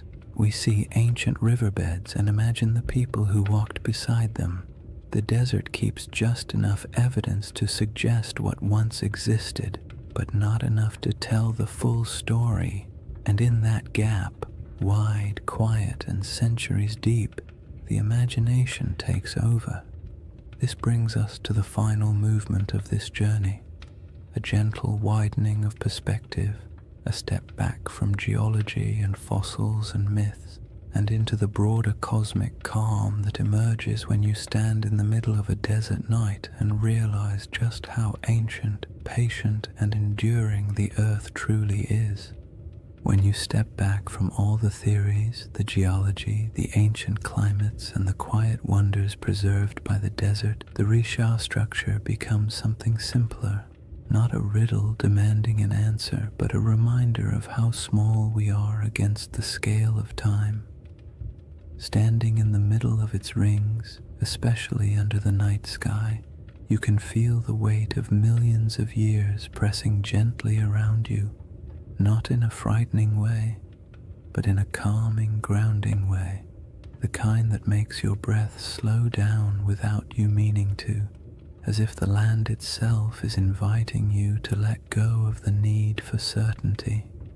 Because the truth is, the Rishat structure doesn't care what we believe about it. It existed long before humans tried to make sense of it, and it will exist long after our stories fade. The desert has watched entire civilizations rise and fall at its edges, while the eye of Africa simply remained what it always was, a geological formation shaped by pressures, erosion, and deep time. And yet, for something so indifferent, it has a remarkable ability to hold our attention, to stir our imagination, to make us lean forward and whisper, "What if?" That what if doesn't need to be answered. It's enough that the question exists. It's enough that something in a quiet corner of the Sahara can evoke wonder in people who will never stand beside it. We don't need Atlantis for the Risha to matter. We don't need a lost empire or buried ruins. The formation is compelling precisely because it sits on the edge of the known and the unknown, part science, part mystery, part myth, part memory. It invites you to be curious without demanding conclusions, and that is its most soothing quality. If you imagine the Risha at its quietest moment, perhaps just before dawn, when the stars begin to fade but the sun hasn't yet lifted over the dunes, the entire landscape feels suspended. The air is cool, still carrying the desert's nighttime clarity. The sky brightens slowly, revealing the faint outlines of the rings around you. The first light washes over the ridges, turning the stone soft shades of blue and gold. In this moment, it feels as though the structure is waking up, though of course it never sleeps. It simply cycles through light and darkness, warmth and cold, day after day, century after century, long after humanity stopped paying attention, and that quiet persistence is part of its allure. The Rishat structure doesn't ask for interpretation because it doesn't need us. It exists comfortably beyond our stories. We are the ones who project meaning onto it, who draw parallels, who search for patterns, and there's nothing wrong with that. Humans make meaning because it helps us navigate a world that rarely explains itself. But when you're standing in front of something so ancient, so vast, and so unaffected by our questions, the impulse to interpret eventually softens. You start to accept the landscape the way you accept the night sky, beautiful, mysterious, complete without needing answers. This is why the final feeling the Risha structure gives isn't excitement or fear or even curiosity. It's perspective, the kind of perspective that makes you realize how temporary human history is compared to geological time. Civilizations rise, cities flourish, myths form, and then everything fades. But the land remains. The Sahara has been green. then brown, then green again, then sand, then grass, then dunes. The world shifts constantly, but overspans so long that it's easy to forget. Human history is only a blink in the Earth's memory. When you imagine the Eye of Africa remembering, it's not literal, of course. Rock doesn't hold memories the way we do, but landscapes preserve patterns, scars, layers, and echoes of what came before. The Risha structure remembers not through intention, but through endurance, through the way its rings hold the imprint of ancient forces, through the way it witnessed the Sahara's transformation without changing its own essential shape, through the way it stands in the middle of emptiness, still holding the quiet dignity of something older than our oldest stories. And as you let that perspective sink in, the idea of Atlantis becomes less about a place and more about a feeling that somewhere, sometime, a world existed that is now gone, a feeling that memory outlasts evidence, a feeling that not everything that disappears is lost forever. Some things simply fade into new forms, new landscapes, new interpretations. The Risha structure doesn't solve the Atlantis mystery, but it offers a gentle space where that mystery can rest, unpressured and unbothered. In the end, the most peaceful thought of all is this: maybe Atlantis was real, maybe it wasn't. Maybe it was a memory of a greener Sahara. Maybe it was an echo of rivers and lakes that vanished before history began. Or maybe it was just a story, a beautifully structured story passed down through generations. But somewhere out there in the quiet heart of the desert, the Eye of Africa is still watching. Not searching, not revealing, just watching. Watching the night sky turn. Watching the dunes shift. Watching time pass with the patience only the earth itself can hold. And there is something profoundly comforting about that. To know that long after questions fade and theories shift and stories evolve, the land remains silent, enduring, timeless. A slow, cosmic heartbeat in the middle of the Sahara, inviting you to breathe a little slower, to let your thoughts drift, and to fall gently into rest. If you've made it this far, awake, half asleep, or somewhere in that gentle in-between space where thoughts drift like sand across a desert floor, then you've journeyed through one of Earth's quietest mysteries. And maybe that's the real beauty of the Risha structure. Not that it holds answers, but that it encourages the kind of patient wondering that modern life rarely gives us time for. In a world full of noise, urgency, and constant stimulation, the Eye of Africa offers the opposite: silence, space, perspective, a slow reminder that the planet moves at a pace far older and far calmer than anything we build on its surface. When you think back to what we've explored, the green Sahara that once flourished with lakes and herds, the ancient river systems buried beneath dunes, the rock art carved by hands that lived in a world we can barely imagine, the geological forces that sculpted the Risha's rings millions of years before humans ever walked near them, it becomes clear that the story of this place isn't about a lost civilization. It's about a lost landscape, a world that once existed, quietly thrived, and then vanished not because of catastrophe, but because Earth itself shifted into a new rhythm.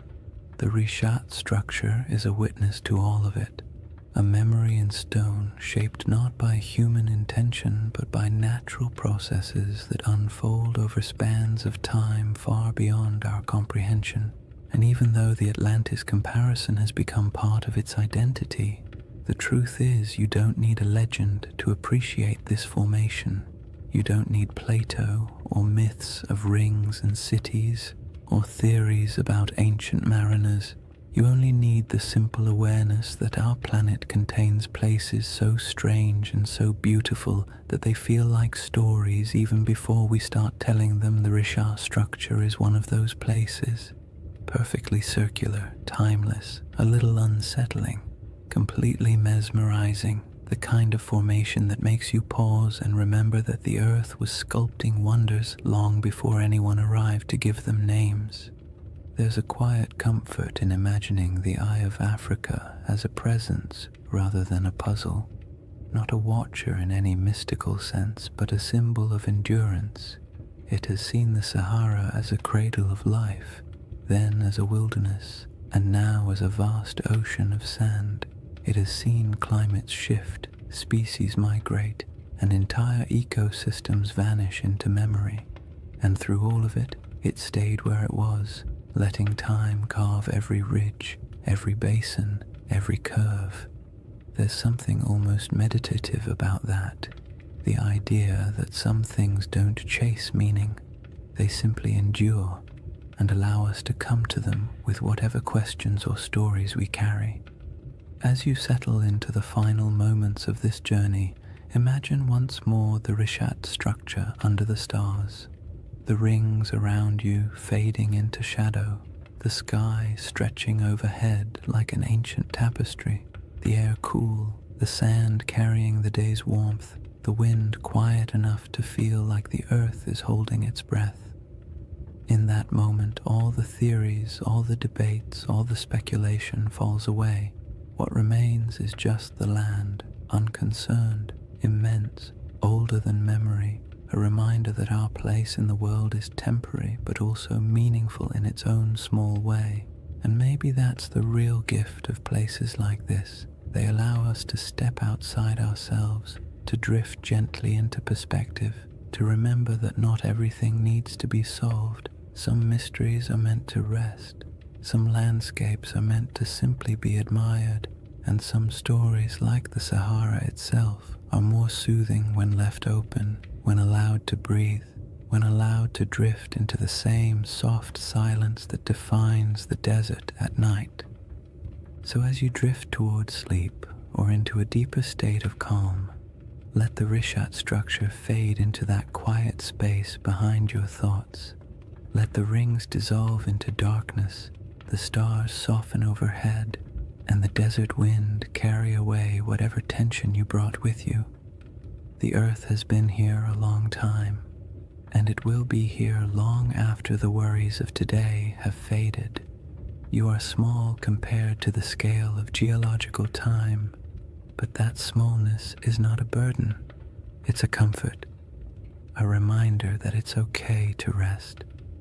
Thank you for spending this time exploring one of the planet's most beautiful and enigmatic features.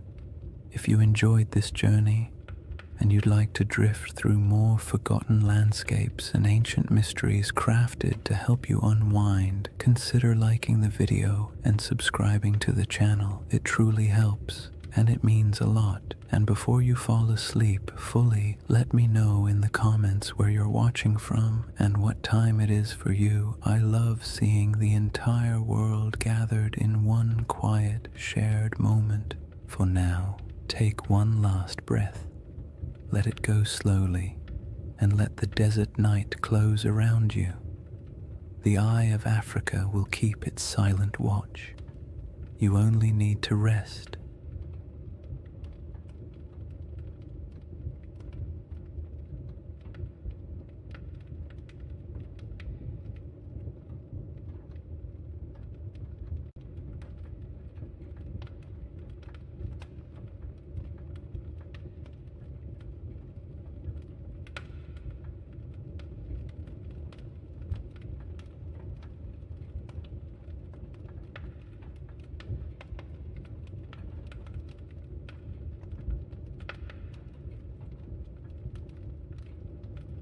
Hey guys, welcome back to the Sleep Atlas. Tonight, we're traveling back to one of history's strangest paradoxes, an army of monks, men who swore vows of poverty, chastity, and obedience, then marched into battle with swords gleaming in the sunlight and banners blazing red crosses against white.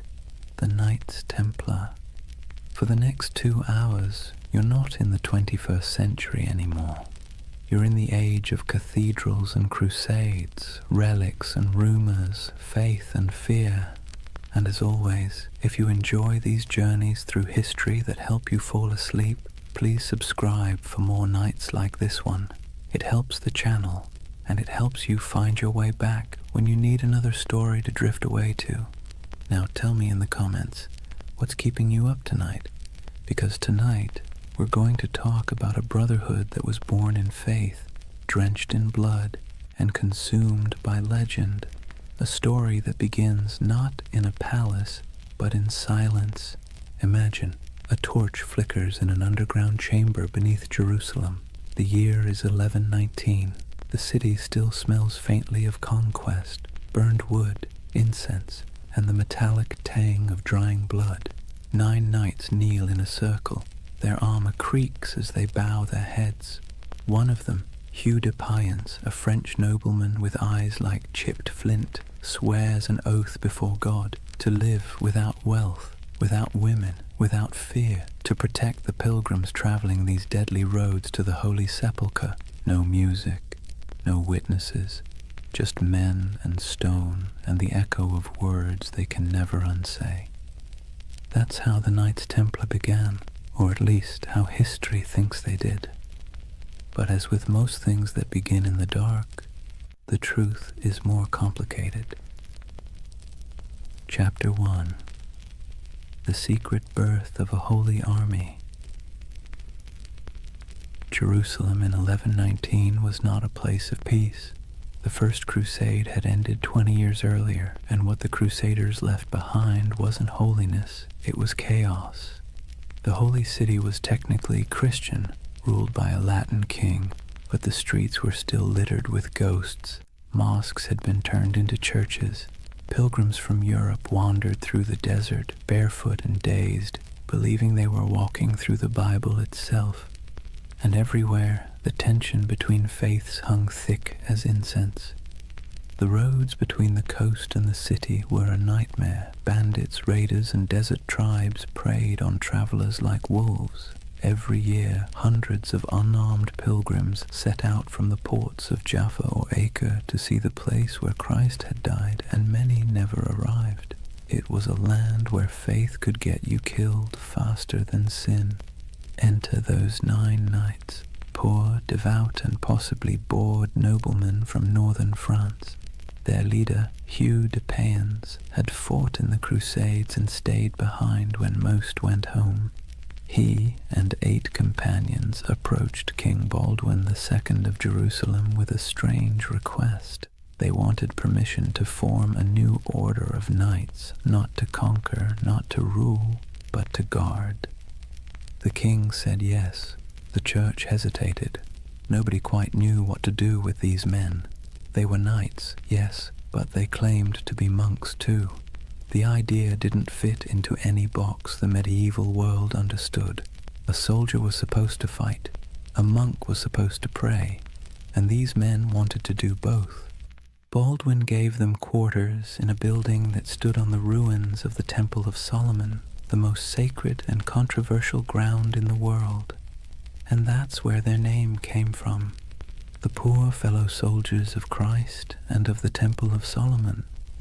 Or more simply, the Knights Templar.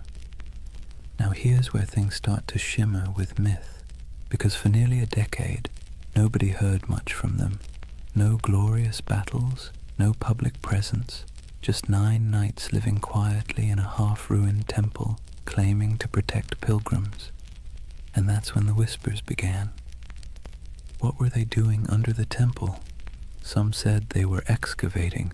Others said they were searching for something buried deep beneath the stones, relics perhaps, or knowledge long hidden since the days of Solomon himself.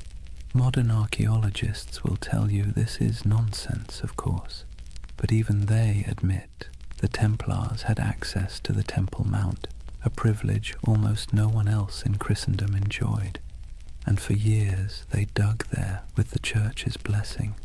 When they finally emerged into public life, they were different. organized, wealthy, confident, almost as if they'd found something that changed everything. But let's step back for a moment. The early 11th century was an age of improvisation. The Crusader states were young, messy, and barely hanging on. Every kingdom was a patchwork of loyalties, half knights, half pilgrims, and a lot of wishful thinking. The church was desperate for order, and the Templars offered exactly that, a blend of zeal and discipline that looked like divine intervention in armor. It was a brilliant pitch, and they sold it well. When Hugh de Payens travelled back to Europe in 1127 to seek official recognition, he met with kings, nobles, and eventually the Pope himself. The church loved them, a holy army that required no payment, asked for no land, and swore absolute loyalty to God. It was a bureaucrat's dream. Pope Honorius II granted them official status, and a few years later, in 1139, another pope, Innocent II, took it even further. He declared that the Templars answered to no king, no bishop, and no law except the popes.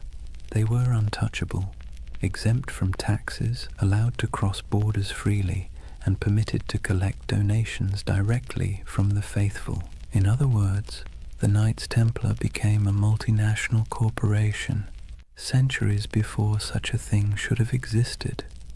And that's where their story stops being quaint and starts getting strange. Because remember, these were men who began with nothing. Their symbol was two knights riding a single horse, a visual metaphor for poverty. Within a generation, that same order owned castles, fleets, and entire banking networks. They were the world's first financial institution that operated across borders. But we're getting ahead of ourselves. Right now, there's still just 9 men under the ruins of Solomon's temple, holding candles against the dark. Picture it. The smell of wax and oil smoke, the faint hum of wind through broken columns, the distant cries of muezzins echoing from the city below. The world is shifting. Faith, power, greed, all swirling together into something entirely new. Somewhere between prayer and politics, the Templars had found a formula that worked. A soldier's discipline, a monk's devotion, and a businessman's pragmatism, all wrapped in one dazzling symbol, a red cross on white. And as their power grew, so did the myth. People whispered that the knights never truly slept, that their prayers could call down miracles, that their swords glowed in battle like divine fire. In an age starved for heroes, the Templars became living icons. And for the Church, they were proof that holiness could conquer the world, or at least fund its expansion. Still, even in these early days, the seeds of their downfall were already being planted, because whenever power hides behind purity, suspicion follows.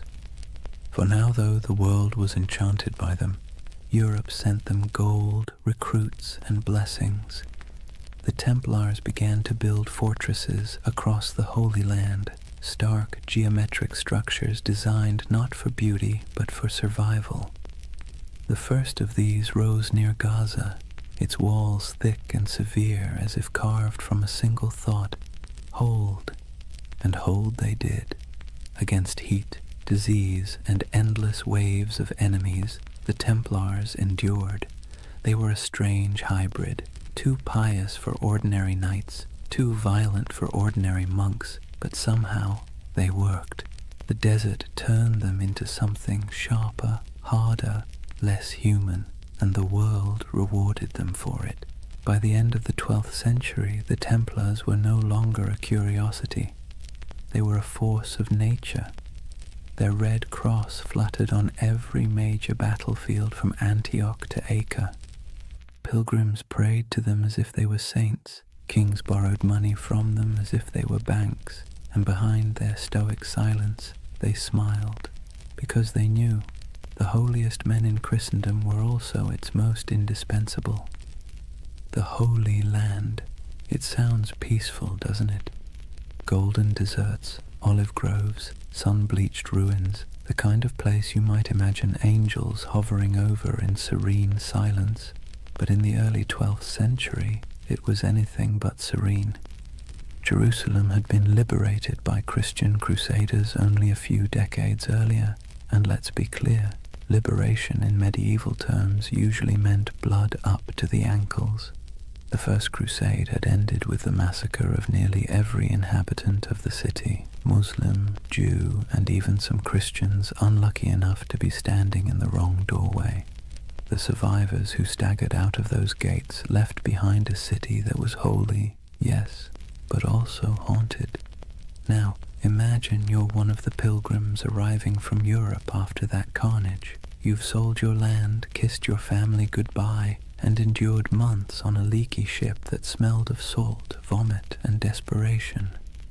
You finally set foot on the sacred soil of Jerusalem, only to realize it's crawling with mercenaries, thieves, and rival priests arguing over who owns which holy relic. There were monks selling pieces of the true cross for pocket change, relic peddlers waving around bones that supposedly belonged to every apostle, and beggars who could quote scripture better than bishops. It was chaotic, commercial, and weirdly alive. The Holy Land was supposed to be a place of purity, but it was also a marketplace of faith, and this was the world the Templars were born into. To protect pilgrims, they needed roads. To patrol the roads, they needed horses. To feed the horses, they needed money. And to get money, they needed support from Europe, which meant they needed branding. And few groups in history have ever branded themselves better. The Knights of the Temple. It sounded like a riddle. A name that whispered of prophecy, secrecy, destiny. In an age addicted to relics and miracles, the idea of an army living on sacred ground was irresistible. Still, their mission was grimly practical. The routes from the ports to Jerusalem, Jaffa, Acre, Tyre, were treacherous. Travelers were robbed, murdered, or sold into slavery. The Templars became the bodyguards of faith itself, escorting caravans of believers through the desert, fighting off raiders who saw pilgrims as walking coin purses. Picture it, a long line of weary travelers trudging beneath a white-hot sun, sandals kicking up dust, and ahead of them a small band of armored men on horseback, faces hidden behind helms, silent except for the creak of leather and the dull thud of hooves. To see that Red Cross approaching must have felt like salvation made visible. But Jerusalem wasn't the only concern. Beyond the city walls, the Crusader states were fracturing. Christian lords squabbled like children over territory they barely controlled. The Kingdom of Jerusalem, the County of Tripoli, the Principality of Antioch, all were fragile, stitched together by ambition and distrust. The Muslim world, meanwhile, was far from united but infinitely more patient. Leaders like Zengi, Nur ad-Din, and later Saladin understood that the Crusaders were temporary. Empires built on zeal tend to burn bright and burn out. The Templars didn't know it yet, but they were living on borrowed time. For now, though, their world was still expanding. They built their first fortresses across the Holy Land, massive, angular structures that looked more like stone mathematics than architecture. No decoration, no vanity, just geometry and faith. These weren't castles meant to impress. They were meant to survive. Thick walls, narrow gates, cisterns for water, hidden staircases for escape. If you were a Templar stationed in one, your days were predictable. Prayer, patrol, repair, repeat. The heat was relentless. Armor became ovens. Horses collapsed from thirst. And yet, they endured. They believed every drop of sweat was a prayer, every scar a kind of devotion. The Templar life was monastic but also militarized. They rose before dawn, prayed, trained, rode, and ate simple meals in silence.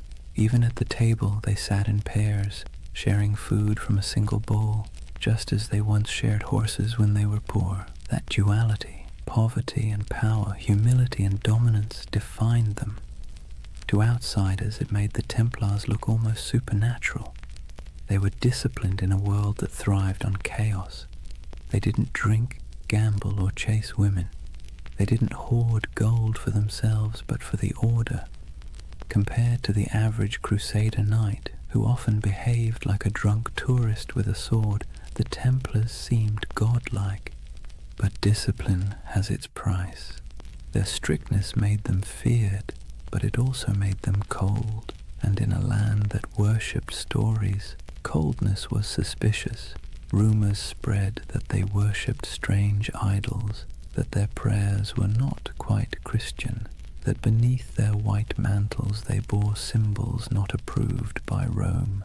None of it was true, yet, but you can see why people started to talk. The Templars were always apart. They answered to no king, no priest, and no local authority. They were an army within an army, a church within the church. And whenever men form a power that stands outside all others, paranoia soon follows. Still, in the 1130s and 1140s, those fears were whispers drowned out by praise. Pilgrims wrote home about the silent, white-cloaked knights who saved them from bandits. Kings sent donations, nobles offered land. The Templar name spread across Europe like wildfire. Soon new recruits poured in, sons of minor lords, second brothers with no inheritance, men too proud to farm and too poor to rule. To join the Templars was to gain purpose, rank, and immortality of a kind. When they swore their vows, they gave up everything, property, family, even their names. They became one organism, and that made them terrifyingly efficient. Meanwhile, in Jerusalem, politics festered. The so-called Latin Kingdom looked glamorous from afar. Gleaming churches, processions of relics, knights shimmering in gold. But behind the spectacle lay disease, infighting, and endless debt. Maintaining an army in the desert cost a fortune, and Europe's appetite for holy war was already fading. That's where the Templars' financial genius quietly began. They developed systems for storing, transferring, and protecting wealth for pilgrims and crusaders alike. A traveler could deposit money at a Templar preceptory in London, receive a coded letter, and withdraw the funds safely in Jerusalem. It was medieval banking, and it worked. While the kings of the Crusader states struggled to feed their armies, the Templars were busy inventing international finance. It's a miracle they didn't invent the credit card. Their wealth, however, wasn't just monetary, it was reputational. In a world obsessed with honor, the Templar cross became a brand of trust. Churches displayed it proudly. Merchants painted it on their ships. Even thieves hesitated to rob a Templar convoy because rumor said anyone who did would die within the year. But faith and fear are fickle allies. By mid-century, the political tides began to turn. Muslim forces under unified banners were pushing back. The dream of permanent Christian rule in the East was already fraying. The Templars found themselves fighting not for glory but for survival. Still, for every setback, they doubled down. When they lost a castle, they built two more. When armies fell, they recruited faster. When allies faltered, they became their own nation of stone and secrecy. You can almost admire the sheer stubbornness of it. The idea that faith could replace geography, that brotherhood could outlast empire. By the late 12th century, the Templars were no longer 9 poor knights in a ruin. They were the backbone of Christendom's military and financial power. Their headquarters in Jerusalem gleamed with marble. Their fortresses dotted the coasts of Syria and Palestine. Their banner, a red cross on white, was feared from Cairo to Constantinople, and yet the cracks were already showing. The Holy Land had always been an illusion of permanence. Empires rose there only to crumble beneath the same sun. The Templars, for all their discipline, could not change geography. They were foreigners defending a dream, and dreams, like empires, are fragile things. For now, though, as the night deepens and the desert cools, imagine the campfires of the Templar outposts glowing under a canopy of stars. The wind sighs across the sand. The horses snort softly in their sleep.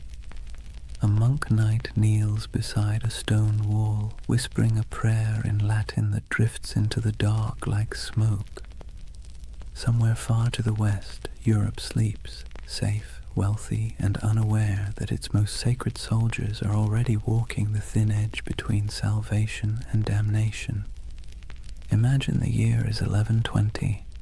The air in Jerusalem still hums with dust and incense, the streets winding like veins between crumbling walls and half-rebuilt churches. The Crusaders hold the city now, but barely. Pilgrims shuffle past soldiers, merchants haggle beside priests. Somewhere, a choir is singing in Latin while a camel coughs nearby. It's the kind of world where the sacred and the absurd coexist perfectly comfortably, and beneath all that noise something else is stirring. 9 men, that's all. 9 poor French knights, led by a man named Hugues de Payan. They arrive in Jerusalem without fanfare. No army, no banner, no gold. They make a simple request to King Baldwin II, the use of a few rooms on the Temple Mount. The king agrees, perhaps amused by their humility.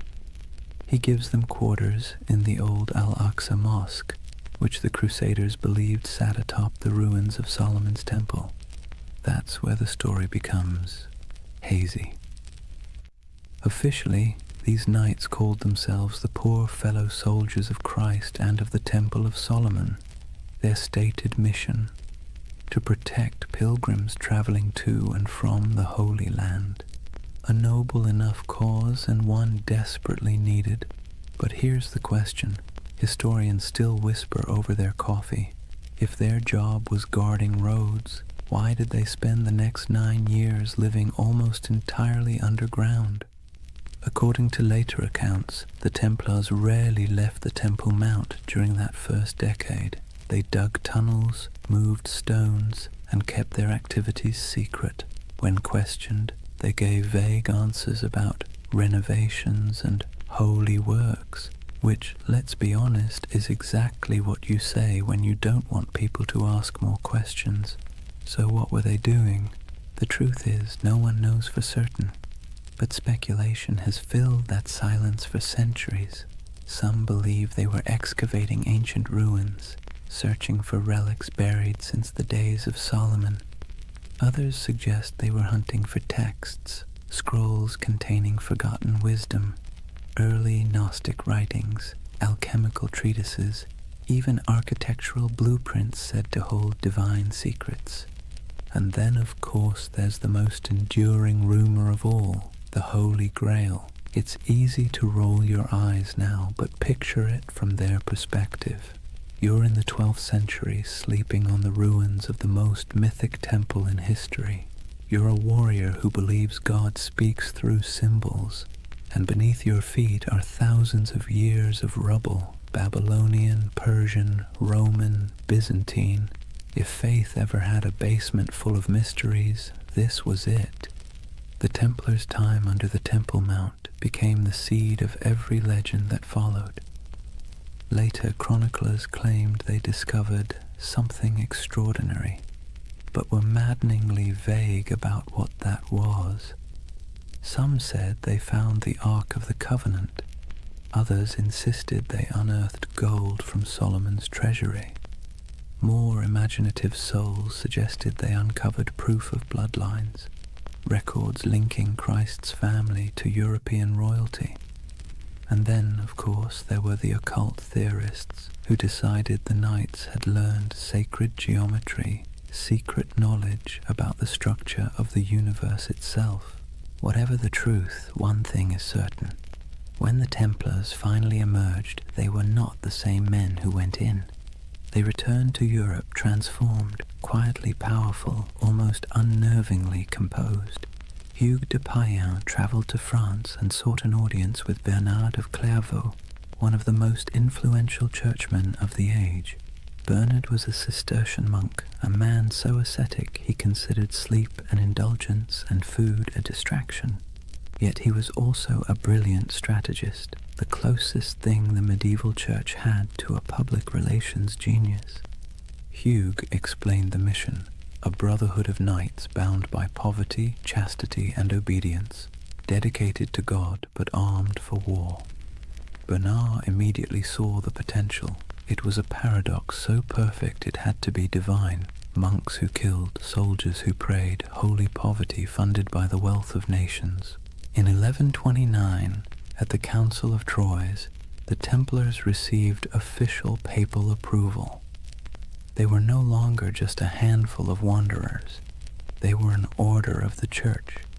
Bernard even wrote a sermon for them, in praise of the new knighthood, describing the Templar as a man who fears neither demons nor men, because he bears Christ in his heart and steel in his hand. It was marketing genius. Overnight, the Templars went from mysterious diggers under a ruin to God's chosen army. Donations poured in, nobles offered land, peasants offered sons. The Templar banner, white for purity, red for martyrdom, became one of the most recognized symbols in Christendom. But still, the whispers persisted. Even as they rose, people kept asking, what did they find beneath that temple? Why did they never speak of those 9 silent years? The truth, if there is one, is probably less cinematic and more bureaucratic. Archaeology as we know it didn't exist. Digging beneath ancient ruins wasn't about science. It was about faith and superstition. Maybe they really did find something sacred. Maybe they found nothing but stones. But it almost didn't matter. The mystery itself was more powerful than any treasure, and the Templars knew how to use that. You see, medieval Europe adored relics because relics made the invisible visible. A saint's bone could turn a dusty chapel into a pilgrimage site. A scrap of cloth from Christ's robe could transform a forgotten village into a holy destination. The Templars, deliberately or not, became a living relic. They didn't need to show proof of miracles. Their very existence was the miracle. Their silence became their sanctity, their secrecy, their strength. And silence travels farther than any sermon. When you think of the early Templars, don't picture roaring armies. Picture candlelight flickering in a stone corridor, the faint echo of Latin prayers, the sound of picks striking stone somewhere deep beneath the earth. 9 men convinced that God had chosen them for something they didn't fully understand, but could feel like a heartbeat in the dark. The idea of the hidden runs through everything they did afterward. Their architecture, simple, geometric, full of hidden passages. Their symbols, crosses, circles, dual riders on one horse. Even their banking system, which relied on coded letters and secret ledgers, carried that same shadowy precision. It's as if the memory of that underground decade never left them. They had been under the world, and when they emerged, they brought a little of the underworld with them. By the time they were formally recognized, the order already had chapters spreading across Europe. Preceptories in Paris, London, and Aragon became both fortresses and treasuries. Templar seals began to appear on documents everywhere, a sign that whatever business was being done, it was trustworthy, incorruptible, and conveniently untouchable by taxes. They were monks, they were soldiers, they were accountants, and they were untouchable. If it sounds like a setup for disaster, that's because it was. But for now, their ascent felt unstoppable. Jerusalem glowed in their imagination as both a holy city and a buried promise. Whatever they had found, or thought they had found, gave them a sense of destiny that radiated outward. They built fortresses across the Holy Land like a constellation, each one a star of faith light against the desert. They moved with precision, their ranks swelling from 9 to hundreds. Their banners fluttered beside kings, yet their loyalty remained solely to the order and to God, or at least their version of him. And through it all, that mystery under the temple lingered, quiet and magnetic. Even centuries later, when the Templars were long gone, legends kept sprouting like weeds. Freemasons claimed descent from their architects. Alchemists said their secrets survived in hidden manuscripts. Occultists saw them as guardians of forbidden wisdom. Historians, somewhat exasperated, kept insisting they were just monks with good bookkeeping skills. But deep down, everyone wanted to believe there was something more, that somewhere beneath the dust of Jerusalem, a secret still slept. So perhaps it's fitting that the story of the Knights Templar begins not with battle, but with silence, not with conquest, but with curiosity. Because if history has taught us anything, it's that the most powerful empires are often built on unanswered questions. The Templars' first great victory wasn't on a battlefield, it was in the imagination, and that, more than gold or relics or papal favor, would carry them into legend. Picture Rome in the early 12th century, a city that smells of candle wax and incense, but also of politics. Papal banners hang limp in the sun. Monks shuffle through marble corridors whispering in Latin, and outside the streets reek of tanneries and ambition. The church by now was more than a faith. It was the nervous system of Europe, pulsing through every kingdom, dictating who ruled, who knelt, and who burned. Kings were crowned by its hands, empires justified by its blessings. And into this complicated organism walked Hugh de Payens and his strange little band of knights. They didn't look like much. They were poor, quiet, foreign. Their armor was worn, their mission vague. Yet they brought with them something the church found irresistible: usefulness. You see, the Holy Land was chaos. The Crusader kingdoms had been carved from blood and miracle, and now they were crumbling just as quickly. Pilgrims were still being robbed, caravans ambushed, relics stolen, and cities changed hands faster than anyone could update the maps. The church needed protectors, reliable ones, faithful ones, and the Templars, well, they were perfect. No wives, no children, no debts, no distractions, just pure obedience. The kind of men who'd ride into battle without pay, die without complaint, and most importantly, funnel everything they owned directly into the hands of the church. But they needed legitimacy first. The Pope's blessing wasn't just a stamp of approval, it was armor. It turned obscure men into an institution. So Hugh de Payens travelled to meet with the powerful Abbot Bernard of Clairvaux, a man both saintly and strategic. Bernard was the face of the Cistercian reform movement, which prized simplicity, purity, and obedience. He lived on bread, wore plain robes, and wrote letters that could humble kings. He was also, conveniently, the Pope's favourite monk. When Hughes explained the idea of warrior monks, men who prayed like monks but fought like crusaders, Bernard saw opportunity gleaming like gold leaf in a gospel. Think of it. Europe was overflowing with restless knights, violent men with nothing to do once the Crusades ended. They roamed the countryside, looting villages, feuding over puddles of land, and repenting on Sundays. The church couldn't stop them, but what if it could redirect them? The Templars were the perfect solution. Channel the chaos of knighthood into a holy purpose.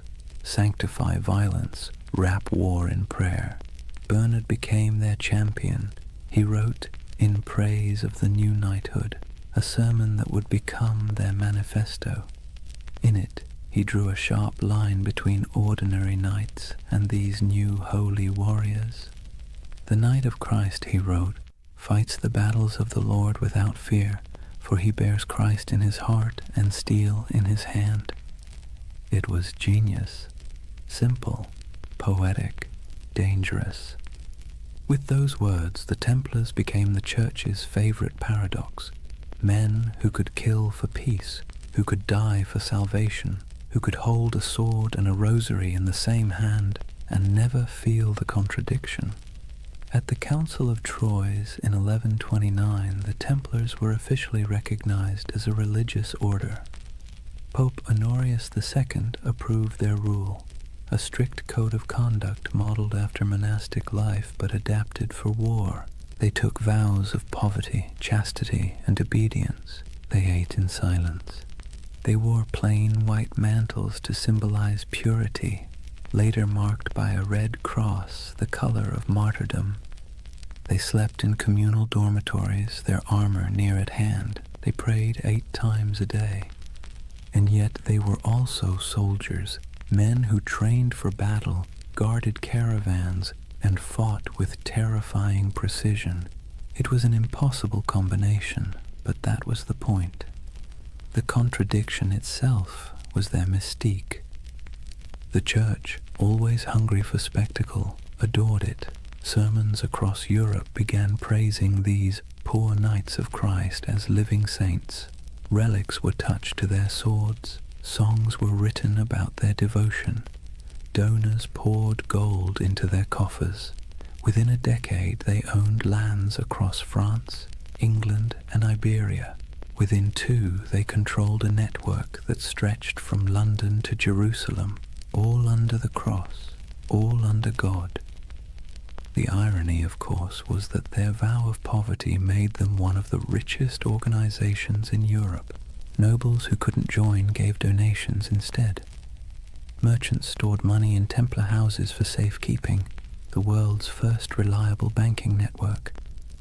Pilgrims could deposit coins in Paris and withdraw them in Acre. It was faith-based finance, centuries before anyone invented the word finance, and all of it tax-free. The papal bulls that followed granted them extraordinary privileges. Templars answered only to the Pope himself. They could cross borders freely, build their own churches, even collect tithes. Kings couldn't touch them. Bishops couldn't question them. They were a country within a country, a kingdom without a king. And perhaps most importantly, they believed their mission was divine. Every Templar fortress was built like a sermon in stone, simple, geometric, symmetrical. Their architecture rejected ornamentation, favoring clean lines and silent strength. Every chapel pointed east toward Jerusalem. Every wall was both defense and devotion. They didn't just build structures, they consecrated the landscape. Travelers who saw them described the order as unnervingly calm. They marched without shouting. They fought without looting. They prayed without hesitation. To their enemies they were terrifying.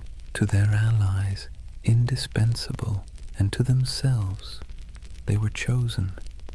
You can almost hear it in the rhythm of their days, the steady tolling of bells, the scraping of armor on stone floors, the murmured prayers before dawn, each man believing he was part of something eternal. But let's be clear, beneath the holiness there was also bureaucracy. For every knight who swung a sword, a dozen servants and scribes managed logistics, accounts, and correspondence. Templar commanderies became administrative hubs full of ledgers, seals, and shipments. They dealt in contracts as often as crusades. Still, their image remained pure. To medieval Europe, the Knights Templar were walking proof that heaven and earth could coexist, that spiritual discipline could be forged into literal steel. But to the cynical eye, they were something even more interesting, the Church's experiment in privatized holiness. They were what happens when faith becomes an organization, efficient, obedient, and profitable. By the mid-12th century, the Templars had become indispensable. Crusader kings relied on them for defense. Merchants trusted them with their fortunes. Popes used them as envoys and bankers. If you wanted something done quickly, quietly, and absolutely, you called the Templars. But with power came something more dangerous than sin, perception. People began to notice that the order's members rarely answered questions. They had their own language, their own symbols, their own rites. Their headquarters, a vast round church in London modelled after the Holy Sepulchre in Jerusalem, seemed deliberately mysterious. And then there were the rumours, always the rumours. Some said they still possessed what they found under Solomon's temple. Others claimed they performed secret ceremonies, that they whispered oaths in the dark, that they had seen things no mortal should. And yet the Church did not question them, not yet. For now Rome was content. The Templars had become everything it could hope for, holy warriors, loyal bankers, global agents of faith. But you can sense the shift coming, can't you? The same way you feel a storm before it breaks. Because no institution, no matter how divine, can grow this fast, this powerful, without making enemies. Kings who owed them money began to resent them. Clergy jealous of their wealth began to whisper, and the pilgrims they once protected began to wonder if these poor knights might be serving something other than God. But that part of the story comes later, for now the order stands at its shining zenith, a creation of faith and fear, cloaked in purity but humming with power. The Vatican's blessing had turned them from a rumor into a reality, and that reality would reshape the medieval world in ways no one, not even the Pope, could have imagined. It's almost poetic, really. The Church had set out to sanctify war, and in the process it had created something far more potent, the first multinational corporation of the soul. And as history will show, nothing that powerful ever stays holy for long. Imagine the early morning light over Jerusalem, a pale gold haze drifting through the heat, settling softly over the domes and stones. The city still breathes the air of miracles and blood. Pilgrims shuffle along narrow streets, whispering prayers in every language. Merchants haggle in the shadow of sacred ruins, and the sound of distant bells drifts through the desert wind like a memory that refuses to fade. And somewhere among the hills, a line of riders moves slowly, white mantles gleaming, swords at their sides, red crosses stitched over their hearts. The knights of the temple, they ride in silence, always in silence. To the people watching they seem otherworldly, not nobles, not monks, something in between. They do not laugh or boast, they rarely remove their helmets in public, and when they pass through a market, the crowd parts as if by instinct. It's said that a Templar's gaze could freeze a man, not with fear, but with the strange gravity of conviction. In that moment, the myth was already being born. The story spread faster than their horses could ride. Word of a brotherhood who answered only to God, men who took no wives, owned no lands, and gave everything to their order, soldiers who prayed before battle and confessed after killing, knights who marched under the sign of the cross but lived by a code sharper than any blade. Europe adored them. The Church, of course, encouraged it. Myths are good for business, and the Templars were perfect propaganda. They embodied everything the papacy wanted the faithful to believe: purity, discipline, divine protection. Sermons compared them to angels with swords. Paintings showed them glowing in battle, untouched by arrows. faces calm in the chaos of holy war. But the truth was more human and, in a way, more beautiful. Most Templars were ordinary men drawn from a world that offered few choices, younger sons of minor nobles who'd inherited nothing, restless adventurers, repentant sinners, and zealots in search of purpose. They joined not because they were fearless, but because the world outside offered even less certainty. And for all its rules and austerity, the temple offered something rare: belonging. In a Europe fractured by war, famine, and class, the Order was one of the few places where a man's worth wasn't defined entirely by birth. Inside the walls of a commandery, everyone wore the same cloak, ate the same bread, followed the same hours of prayer. Rich or poor, noble or peasant, all knelt together before dawn. It was unity by discipline, equality by surrender. And yet, the outside world saw only mystery. They were everywhere and nowhere, riding on crusades, manning castles, managing estates, escorting pilgrims. A traveler might encounter a Templar outpost in the forests of Burgundy, another in the sands of Antioch, another on a cold island in the North Sea, and each one would look exactly the same: white walls, red crosses, silence. They had become an idea that transcended geography. When they rode into battle, their presence was like a symbol made flesh. Chroniclers described them as unbreakable formations of white and red, banners flapping, hooves thundering, lances angled in perfect symmetry. They rode in pairs, one knight, one sergeant, their discipline tighter than any army before them, and they didn't retreat, ever.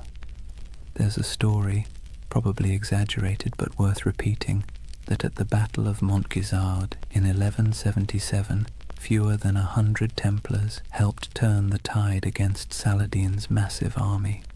Outnumbered 20 to 1, they charged headlong into the desert heat, cutting through enemy lines in a frenzy of faith and exhaustion. When it was over, their commander supposedly knelt in the sand and whispered a single prayer: Non nobis Domine, non nobis sed nomini tuo de gloriam. Not unto us, O Lord, but to your name give glory. It's the kind of story medieval Europe lived for, and like all great stories, it spread, changed, and grew until the facts hardly mattered anymore. The Templars were no longer just men. They were a myth in motion. They became shorthand for courage, for purity, for divine purpose. And that, ironically, was the beginning of their undoing. Because the higher a legend rises, the further it has to fall. But for now, they stood at the edge of eternity. Their coffers swelled with donations. Their castles gleamed across Christendom like white stars on a dark sea. Their red cross was the most recognized symbol in Europe. Kings sought their loans. Bishops sought their blessing. Pilgrims sought their protection. It must have felt like destiny, a divine reward for faith and sacrifice. And yet, beneath the surface, something subtle was changing. The order that began with 9 men and a dream was turning into a machine. Their vows of poverty persisted, but their treasuries overflowed. Their humility was genuine, but their power was growing beyond measure. Their lands stretched across thousands of miles. Their archives held contracts and secrets that kings would have killed to read. And because they answered only to the Pope, no monarch, no bishop, no secular court could touch them. They were untouchable, the Church's holy weapon, sharpened to perfection. But history, like the sea, is always shifting. The Crusader states were beginning to crumble. The Muslim world had learned from its defeats and was uniting under stronger leaders. Supply lines were long, morale was short, and faith, that delicate fuel, was flickering. The dream of permanent Christian dominion in the East was dying, and the Templars, who had built their identity on that dream, suddenly found themselves defending something that no longer existed. It's easy, centuries later, to imagine them as fanatics or villains, but maybe they were just men trapped in momentum, unable to stop the wheel they had helped set in motion. By the time their banners fluttered over the last surviving Crusader fortresses, their legend had already outgrown them. In Europe they were saints, in the East they were demons, and in their own hearts, who knows, perhaps a little of both.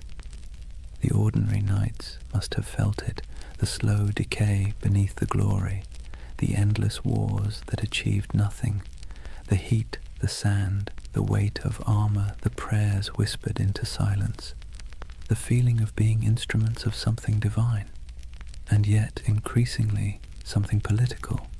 But legends don't need clarity, they need symbols, and the Templars had become the most powerful symbol in the medieval world, the perfect fusion of faith and violence. You can almost see it, a banner rippling against a stormy sky, red cross vivid against the white cloth, lightning flashing behind it. To a peasant in a church pew or a monk in a distant cloister, that image meant safety, devotion, and divine justice. To a king in debt, it meant something else entirely. The story of the Templars was no longer being written by saints or chroniclers. It was being rewritten by envy, fear, and ambition. But for now, the curtain hasn't fallen, the candles still burn, the chants still echo in stone halls. The world hasn't yet turned against them. The 9 knights who once huddled beneath the Temple Mount have become an army, a network, a myth.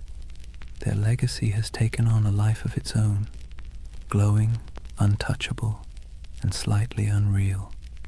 And like all myths, it has begun to blur the line between truth and dream.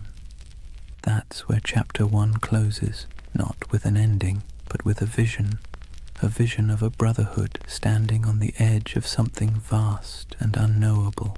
Their swords gleam in the sun, their white cloaks ripple in the desert wind. Behind them, Jerusalem glows like a mirage, and before them, stretching into the horizon, lies the future, glittering, dangerous, inevitable, the dawn of a legend. Chapter 2. The Rise of the Warrior Monks. Imagine standing on a cold morning plain somewhere in France, perhaps Champagne, perhaps Burgundy. The mist still clings to the fields, soft and silver, the kind that blurs the line between land and sky. Out of that fog rides a column of horsemen, their armor dull from travel, their cloaks heavy with dew.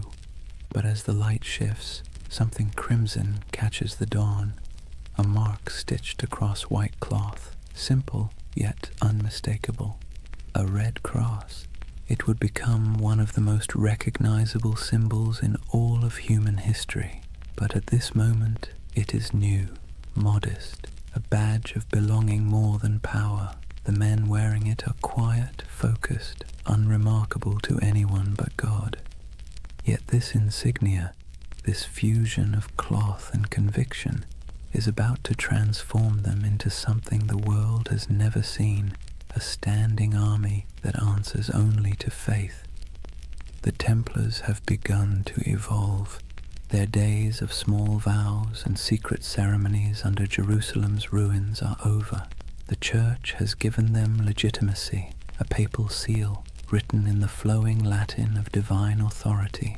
They are now officially milites Christi, soldiers of Christ, and that single phrase changes everything. With papal backing came money, land, recruits, and something far more valuable, absolution.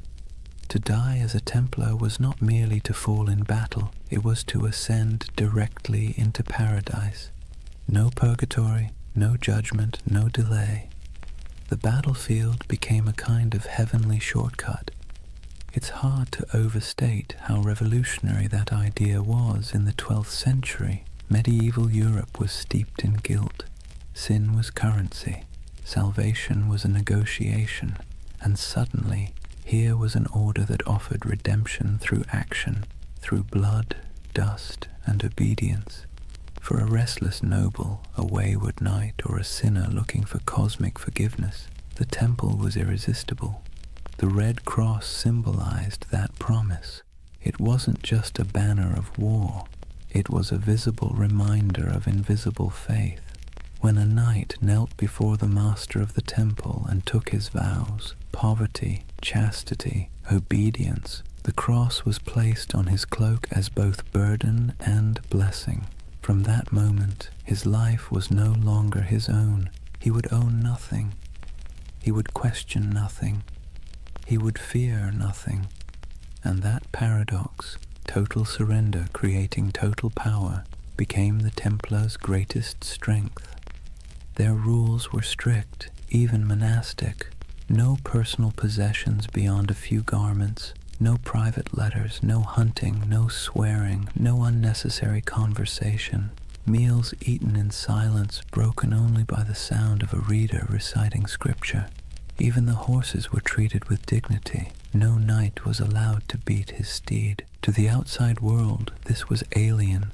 Most knights of the age were brash, boastful, and loud. They wore bright colors, hunted for sport, gambled, bragged about their kills. The Templars, by contrast, moved like shadows, a silent order of disciplined zealots. It's little wonder people began to fear them as much as they admired them. But discipline has a strange beauty to it. Imagine the symmetry of their camp at dawn. White tents in perfect rows, banners hanging still in the air. Each man waking at the same hour, dressing in the same garments, praying the same words. The clang of armor, the rasp of whetstones on steel, the steady rhythm of order in a world of chaos. They were becoming a living embodiment of the medieval dream. Unity, faith, and control in a time when everything else seemed to crumble. And when they rode into battle, that unity was terrifying. Templars did not scatter, did not break rank, did not retreat unless ordered. Chroniclers described them as walls of iron, as storms given human form. Their charges were deliberate, almost ritualistic, a prayer in motion. They would advance in complete silence until contact, their lances lowering as one, hooves pounding like a heartbeat. And when the moment came, the cry broke like thunder, Non nobis Domine. Not for us, O Lord, but for you. Then chaos, then history. Every battle became a kind of mass, blood replacing incense, steel replacing song, and the world watched in awe. To the average medieval person, the Templars seemed immortal. When others fled, they stayed. When others hesitated, they rode forward. Stories spread of miraculous victories, of angels fighting beside them, of enemies struck blind by divine light. Whether any of it was true hardly mattered. Faith had become spectacle, but behind the spectacle was a machine. The Templars weren't just warriors. They were administrators, bankers, engineers. Their rule book, the Latin Rule, reads like both a spiritual guide and a military manual. Every moment of the day was accounted for, every piece of armor inspected, every coin recorded. Their efficiency was unmatched, and so was their wealth. By the mid-12th century, they controlled estates across Europe, vineyards in France, mills in England, castles in Spain, olive groves in Cyprus. Donations poured in from nobles seeking spiritual insurance. And because Templars were sworn to poverty, those donations didn't dissipate. They accumulated. They began lending money to kings, transporting treasure across borders, and safeguarding pilgrims' deposits. If you were traveling to the Holy Land, You could leave your fortune with the Templars in Paris and withdraw it in Jerusalem. In effect, they invented the medieval checking account. Faith and finance. It's a partnership as old as civilization. But to the Templars, it wasn't greed. It was logistics. Money was a tool for God's work. Armies need supplies, ships, food, fortresses. And if the order had to run the most efficient financial network in Christendom to maintain that mission, so be it. They became, paradoxically, both the humblest and richest men in Europe. Their castles were built like sermons, austere, geometric, designed for endurance, not comfort. No stained glass, no gold leaf, just stone, purpose, and symmetry. Inside, their halls echoed with the quiet rhythm of devotion, the scrape of boots, the murmur of prayers, the metallic whisper of chainmail. To walk into a Templar commandery was to step into another world, a world where faith was function and order was sacred. And yet, for all their restraint, there was grandeur in their simplicity. Their red cross became more than fabric. It became an idea. When people saw it, they saw authority, salvation, and something close to fear. The same emblem that comforted pilgrims terrified heretics. It's strange how power works. The more humble they appeared, the more unstoppable they became. In a way, that red cross marked the beginning of a new era, not just for the Templars, but for the medieval imagination itself. It was the age of symbols, when meaning outweighed truth. A knight's banner could terrify more effectively than his sword. A relic could justify a war. A prayer could bend kings, and no symbol was stronger than that cross. Bold, clean, impossible to ignore. It was faith simplified into geometry. When the sun hit it, it glowed like blood. Some chroniclers wrote that it frightened the enemy before the fighting even began. Others said it calmed the men who bore it. Maybe both were true. Maybe that's the real magic of symbols. They shape both sides of the story. Over the next century, that cross would ride on countless banners across the Holy Land. Through dust storms, over dunes, across shattered city gates, it would gleam under the desert sun and soak in the rain of 1,000 sieges. It would be seen by kings, slaves, monks, and merchants alike, and every time it appeared it carried the same quiet message: obedience, faith, inevitability. From 9 nights came hundreds, then thousands. From humble vows came armies, from silence came history, and still they prayed before battle, as they always had. Still they whispered the same words. Still they believed that death, if it came in service of God, was not an end, but a homecoming. It's easy, centuries later, to romanticize them, to picture gleaming armor, sacred banners, holy purpose. But beneath the poetry was exhaustion. They marched through deserts where the air shimmered like glass. They fought for cities that would fall again within a decade. They believed themselves instruments of divine will, yet the wars they waged often felt endless, abstract, and hollow. And that contradiction, devotion mixed with futility, is what makes their story so human. By the time the Red Cross became synonymous with power, its wearers had already begun to wonder what it meant. But for now, in this chapter of the story, there is still clarity, still unity, still purpose. The order of the temple stands at its peak, pure, confident, and unstoppable. 1,000 banners ripple in the wind. The sun gleams on polished armor, and the Red Cross burns like a brand upon the world. The world belongs for a moment to the Knights of the Temple. Imagine waking before dawn, not to an alarm or the gentle hum of a phone, but to a bell, deep, resonant, and unrelenting. The sound rolls through the dark halls of a stone dormitory, pulling a dozen men from sleep at once. There are no complaints, no yawns, no hesitation. This is a Templar commandery, and the day begins with obedience. Before the first light touches the horizon, the knights are already kneeling, heads bowed, the chill of the flagstones creeping through their woolen tunics. The air smells faintly of oil lamps and damp stone. Someone chants softly from a small book, Latin verses murmured and rhythmic, the sound of faith wrapped in discipline. The Templars did not live like ordinary knights. They lived by the rule of the temple, a sprawling manual written in the 12th century that governed everything from how they prayed to how they chewed. It wasn't just a list of rules, it was a blueprint for turning men into instruments of divine will. The rule began with a simple premise. A knight's soul is weak when his body is indulgent. Every comfort is a temptation, every freedom is a test. So, comfort was eliminated.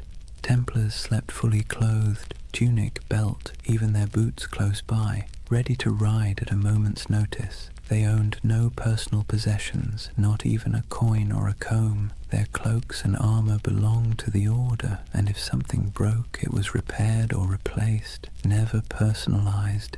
They were forbidden to hunt, to falcon, to gamble, to swear, forbidden from kissing women, even their own mothers or sisters, forbidden from eating meat more than 3 times a week, forbidden from laughter that wasn't humble or restrained. Templar joy was not the joy of feasting or music or wine. It was the quiet satisfaction of obedience, and obedience to them was the purest form of freedom. Every knight took a vow of poverty, chastity, and obedience, the holy trinity of control. But unlike monks who lived behind monastery walls, Templars carried their vows into the world. They were soldiers, but their battlefield was also their monastery. Every act, from sharpening a sword to cleaning a saddle, was a kind of prayer. At dawn, they gathered in the chapel. The service was brief. They were not contemplatives, but men of action. Each prayer was followed by ritual silence. They listened for commands, received their orders, and dispersed without argument. Theirs was a faith built on motion, not meditation. After prayers came breakfast, bread, sometimes cheese, and a cup of watered wine. Meals were eaten in near silence. As they ate, one brother stood at a lectern and read aloud from scripture or from the rule itself, reminding everyone that even the act of eating was a sacred task. The sound of chewing, the scrape of spoons, the droning Latin, it all blended into a rhythm of humility. When they weren't fighting, they worked. Some tended horses, rubbing down the flanks of massive destriers, checking hooves, repairing tack. Others mended chainmail, inspected swords, or organized provisions for long campaigns. A Templar's world was practical, full of physical labor, repetition, and readiness. And yet, beneath all this discipline, there was a strange comfort. The rule removed choice, and with it, uncertainty. A Templar didn't have to wonder what his purpose was. It was written in the rule, enforced by his brothers, and sanctified by God. Every decision had already been made for him. In a world where chaos was normal, where famine, war, and plague struck without warning, that kind of certainty was a luxury few could afford. But of course, it came at a cost. There were moments when the silence must have felt oppressive, when the sameness of days blurred together into a single endless prayer. Imagine years of this life, the same bread, the same rules, the same faces under the same white cloaks, no family, no possessions, no indulgence beyond the thin comfort of faith. And yet, the Templars endured it, perhaps because the alternative, a world without order, without divine meaning, felt far worse. There's something haunting about their discipline. It wasn't born from cruelty, but from conviction. They believed that to serve God they had to strip away everything that made them individual. Ego, desire, even identity itself, all burned away, leaving only function. They became pieces in a sacred machine, and when the machine moved, it moved with terrifying precision. Templars trained relentlessly. Their battle formations were geometric, mathematical, rows of cavalry timed to strike in perfect waves. Each knight knew his place. If one fell, the next filled the gap instantly. Their charges were coordinated like choreography, their retreats executed like clockwork. Their enemies called them demons in white. They didn't scream or taunt or show mercy. They advanced silently until the moment of impact, when they cried out only one phrase: Non nobis Domine, non nobis sed nomini tuo de gloriam. Not to us, O Lord, but to your name be the glory. It was their mantra, their battle hymn, their surrender to something larger than themselves. And yet, despite all this spiritual rigor, the Templars weren't monks lost in abstraction. They were engineers, architects, accountants. They ran farms, managed estates, built fortresses, and oversaw trade routes. Their castles were marvels of design, squat, symmetrical, designed to deflect siege engines and channel attackers into kill zones. But even in architecture, their aesthetic was austere. No ornamentation, no murals, no stained glass, just stone, perfectly aligned, perfectly useful. Templar castles didn't preach beauty, they preached order. Their lives mirrored that architecture. Functional, fortified, minimal. To outsiders, it looked like joyless fanaticism. To the Templars, it was discipline incarnate. Every stone placed, every word spoken, every moment endured was an offering to God. And yet, as centuries passed, cracks began to form. Subtle at first, then spreading. Because discipline without question breeds power, and power, even sacred power, invites suspicion. The Templars' strict hierarchy made them efficient, but it also made them secretive. Their rituals were closed to outsiders. Their vows of silence protected not only their faith, but their operations. Kings and bishops began to whisper, what did these warrior monks do behind closed doors? Did their oaths hide something darker? The rule of the temple, written to sanctify obedience, began to look like a veil. And the more power the order gained, the more castles, the more treasure, the more influence, the more that veil began to draw attention. It's a pattern as old as history. Purity breeds envy, secrecy breeds rumor, and strength breeds fear, but that comes later. For now, imagine one of those long Templar days near its end, the sun dipping low behind battlements, armor hung to dry, the smell of horse sweat and oil in the air. The chapel bells toll again, soft and steady.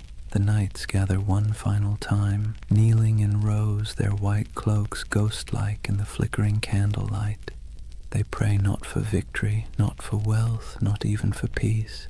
They pray for endurance, for the strength to obey again tomorrow and the day after until the end of their lives. Outside, the wind carries the smell of dust and salt.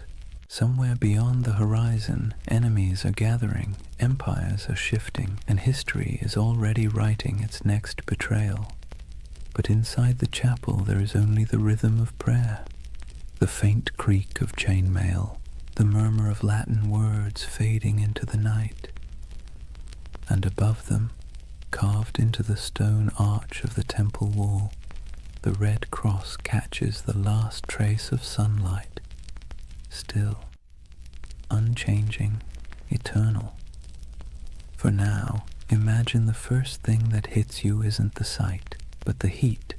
The air itself feels alive, sharp with salt from the sea, heavy with dust from the desert and tinged with the scent of oil, incense, and sweat.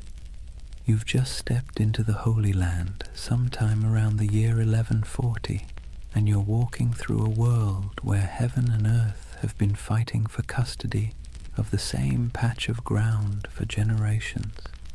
The Crusader kingdoms were born from blood and disbelief.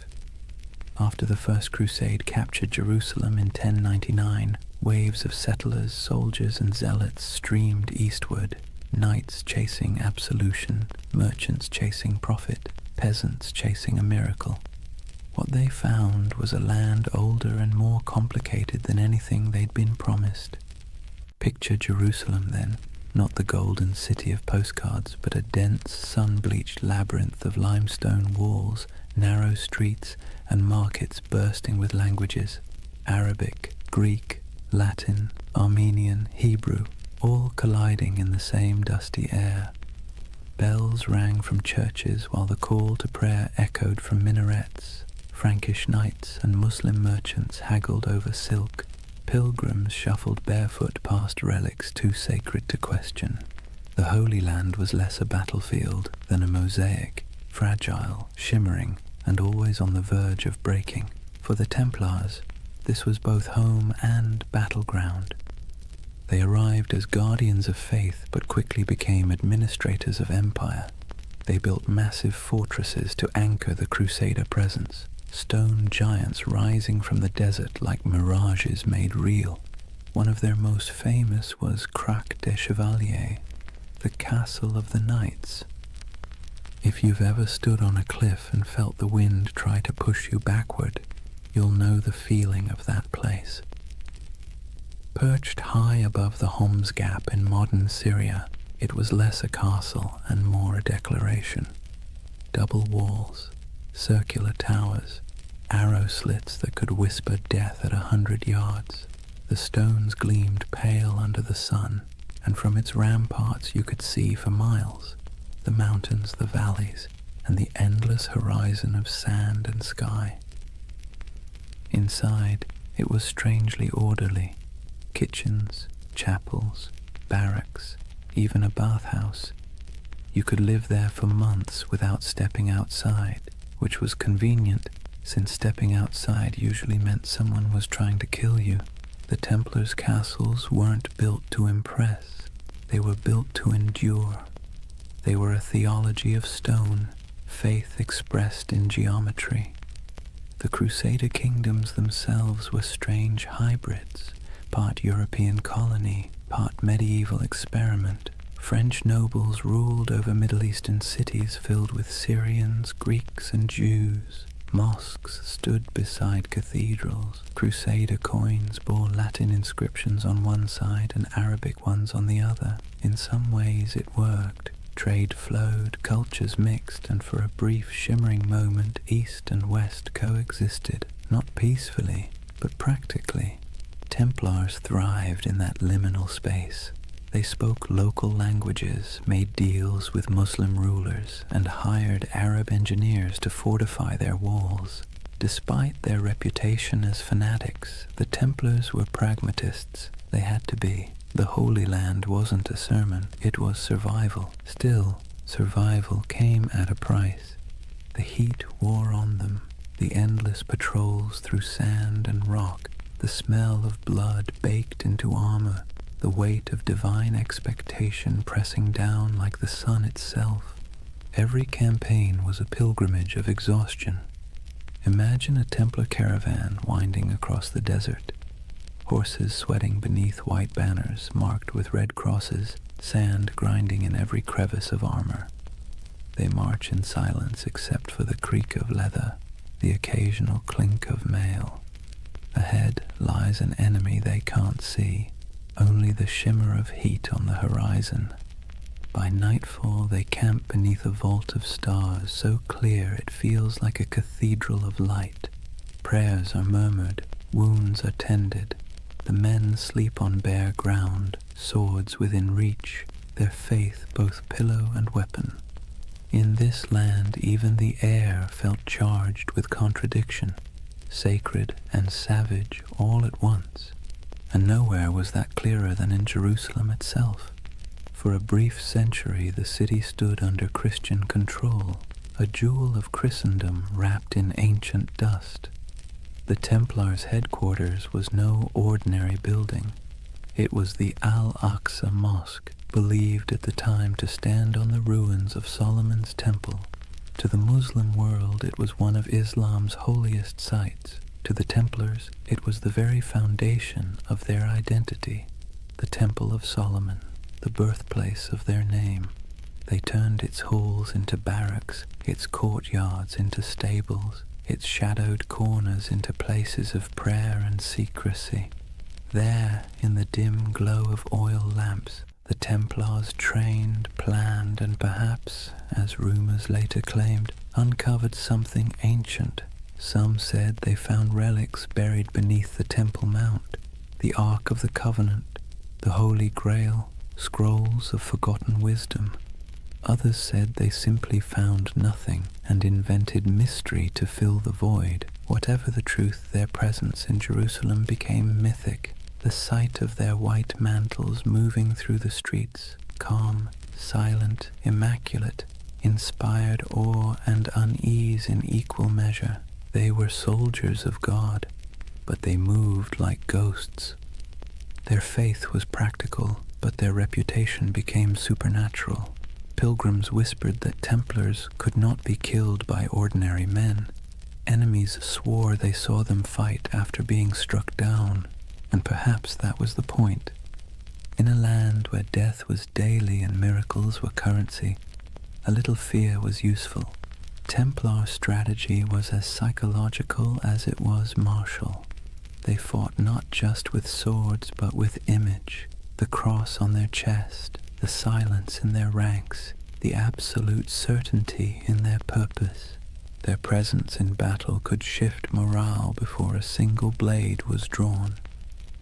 When the call to arms came, whether at Ascalon, Damascus, or Hattin, the Templars rode out not as individuals but as one unbroken will. Their discipline was terrifying. They charged in perfect formation, shields tight, lances lowered, red crosses blazing against white. They were often the first to enter and the last to retreat. In moments when other armies broke, the Templars held, and when they died where they stood. But for all their valor, their victories were temporary. The Crusader kingdoms were built on sand, politically, literally, and theologically. They could conquer cities, but they could never conquer geography. The further they stretched their lines, the thinner their strength became. And while Templars built walls of stone, their enemies built alliances. Muslim leaders like Zengi, Nur ad-Din, and eventually the great Saladin began to unify what had once been divided. The dream of Christian dominion over the East began to falter as reality, relentless and strategic, pressed back. Still, for nearly 2 centuries, the Templars endured. They were the spine of the Crusader world, a constant presence, whether guarding pilgrims on dusty roads, escorting kings, or defending castles that seemed impossible to hold. And through it all they believed, or at least tried to, that their struggle was holy, that every drop of sweat, every wound, every brother lost was part of a cosmic design. But in quieter moments, as the wars dragged on and the Holy Land slipped further from their grasp, doubt must have crept in. What happens when a holy mission stops feeling holy? When obedience begins to feel like futility? When you've spent your life serving God with sword and blood, and still the world refuses to be saved? History doesn't record their private thoughts, but you can imagine the silence inside those massive stone fortresses, the kind of silence that comes after years of praying into a void. The Templars' castles still stand in ruins across the Middle East, in Syria, in Israel, in Turkey, their stones sun-bleached, their halls open to the wind. Stand in one, and you can almost hear the echoes, hooves on cobblestone, the whisper of chainmail, the low murmur of prayer. Those walls remember. They remember a time when faith and empire shared the same heartbeat, when men rode into battle convinced they were defending heaven itself. And maybe, in their own way, they were. Because for all its contradictions, the Crusader dream wasn't just about conquest, it was about belief, belief so strong it reshaped landscapes, rewrote maps, and built fortresses that still defy time. The Templars were both its architects and its prisoners, bound by duty, by faith, by the unbearable beauty of purpose. And even as the Crusader kingdoms began to crumble, they didn't loosen their grip, they just prayed harder, fought longer, and built higher, until the day came when the walls themselves began to crack. But that's a story for the next night. For now, picture that world one last time, the desert glowing gold under the last light of day, the red cross fluttering above a fortress wall, and somewhere inside, a group of knights kneeling in silence, their faces half-shadowed, their faith still unbroken. The wind moves through the stones like a sigh, the candles flicker, and the Holy Land sleeps, as it always has, torn between heaven and earth. Imagine standing in a candle-lit chamber somewhere in Paris in the early 1200s. The air smells of beeswax and damp stone. At a table sits a man in white robes marked with a red cross, quill poised above parchment. Before him, a merchant lays down a pouch heavy with coins, silver deniers, gold florins, copper dirhams from faraway ports. The knight nods, seals the parchment with wax, and hands the merchant a folded document stamped with the sigil of the temple. "Show this in Jerusalem," he says, "and you'll receive the same sum." The merchant bows, the pouch stays, the man leaves. And just like that, without a single coin crossing a sea, the Knights Templar have just performed one of the earliest forms of international banking. You see, the Templars weren't just warriors, they were administrators, financiers and logisticians of staggering sophistication. While kings still measured their treasuries in piles of glittering metal, the Templars had already learned that information, records, signatures, trust was worth more than gold. Their network stretched from the windswept shores of England to the sun-scorched walls of Jerusalem, a chain of commanderies that functioned as safe houses, training centers, warehouses, and financial hubs all at once. Each of these commanderies was like a small universe, self-sufficient and meticulously organized. They had their own chapels, fields, mills, and workshops. Some raised horses, others produced wool, wine, or grain. Every coin earned was logged, weighed, and sent up the chain, an unbroken current flowing toward the heart of the order, and through this system the Templars quietly became one of the richest organizations in the medieval world. The irony, of course, is that they began with vows of poverty, but vows are tricky things. The Templars themselves owned nothing. The order owned everything, and that subtle distinction let them accumulate wealth without technically breaking faith. Their financial system worked with an elegance that modern bankers would envy. A pilgrim traveling from London to Jerusalem could deposit money at a temple house in England and receive a coded letter of credit. Along the route, through Paris, Marseille, Acre, and finally to the Holy City, Templar commanderies would honor the note, deduct expenses, and mark it in ledgers kept under strict guard. The traveler never had to risk carrying his fortune across pirate-infested seas or bandit-strewn roads. In a way, the Templars invented something that feels astonishingly modern, a secure international trust network and unlike kings or nobles, they were trusted by everyone. Christian, Jew, Muslim, it didn't matter. The Red Cross was as good as a vault door. The Templar ledger became a passport through chaos. Picture the roads of Europe in the 13th century, narrow tracks winding through forests and mountains, lined with monasteries, taverns, and thieves. Now picture a convoy of Templar couriers riding fast, cloaked in white, armed but calm. They carried more than messages. They carried secrets, diplomatic letters, royal decrees, coded inventories, even treaties. A letter stamped with the seal of the temple traveled like lightning compared to anything else in the medieval world. And where there were secrets, there were suspicions. People whispered that the Templars had mastered cryptography, that their ledgers contained hidden symbols, that their archives were guarded by curses.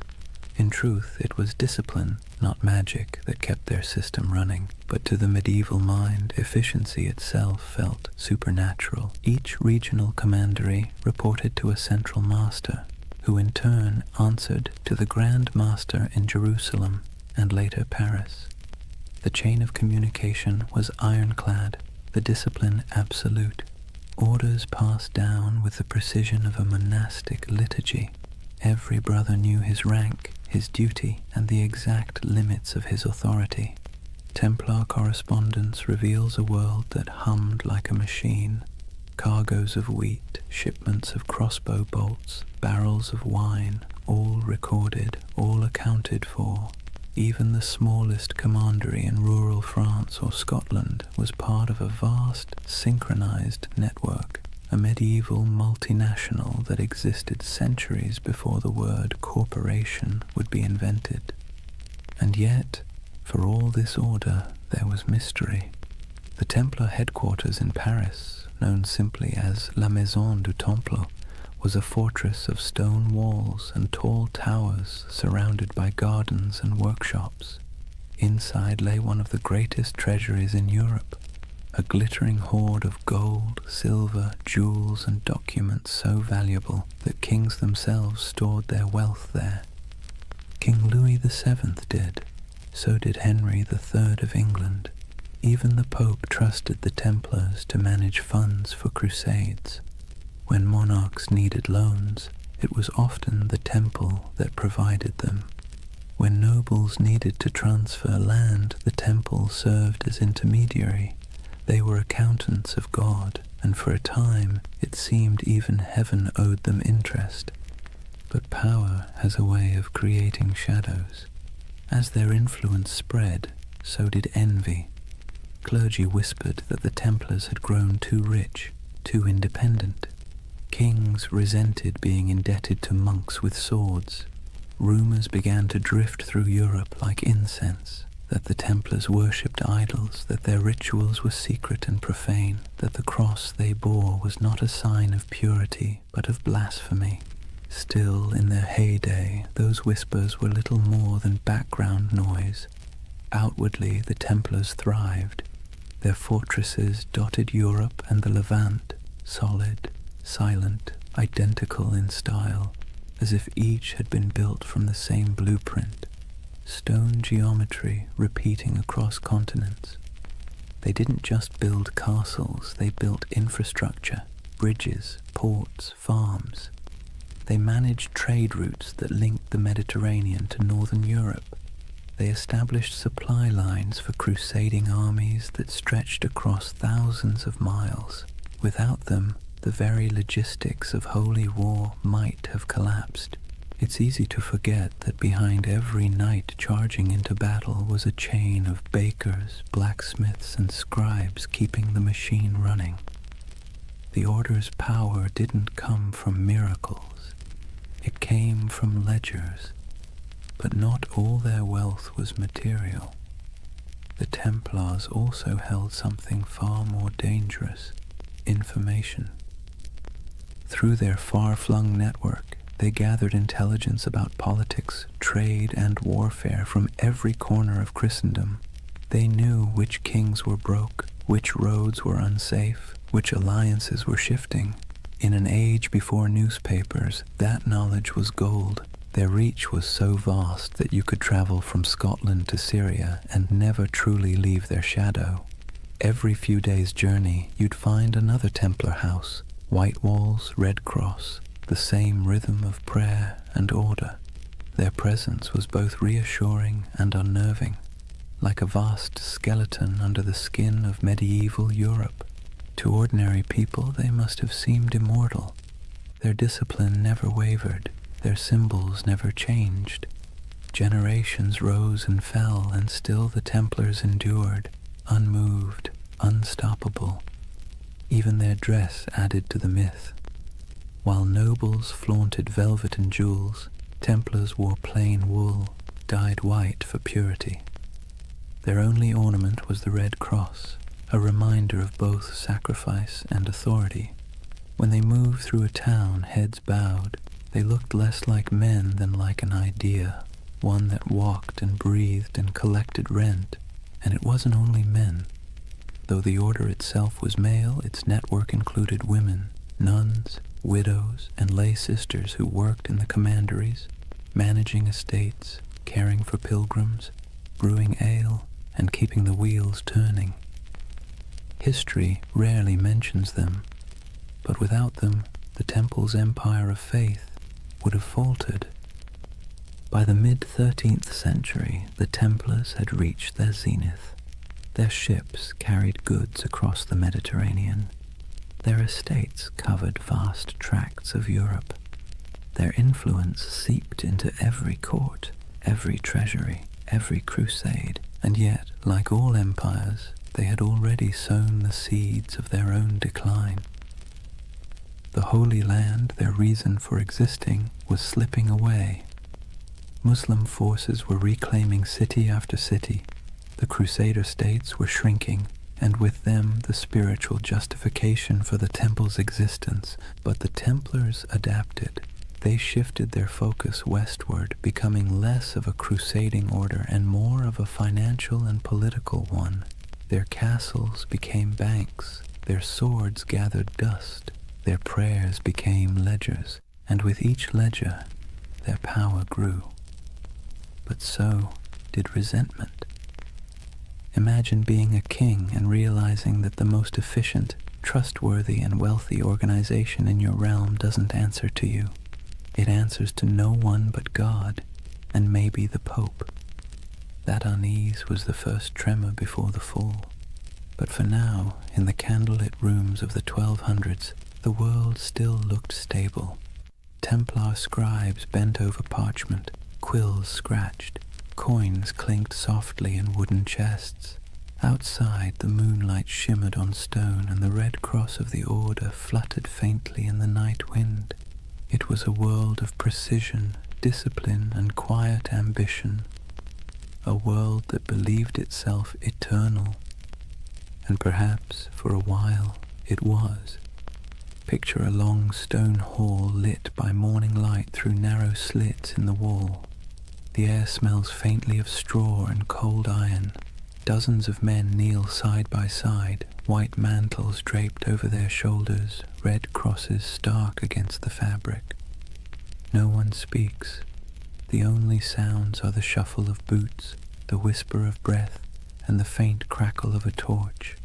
It's not a church exactly, not a barracks either. It's both, and that contradiction is the essence of the Knights Templar.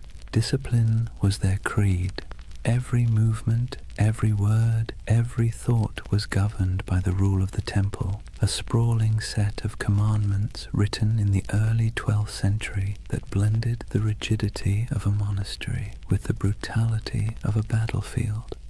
And yet, for all its severity, there was beauty in that order, a rhythm that shaped their days like the tolling of distant bells. They rose before dawn to pray, their voices echoing in unison.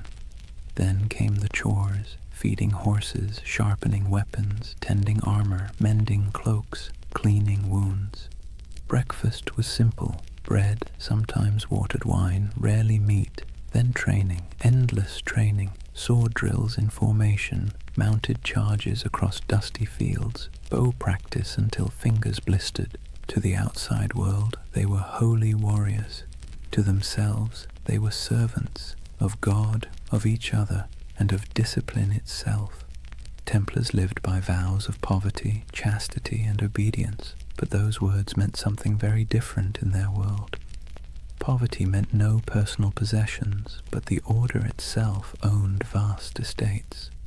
Chastity meant avoiding women entirely, even in conversation, an easier rule to write than to live by. And obedience meant complete submission to one's commander, even unto death. That last vow was the hardest and the one that defined them. A Templar didn't fight for victory. He fought to obey. If ordered to hold a line, he held it. If ordered to die, he died. There was no hesitation, no bargaining, no emotion. In battle, this made them terrifying. Other soldiers might panic, flee, or waver. The Templars never broke formation. Even when surrounded, they fought in silence, red crosses vanishing one by one into the dust.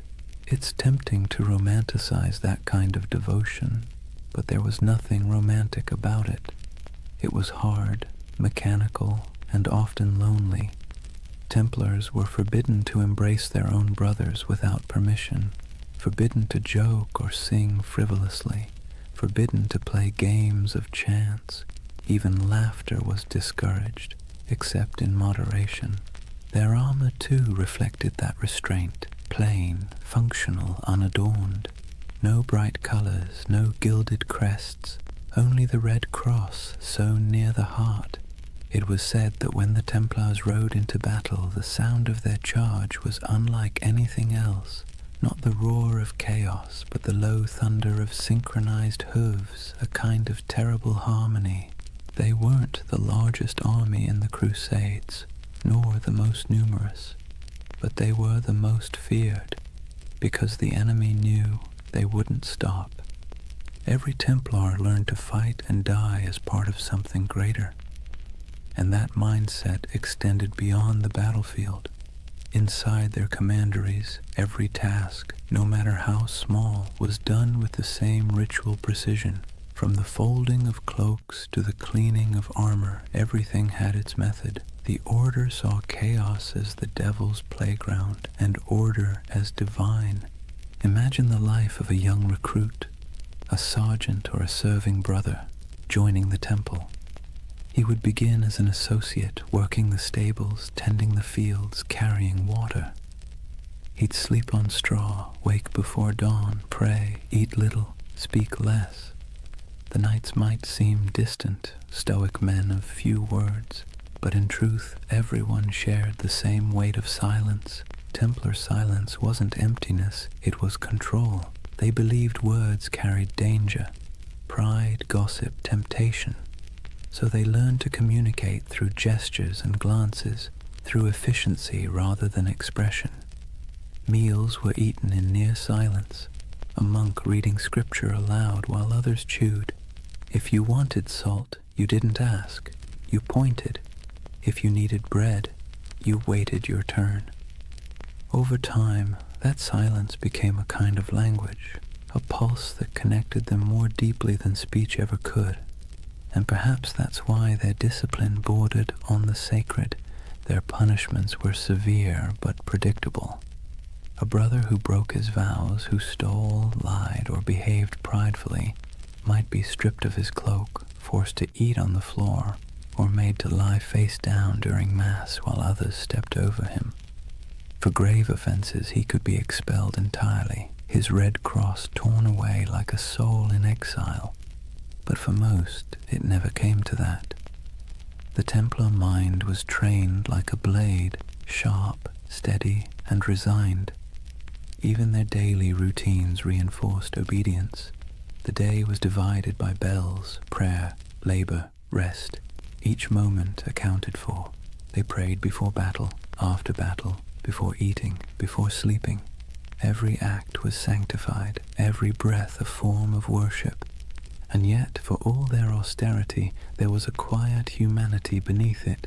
The rule allowed small comforts: wine on holy days, the company of brothers during feasts, laughter when earned. They kept dogs and falcons. They played music sometimes, though always solemnly. Their lives weren't joyless, just measured. To outsiders, that restraint looked inhuman. To insiders, it was peace. Because here's the thing, medieval life was unpredictable, dangerous, and filthy. Plague, famine, war, it was all chaos. The Templars built a life where everything made sense, a world of routine, duty, and clear purpose. That order was their sanctuary. And yet, there's a strange irony in that. For all their vows of humility, the Templars radiated pride. Not arrogance exactly, but a certainty that they were different, chosen. While other knights fought for lords, women, or glory, the Templars fought for eternity. Their enemy wasn't just flesh and blood, it was sin itself. That certainty gave them strength, but it also made them untouchable.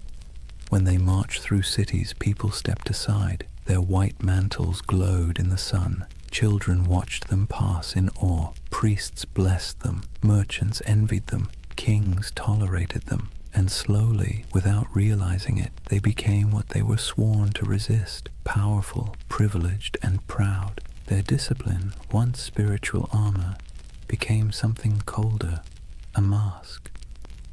By the late 13th century, the Templar ideal had begun to crack.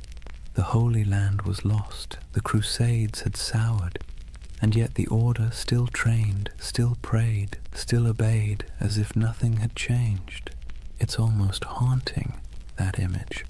An army without a war, marching in perfect silence toward a future that no longer needed them. They kept their rituals alive even as their purpose faded. The morning prayers, the vows, the cold meals, the endless drills, like monks in armor performing the same liturgy long after the congregation had gone home. If you had visited a Templar stronghold, then, say, Tomar in Portugal, or the great fortress of Crac des Chevaliers, you'd have seen perfection on the surface, polished discipline, unbroken ranks, but beneath it, something else was stirring: uncertainty. What happens to an order built for holy war when holiness itself goes out of fashion? The Templars didn't have an answer. They just kept obeying. And maybe that's the tragedy.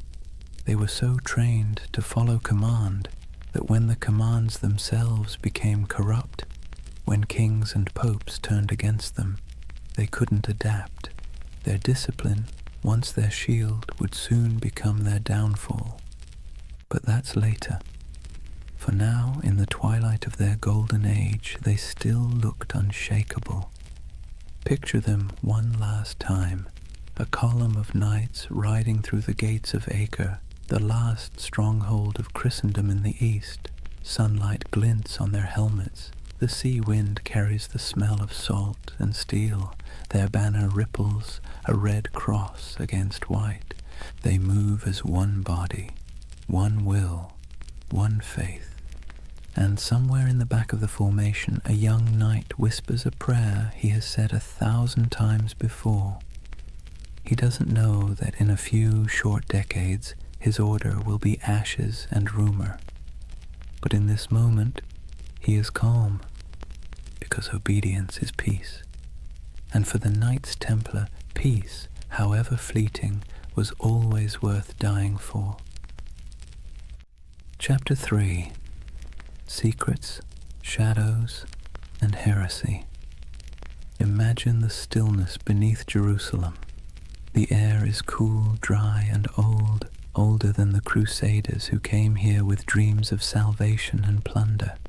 Torches flicker against ancient stone, illuminating tunnels carved centuries before the birth of Christ. The sound of footsteps echoes faintly, rhythmic and deliberate.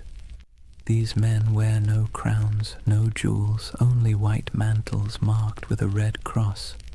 9 knights, poor, pious, exhausted, descending under the ruins of Solomon's temple. At least that's the story. The first whisper in a legend that would stretch across continents and centuries. According to chroniclers, when the Knights Templar were founded around 1119, their official mission was humble: to protect Christian pilgrims traveling the dangerous road from Jaffa to Jerusalem. In reality, there were only 9 of them, hardly enough to guard a single caravan. And yet King Baldwin II of Jerusalem gave them quarters in one of the holiest sites on earth, the Temple Mount, believed to be the ruins of Solomon's temple itself.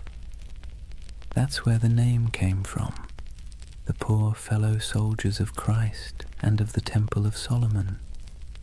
But for a group of destitute knights, their address was suspiciously prestigious. The Temple Mount was not just another ruin, it was a sacred puzzle layered in myth. Jews believed it was where the Ark of the Covenant had once rested. Muslims revered it as the site of the Prophet's ascent to heaven. Christians saw it as the home of God's wisdom and wrath alike. And somehow these 9 knights, without royal blood, without political clout, were allowed to live directly atop it, and for nearly 9 years no one quite knew what they were doing down there. There are no surviving records, no letters, no official reports, just silence, the kind that history fills with imagination. And centuries later, that silence became the perfect soil for mystery. Some say the Templars were digging, not guarding, that they searched the ruins for hidden relics, ancient scrolls, or lost knowledge buried deep beneath Jerusalem. According to certain accounts, the knights conducted excavations under the temple itself, tunneling through ancient chambers that had lain untouched since biblical times. Archaeologists in the 19th century actually found evidence of Templar tunnels beneath the site, narrow shafts and corridors leading nowhere, carved by human hands during the Crusader period. That's when the myth took root, that the Templars had uncovered something extraordinary, something that transformed them from a handful of ragged knights into one of the most powerful organizations in the medieval world. What was it? The Ark of the Covenant? The Holy Grail? Secret knowledge from King Solomon himself? Or perhaps something less tangible? A myth so potent it didn't need to exist to be believed. It's easy to see why the story stuck. The Templars' rise defied logic. They appeared out of nowhere, impoverished, under-equipped and obscure. Then, almost overnight, they became legends. Their fame spread through Europe like wildfire. Popes blessed them. Kings donated land. The church gave them privileges no other order had ever held. They could collect tithes, build fortresses, even run their own banks. Within decades, they were richer and more influential than most monarchies. How does that happen unless you've found something powerful? Of course, the historian in us can explain it rationally. Europe was full of eager donors. The Crusades were romanticized as a holy cause. The Church wanted soldiers who could fight without being corrupted by greed, and the Templars fit that image perfectly. Their vows of poverty made them trustworthy. Their discipline made them effective. Their myth was self-reinforcing, but reason rarely wins the imagination. And so the legend persisted that beneath the stones of the Temple Mount, they discovered secrets the Church itself feared, hidden teachings, forbidden wisdom, proof that faith was not as simple as it seemed. You can almost hear the whispers, a flicker of torchlight in the dark, the scrape of metal against stone, the muttered Latin of a prayer or a spell. It's nonsense, of course, probably, but beautiful nonsense. That's the curious power of the Templar myth. It lives in the gap between faith and doubt, between the seen and the unseen. Take the idea of the Grail, for instance. In medieval Europe, the word didn't mean a chalice at first. It meant a vessel of divine mystery, something that contained the essence of truth. The connection between the Templars and the Grail only appeared centuries later, in 12th and 13th century romances, when poets like Chrétien de Troyes began weaving stories of knights, purity, and hidden relics. Those tales weren't history. They were dreams, but dreams with staying power. To the medieval mind, it made perfect sense that the holiest warriors would be the keepers of the holiest object.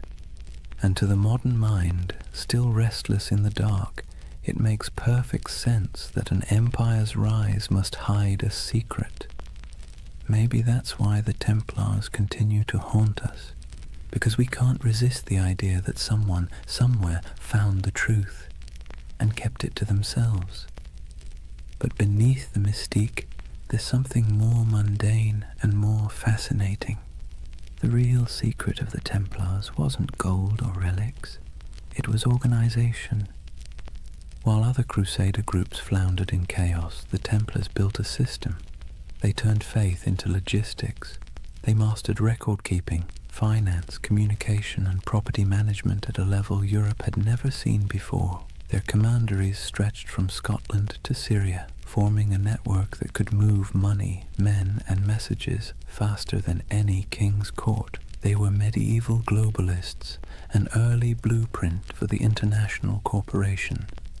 That was their real treasure, their true grail, not buried under Jerusalem, but written in ledgers and sealed with wax. Still, it's fun to imagine the other version, the one where those 9 knights, by flickering torchlight, brushed away centuries of dust and found something that made them more than soldiers, something that whispered of destiny, because that's the romantic engine of the Templar myth, that somewhere in their cold discipline and rigid faith, they touched a kind of forbidden light. Maybe it wasn't treasure, maybe it was understanding. The Church would later accuse them of heresy, of denying Christ, of spitting on the cross, of worshipping strange idols, all of which sound absurd, until you remember how much they changed between those first 9 nights and the empire they became. Power always transforms faith, sometimes subtly, sometimes completely, and perhaps in those long tunnels beneath the temple, the transformation began. There's a moment halfway between legend and history when we can almost see it. 9 men on their knees, torches flickering, the stones around them whispering echoes of the past. They think they're praying, but maybe in that silence something ancient is listening. And maybe that's why the myth still holds us, because even if the Templars never found the Ark or the Grail or any secret knowledge at all, they still uncovered something remarkable, the power of belief itself. They discovered how mystery can move empires. Imagine a candlelit chapel deep in the hills of France. The walls are rough stone, the air thick with incense and dust. In the dim light, the symbol of the Red Cross flickers faintly across banners and shields stacked neatly against the wall. A handful of knights kneel in silence before an altar, not before the crucifix, but before something older, stranger, covered in a cloth of deep red. No one speaks, only the low chant of prayer, rhythmic and hypnotic, filling the space like the hum of bees in a summer field. This is the image that has haunted storytellers for centuries. The idea that the Knights Templar possessed secret knowledge, perhaps even a relic of impossible power. And like all the best myths, it's never quite clear whether we want it to be true or whether we enjoy believing it's hidden. The legend of the Holy Grail, for instance, didn't actually begin with the Bible. It began with poets.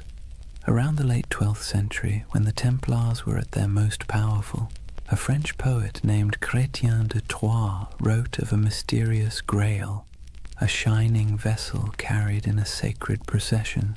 capable of granting eternal nourishment and divine wisdom. He never called it holy, nor said it was a cup. Later, writers turned it into the chalice of Christ, the cup of the Last Supper, or the vessel that caught his blood at the crucifixion. But in Chrétien's day, the Grail was simply something too sacred to name directly. And in that ambiguity, the Templars found a shadow, because who else fit the image better? Knights of divine mystery, warriors of impossible devotion, a brotherhood whose rituals were secret, whose vows were absolute, and whose origins lay under the ruins of Solomon's temple. To a medieval audience it made perfect sense. If the Grail existed, it was the Templars who kept it. Over the centuries, the Grail and the Templars fused together into a single enduring myth, a marriage of chivalry and mysticism that no amount of historical evidence has ever been able to undo. The truth, though, is both smaller and more interesting. The Templars were bureaucrats of the divine. They didn't sit around sipping from golden chalices or unlocking cosmic secrets. They balanced books. They managed estates. They wrote letters in crisp Latin. They were the spiritual accountants of a holy empire. But because they lived in an age obsessed with relics, bones of saints, drops of Christ's blood, splinters of the true cross, they were inevitably drawn into the world of the sacred object. They guarded reliquaries.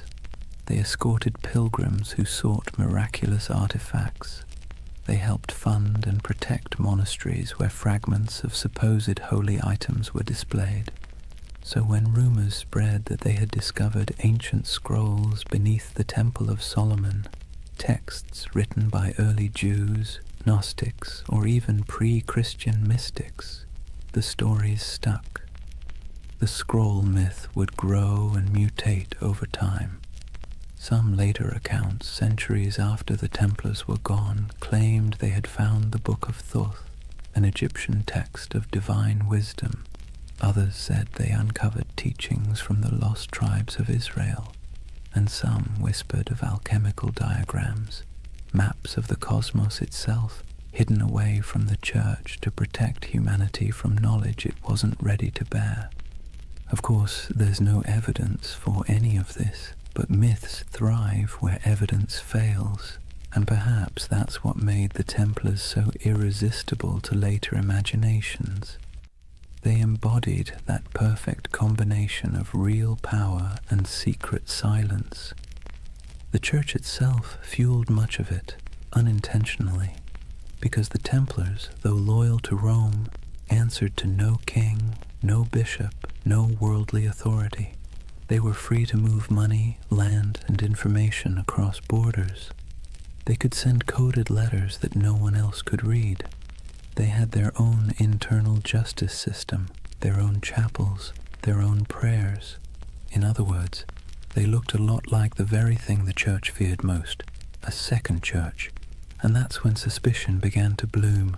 Whispers spread that the Templars practiced strange rituals, that their initiations involved renouncing Christ, spitting on the cross, or worshipping a mysterious head called Baphomet, that their power came not from God but from something older. Most historians agree that these accusations were lies, propaganda created to destroy them later.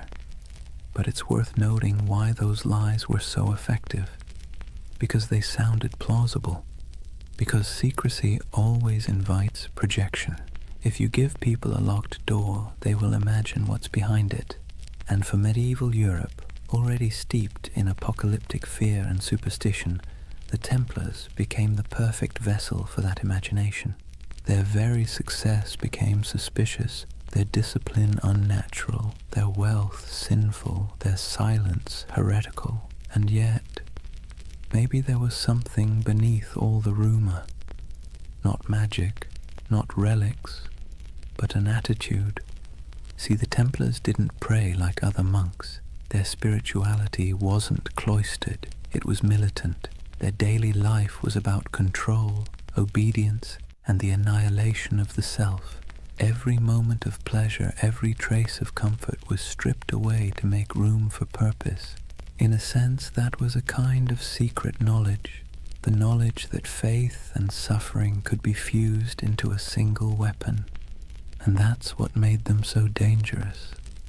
Not to the Muslims they fought in the Holy Land, but to the church that eventually feared them, because the Templars didn't seem to need intermediaries.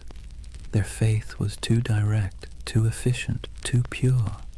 When you can talk to God through action, you make priests nervous. By the time the Crusader kingdoms began to crumble, the Templars' mystique had already surpassed their usefulness. Europe no longer needed warrior monks, it needed bankers, diplomats, and obedient clergy, and so the Templars' mysticism, once admired, became suspect. It's strange, isn't it? How quickly a symbol of holiness can become a symbol of heresy. One century they were Christ's chosen, the next they were whispered to be sorcerers. But perhaps that's the price of mystery. The more tightly you guard your secrets, the easier it is for others to fill them with darkness.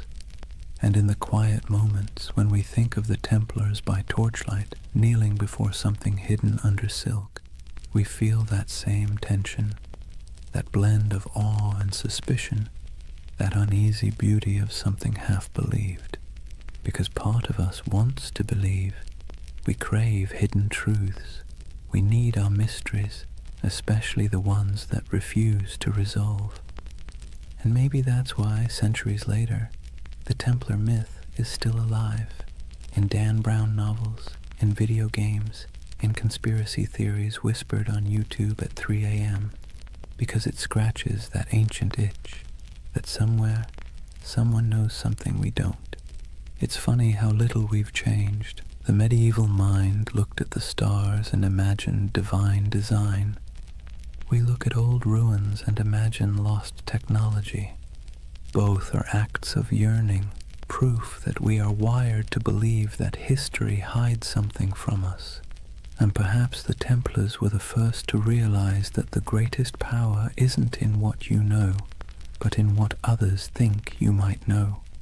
Theirs was a religion of silence, and silence in any age is seductive. Imagine the city of Jerusalem in the morning light. The walls are pale gold, dust drifting through narrow streets where merchants lift their shutters and donkeys stamp impatiently in the shade. From the hills beyond, the desert glows like a sea of faded fire. Bells ring from the Church of the Holy Sepulchre, and somewhere a muezzin's call answers softly from across the valley.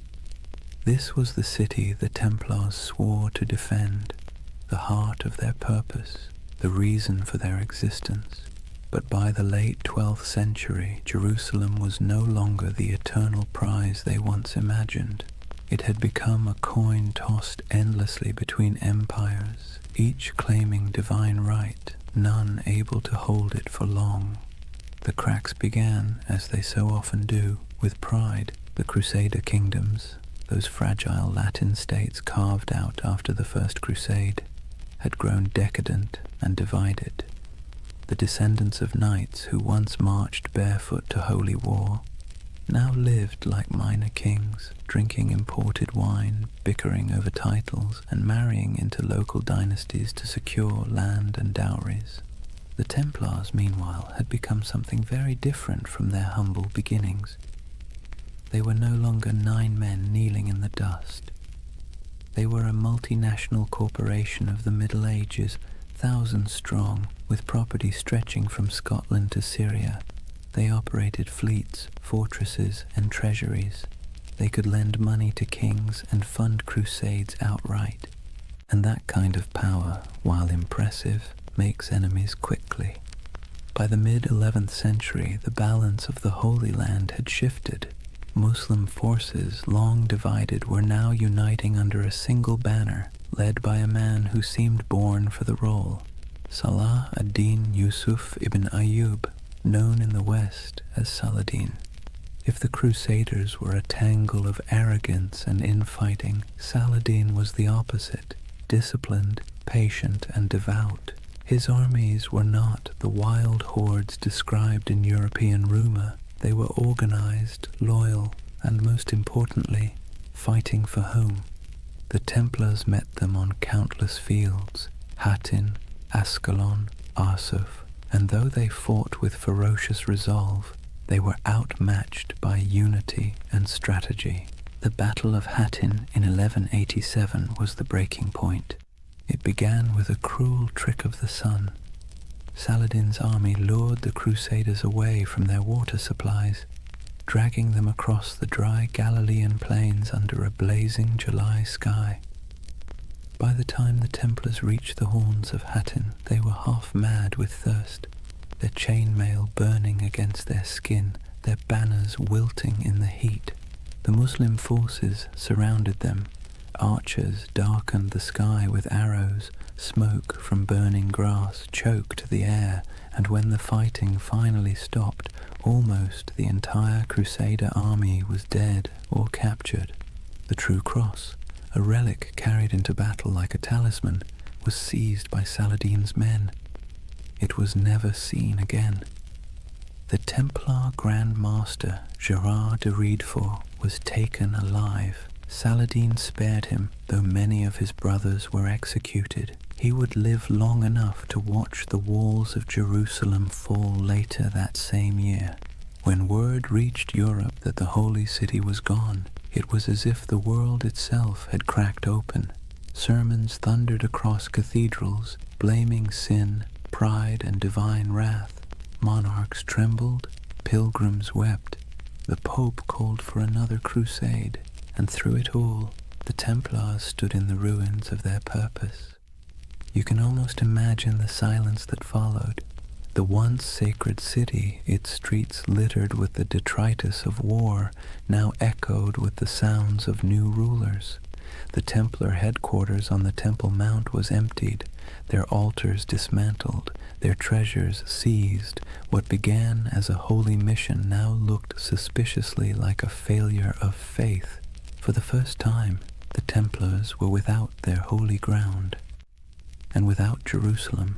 They were forced to confront an uncomfortable truth. If the temple was gone, what exactly were they the knights of anymore? But endings have a way of becoming beginnings. Driven from the holy city, the Templars retreated to the coast, to Acre, Tyre, and Cyprus, where they rebuilt themselves as the guardians of ports and pilgrims rather than of the temple itself. Their castles became symbols of endurance. Crac des Chevaliers in Syria rose like a stone crown over the hills, its walls layered and massive, designed to resist even the most determined siege.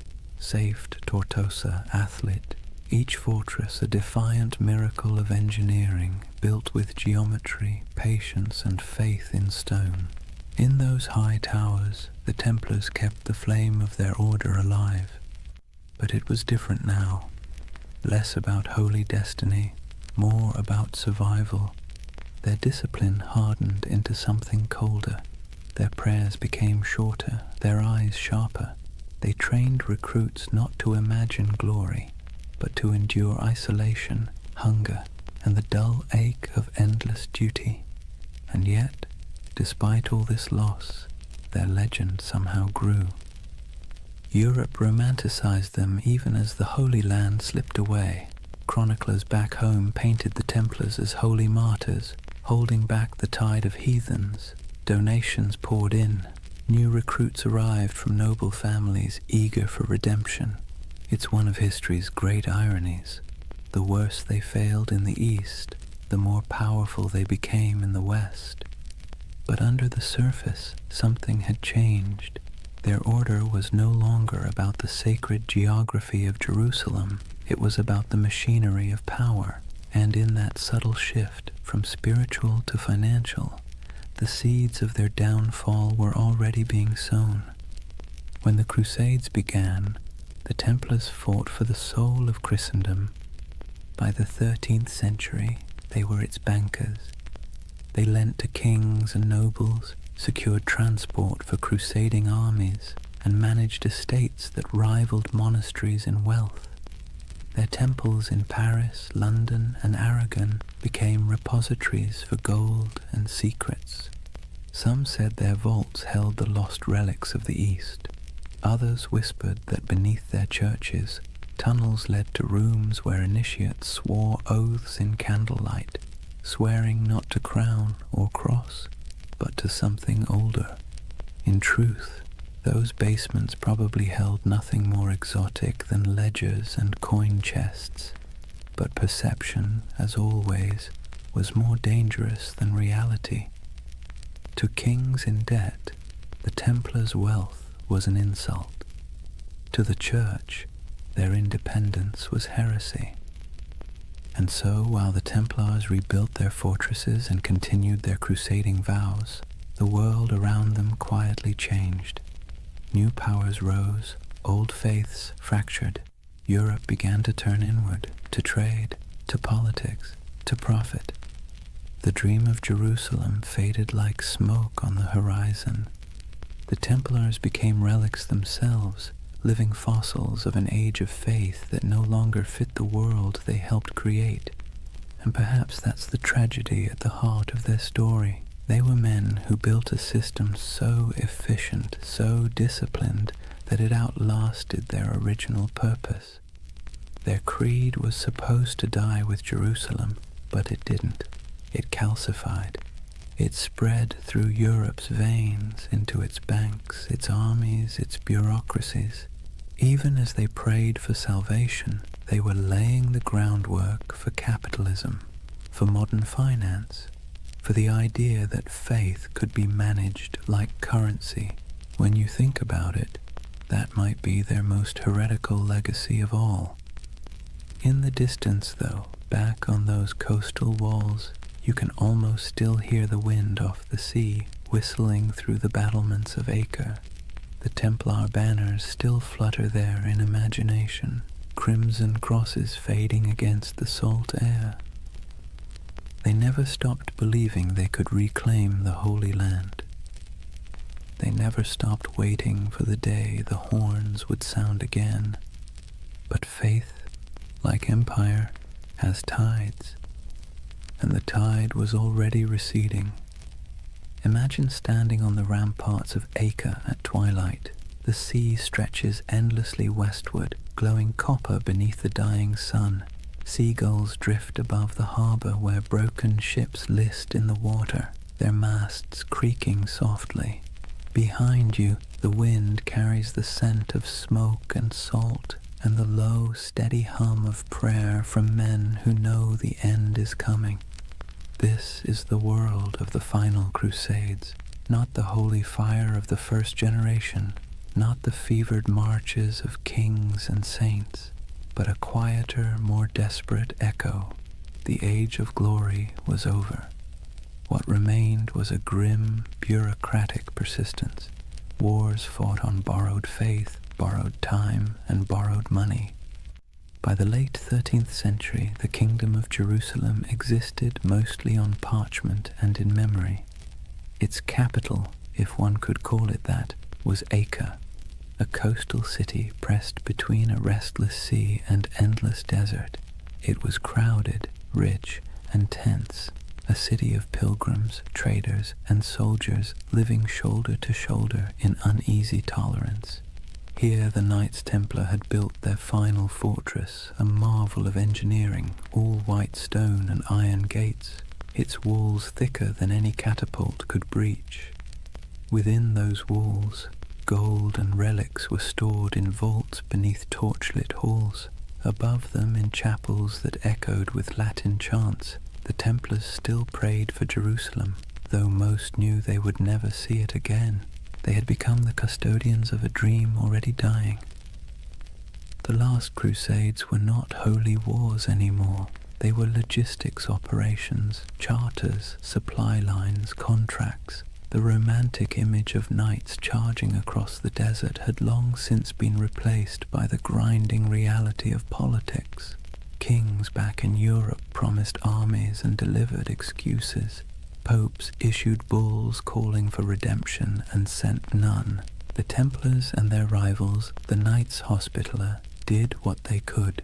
They fortified the remaining coastal strongholds, trained recruits from France and England, and negotiated uneasy truces with Muslim rulers, who now viewed them less as enemies and more as relics of a fading age. For nearly a century, the Templars held their line.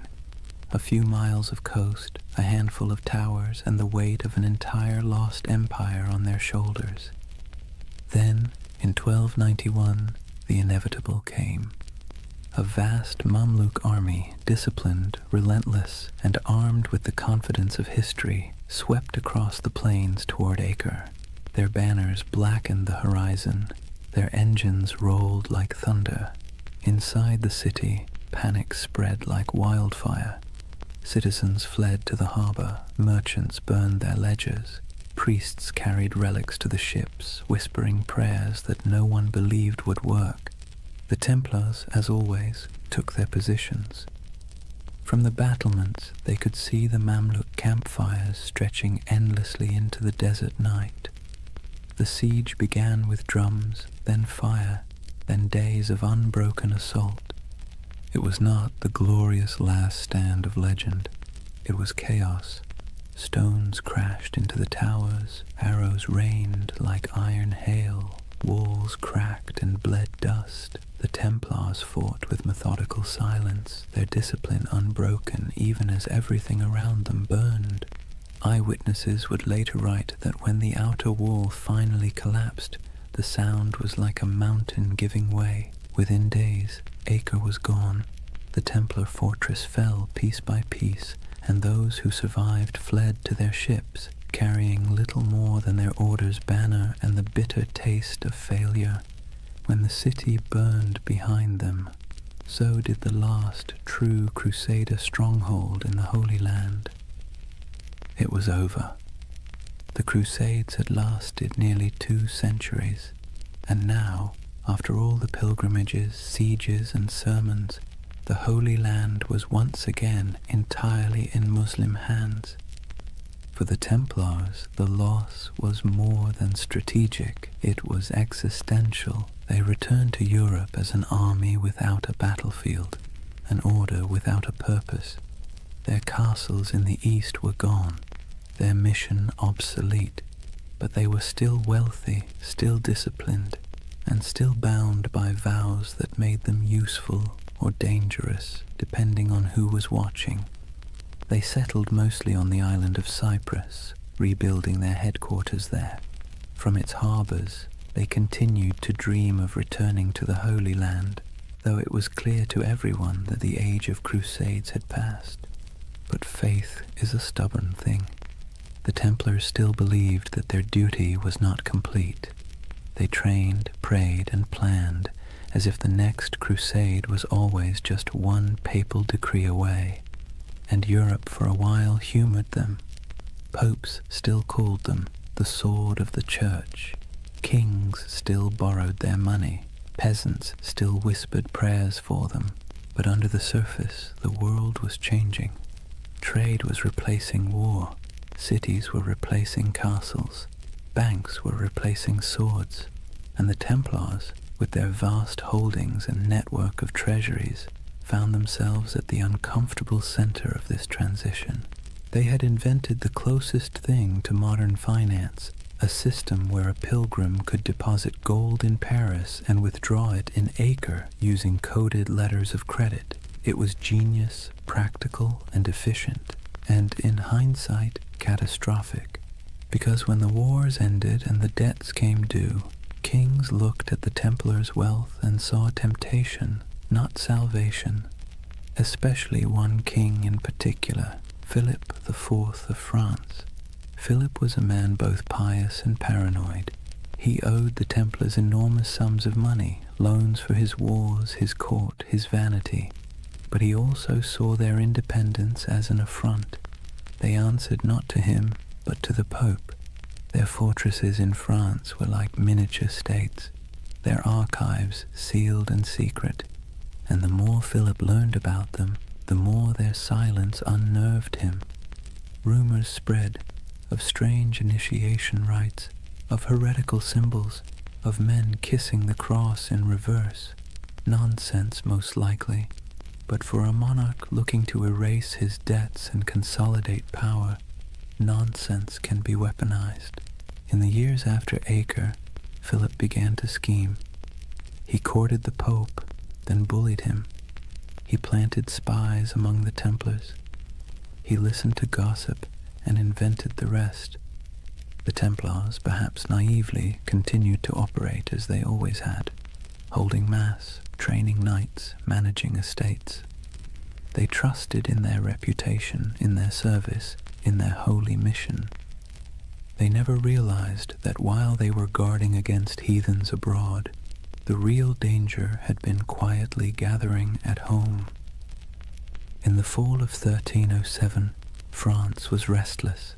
Taxes were high, the treasury was strained, and the king's legitimacy was fragile. Philip needed an enemy. And what better villain than a secretive, wealthy brotherhood whose glory had long since faded into rumor? The Templars were about to learn a lesson the Romans once taught long ago, that power without narrative is just a target. Their story had begun with oaths whispered beneath the Temple of Solomon. It was about to end in the flicker of torches and the hiss of sealed orders. History, like the sea, has its own rhythm, rising, falling, devouring. The Templars, once masters of both faith and war, had finally drifted too far from shore. Their banners would not fall on the battlefield, but in the courts of kings. Their last enemy would not wield a sword, but a quill. The Crusades had ended, but the Inquisition was just beginning. Imagine Paris in the early morning of October 13th, 1307. The air is cold, the mist heavy. Bells toll softly from the towers of Notre Dame, their echo rolling over the Seine. Most Parisians are still asleep, unaware that within the hour history itself is about to shift. Across the city, a quiet army stirs. Royal messengers slip through fog-damp alleys, carrying sealed orders bearing the king's personal wax seal. Soldiers, sworn to secrecy, assemble at street corners and bridges. They don't yet know who they're hunting, only that the order comes directly from Philip IV, and that disobedience would mean ruin. When the sun finally breaks the horizon, the trap is sprung. Every Templar house in France, every fortress, every commandery, every quiet estate hidden among vineyards and fields is surrounded. Gates splinter, iron boots echo down stone halls. The knights of the temple, warriors who once faced Saracen armies in the blazing deserts of Palestine, are dragged from their beds half-dressed, bewildered, accused of crimes so grotesque they can barely comprehend them. Blasphemy, idolatry, heresy. The list reads like something pulled from a fever dream, but this was no dream. It was politics, dressed in the robes of faith. Let's be clear, Philip IV was not a fool. He was something more dangerous, clever, desperate, and convinced of his divine right to do whatever was necessary to hold his kingdom together. He had bled France dry with wars against England, then with his campaigns to tax the clergy. When the church resisted, he struck back, exiling the Pope from Rome, installing his own candidate, and essentially turning the papacy into a branch office of the French crown.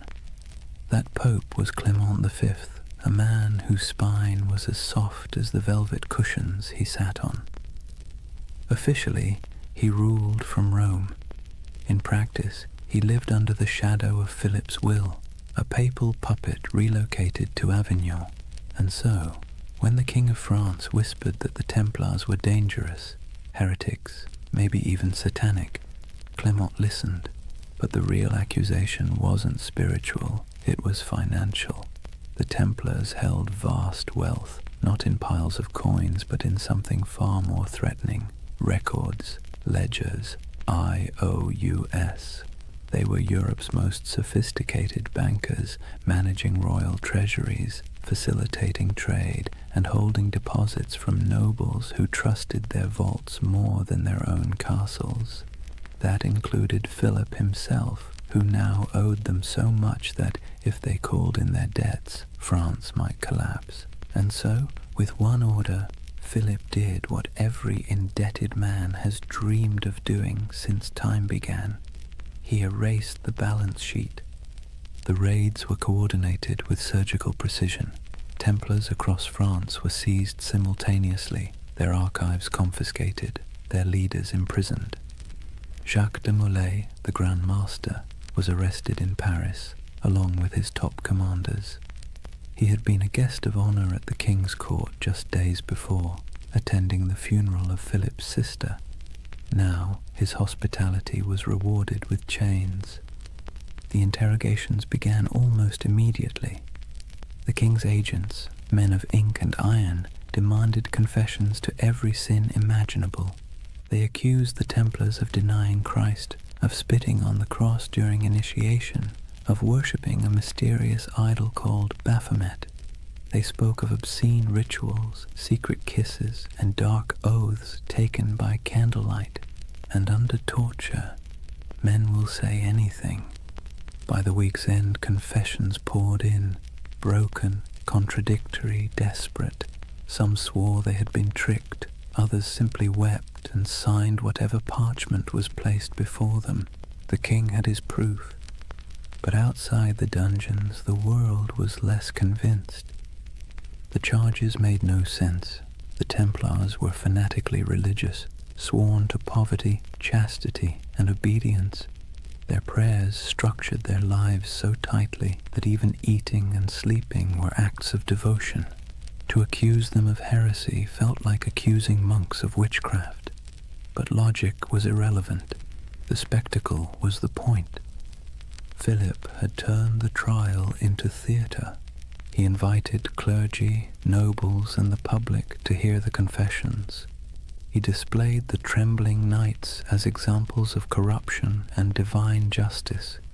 He presented himself as the defender of Christendom, cleansing it of hidden rot. And for a public weary of taxes, famine, and failed wars, it worked. People love a villain, especially one that used to be untouchable. Meanwhile, Clement V hesitated. As head of the church, the Templars were technically under his jurisdiction, not Philip's, and he knew, deep down, that the charges were absurd. He issued cautious letters demanding the Templars be handed over to papal investigators, but Philip ignored him. France was already playing judge, jury, and executioner. When the Pope finally summoned his courage to intervene, the damage was done. Across Europe, the accusations had spread like wildfire. Other kings, seeing opportunity, followed Philip's lead. Why not confiscate a few Templar estates? Why not seize their gold, their horses, their lands?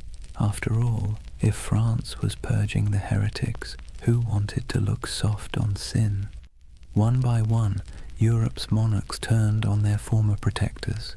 In England, Edward II hesitated at first. He actually liked the Templars, but papal pressure forced his hand. In Spain and Portugal, the order was dissolved and reborn under new names, with new insignia, to preserve their assets while appeasing the church. In Germany and Italy, their properties were quietly absorbed by the Hospitallers, rivals who had survived by being slightly less rich and slightly less suspicious. But in France, there was no mercy. The king's prisons overflowed with knights. Some recanted their forced confessions, and for that they were burned alive. Others were kept in darkness for years, their order formally disbanded by papal decree in 1312. As the walls closed in, Jacques de Molay remained calm. His life, by then, had been one long act of faith. He had fought in Outremer, negotiated with kings, and seen the fall of Acre. He knew what it was to lose everything. But this betrayal, this twisting of faith into a weapon, was something colder. He endured years of imprisonment, interrogation, and humiliation before being brought once more into public view. On March 18th, 1314, the king staged one final spectacle. Molay and 3 senior Templars were led onto a platform erected on the Ile de la Cité, a small island in the Seine, directly across from the royal palace. The crowd gathered in silence, expecting confessions and repentance. But instead the old man, gaunt, weary, his hair turned white in prison, stood tall and spoke words that would echo for centuries. He retracted every confession, declared the order innocent, condemned the lies, the cruelty, the injustice. The crowd gasped. The executioners hesitated.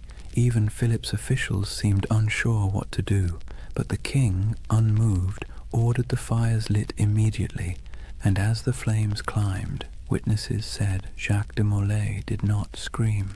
He stood, unmoving, until the smoke swallowed him.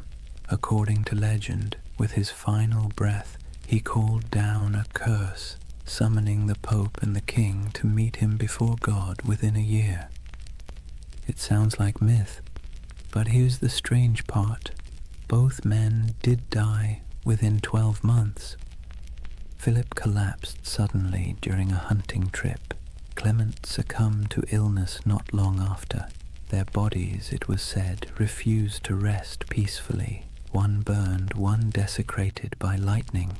History, for once, indulged in poetic justice, and so ended the Knights Templar, at least on paper. Their castles were seized, their treasure vanished, their order dissolved, but their legend, that refused to die. Whispers began immediately, of ships slipping away from La Rochelle under cover of night, carrying gold, relics, and sacred texts, of surviving knights who fled north to Scotland or vanished into the Alps, of secret brotherhoods, the Freemasons, the Rosicrucians, who claimed descent from the last guardians of the temple. It's hard to tell where history ends and myth begins. Maybe they're the same thing now, a story too powerful to stay buried. The fires of Paris went out, the ashes scattered. But in the imagination of every generation since, the Templars never stopped riding. Their red crosses still gleam faintly in the dark corners of our collective memory, where faith and conspiracy meet like 2 mirrors reflecting forever. Chapter 4. The Fall, the Curse, and the Immortal Legend. Take a deep breath and picture it again. Paris, 1314. The sun setting behind the grey spires, the river glinting like a blade, the crowd dispersing after the execution, their murmurs fading into the wind. For a moment, the city feels hollow. The flames have gone out, the smoke has thinned, and all that remains of the Knights Templar is the faint scent of burning oak and the whisper of rumour. It should have ended there, but history, like fire, has a way of smouldering long after the last spark dies. They say Jacques de Molay's final words were a curse. He called out from the pyre, summoning Pope Clement and King Philip to appear before the judgment of God within a year. The legend says his voice did not tremble. It carried through the crowd, past the walls of Paris, past the gilded windows of the royal palace, carried by the smoke as if heaven itself were listening. And then, as the flames consumed him, something strange happened. The air shifted.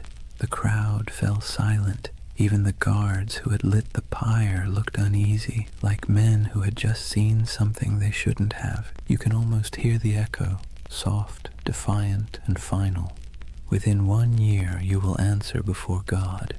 It's the kind of line that sounds too neat to be true. And yet, history, either by coincidence or poetic design, obliged.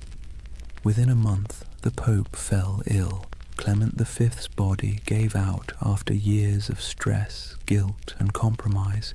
His corpse was placed in a monastery awaiting burial. But as if on cue, the monastery caught fire. The flames consumed the chamber, and the papal body, already lifeless, was said to have sat upright in the coffin, engulfed in flames, as though the curse had come to collect. Not long after, King Philip went hunting in the forest of Fontainebleau. A strong, healthy man, still in his 40s, he rode out in the crisp autumn air and never returned alive. Accounts differ. Some say he fell from his horse, struck his head, and lingered for days in agony. Others say he was seized by a sudden paralysis. Either way, the most powerful man in Europe died slowly, staring into nothing, as if haunted by something he couldn't see, and with their deaths, the curse of the Templars was born. It was a simple story. 2 men destroyed by the vengeance of a martyred knight, but it grew quickly. People whispered that France itself was doomed, that Philip's descendants, the Capetian line, would die out within generations, and, strangely enough, that too came true. Within less than 2 decades, all 3 of Philip's sons, each having worn the crown, were dead without heirs. The dynasty that had ruled France for centuries was snuffed out like a candle in a storm. The people of the time called it La Malédiction des Templiers, the Templar curse. To later generations, it became a parable, a warning about greed, corruption, and the strange persistence of divine justice. Of course, historians will tell you it was all coincidence, and maybe they're right. But that's the beautiful thing about history. It leaves just enough cracks for the imagination to pour through. When you close your eyes and think of those final days, it's not hard to believe that something larger was at work, a kind of cosmic balancing act, subtle and cruel. The Templars, who had built their order on discipline, loyalty, and faith, had been betrayed by those who claimed to uphold the same virtues. And perhaps, just perhaps, the universe took notice. Yet even as their bodies turned to ash, their legend began to breathe again. Within a generation, stories of the hidden treasure of the temple began to surface. Gold, relics, and ancient knowledge spirited away from France before the arrests. Ships loaded in secret at the port of La Rochelle, sailing west into the mist. Some claimed they vanished into Scotland, others into Portugal, and some said they crossed the ocean itself, centuries before Columbus, to lands unknown. The myth of the lost Templar fleet became the fuel for countless tales. Sailors swore that on stormy nights they'd seen ghost ships bearing red crosses on their sails, gliding silently across the waves. Monks whispered of secret vaults beneath cathedrals where the last Templars hid sacred relics, and among peasants and pilgrims alike a quiet belief took root. The Templars were not dead. They had merely gone underground, waiting for the world to be ready again. It was an idea too romantic, too mysterious to fade. The church had tried to erase the order's name, to burn their banners, melt their seals, and scrub their records. But the Templars had built something deeper than stone. They had built a story, one that couldn't be killed with fire or buried in royal decrees. And the story began to change shape. In the Middle Ages, people whispered that the Templars had discovered the Holy Grail beneath the ruins of Solomon's temple, that the treasure they carried was not gold, but knowledge, secret doctrines, ancient scrolls, perhaps even relics of Christ himself. These weren't just bedtime stories, they were expressions of longing for a lost wisdom, a purer faith, a world where the sacred and the powerful were one and the same. It's strange, isn't it? The church destroyed them for being too secretive, too independent, and yet that very secrecy made them immortal. The less we knew, the more we wondered. And wonder, as every myth-maker knows, is the soil in which legends grow. By the 14th century, the Templars were ghosts. By the 15th, they were saints of imagination. By the 18th, they had been reborn entirely, absorbed into the rituals of the Freemasons, who borrowed their symbols, their oaths, and their mystique. Masonic lodges across Europe adopted the Red Cross, the sword, and the language of brotherhood. In their dimly lit halls, among candles and geometry, men in powdered wigs whispered oaths not unlike those once spoken in Jerusalem. And in those flickering moments, the Templars lived again, not as soldiers, but as symbols.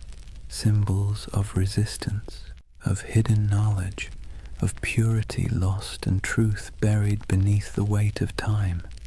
Somewhere along the way, their story stopped being about history at all. It became about us, about our hunger for mystery, our suspicion of power, our desire to believe that somewhere in the forgotten corners of time, the pure and the brave are still watching.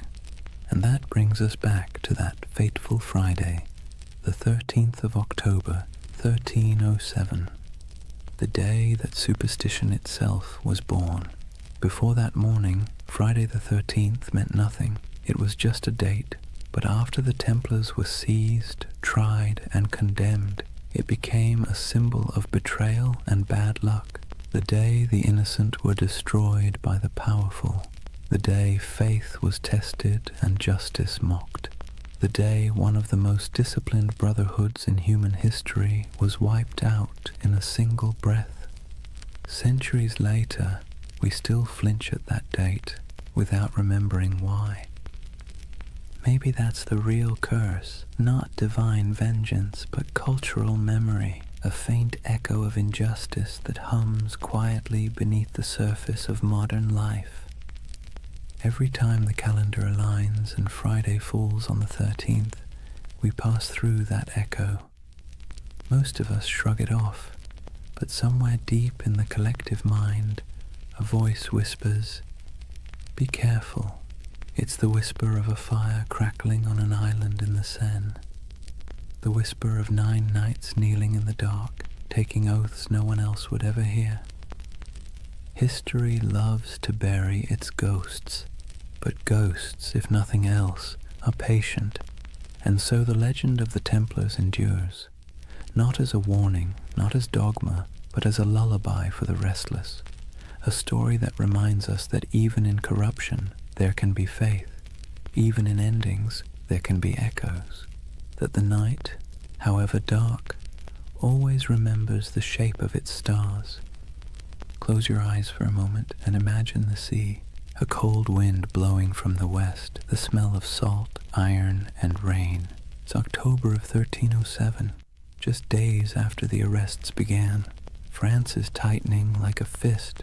Across the countryside, Templar commanderies, once bustling with horses, treasure, and prayer, now sit silent under royal seals. Soldiers ransack vaults, priests pore over ledgers, and the knights, those who survive the sudden sweep, vanish like smoke.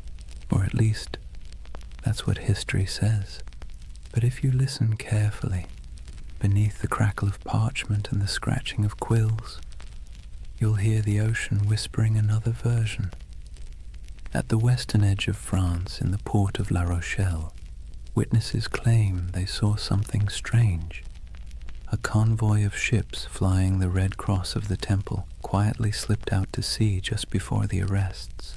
The official records say nothing, but rumors say otherwise. Some say the ships were loaded with gold, silver, relics, and documents, everything the order held sacred. Others say they carried only men, brothers who refused to die in chains. Either way, when the king's men arrived to confiscate the Templar fleet, the docks were empty. Every ship was gone, vanished into the grey Atlantic mist. Where did they go? That question has haunted historians for centuries. Some claim they sailed north to Scotland, where King Robert the Bruce, excommunicated by the church, might have welcomed the outlawed knights. Scotland, after all, was in rebellion. Its land was cold, rugged, and far from papal reach. It's said that on the eve of Bannockburn in 1314, the same year Jacques de Molay was burned, a small band of armoured riders appeared on the battlefield, carrying the Red Cross. They turned the tide against the English, then disappeared as swiftly as they came. Is it true? Probably not. But as every good myth knows, plausibility is optional when the imagination takes hold. Others believe the Templars went west, farther than any Christian ship had gone, that they reached the shores of Portugal, and from there, the New World itself, centuries before Columbus. In Portugal, after all, the Templar legacy is easy to trace. King Denis, who admired the order's discipline and skill, quietly rebranded them as a new brotherhood, the Order of Christ. Same men, same property, same goals, different name. Under that new banner, they built fortresses, trained explorers, and financed voyages. Centuries later, one of their spiritual heirs, a man named Prince Henry the Navigator, would launch the Age of Exploration, and the Red Cross of the Templars would appear again, painted on the sails of caravels bound for Africa, India, and beyond. You've seen it before, even if you didn't notice it. The ships of Columbus, the sails of Vasco da Gama, the Red Cross fluttering against the wind. A silent inheritance, passed from the knights who once guarded pilgrims to the sailors who remapped the world. And so, some say, the Templars never truly vanished. They evolved. They traded swords for sextants and Jerusalem for the horizon. But there's another theory, quieter, stranger, almost tender in its melancholy, that many of the surviving Templars simply went home. Imagine them. Men in their 40s or 50s, scarred from years of crusade, watching everything they believed in collapse.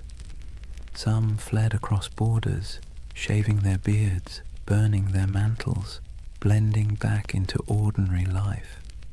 A few became monks in other orders.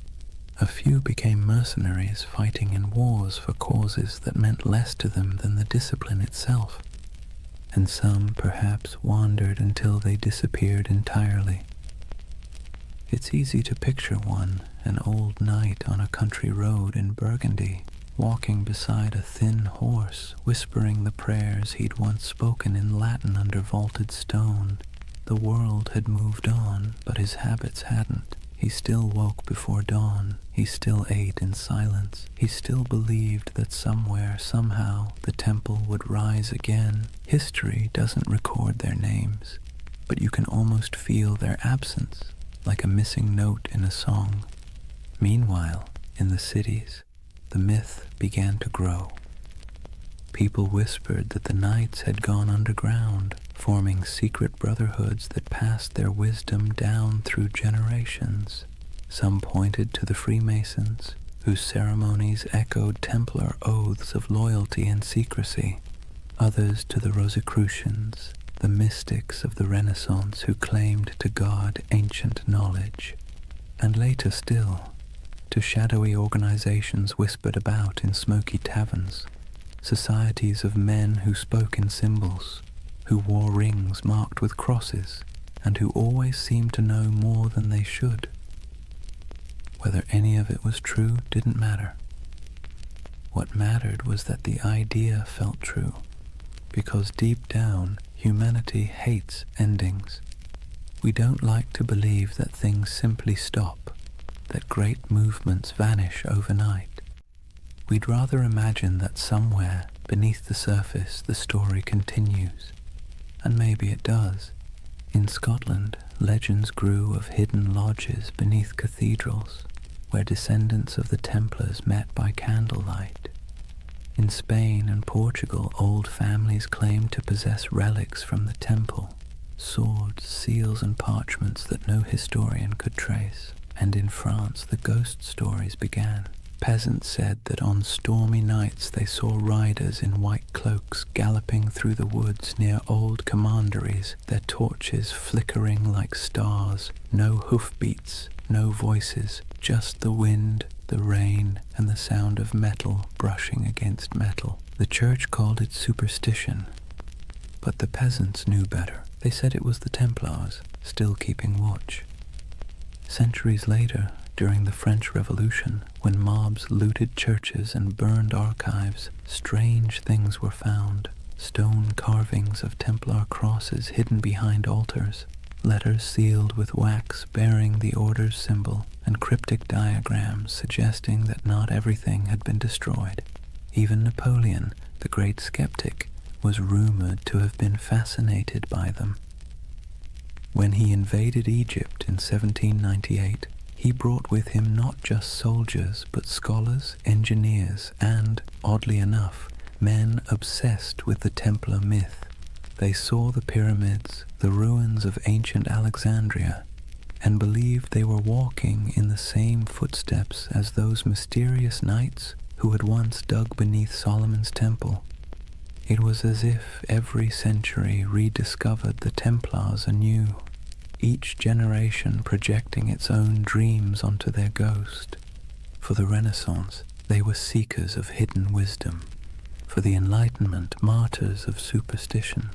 For the modern age, symbols of rebellion against authority. And through it all, their image never changed. White cloaks, red crosses, silent resolve. The perfect blend of purity and menace. That's the strange paradox of the Knights Templar. They began as humble monks sworn to poverty and ended as eternal figures of power. They were meant to defend faith but became symbols of doubt. They were destroyed for secrecy, and yet secrecy is what keeps them alive. When you trace their story from the ruins of Jerusalem to the myths of modernity, you realize that the Templars have become less a chapter of history and more a kind of mirror. Every age sees itself in them. Every conspiracy, every spiritual revival, every lost cause finds its reflection in their legend. Even today, their name is everywhere. Video games, novels, films, coffee brands, even insurance companies. The irony would probably amuse them. Men who once vowed to own nothing now sell everything. But perhaps that's fitting. The Templars were never just about religion or war. They were about the human need to believe in something that endures. And maybe that's why we can't stop imagining where they went. Not because we need the facts, but because we need the comfort of knowing that ideals, courage, loyalty, sacrifice don't just die with men. They drift, they adapt, they survive. So when you think of those ships sailing out of La Rochelle into the fog, try not to see them as fugitives. See them as dreamers, as the embodiment of a simple, quiet truth. That faith and mystery always find a way to escape the fire. Maybe they reached Scotland, maybe they reached the New World, or maybe they're still out there somewhere, beyond the horizon, sailing a sea that never ends. Imagine a cold dawn in Paris, 1307. The streets smell of smoke and fear. Bells toll somewhere in the distance, slow, heavy, deliberate. The king's guards march through the mist, their armor clattering like a death knell. Inside the stone halls of the royal fortress, a handful of exhausted men kneel before a tribunal. Their white mantles, once symbols of divine purpose, are now stained with dirt and tears. The red cross across their chests looks almost like a wound. These are the Knights Templar, the once unbreakable brotherhood now accused of heresy, blasphemy, and witchcraft. Their Grand Master, Jacques de Molay, stands among them. His face is gaunt, his hands tremble, but not from fear, from disbelief. Only a few years earlier, kings had begged for the Templars' loans, popes had blessed their missions, and merchants had trusted their vaults with fortunes. And now, The same powers that exalted them call them servants of the devil. Let's be clear, the charges were absurd. The Templars were accused of spitting on the cross during secret initiations, of worshipping a mysterious idol named Baphomet, a bearded head that supposedly whispered prophecies, of kissing each other's backsides as oaths of loyalty. It sounds like something invented by a drunk gossip trying to impress a tavern full of bored clerks. But in medieval Europe, rumor and heresy were as lethal as swords. Under torture, men confessed to anything, and King Philip IV of France, buried in debt to the Templars, knew that pain was cheaper than repayment. He wanted their treasure and their silence. So he ordered confession after confession until even the strongest broke. It's strange to imagine these were men trained to endure battle, to ride through sieges, to fight without sleep. And yet here they were, chained in dungeons, whispering prayers that turned into pleas. Some recanted immediately, others held firm until their bodies gave out. But through it all, one question pulsed beneath the surface like a heartbeat. Where is the treasure? Because according to legend, the Templars had amassed unimaginable wealth. Gold from Jerusalem, silver from Europe, relics from the Holy Land. They were bankers to kings, landlords to half of France, and custodians of secrets no one dared write down. When their order collapsed, that treasure simply disappeared. The official records show nothing. The king found empty vaults, the church seized estates, but no gold. And so the myth began. The missing Templar treasure has been called the most enduring unsolved mystery in medieval history. Over the centuries it's been found 1,000 times, in hidden tunnels under Paris, buried beneath Rosslyn Chapel in Scotland, locked inside the catacombs of Malta, even frozen beneath Nova Scotia's Oak Island, where fortune hunters have been digging for 200 years and still haven't hit bottom. Each theory begins the same way, with the night of October 13th, 1307, when those ships at La Rochelle sailed off into the mist. And each theory ends the same way, with an empty map and more questions. But maybe the treasure wasn't gold at all.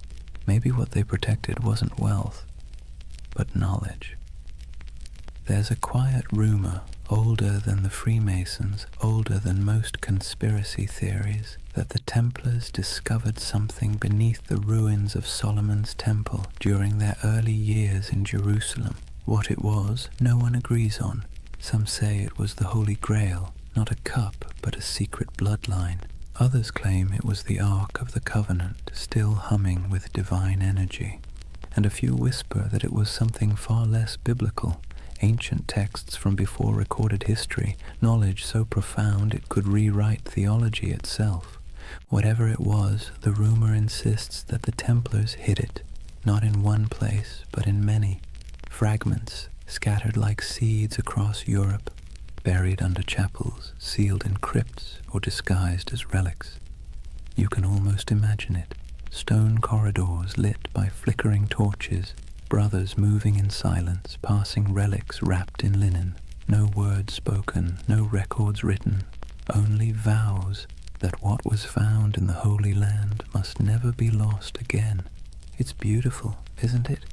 The idea that knowledge can be smuggled through time, that truth, like treasure, can survive corruption, fire, and forgetfulness. But let's pause, because the historian's mind has a way of ruining poetry. The truth is, most of what the Templars had was painfully ordinary. Farms, mills, vineyards, warehouses. Their treasure was bookkeeping. Still, the legend persists, because it speaks to something deeper, a yearning for meaning behind mystery.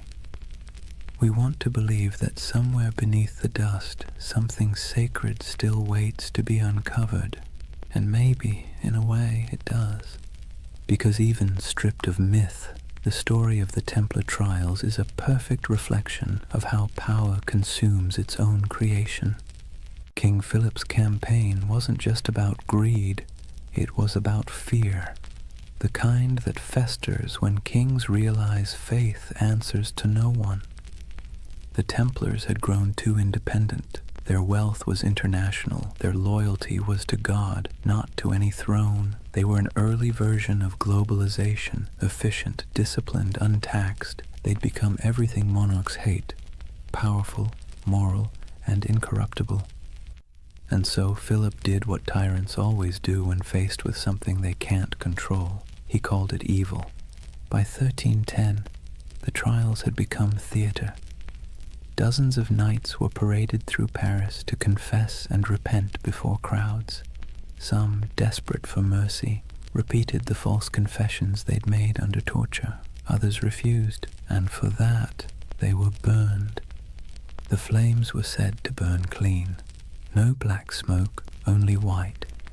People whispered it was the Holy Spirit taking their souls. Others said it was the wind carrying away the last truth the church dared not hear. But one man's death would outlive them all: Jacques de Molay, the Grand Master. In 1314, after 7 years of imprisonment, he was led to a small island on the Seine. The executioner tied him to the stake as the king's men watched. When asked for a final confession, de Molay refused. He looked at the crowd and spoke instead to the heavens. He declared that both the king and the pope, Philip and Clement, would soon answer before God for what they had done. It was less a curse than a statement of cosmic bookkeeping, but it landed like a thunderclap. Within a year, both men were dead, and so legend turned to prophecy. The curse of Jacques de Molay was born. In taverns, people whispered that the Templars had struck back from beyond the grave, that the king's line was doomed, and when Philip's dynasty collapsed within a few generations, the myth grew stronger. History remembers it as coincidence, but myth doesn't care for coincidence. It prefers poetry, and in that poetry, the Templars became immortal. Their treasure, whatever it was, became eternal. Their curse became their revenge. You can see echoes of it everywhere, in novels about secret codes and grail quests, in stories of lost bloodlines and hidden orders, in the fascination that still surrounds their name. Because deep down, the story of the Templars isn't just about power or faith. It's about loss. The loss of certainty, of purity, of something once believed to be incorruptible. And perhaps that's why it still hums beneath our collective imagination, because when we stare into history long enough, we start to see ourselves. The way faith becomes ambition, ambition becomes greed, and greed becomes legend. So maybe the real Templar treasure isn't buried in stone or sealed in vaults.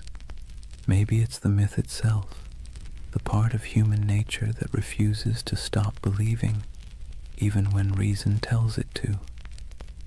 The belief that something holy might still be hidden under all this noise and dust, that even in ruin there's a secret worth protecting, and somewhere, under moonlight or memory, a ship still drifts through fog, carrying not gold, but the weight of a promise, the promise that no truth ever really disappears. It just waits to be rediscovered. Picture this, the flames dying down on that island in the Seine, the crowd dispersing into the night, their faces glowing with the reflected orange of what they'd just witnessed. And above it all, the black smoke curling toward the spires of Paris, drifting into legend. Jacques de Molay was dead, but his curse, if you believe in such things, had already taken root. The chroniclers of the time, even the cautious ones, couldn't ignore what happened next. Within months, Pope Clement V was dead of illness. Within a year, King Philip IV was thrown from his horse and died suddenly. No heirs, no fortune, no redemption. It was as if the fire had leapt from de Molay's pyre into the royal bloodline itself. Whispered superstition turned to conviction. The Templars had called down divine justice. And that's where history ends and myth truly begins, because after that day the Knights Templar ceased to exist in the record. Their castles were seized, their lands divided, their members absorbed into other orders or driven into hiding. But their name, their symbol, only grew stronger. You can destroy a building, you can hang a man, but you can't kill an idea that has already become a myth. Let's be honest. The world loves a good mystery wrapped in moral ambiguity. The Templars were the perfect storm, part saint, part sinner, disciplined yet secretive, blessed yet cursed. And so, century after century, their shadow kept resurfacing in new disguises. In medieval Germany, people whispered that the Templars had gone underground, literally tunneling beneath mountains to guard their hidden treasure. In Scotland, they were said to have joined Robert the Bruce at the Battle of Bannockburn, their white mantles glowing like ghosts as they charged across the misty fields. In Portugal, they supposedly rebranded as the Order of Christ, quietly sailing under new banners as Europe's age of exploration began. Everywhere they vanished, stories bloomed like ivy over old stone. By the Renaissance, artists painted them into allegories. By the Enlightenment, philosophers invoked them as symbols of reason suppressed by superstition. By the 18th century, they'd re-emerged again, this time whispered to be the ancestors of the Freemasons, the supposed keepers of ancient wisdom and architects of secret societies that shaped revolutions and empires alike. No proof, of course. But when has lack of proof ever stopped a good story? And then came the 19th century, a perfect breeding ground for myth. Romantics were obsessed with lost causes, fallen knights, and tragic purity. The Templars became literary gold. Poets wrote of their courage, novelists embroidered their rituals, and painters gave them halos of melancholy light. They became a mirror for every generation's anxieties. The pure few against the corrupt many, the dream of spiritual order in a chaotic world. And that's the secret ingredient to their immortality. Each age reshapes them to fit its own fears and fantasies. For the Victorians, they were noble martyrs. For the mystics, guardians of sacred geometry and alchemical truth. For the modern internet, they're either ancient aliens or early bankers. The spectrum runs from the sublime to the ridiculous, and somehow the Knights Templar fit perfectly into both. But why? Why them and not some other crusading order lost to time? Maybe it's because they sit right on the fault line between faith and doubt. They were monks with swords, believers who killed, poor men who became rich, holy men who served kings. Their contradictions make them endlessly recyclable, adaptable to whatever mystery you want them to represent. And let's be clear, people love contradictions. They feel human, they feel possible. The Templars are not gods or demons. They're a reflection of how ambition twists faith, how purity curdles into power, and how power always inevitably invites its own destruction. It's almost poetic that they were accused of worshipping a severed head, because in a way, that's what their legend became, a body without a leader, kept alive by imagination, headless but somehow still breathing. Let's drift for a moment to one of those places still whispered about, Rosslyn Chapel, Scotland. Built in the 1400s, long after the Templars' supposed end, it's a riot of stone carvings, angels, vines, strange geometric knots, and figures that seem oddly ancient. In the quiet of that chapel, with dust in the sunlight and the faint echo of distant hymns, you can almost believe the stories, that beneath its floor lies a vault, and in that vault lies a secret, one so profound it could change everything we know about history. But then again, maybe it's just a crypt, maybe it's just stone and shadow, and maybe that's the point, that the real magic of the Templars isn't what they left behind, but what we keep searching for. Even their curse, that famous curse of de Molay, wasn't a curse at all until later writers made it one. It was a final speech, a cry for divine justice, but humans can't resist dramatizing justice into vengeance. We want the universe to mean something, to balance the scales, so we turn dying words into cosmic verdicts, and over time, that became the mythology we know today. Friday the 13th, the day of the arrests, turned into a symbol of bad luck. Their crosses became icons of mystery. Their disappearance became proof of survival. It's all absurd, and yet strangely comforting, because buried within the fantasy is a wish that truth survives corruption, that goodness hides rather than dies, that somewhere there's still a secret order of noble souls keeping the flame alive in a world that's long gone dark. And who knows, maybe that's true, not in the literal sense, but in the sense that stories are secret orders. Each retelling keeps the memory alive. Each listener becomes an initiate, one more person who knows that once there were men who tried to turn faith into action and paid the price. So when you hear their name, the Knights Templar, maybe don't imagine treasure or curses or cryptic symbols. Imagine something quieter, a group of men kneeling under torchlight, making promises they could never keep but tried to anyway. Imagine their breath clouding in the cold air, their armor cold against their skin, their hearts probably as uncertain as yours or mine. And perhaps in that uncertainty lies their true immortality, because we don't remember them as saints or villains.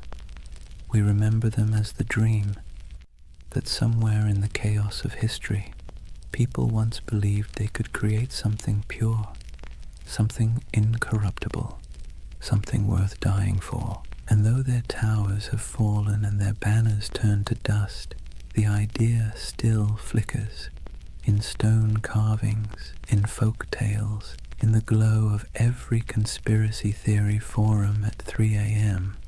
The Templars endure not because they were flawless, but because they were human. And humans have always dreamed of perfection, even as we fall short of it. So when you finally close your eyes tonight, imagine the world they left behind. Imagine the quiet after the fire, the soft sound of waves against forgotten shores.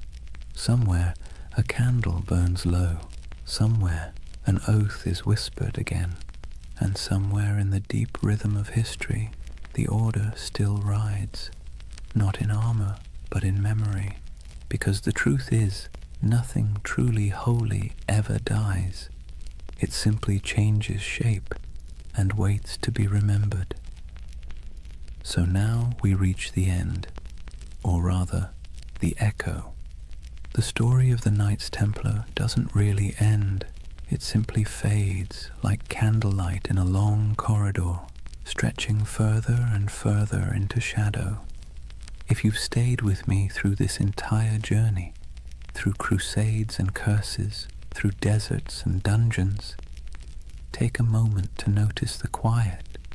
The world they built and the world they lost are both long gone, but the silence they left behind still hums with meaning. Imagine it, Europe asleep under frost, old cathedrals creaking with age, the moonlight brushing against statues of long-forgotten knights. In that stillness, you can almost hear them, the faint clink of armor, the whisper of prayer, the soft murmur of devotion and doubt braided together. because that's what the Templars really were. Not gods, not monsters, just men standing at the fragile intersection between the sacred and the human. They tried to build heaven with earthly tools, swords, stone, oaths, and hope. And like everyone who's ever reached too high, they fell. But falling doesn't mean failure. It just means the dream became too heavy for the age that held it. History loves to paint the Templars as symbols of greed, of purity, of secrets, of sin. But perhaps they were simply mirrors, reflecting what every civilization fears most. That no matter how powerful we become, or how righteous we think we are, time will eventually unmake us, fold us back into silence. And yet, the beauty is that silence isn't nothing. It's the space where memory lives, it's where myths breathe, and it's where you, right now, can find peace. As you drift, think of how strange it is that the same stones that witnessed their vows now lie beneath traffic, beneath cities, beneath centuries of dust. But if you look closely, the pattern is still there, in church floor tiles, in the geometry of modern skylines, in the lingering idea that faith, when coupled with discipline, can move empires. Every age finds its Templars, not in armor, but in conviction, not guarding pilgrims, but guarding truth, or art, or compassion, or whatever fragile thing seems worth defending in their time. Maybe you've been one of them without realizing it, someone trying to build something pure in a world that doesn't always reward purity. So tonight, as the story fades, let the noise of history recede behind you. The clash of swords, the whispers of betrayal, the long sermons and louder silences. Let them dissolve into the steady rhythm of your breath, because this is what remains when the myths fall quiet. A reminder that even the grandest empires, the greatest orders, and the most secret brotherhoods eventually return to stillness. And in that stillness, something eternal stirs, not banners, not blood, but the simple, persistent urge to remember that once humans dreamed of divine perfection, that they believed in sacred duty, that they tried, however imperfectly, to bridge the distance between heaven and earth. And maybe that's enough. If you close your eyes now, you might see them one last time, riding slowly into the horizon, the sun setting behind them, their white mantles glowing faintly in the fading light. No words, no music, just the sound of hooves in the sand, steady as a heartbeat. And then, quiet, the kind of quiet that carries centuries. So let the world of the Templars drift away. The wars, the treasures, the secrets, what's left is only peace, soft, steady, endless peace. Thank you for joining this journey through time, for wandering through cathedrals, deserts, and dreams. If you enjoyed this story and want to hear more journeys through history to help you sleep, please subscribe. And before you drift off completely, tell me what's keeping you up tonight. Maybe next time we'll dream through that too. For now, rest easy. You're safe. History will keep its secrets until morning. Good night.